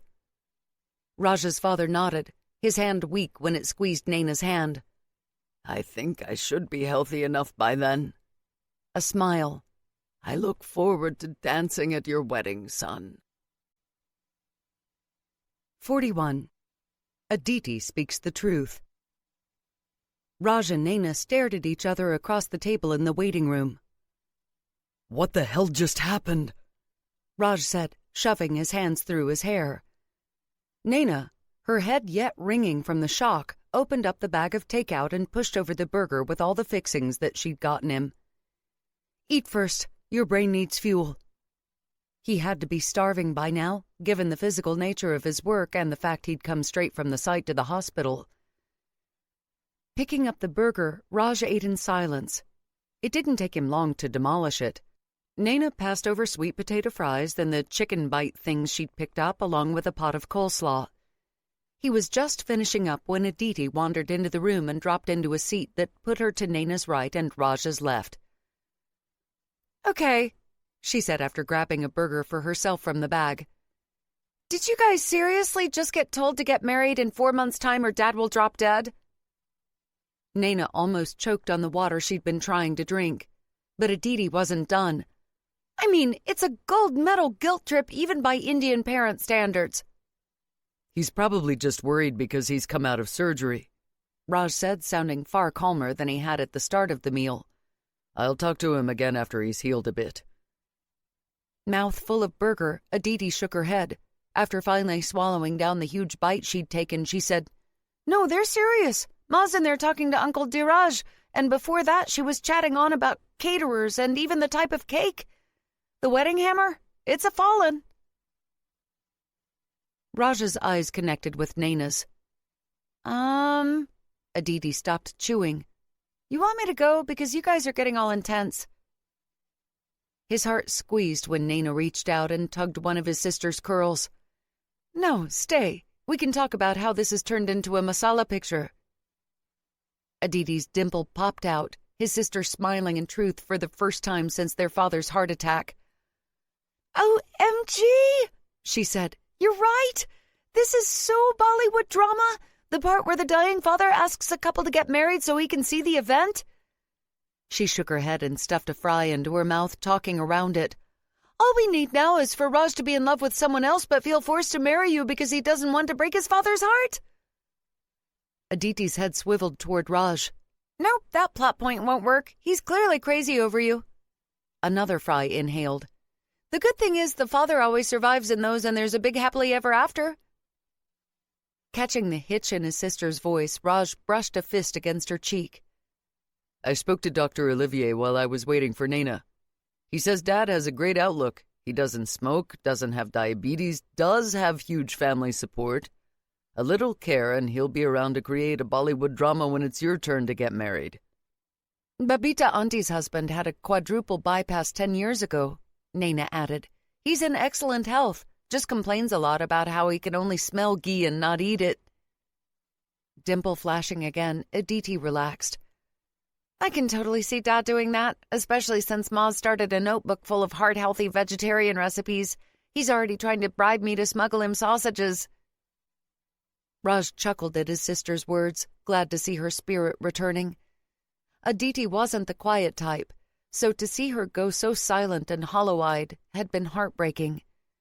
Now he watched as Nayna drew her into a cheerful conversation about their favorite Bollywood movies, with Aditi nodding eagerly when Nayna suggested a movie date for a sweeping historical epic set to release in a month. "Are you going to make Raj Bhaiya come?" Aditi asked, cheeky as a monkey. "Last time he took me, he fell asleep during the most amazing dance number by Hrithik." "Sacrilege!" Nayna gasped, her hand on her heart. "We'll just have to work on him until he sees the beauty of lip-syncing in the Swiss Alps in the middle of winter while wearing a sari." Aditi snorted with laughter, and for the moment Raj's world was okay, on the surface at least. Because even as Nayna gently took care of his sister's heart, he knew her mind had to be spinning, her thoughts a roar. It was only when Aditi's friend Harlow arrived that he and Nayna had time alone. First, however, he shook hands with the tall and lanky boy who had grown significantly in confidence over the summer and who was turning out to be a young man Raj liked. Even better, both Jitesh and Sangeeta Sen were warming up to him. It helped that Harlow Chan kept his stick-straight black hair cut with ruthless neatness, wore wire-rimmed spectacles, dressed in pants that actually fit instead of hanging halfway down his butt, and was unfailingly respectful. Aditi had also let it slip that while Harlow had a year of high school to go, he'd already been offered an academic scholarship to the city's major university on the basis of his previous year's exam results. The boy had deferred the scholarship because he wanted to have his senior year. Jitesh Sen had thought enough at that to grumble. "Well, I suppose it's good he's not an idiot." High praise from a protective Indian father on his 17-year-old daughter's friend who happened to be a boy, and who might end up more if the two kept on hanging out. "Nayna!" Harlow's face cracked into a huge smile when Nayna walked back into the room, having left to wash off a bit of sauce that had dripped onto her top when she ate a few of Aditi's fries. "Hey, you! When did you get so tall?" Nayna hugged her best friend's stepbrother. She'd told him that Isa was a huge reason why Harlow was so well adjusted. Issa Rain had basically adopted Harlow when their parents divorced, making sure the young teen he'd been at the time wasn't forgotten in the mess. Issa, Raj suddenly realized, would always be in his life. She was going to marry one of his closest friends, which meant that even if all this crashed and burned, Nayna too would always be in his life. It would be the worst private hell he could imagine, to see her and to know she wasn't his, perhaps to see her move on with another man. His gut wrenched. "We have to go now," Aditi stage whispered to Harlow after a few minutes. "Raj Bhaiya and Nayna but—" She cut herself off at the last minute, but Raj knew the word she'd almost said, the word for a big brother's wife. Recovering quickly, she said, "They have big deal stuff to talk about." Alone with Nayna at last, Raj said, "I'll fix it." He had no desire for Nayna to be manipulated into marriage with him when she'd fought so determinedly for freedom, and when marriage was a topic she simply never raised on her own. Eyes shining, Nayna looked up at him and brushed his hair off his forehead. "You're right in what you said to Adi. Your dad's just come out of surgery," she said.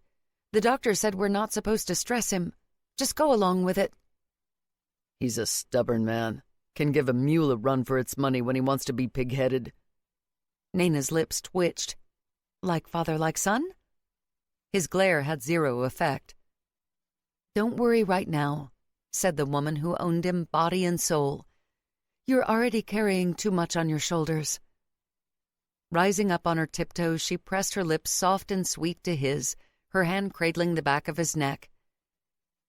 He hadn't made love to her for over a week now, and he ached for her, so much that after he drove his mother and sister home so his father could rest, he snuck out to Nayna's apartment and woke her up. She was still warm from bed when she opened the door, strands of her hair sticking to her cheek, and she walked into his arms without hesitation.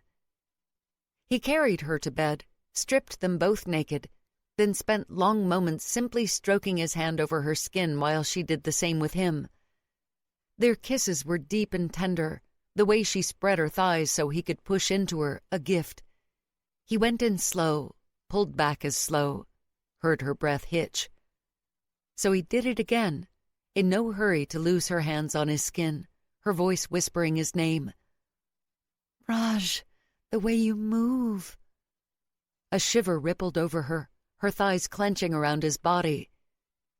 He'd gained control since their first time together, rocked her through it, then caressed her until her back arched against his in sinuous feminine beauty, her body holding on tight to his as she melted with pleasure. Raj, she said again, her eyes heavy-lidded and her fingers brushing his lips. My Raj. The hour he spent with her grounded him in a way nothing else could. She was in his blood, and he'd marry her 1,000 times over if she'd have him. But if she agreed to his father's demand, he'd never know if she would have chosen him of her own free will. The lack would forever be a shadow on their lives together. And if they didn't do this and his father died before anything was decided, Raj would never forgive himself. 42. The Boss's Girl. Nayna's parents visited Raj's father in hospital as soon as Jitesh Sen felt ready to receive more visitors.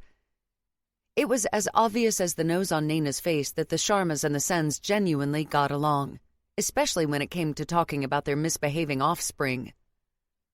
All these modern ideas, one said, as if they're the first couple to ever meet. I blame it on television, another added. I mean the dramas and always rebellion made to look so romantic. At which point the four of them would inevitably fall into a spirited discussion about their shared passion for said dramas with rebellious characters. At least their conversations were joyful. From what Nayna had seen of Kormal and Naveen lately, their hospital reconciliation had quickly faded into a kind of stiff formality. The two put up a front for Mr. Sen, but, according to Raj, were otherwise living separate lives. Naveen's moved into our old game room, he'd told her.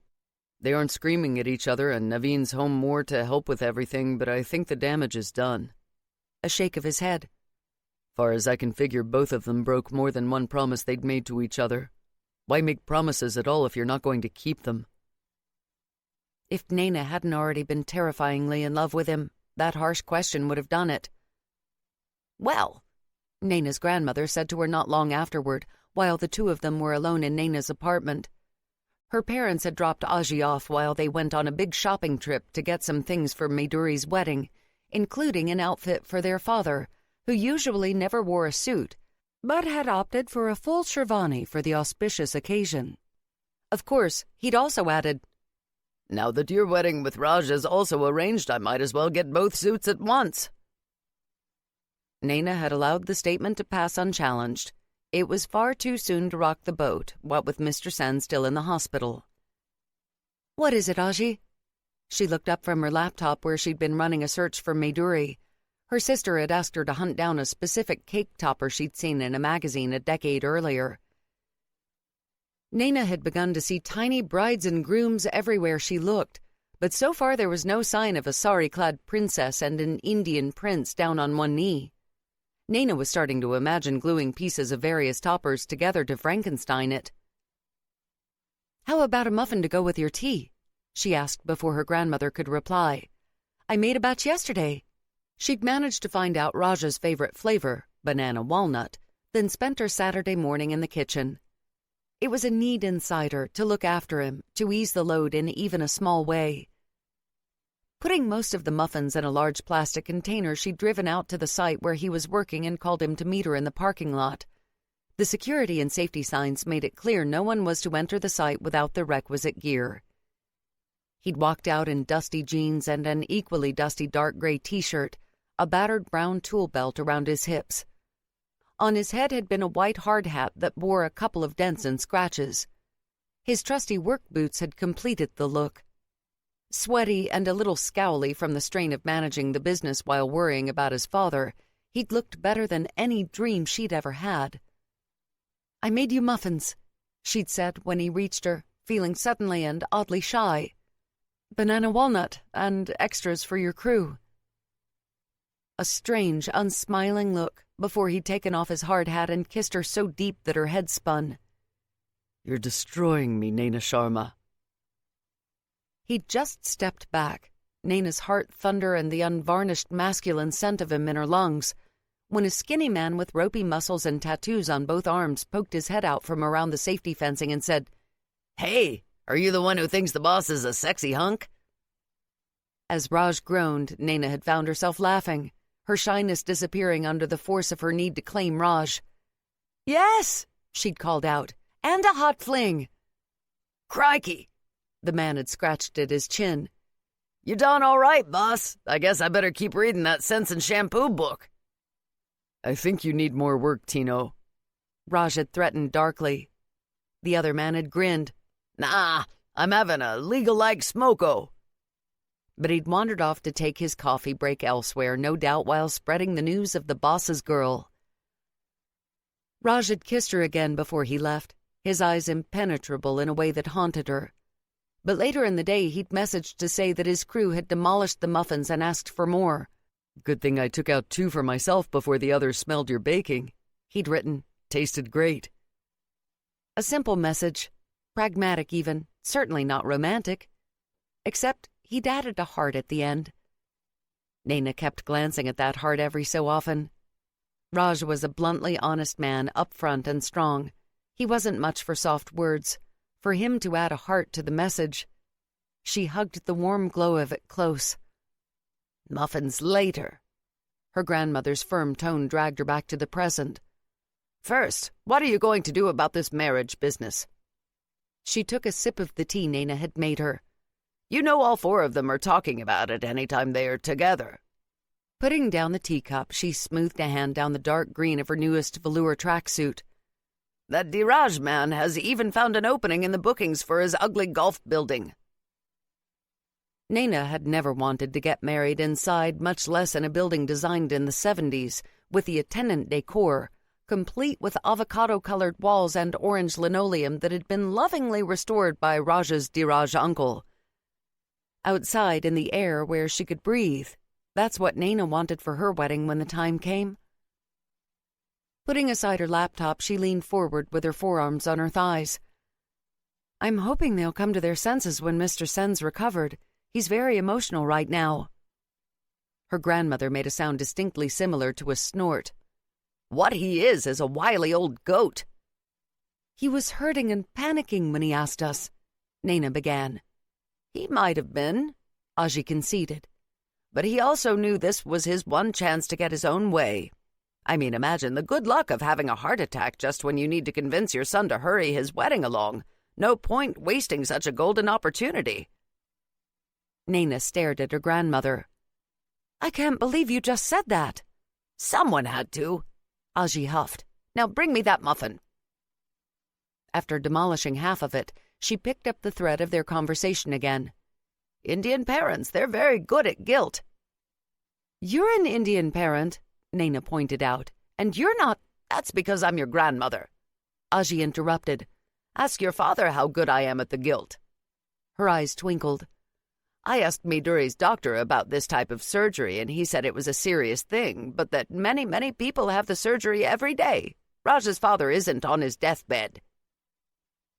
Nayna slumped back against the sofa, swallowed hard. But what if? That was the crux of it and the real reason she hadn't pushed back so far.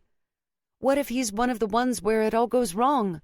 Raj would never forgive himself if we denied his last wish. Her grandmother finished off the muffin before saying, "Are Raj's feelings that important to you?" Yes. The answer didn't take any thought. I see the future and I see him, she whispered. He's the only man I can ever imagine myself marrying. It should then have been a simple decision. I just wanted a little time to grow into my own skin, a little time to be plain old Nayna Sharma before becoming Mrs. Raj Sen. The wedding garland would bring with it the traditions and expectations that came with being a wife of a man who was the eldest son of his house, a man who was respected in the community for his acuity in business as well as his dedication to his family. Nayna loved all of that about Raj, every tiny bit. I want to be Raj's wife, she said, the confession a rasp of sound, her throat was so tight. But I don't want to be Mrs. Sen. The woman who never puts a step wrong and is a paragon of a daughter-in-law, a woman the community looks to and points out to their daughters as an example. Again the feeling of constriction, the sound of cage doors slamming shut. "But your Raj comes with tradition," Aji murmured, "as Mr. Darcy did with his great big estate and all the responsibilities it meant." A gentle smile that reminded Nayna of all the times Aji had watched the BBC adaptation of Pride and Prejudice with her. To love one part of him is to love the other. She closed a soft hand over Nayna's. I think this boy, he is a good one. He doesn't deserve a wife who looks always to the past and mourns what she might have had. Aji wiped away the tears Nayna hadn't felt herself shedding. If you can't go to him with an open heart, then love him enough to let him go. 43. Avocado green walls and the time of disco. Her grandmother's words were still ringing around in Nayna's head 2 weeks later when Jitesh Sen's health took a sudden turn for the worse as a result of a rare complication that landed him back in surgery. The surgery didn't last as long this time, but it was exactly as traumatic for the family. When the medical staff brought him out onto the ward, he looked grayer, more diminished. Nayna knew that would pass, that he'd get his strength back. But she could see her own fear and worry magnified 1,000 times over in the faces of his family, and in the faces of her own parents. They had truly come to embrace Raj's family as their own. She waited until she was alone with Raj to bring up the subject they'd been avoiding of late. It was the next day, as the two of them walked a wide corridor in a part of Auckland Hospital that was drenched in natural light. Sangeeta Sen and Aditi had been granted permission to sit with Jitesh Sen for the next half hour. "Let's get married," she said. Raj's head jerked toward her, his dark hair tumbled and his eyes shadowed by purplish bruises. "It's not what you want." Nayna closed her fingers over his fisted hand. "I told my grandmother that when I look into my future, I see you." That part of things felt right, so right. Raj was hers, and Nayna was never going to give him up, and she wouldn't look back. Her grandmother was right. Doing that would fundamentally damage their relationship. She'd take this terrifying step into the unknown with hope and faith in what they were to each other. "I want to be your wife." Raj staggered inside at the words he'd dreamed of hearing her say. Except it was all wrong. She wasn't running into his arms with all the passionate fury of her nature, was instead walking to him on a conscious decision fueled by her soft heart. Would he ever have all of her? Or would she keep a small part hidden away, the secret wildness of her, a woman who wore skin-tight dresses and dreamed of hiking through the Amazon, a lover who'd kissed him under a subterranean sky, a brilliant accountant who struggled against the ordinary and the mundane. He wanted to tell her no, that they would not marry until she had no more worries, no more doubts, until she looked at him and saw not the walls of tradition, but dizzying freedom. Except that his life and responsibilities, especially now, would make that a lie. His fist tightened even further. None of it mattered. His hunger to be trusted that deeply by Nayna was a selfish need. Right now he had far heavier priorities. His mother was losing weight at a precipitous rate, unable to eat with his father so ill, and his sister had become withdrawn and quiet, not even messaging with Harlow. Naveen and Cormal were locked in their own emotional meltdown, and, despite both staying close to home, neither was currently of any real help. As for his father, the doctors assured them he'd make a full recovery. But that's what they'd said the last time. Everything was going wrong. "Raj!" Nayna shifted so she was in front of him, putting one of her hands palm down over his heart. "This is a new adventure, and we'll go through it together like we did in the cave." Her fingers rising to brush his jaw, her touch gentle and her scent in his every breath. Before his father's illness, he'd been doing everything in his power to seduce her, convince her that marrying him wouldn't equal walls and stifling expectations. But in the end, none of it had made a difference. Because Nayna was doing what she always did, surrendering her own dreams to help the people important to her. And the worst of it, the absolute worst of it, was that he couldn't say no. This might be the last thing his father ever asked of him. Raj couldn't refuse the request and live with himself. He just hoped Nayna could live with the choice she'd made. Cradling her head in his hands, he said, "I will do everything in my power to make sure you never regret being my wife." "I could never regret being with you." Fierce words. Raj wished he could believe her, but he'd seen her joy in living life on her terms, heard her excitement as she looked up the distant shores she wanted to travel. Raj wouldn't be traveling anywhere for a long time, not with his father sick, Audie so young, and Naveen suffering a personal breakdown. There was no one to take over the business if he left, no one to ensure the livelihood of not just his own family, but of all those who worked for him. "We don't have to live on my parents' land," he promised her, because that was one thing he could give her. "After my father is on solid ground again, we'll buy our own plot and I'll build you a house all your own." Nayna's smile was lopsided. "We'll talk about that later," she said, pressing a soft kiss to his lips. "Right now, the only thing I'm worried about is having an avocado green background to our wedding photos." She shuddered. "What are our chances of convincing your uncle to let us put on a coat of white paint?" 0 to 0, Raj said, silently vowing that he'd find her a better venue. If he couldn't give Nayna freedom, at least he'd give her a wedding day filled with happiness. Wrapping his arms around her, he held her next to his heart and tried to forget his dreams of a Nayna who flew to him on her own wings without manipulation or coercion or guilt, just because she wanted to be his wife. Needless to say, Nayna's parents were overjoyed when she and Raj became actively involved in the wedding preparations. Raj's parents were exactly the same. Rather than being in any way annoyed or angered, Raj Sen, still in the hospital, brightened like a light bulb when Raj announced that the golf clubhouse would not do. Arms folded and voice unbending, Raj said, "Nayna deserves as beautiful a wedding location as her sister." Falling in love with him all over again for fighting for her, Nayna was about to say something when Sangeeta Sen broke in. "Raj is right," a scowl between her brows. "I mean, how will it look for the Sharmas if one daughter gets a fancy wedding in a 5-star hotel and the other one only gets a golf club?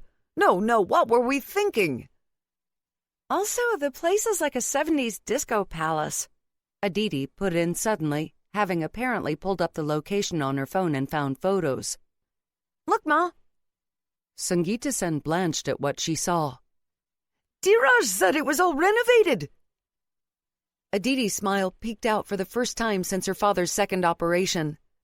"That's the worst part. This article says it just underwent a $1 million makeover." Giggling, she walked over to show her father the pictures. "Nothing wrong with green and orange," Jitesh said, his breathing uneven but a smile on his face. "Remember, Geeta, when we went dancing before we found our Raj?" "Hush, Tesh." Sangeeta Sen brushed her hand over her husband's balding head, the love in the simple action bringing tears to Nayna's eyes. "But this isn't modern. Raj and Nayna are young, should have a modern place." True. Raj's father smiled. "Anything you want, Geeta BT." After a sip of juice held out by his wife, he said, It's even okay if we have to go out of town for a nice place. It can be one of those location weddings. Hauling down Raj by a grip on the front of his shirt once they were out of his father's room, Nayna kissed him all over his face until his lips finally began to curve. The weight on her heart that had refused to budge for 2 long days, ever since she'd agreed to marriage, and Raj had gone quiet, finally lifted. "You're a wonderful man!" She kissed his cheeks, then his jaw. "Hallelujah for no more avocado green!" A giggle reached them. Shifting on her heel, Nayna wrapped an arm around Aditi, who'd been taking photos of them, and said, "Give up the contraband." Aditi held the phone out of reach. Taller than both of them, Raj plucked it out of her grasp, then tapped in her unlock code with Big Brother knowledge that had Aditi laughingly protesting her privacy. Nayna was looking at Raj when he saw the first photo, and her stomach, it went into free fall. God, his smile. No, she wouldn't regret being Raj's wife. In contrast to both sets of parents, Nayna's best friend frowned when Nayna told her what was going on. The two of them were sitting on Nayna's couch sharing a tub of colorful gumdrop ice cream, both of them in their PJs. Issa had told her fiancé she was having a girls' night, and Nayna would have done the same with Raj if he hadn't called her earlier to confess he could feel his body reaching the limit after weeks of stress and low sleep. Nayna had ordered him to go to bed at once. "I'll cuddle you later." His laughter had curled her toes. Now Issa said, "You sure, Nayna?" After digging out another spoonful of ice cream chunky with chewy gumdrops, Nayna pointed it at her friend. "I get to go to bed with Raj every single night, and I get to wake up with his smile every morning." Her insides went all melty at the thought of it. "I'm sure." Issa still looked troubled. "Will it be enough, being a wife and living a steady everyday life? I'm a homebody, but you always had other dreams." "Yes, it'll be wonderful," Nayna said because she would permit nothing else. "As for steady and everyday, there is one thing I'm considering." She told her friend about her hunger to get involved with a startup, help it rise. Issa listened intently, then tapped her lower lip. "I've got a possibility for you, but you'd be doing it for no money until the investors sign on. Extra work around your actual job." "I won't do anything risky work-wise until Raj's father is better anyway," Nayna said. "You know how my parents will worry if I give up a stable job. The Sens are the same." And the last thing she wanted was to create more stress on any level. "So something I can do around my current work would be perfect. What have you got?" "It's Sailor," Issa began, excitement in her voice. "He's come up with an innovative new concept that I think has the potential to be huge." Poetry-loving Issa was the dragon's daughter, and Jacqueline Rain had made millions in business. Love or not, Issa wouldn't say something like that unless she believed absolutely in it. Nayna listened. The next day, while Raj was lying next to Nayna, both their chests heaving after an explosive quickie squeezed in between the end of the workday and an upcoming visit to the hospital, his future wife mentioned her possible change in direction. "Nothing's settled yet," she added, "but I'm excited about it." "Then you should do it," Raj said at once, rolling over so that he was braced on one arm beside her, the hand of his other on her abdomen. "I love my work. I want the same for you." He never wanted Nayna unhappy, and at least in this he could make sure her dreams came true. "It'll be risky at the start," she said, closing her hand over his. "Pay's likely to be a pittance and the hours will be brutal." "Money won't be a problem," Raj said, then stilled, suddenly conscious of her fierce need for freedom. "If you don't mind me stepping in to cover things while you get on your feet." "No, I don't mind," Nayna said, poking a gentle finger into his chest. "As long as you keep on letting me prop you up when needed to. We're a team. No one-way traffic allowed." The tension draining out of him, Raj said, "Yes, we're a team." It felt so fucking good to say that and to hear Nayna say it. "As for the hours, by then Dad should be fine, so it'll only impact me and you." He moved again, this time so he was braced full length over her. I'll deal with the home side of things, you conquer the business world, and we'll meet in the middle. Naked. His last word made her laugh and wrap her legs around his hips. As she tried to tip him over, the two of them wrestling playfully, Raj prayed that this was how it would always be, that his Nayna would find joy with him even when his responsibilities kept the two of them pinned to the earth. 44. Oh, Maiduri, how could you? 2 days later, and Raj's father had been at home for over 24 hours, and, Nayna was pleased to hear, was already up to short walks around the house. The rest of the time, he and Raj's mother apparently spent making wedding plans, both of them happy and engaged. Aditi often joined in to, in her words, head off any future disco ideas. Relieved his family was heading back on track, Kormal and Naveen not included, Raj swung by to see Nayna after work, and the two of them put together a delicious dinner with zero drama and multiple kisses. That was when she discovered her gorgeous hunk could actually cook. Used to do it all the time when my parents were running the company, he told her while expertly adding spices to a chicken dish.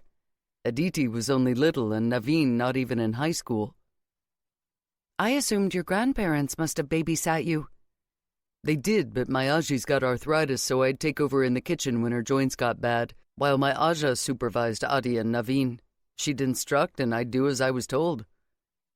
He let her taste the dish, smiled that slow, sinful smile at her moan of delight. I figured out after a while that it was like building. Construct a good foundation, and even bad decor won't mess it up. Keep talking sexy to me, and I'll drag you off to bed in a second. He turned off the stove, took off his shirt, and Nayna's panties just fell off. An hour later, her body sated in a bone-deep way in a belated but delicious dinner in her belly. Nayna was closest to the door when someone knocked. Raj was grabbing an apple out of her fridge. It's probably my neighbor. The elderly man often popped over for a cup of tea and a chat. But the man on the other side wasn't harmless Mr. Franklin. Maiduri's run away! Dr. Sandesh Patel's words were a dousing of ice water, his eyes black chips. She says she's in love with someone else! Raj walked out right then. Nayna is... His eyes fell on the scene in the doorway and on her ashen face. What's happened? He put the apple in his hand on her small hallway table. Her sister has run away! Sandesh thrust his phone at Raj. Read this! Come in and shut the door, Raj said before turning his attention to the message. Trembling inside, her head stuffy and too full, Nayna leaned up against Raj and scanned the message. Dear Sandesh, I'm so sorry to do this to you, but I just can't go through with the wedding. I thought I could, but the closer it gets, the more panicked I feel, and I finally realized it's because I'm not in love with you. I'm in love with someone else. I didn't mean to break your heart. Thank you for being so good to me. Maddie. Raj put one arm around her. When did you get this? Just before I drove here from my office. Sandesh turned his icy gaze on Nayna. Did you know? Sandesh! Raj's tone was harder than stone. You do not talk to Nayna like that. The doctor flinched, clearly unused to being addressed in that tone, but it seemed to get through. No, I shouldn't. I'm sorry. The anger cracked, exposing desperation and hurt. Why would she do this? The words were a plea this time. Did you know there was someone else? Having drawn several deep breaths in the interim, Nayna could think again. No, she answered. As far as she was aware, Maiduri hadn't seen the surfer since her engagement. She gave you no clue?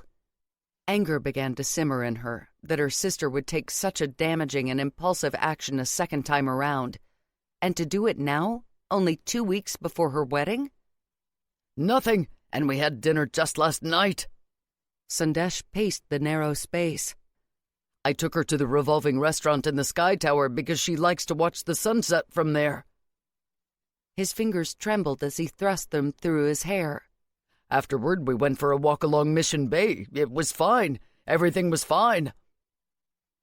Nayna knew Maduri and the doctor hadn't yet been intimate, so she didn't ask if they'd spent the night together. Sandesh Patel was old-fashioned in his courtship, and Maduri seemed happy with that. She told Nayna how much she loved how he treated her. It just didn't make any sense. "Have you tried to call her?" Raj asked. "I set my car system to dial her the entire way here, but she won't answer."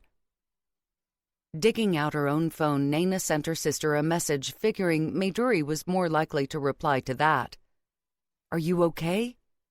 The answer came within seconds. "I'm safe." After passing the message to Sandesh, Nayna typed another. "I need to talk to you, Maddie. What's going on? I'm going to call you." No response to the message or the call. Not then, and not in the frustrating quarter hour that followed as Nayna touched base with Anjali and Jackie. She had to be delicate about what she asked, because if Maduri hadn't shared her plans with her friends, then Nayna wasn't about to betray her and have the information spread. "Hi, Anj," she said with forced cheer. "Is Maddie with you? I'm trying to track her down to show her the cake topper I finally found, but I think her phone might be flat." "It must be if she hasn't called you screaming in excitement," was Anjali's laughing response. "She's determined to have that topper, and that topper only. Anyway, I haven't talked to her today." A child's cry in the background. "Got to go. Send me a pic of the topper if it's the one Maddie wants. I can't wait to see it." Jackie said much the same. By the time Nayna hung up from that call, otherwise stiff and contained, Sandesh Patel was close to going to pieces, but he remained unwilling to give up on Maduri. "I didn't go to your parents for this reason," he said. "I knew they would feel so much shame. I don't want that between me and my in-laws when Maduri and I get married." His voice broke, and Nayna could see him pulling himself together with conscious effort of will. "I thought, she's your sister. Maybe you can talk sense into her before this gets out. The wedding can go ahead and no one will ever know. I can understand if she's having jitters. I know she had a bad first marriage." Yes, this man was very much madly in love with Nayna's sister. "I'll try to track her down," she promised. "But you have to understand, if she really is in love with someone else and doesn't want to come back, I won't force her." Angry as she was with Maduri, they remained sisters, and Nayna's loyalty had to be to her. Lines of strain on Sandesh's face, but he nodded. "No force. I waited a long time to marry, and I want a happy married life. But I need to understand why. Why did she say yes? Was it only because I'm rich and respectable? Did she ever care for me?" Nayna felt the same need for answers and said so to Raj after he returned from driving Sandesh Patel home. Neither one of them had trusted the other man behind the wheel of a car in his current emotional state. His dark blue Mercedes was parked on the street in front of Nayna's apartment and should be safe enough in the residential neighborhood. "This is what your sister did before." Raj's words held no judgment. "Do you think she'd repeat her mistake?" "Before today, I would have bet everything that she wouldn't," Nayna said, her mind awash in memories of her conversation with Maduri the night Sandesh and his family had come over. Her sister had been so peaceful, so determined to put the past behind her. Not only that, but she displayed a distinct attraction to the doctor. "Obviously," she added, "I don't know her as well as I thought I did." Nayna thrust a hand through her hair. "I called my parents and asked if Maduri was there. Ma said she was off visiting out-of-town friends and wouldn't be home for a couple of days. But when I called the hotel Maduri said she'd be at, they had no guest with that name." Anger bubbled in the pit of her stomach. "She lied to my mother. She broke up with her fiancé by text message, and now she isn't answering my calls or messages." Nayna folded her arms, her hand squeezing her phone. "What possible explanation can she have for acting this way? If she wanted to call off the wedding, fine, but do it like an adult. Why cut and run?" "Is it possible she needs a couple of days' time out and then she'll be back?" Nayna pressed her lips together. "I have no idea. I don't trust my sister very much right now." It was the lie to their mother that had caught in her craw the most. Maduri had witnessed how Shilpa Sharma was at last breaking out of her shell to assert herself with their father. It had taken their mother decades and the near banishment of a second daughter to find her voice. If she discovered what Mayuri had done, it would not only hurt her, it would make her doubt her instincts at a critical time. I am not going to wait around for her to decide to be an adult, but I can't work out where she might have gone. Naveen watches true crime shows on TV sometimes. Raj rubbed at his jaw. I saw an episode with him where a cop said most people who run tend to go to a familiar place, especially when stressed. They don't have the emotional capacity to think of a brand new place to hide. Nayna's mind flashed to the image she'd seen on Mayduri's phone, of that cottage by the ocean, a cottage with a name. Wait. Grabbing her laptop, she got it going, then typed in Seagrass Cottage, centering her search on New Zealand. It was the first hit, a listing on a small local website that advertised vacation homes turned into short-term rentals. Seagrass was located about 2 hours outside Auckland. When she checked, she saw that today's date as well as tomorrow and the day after were blacked out. The place was booked. "This is a long shot," Nayna said to Raj, "but it's where she went with her last boyfriend." Raj leaned over her chair, his arms braced on the back. Owner's number is listed, but there's no information about if there's a direct line to the cottage. "I'll call the owner, say I'm trying to touch base with my sister and I think she's at the cottage. If Mayduri wasn't there, no harm, no foul. If she was, however..." Nayna crossed her fingers behind her back and made the call. The owner was suspicious at first, but softened when Nayna stayed polite and threw in phrases like family emergency and no cell phone reception. "I still can't give out information on my guests, dear," the other woman said at last, but Nayna could feel her wavering. "And we don't have a landline out there." That was when Nayna had a burst of genius. "She usually uses my phone number as her emergency contact on any forms that require it," she told the owner. "If that's on your records, would that ease your mind?" The owner didn't say anything, but Nayna heard clicking on the other end. "Well, I'm so glad you mentioned that," she said at last. "Your name and phone number are right here on her reservation, so I think it's all right to tell you your sister is at Seagrass. I hope the news isn't too bad." "Thank you so much for your help." Nayna asked a few more questions to ensure she understood how to reach the seaside cottage, then hung up. Raj already had his keys in hand. "Let me call Naveen, make sure he's home to deal with anything that comes up, then we can go. My grandparents are there too, but they're elderly. I don't want them panicking if Dad needs medical help." His brother proved to be at home and willing to do what was necessary. Being half drunk and out of reach while Dad was undergoing major surgery screwed Naveen's head on straight in at least one way, Raj said to her as they walked out to his truck. "He's become way more reliable." Nayna waited to reply until they were both in the truck and belted in. "What about Cornwall?"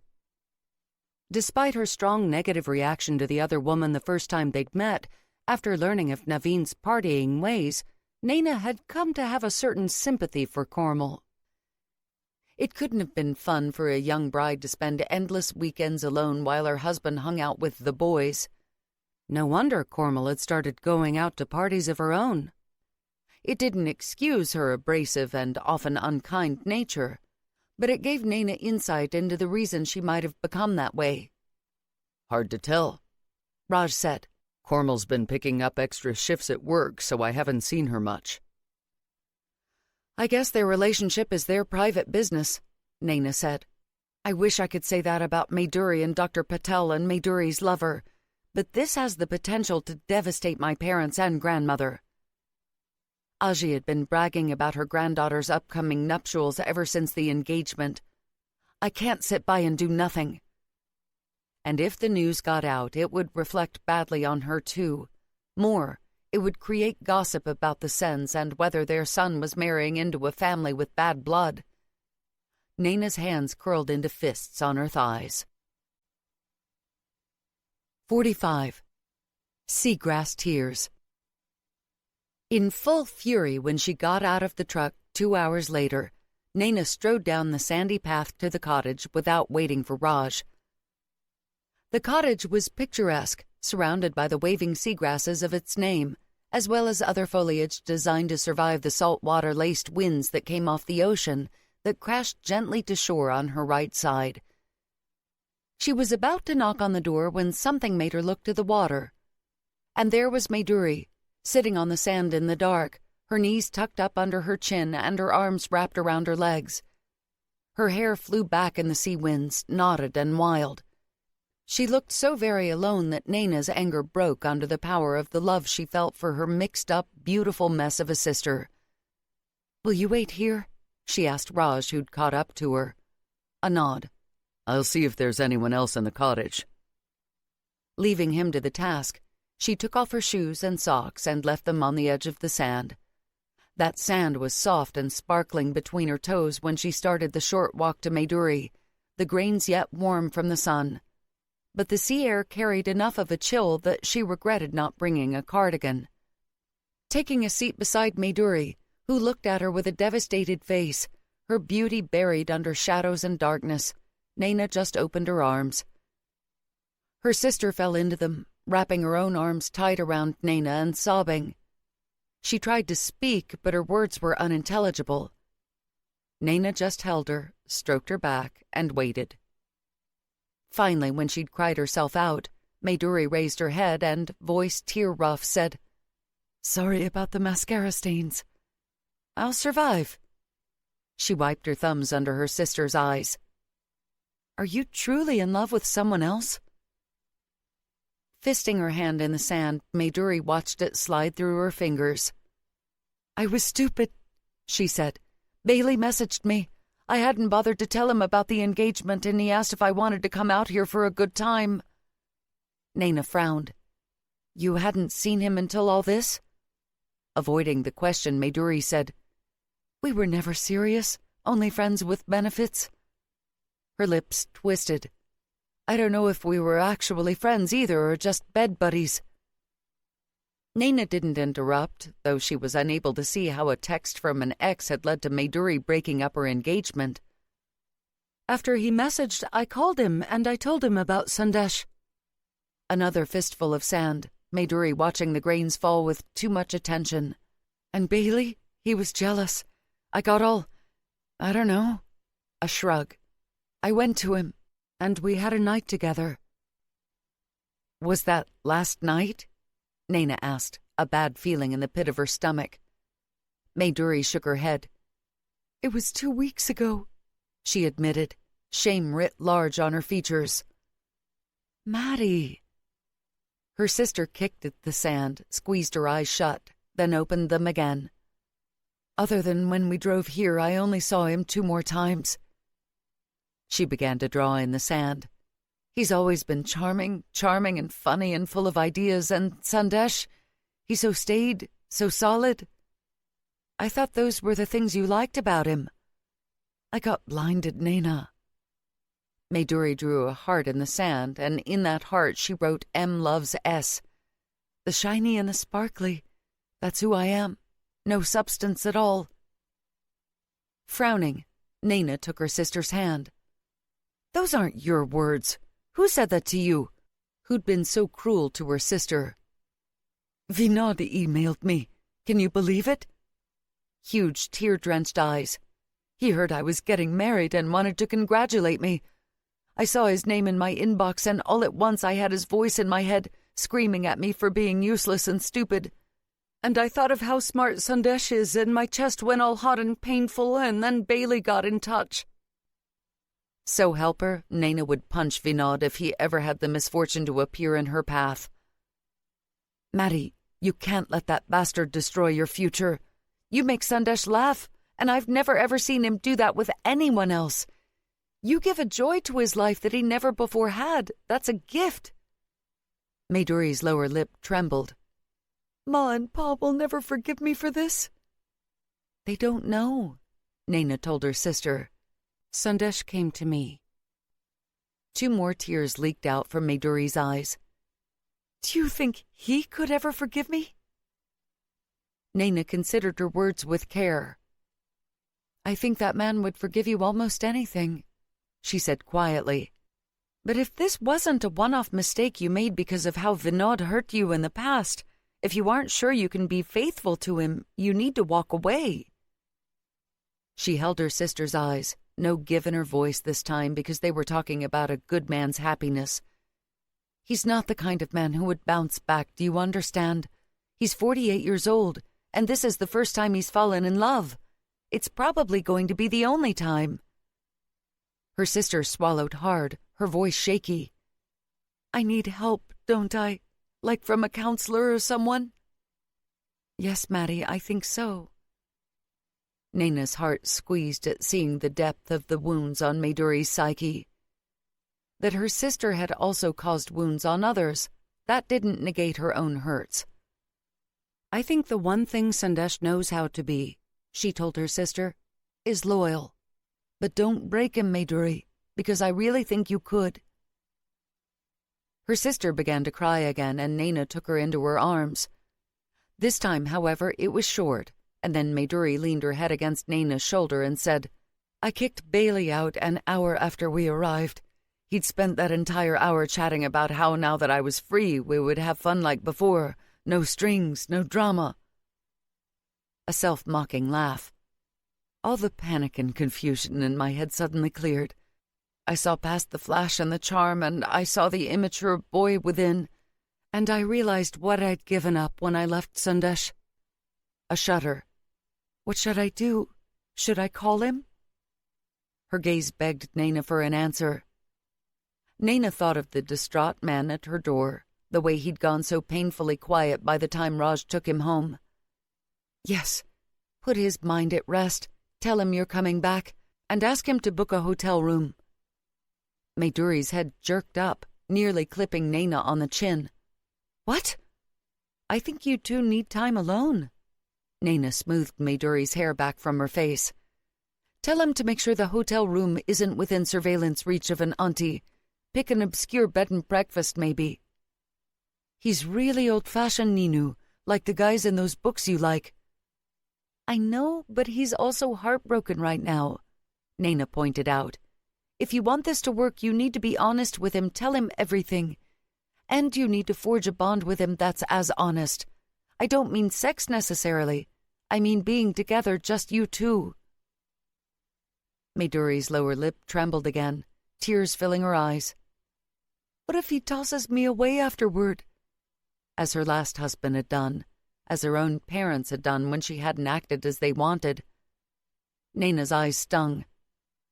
"I don't know Sandesh as well as you," she said softly, "but he came to me rather than go to our parents because he wants to be able to forget this ever happened.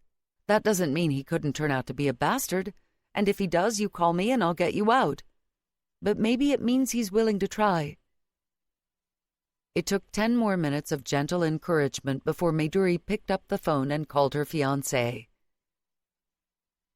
2.5 hours later, they dropped Mayduri in front of a tiny hotel owned by an otherwise retired couple.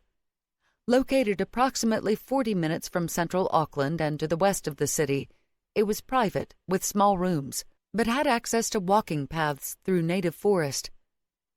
Mayduri's maybe fiancé was waiting for her on the doorstep. Dr. Sandesh Patel was no longer wild-eyed, but he had new lines on his features. Mayduri got out of the truck, hesitated for a second, then ran straight to him, throwing her arms around him as she sobbed. Sandesh's own arms snapped around her at once, and in that moment, Nayna had hope. When his eyes met hers, she saw both gratitude and the same bright flicker of hope. The doctor was a smart man, and from what Nayna had overheard during Mayduri's phone call, her sister had spilled everything already, including the fears and torments that had led to her self-destructive and hurtful actions.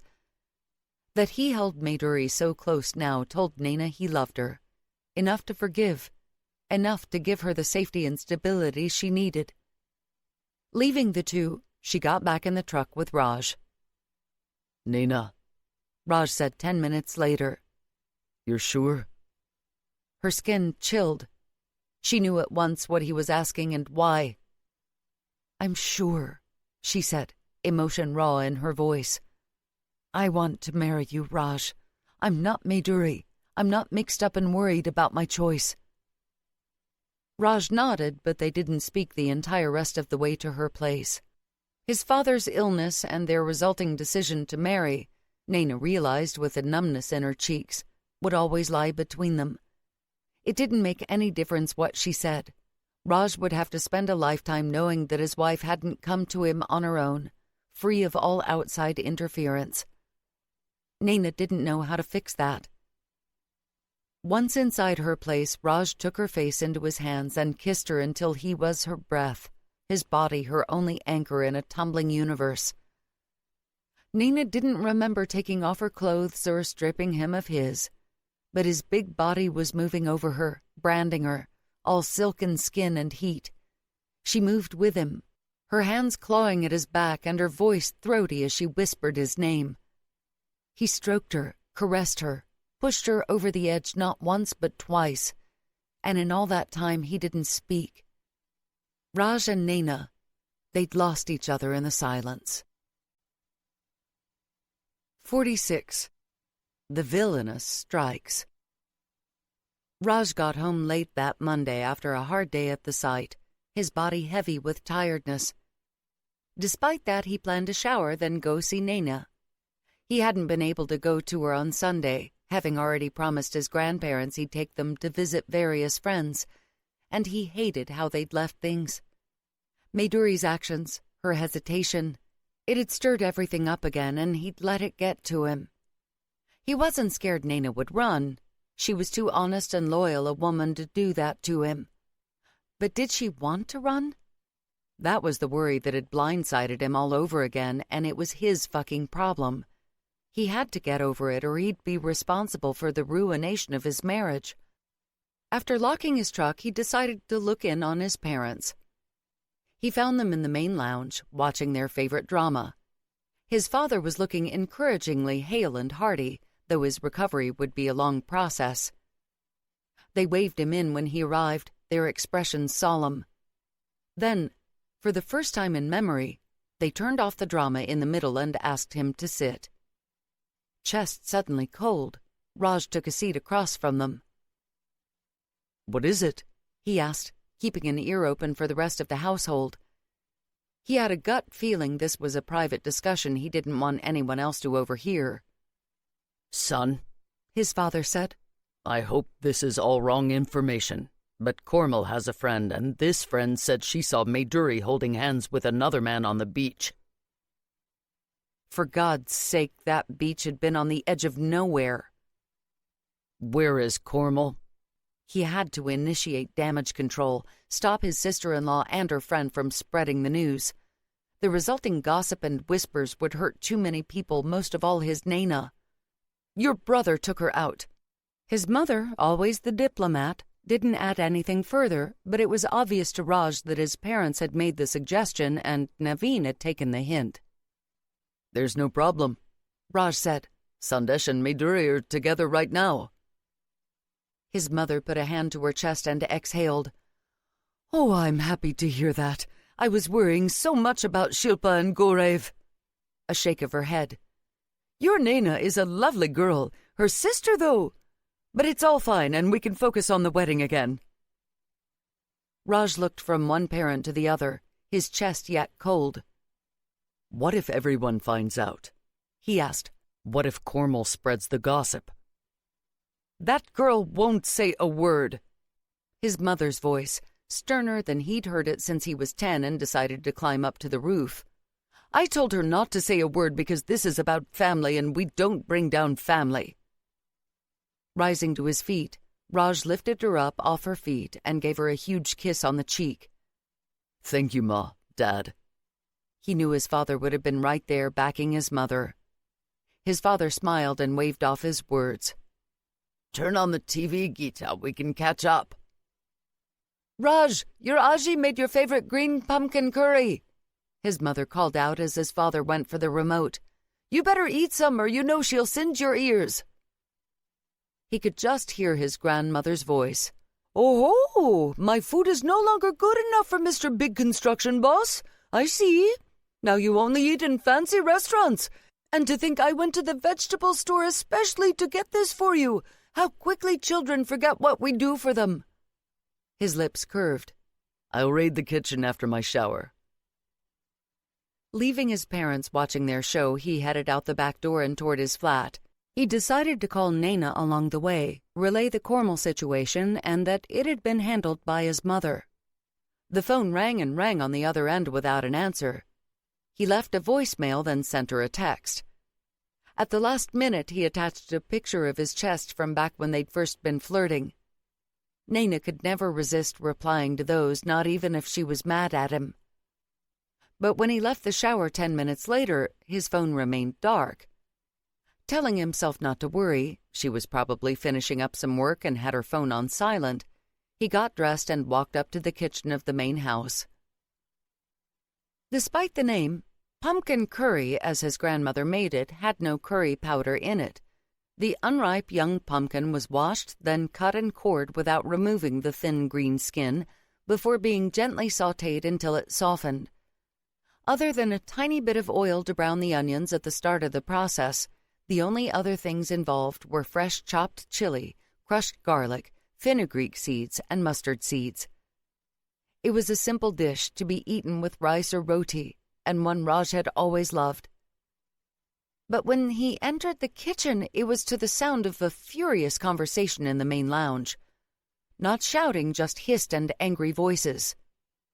Frowning, he walked down the hall and looked in to see his grandparents sitting stiff-backed on the sofa, while his mother paced the room and his father sat grim-jawed in his armchair.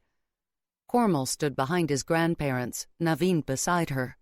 His brother had a sickened look on his face, while Cormel was smirking.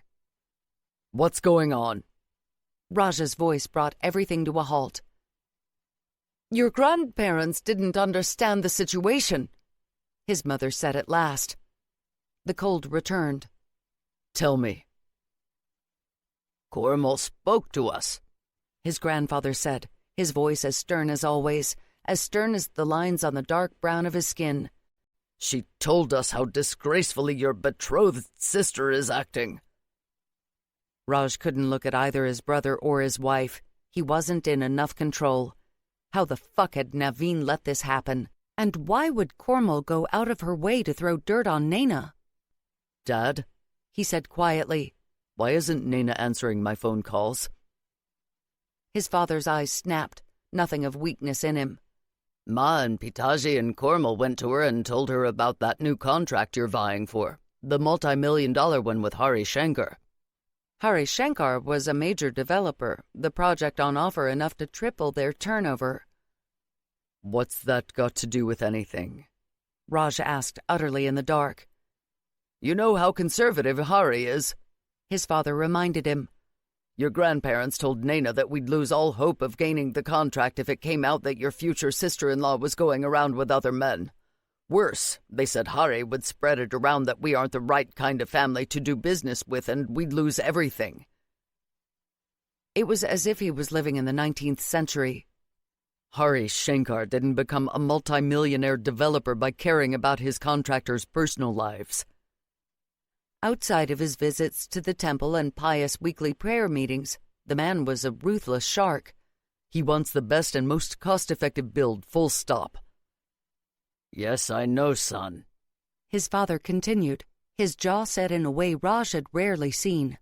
Jitesh Sen was the jovial joker of the family, not a man who'd ever been a harsh disciplinarian. But Nayna isn't in our industry and wouldn't know it wasn't the truth. Your Aja and Aji told her that if she loves you, she should walk away. Raj's hand fisted at his side. Before he could trust himself to speak, his grandmother said, We were thinking only of you. And the edge in her tone made it clear she wasn't impressed by his parents' stance on the matter. This isn't the kind of blood you want to bring into our family. Cormel has let us know that sister of hers already ran off with a man before and then got divorced. It's possible that you're... Aji! Raj shook his head at his rail-thin, silver-haired grandmother. Nayna is the woman I love, and she's the woman I'm going to marry, if she'll have me after this. He locked gazes with his father and made the call he should have made right back when this farce first began. Jitesh Sen knew how much Raj loved him. This wouldn't change that. You need to let us decide. You need to let Nayna decide if she wants to come into this family after the way she's been treated. As much time as she needs.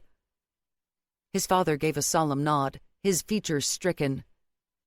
I'm sorry, Beta, he said with a sigh. Your grandparents haven't seen the two of you together as many times as we have. They don't understand what they're getting in the middle of, and they don't understand Nayna.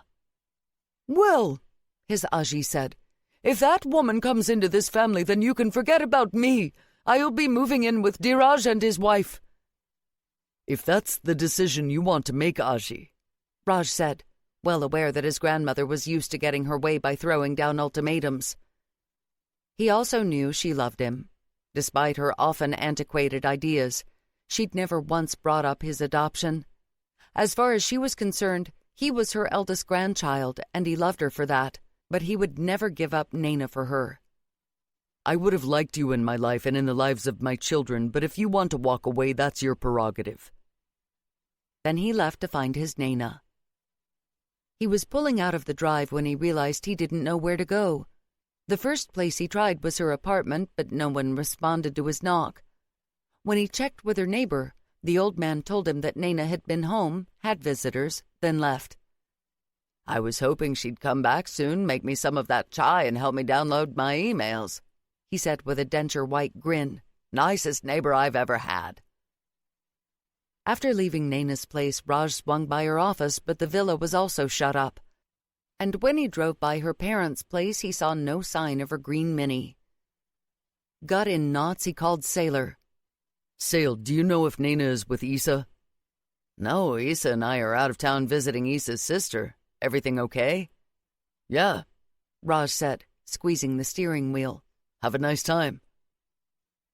Hanging up, he sat in his vehicle and thought about where Nayna could have gone. She had always stood her ground, but Cormel had poured poison into his grandparents' minds. Maybe Nayna had fallen for it. No. He refused to believe that of the woman who owned his heart. The Nayna he knew would give him a chance to make this right. She would never just leave him, not when she knew how much the abandonment would hurt. Turning the truck around, he drove back to her apartment complex and parked in a visitor spot. He'd only been there 2 minutes when lights flashed behind him as another vehicle pulled in. A familiar green Mini. He was out of his truck before he remembered opening the door. Raj! The startled word was all that Nayna had time to say before he crushed his mouth over hers and wrapped her up in his arms. Hands fisting in his shirt, Nayna rose on tiptoe and kissed him back as she always did. No distance, no rejection. His breath harsh and his eyes stinging, he looked at her and said, Why didn't you answer my messages? I forgot my phone at the office, and I was at the supermarket before I realized. Scrunching up her nose, she scowled. I had the most awful meeting with your grandparents. Cormel was there too, though she didn't talk, and I really needed double chocolate ice cream, so I drove out in a temper to get it. Her eyes flashed. I went to call you once I'd calmed down enough to talk, and that's when I realized my phone was at the office.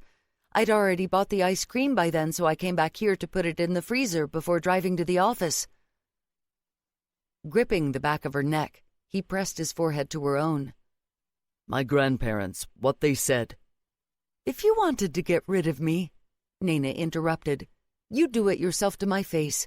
You'd never send your grandparents, and you would definitely never send Cormel. She spread her hand over his heart. Your parents. They love you. Shaking inside, he couldn't make himself release her. My grandmother threatened to cut me out of their lives if I stayed with you. I told her that was her choice. You're mine. Raj, no. Nayna shook her head. I am not willing to give you up for anyone. Raj vowed. Not anyone, Nayna. He held the rich brown of her eyes, eyes in which he saw home. As for our wedding, it's off the table until you're ready. No one in my family will ever again interfere. If you're never ready, then I'll continue to be your boyfriend even when you're old and gray, just like your Aji and Mr. Hohepa. 47. Love, love, love. Nayna's breath stopped, her lungs devoid of air, and the moment, It hung like a star against the night sky. You have your freedom again, Nayna. Raj's hand rough on her cheek, cradling her face as he so often did, this big man who cherished her. I will never ever allow anyone to steal it from you. A sudden rush of air, a crystalline clarity. I don't see walls when I see you, she whispered, the joy of the moment incandescent. I don't see a cage. I see my sexy hunk and hot fling. I see the man who drove hours to find my sister and who didn't hesitate when I told him I planned to throw away my stable job for a wild risk. I see you. And he was a man beyond price. Raj was the husband she would choose, whether she waited 5 years or 5 months. It would always be him. By her side when trouble rose, on her side against the world. I want you to be my husband, Raj. A sense of utter rightness settling inside her, an inner happiness brighter than the sun. But Raj wasn't smiling. His hand trembled where it lay against her cheek. You want the world, Nayna. It came out ragged, rough. I can't take you to those faraway places. I have to stay here. Because he was a good son, a good boss, a good brother, a man who took his responsibilities and his promises seriously. You will be an amazing husband, she whispered, and a devoted father. And because she knew he had a habit of carrying too much weight on his shoulders, she got practical. We'll rejig the schedule. We'll stay home, look after things, and while we're doing that, I'll work on Sailor's project. It'll take time to get that up and running, and I couldn't have traveled during the intensive early period anyway. Kissing his jaw, his lips, his cheek, she said, You use that time to train a deputy you can leave in charge when needed. We get your father strong, and we whip Naveen into shape so he can be your parents' support here if they need it. Aditi will be older by then anyway, and I'm fully confident in her ability to kick ass and take names. Raj stared at Nayna, his voice thick when he spoke. You've thought about this. And everything she said, it made complete sense. She could fulfill all her dreams while making his deepest one come true. Laughter from his dazzling lover. Of course I have. I love you. It was only ever going to be you, so I had to figure out how to make things work. Raj barely heard any words after the 3 that changed everything. And she'd said it so simply, as if it were nothing extraordinary, as if loving him was so much a part of her it was no big deal. Lifting her up with a grip on her waist, he said, I love you too. Then spun them both around in a circle while she laughed and wrapped her arms around him. When he finally came to a stop, she wobbled dizzily on her feet for a second or two before saying, Raj Sen, will you do me the honor of being my husband?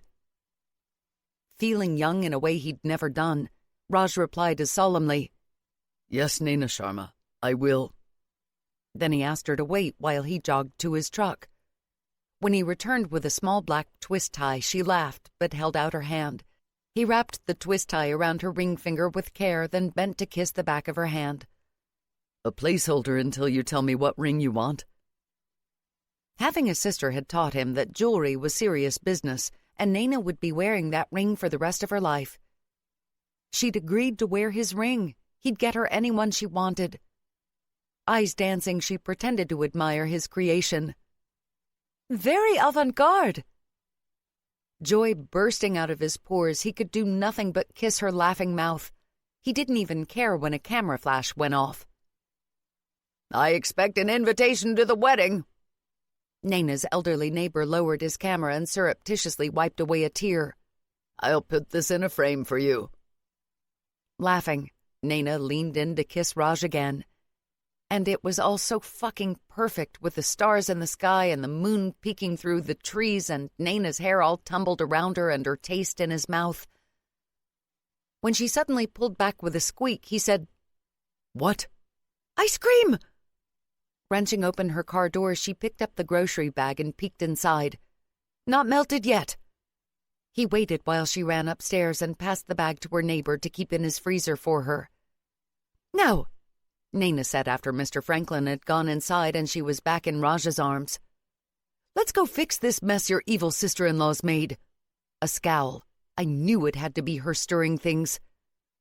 Making a face, she added, "You know the only downside of marrying you will be Cornwall." "Promise me you'll never let her convince you I'm having an affair with the milkman." She poked him in the chest. He grabbed her hand, hauled her close, kissed her because he could. Cornwall is going to learn to avoid me whenever possible. I am done with her.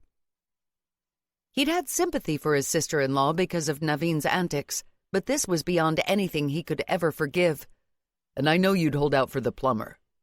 He laughed when she pretended to beat him up for that joke, which he could make because he knew Nayna would never break her promises to him.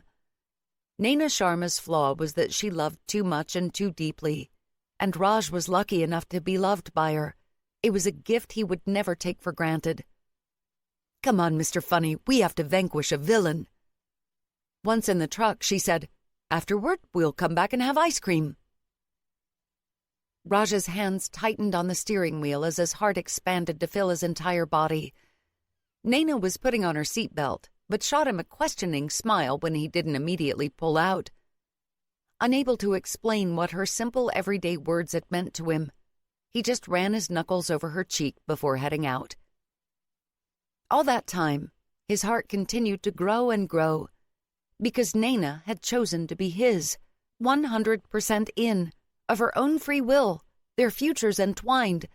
Ice cream, evil sister-in-law, rides in this truck through the night, her asking him to wait while she ran into her office to grab her phone, muffins delivered to his job site, him fixing her plumbing, all the small everyday moments of life.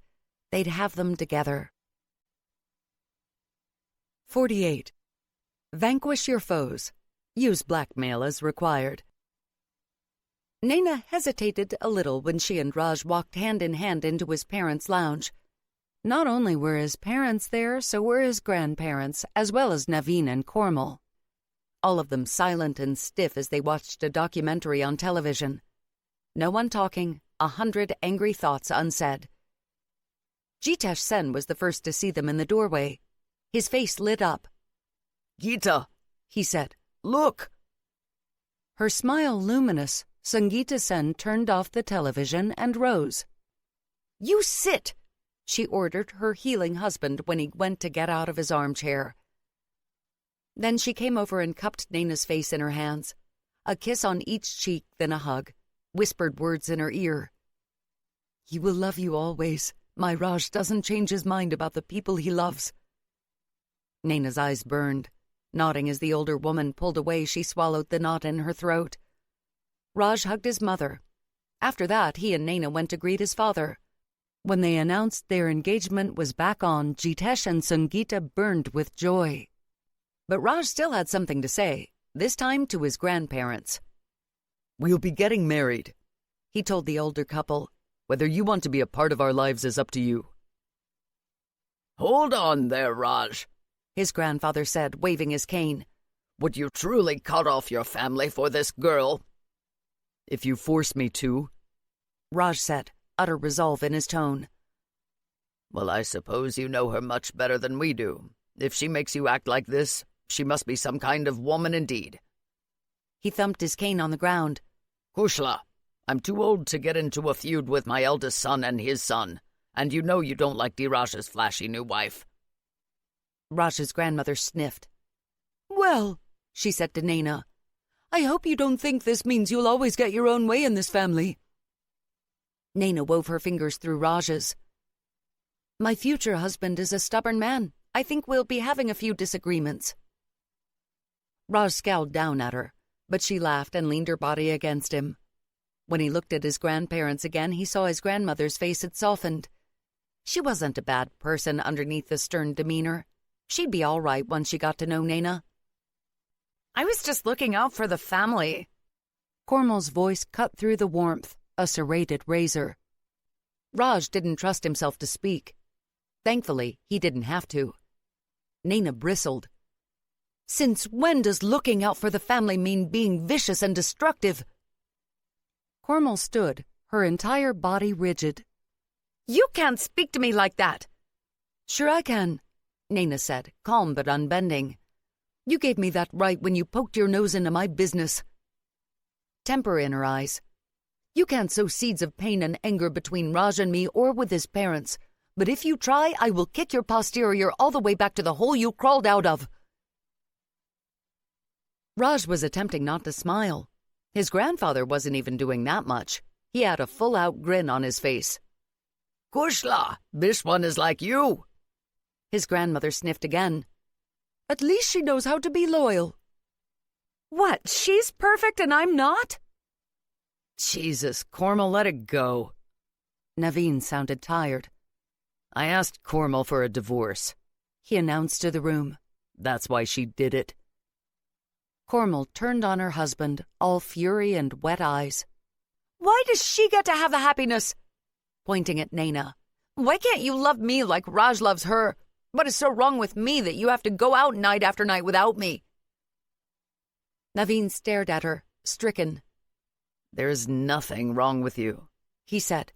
"I was just immature when we got married and I made mistakes and then you got so angry and I couldn't fix it and it was easier to avoid the problem and then it got worse and worse."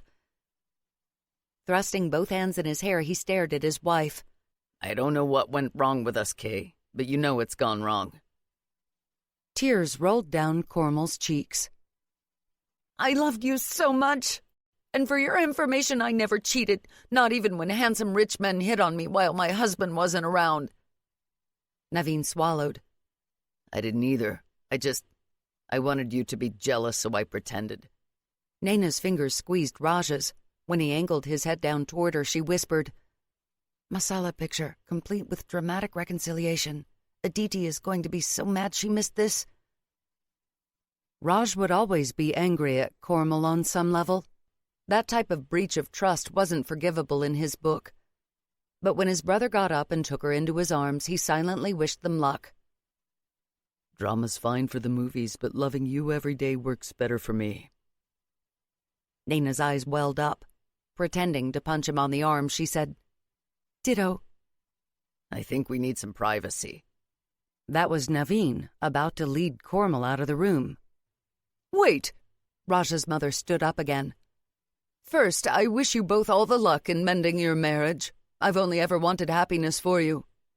Both nodded. "But something else needs to be said," Raj's mother continued.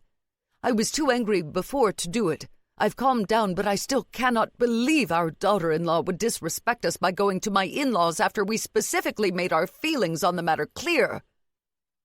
Her voice was cool, calm. "Is this what your parents taught you, Cormal? To talk behind your elders' backs?" Eyes swollen, Cormal shifted restlessly. "I'm sorry.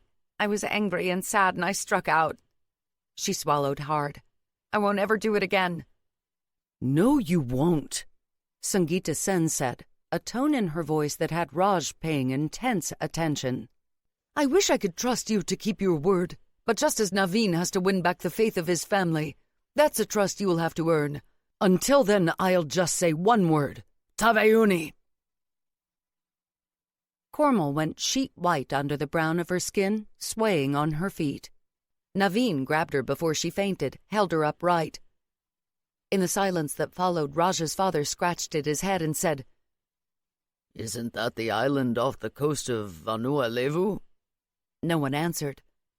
When Cormal could speak again, she blurted out a string of words. "I won't say anything else, and I'll tell my friend who saw Mayduri not to say a word either." She was all but hyperventilating. "Just in case you have another spike of meanness and temper," Raj's mother said. "You should know that I'll be sharing what I know with Nayna in the next few minutes, and I'm going to tell Raj too. Remember that the next time you want to make trouble for them." Then she turned toward him and Nayna, and voice as scarily calm as it had been through the entire exchange, said, "Come on, I have to tell you Cormal's secret." A whimper of sound from Raj's sister-in-law. 49. We told you so. And 2 weddings. Nayna sat curled up in Raj's lap, his gorgeous, warm, naked chest cradling her while she fed him ice cream and ate twice as much herself. He stroked her thigh, her legs bare. She'd pulled on lace panties after they'd made love, but hadn't bothered with pants. Up top, she wore a simple camisole. Raj was wearing his boxer briefs and nothing else. She approved. When she misjudged a spoonful and a drop hit his chest, she leaned over and licked it up. He groaned. "You're a devil, woman." He slid his hand up under her camisole, spread it on her stomach. I can't believe you threatened to kick Cormel's ass in front of everyone. I was so mad. Nayna fed him a little more ice cream. But at least I remembered to say posterior instead of ass. Her lips twitched. "And your grandpa likes me now." The older man had given her a big hug before they left. His grandmother was withholding judgment, but that was all right, one thing at a time. "I don't want to tell my parents we're officially engaged, complete with a romantic proposal." Raj raised an eyebrow. Pointing a spoon at him, she said, "They'll smirk and be all 'we told you so' and 'we found you the perfect man.'" He grinned at her description of him and she stuck out her tongue. "Be quiet." Then she kissed him because she couldn't help it when he smiled. "Your parents won't say anything?" She felt drained after the drama and emotion of the day, needed some time alone with Raj. No, they know we're doing that tomorrow night, and they'll wait for everything to happen at a proper pace. Raj said, "Do you think you can take 2 or 3 hours off tomorrow during the day?" "Sure, I'm not backed up anymore. Why?" "I really want you to wear my ring." Solemn, intent words. He could have anything he wanted from her when he got like that. His love an open secret in his voice, his eyes, his hands. And that was how she found herself ring shopping with her sexy hunk the next morning, while trying to avoid being spotted by any aunties who might be prowling the malls and boutiques. At one point, she hissed at Raj to hide. "Bebita auntie's just over there." Since Raj was too big to take advantage of the potted plant behind which she ducked, he bent down and pretended to tie his shoe, face averted from batty auntie's sharp eyes, until the danger was past. "Phew!" Nayna pressed a hand to her racing heart. "My mother wouldn't talk to me for a year if Bebita auntie learned we were ring shopping before Ma saw my ring." Over the time that followed, she tried on lots of pretty rings, but nothing spoke to her. "I want color," she told Raj before they began. "Nothing too traditional." "Any ring you want," he'd said, but in the end, it was Raj who found it. "Nina, did you see this one?" The tears came again the instant she laid eyes on the ring he'd pointed out, because he'd listened to her. This was no sedate, elegant, expected diamond. Set in 2 twists of platinum, it was a deep, deep pink ruby positioned at a sharp angle and bordered by equally angular diamonds cut to refract light. "Yes," she whispered, "that's my ring." And this was her man. It was past 8 by the time they pulled into her parents' drive that night. Raj had arrived late after being held up on a site due to an emergency. The good news was the outcome had been positive, and now he looked incredible in formal black pants and a crisp white shirt under a black jacket. She kept staring at him. "You like the suit, huh?" He smiled that quiet, sinful smile at her as he came around to open the door. Smoothing her hands down his lapels, she sighed. "I like the suit." Another unnecessary smoothing. "But I also like the jeans and the tool belt and the naked." Hands on her waist, he scooped her down to the ground. "You can have the naked later. First, let's do this." He closed his hand over hers, hiding her ring. Not that it mattered. The instant they walked into the lounge, hand in hand, Raj in a suit, his hair neatly combed, and Nayna wearing a pretty dress, her parents started grinning like cats who'd gotten into the cream. Aji did a slightly better job of not looking delighted, but it was a lost cause. "Ma, Dad," Raj said, addressing her parents as they'd asked him to. "We've come to ask your blessing on our official engagement." Her father was up and shaking Raj's hand a second later, while her mother kissed Nayna's cheeks and cried happy tears. "Oh, I knew you two were meant to be." "Yes, you should listen to your elders," her father added. Told you so's heroically suffered, Raj and Nayna went to Aji and knelt before her so that she could put her aged hands on their heads. "I wish only happiness for you," she said in Hindi. Also many great-grandchildren for me. Leaning in as Nayna's parents laughed, she whispered, Teferi is winning that race. You two better start with triplets. There is one other thing, Raj said after the first celebration was over. We're not going to rush our wedding. We'd rather focus on Maiduri's wedding first than make plans for ours. Discussion ensued. Raj didn't budge. Neither did Nayna. I want a wedding that's mine, she said, and I want to have time to figure out exactly what that entails. We're not compromising on the number of guests, her father finally said.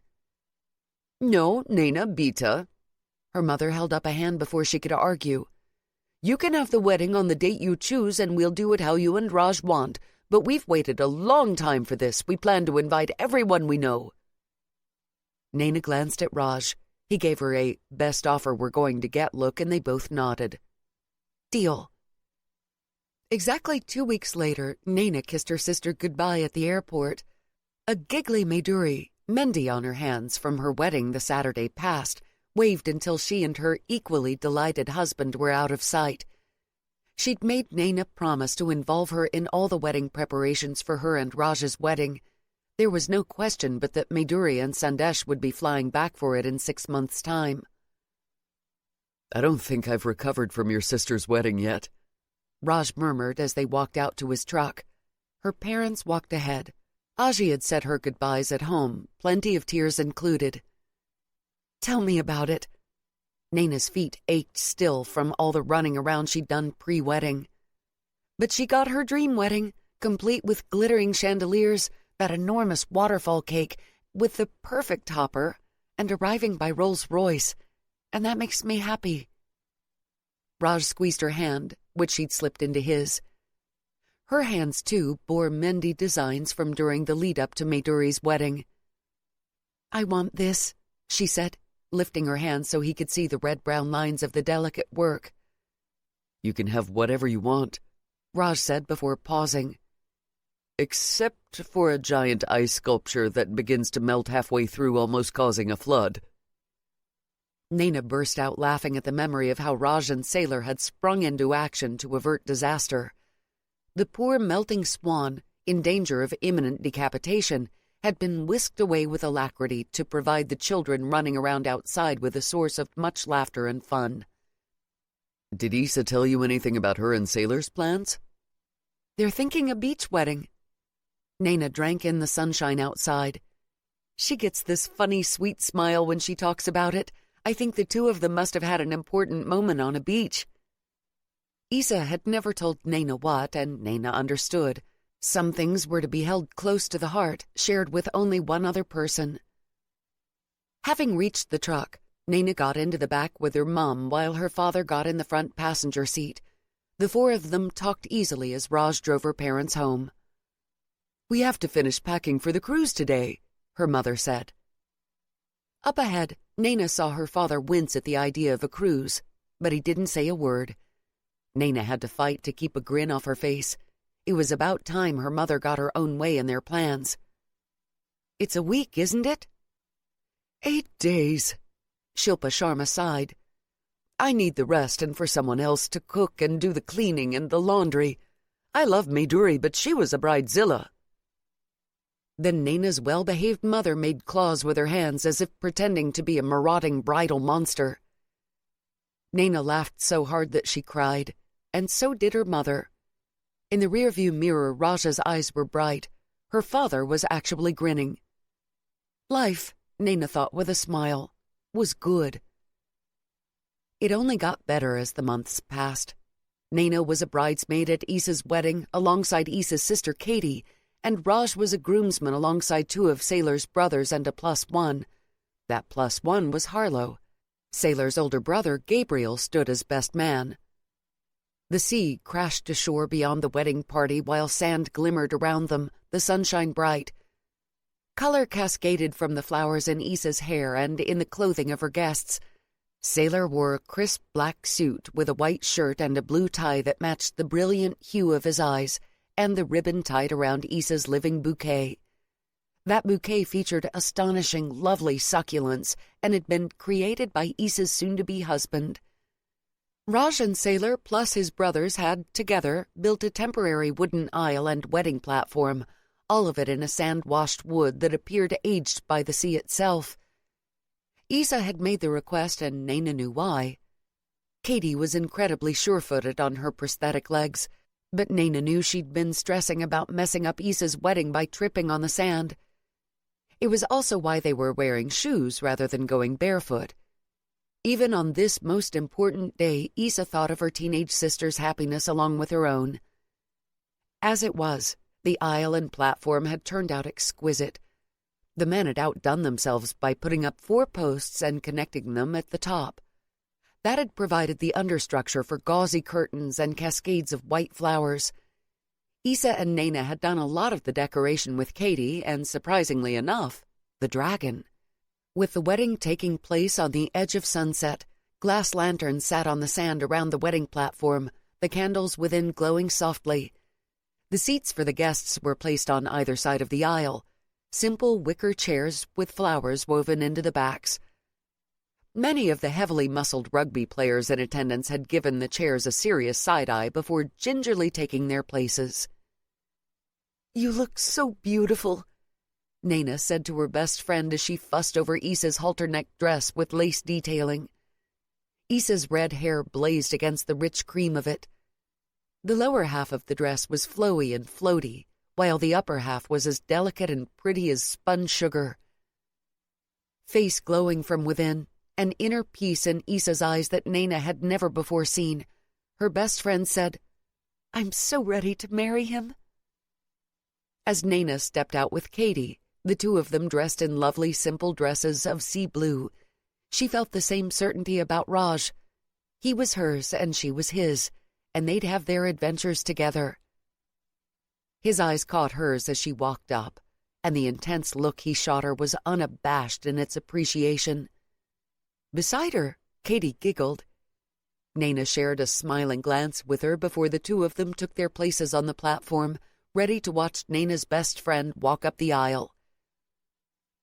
The lanterns shone around them, but nothing could compete with Issa's glow, or with the light in Sailor's eyes when he saw her. Nayna had to swallow back tears, was more than ready for Raj to put his arm around her when they followed the newly married couple down the aisle. Katie was up ahead with Gabriel. Raj kissed the top of her head as the guests rained flower petals down on a laughing Issa and Sailor. "You like this a lot, regretting our own plans?" 650 guests at last count, she reminded him, slipping her arm around his waist. No way a beach would work. Most importantly, I get to marry you. I would do it even if all we'd been able to find were avocado green walls. I just want to be your wife. His jaw got tense in that way it did when he was battling strong emotions. Rising up on tiptoe, she kissed that jaw. "I love you too." He didn't say it then. He said it when they were alone and he was inside her and he was holding her in his arms and her breath was lost. "I love you, Nayna. You could break my heart into 1,000,000 pieces." Eyes hot, she wrapped herself around him as tightly as she could and just held on, and knew she'd have to show her love to him always. He was so strong, Raj, but he had this wound inside him. She didn't know if she could heal it, but she was damn well going to try. "You're mine, Raj, and I'm not letting go. Ever." They came together, tangled in a kiss. 50. Husband and wife. Not long after that, they came together as husband and wife. This time it was Issa who fussed around Nayna, checking that her dupatta was fixed perfectly over the simple coil of her hair. Simple, that is, but for the strands of gold she'd had put in. The gold glittered through the fine gauze of her bridal dupatta. Maduri had nearly died of cheerful jealousy. Edging the light gold dupatta was a band of gold embroidery.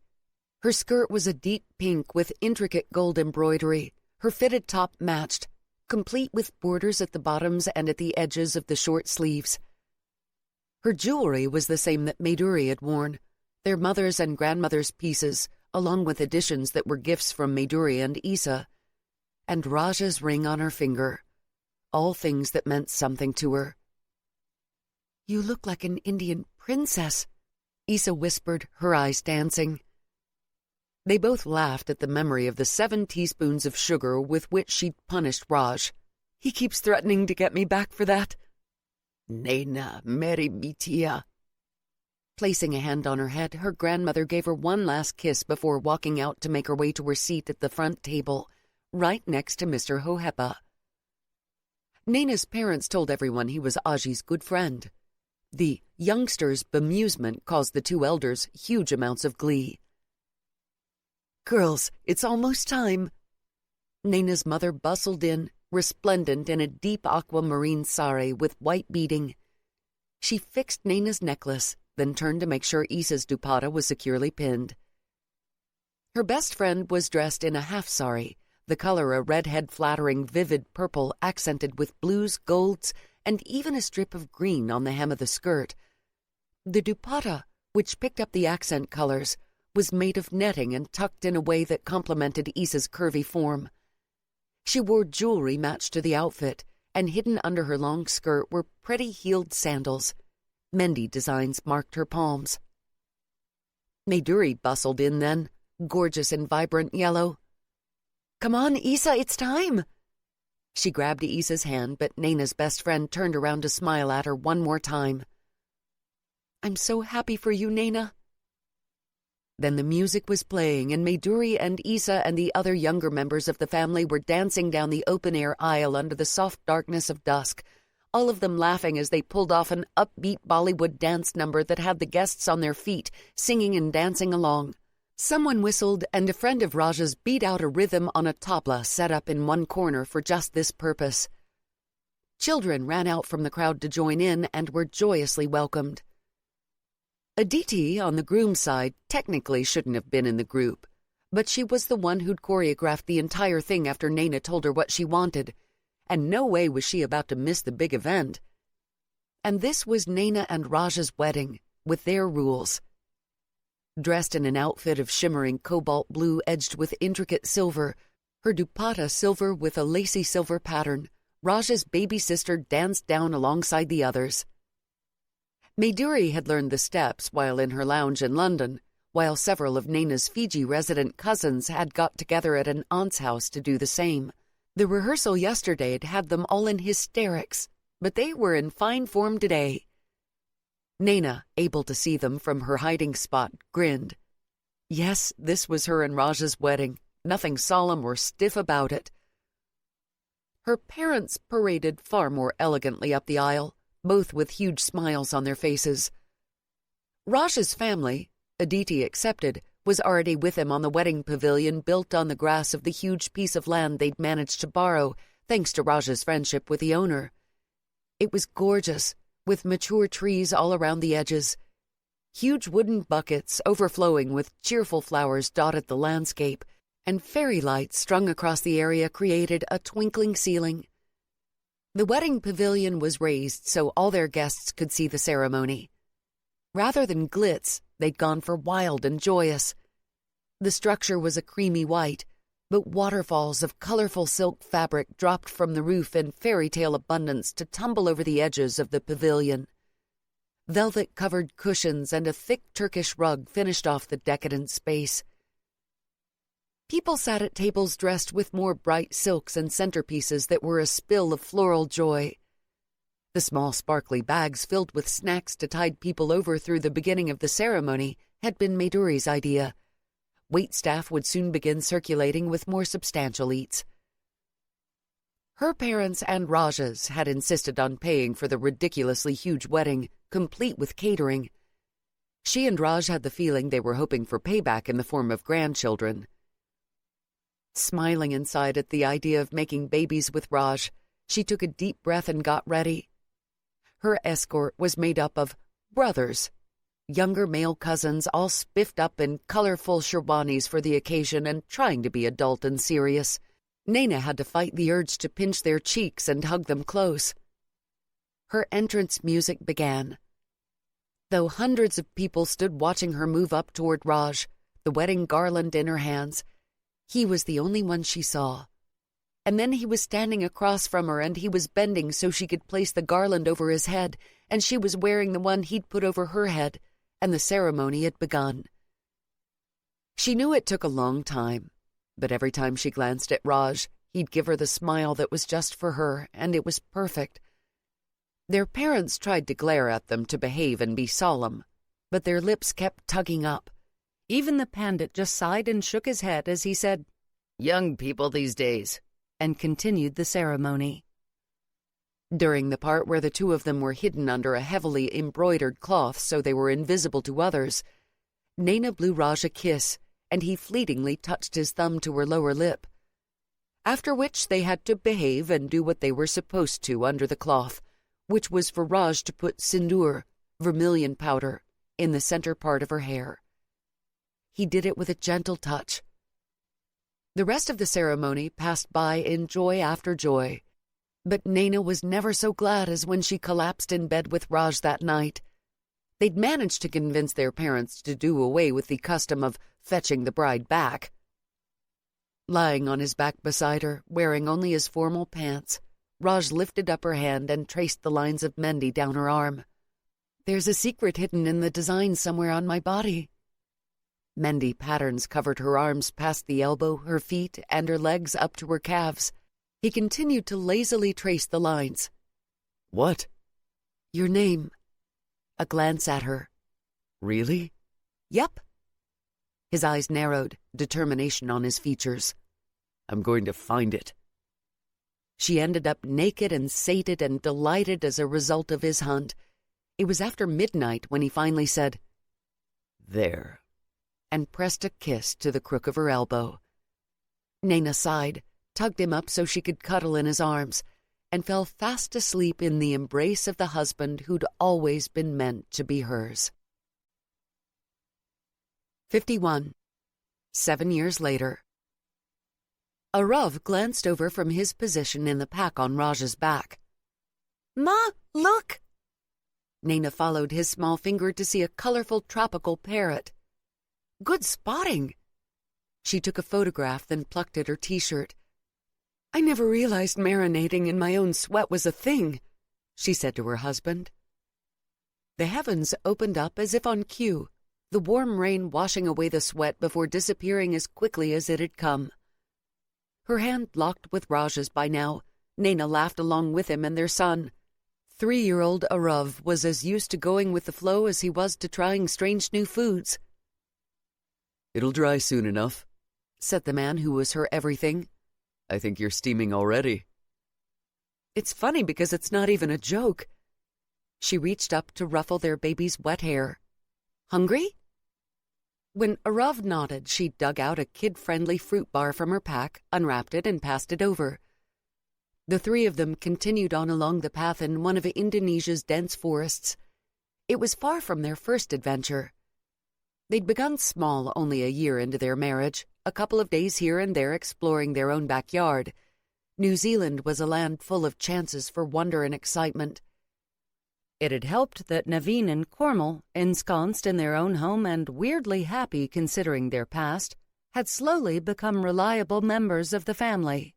Aditi, of course, could run rings around them even back then.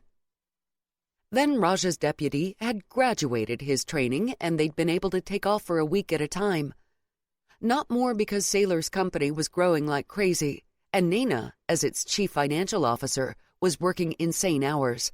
But she met Raj in the middle as they'd promised one another, and they came out of that manic period whole and happy and rooted in one another. A breather, her longed-for trip to the Amazon, before Arav settled in her womb. Their families had been horrified when they started traveling with the 1-year-old, but Arav was an adventurer at heart. He knew Matty Mossy and Sonny Massa lived in London with his twin girl cousins, while his Aunt Adi was working on an engineering project in Australia, and he also knew that he liked guavas but not pawpaw. Lychees continued to be up for debate. All their travels, every work challenge or opportunity, each family decision, Nayna and Raj had talked over and handled as a team. Nayna had begun this trip as CFO of a brilliant ethical cosmetics company. But after talking it over with Raj the previous night, she decided to hand in her notice on her return. It was time for her to jump into another startup, help create their financial foundation. She'd spent 4 years as Saylor's right hand, left only when his company was rock steady and thriving. After 3 years with the cosmetics company, she felt it was in the same strong position. Her skills would be better utilized elsewhere. Raj, meanwhile, continued to grow his family's business with slow, steady patience. It was a legacy he'd leave not only to Arav, but to Naveen and Kormal's son and daughter, and to any children Aditi might one day have. He was, and always would be, her anchor, her love, her heart.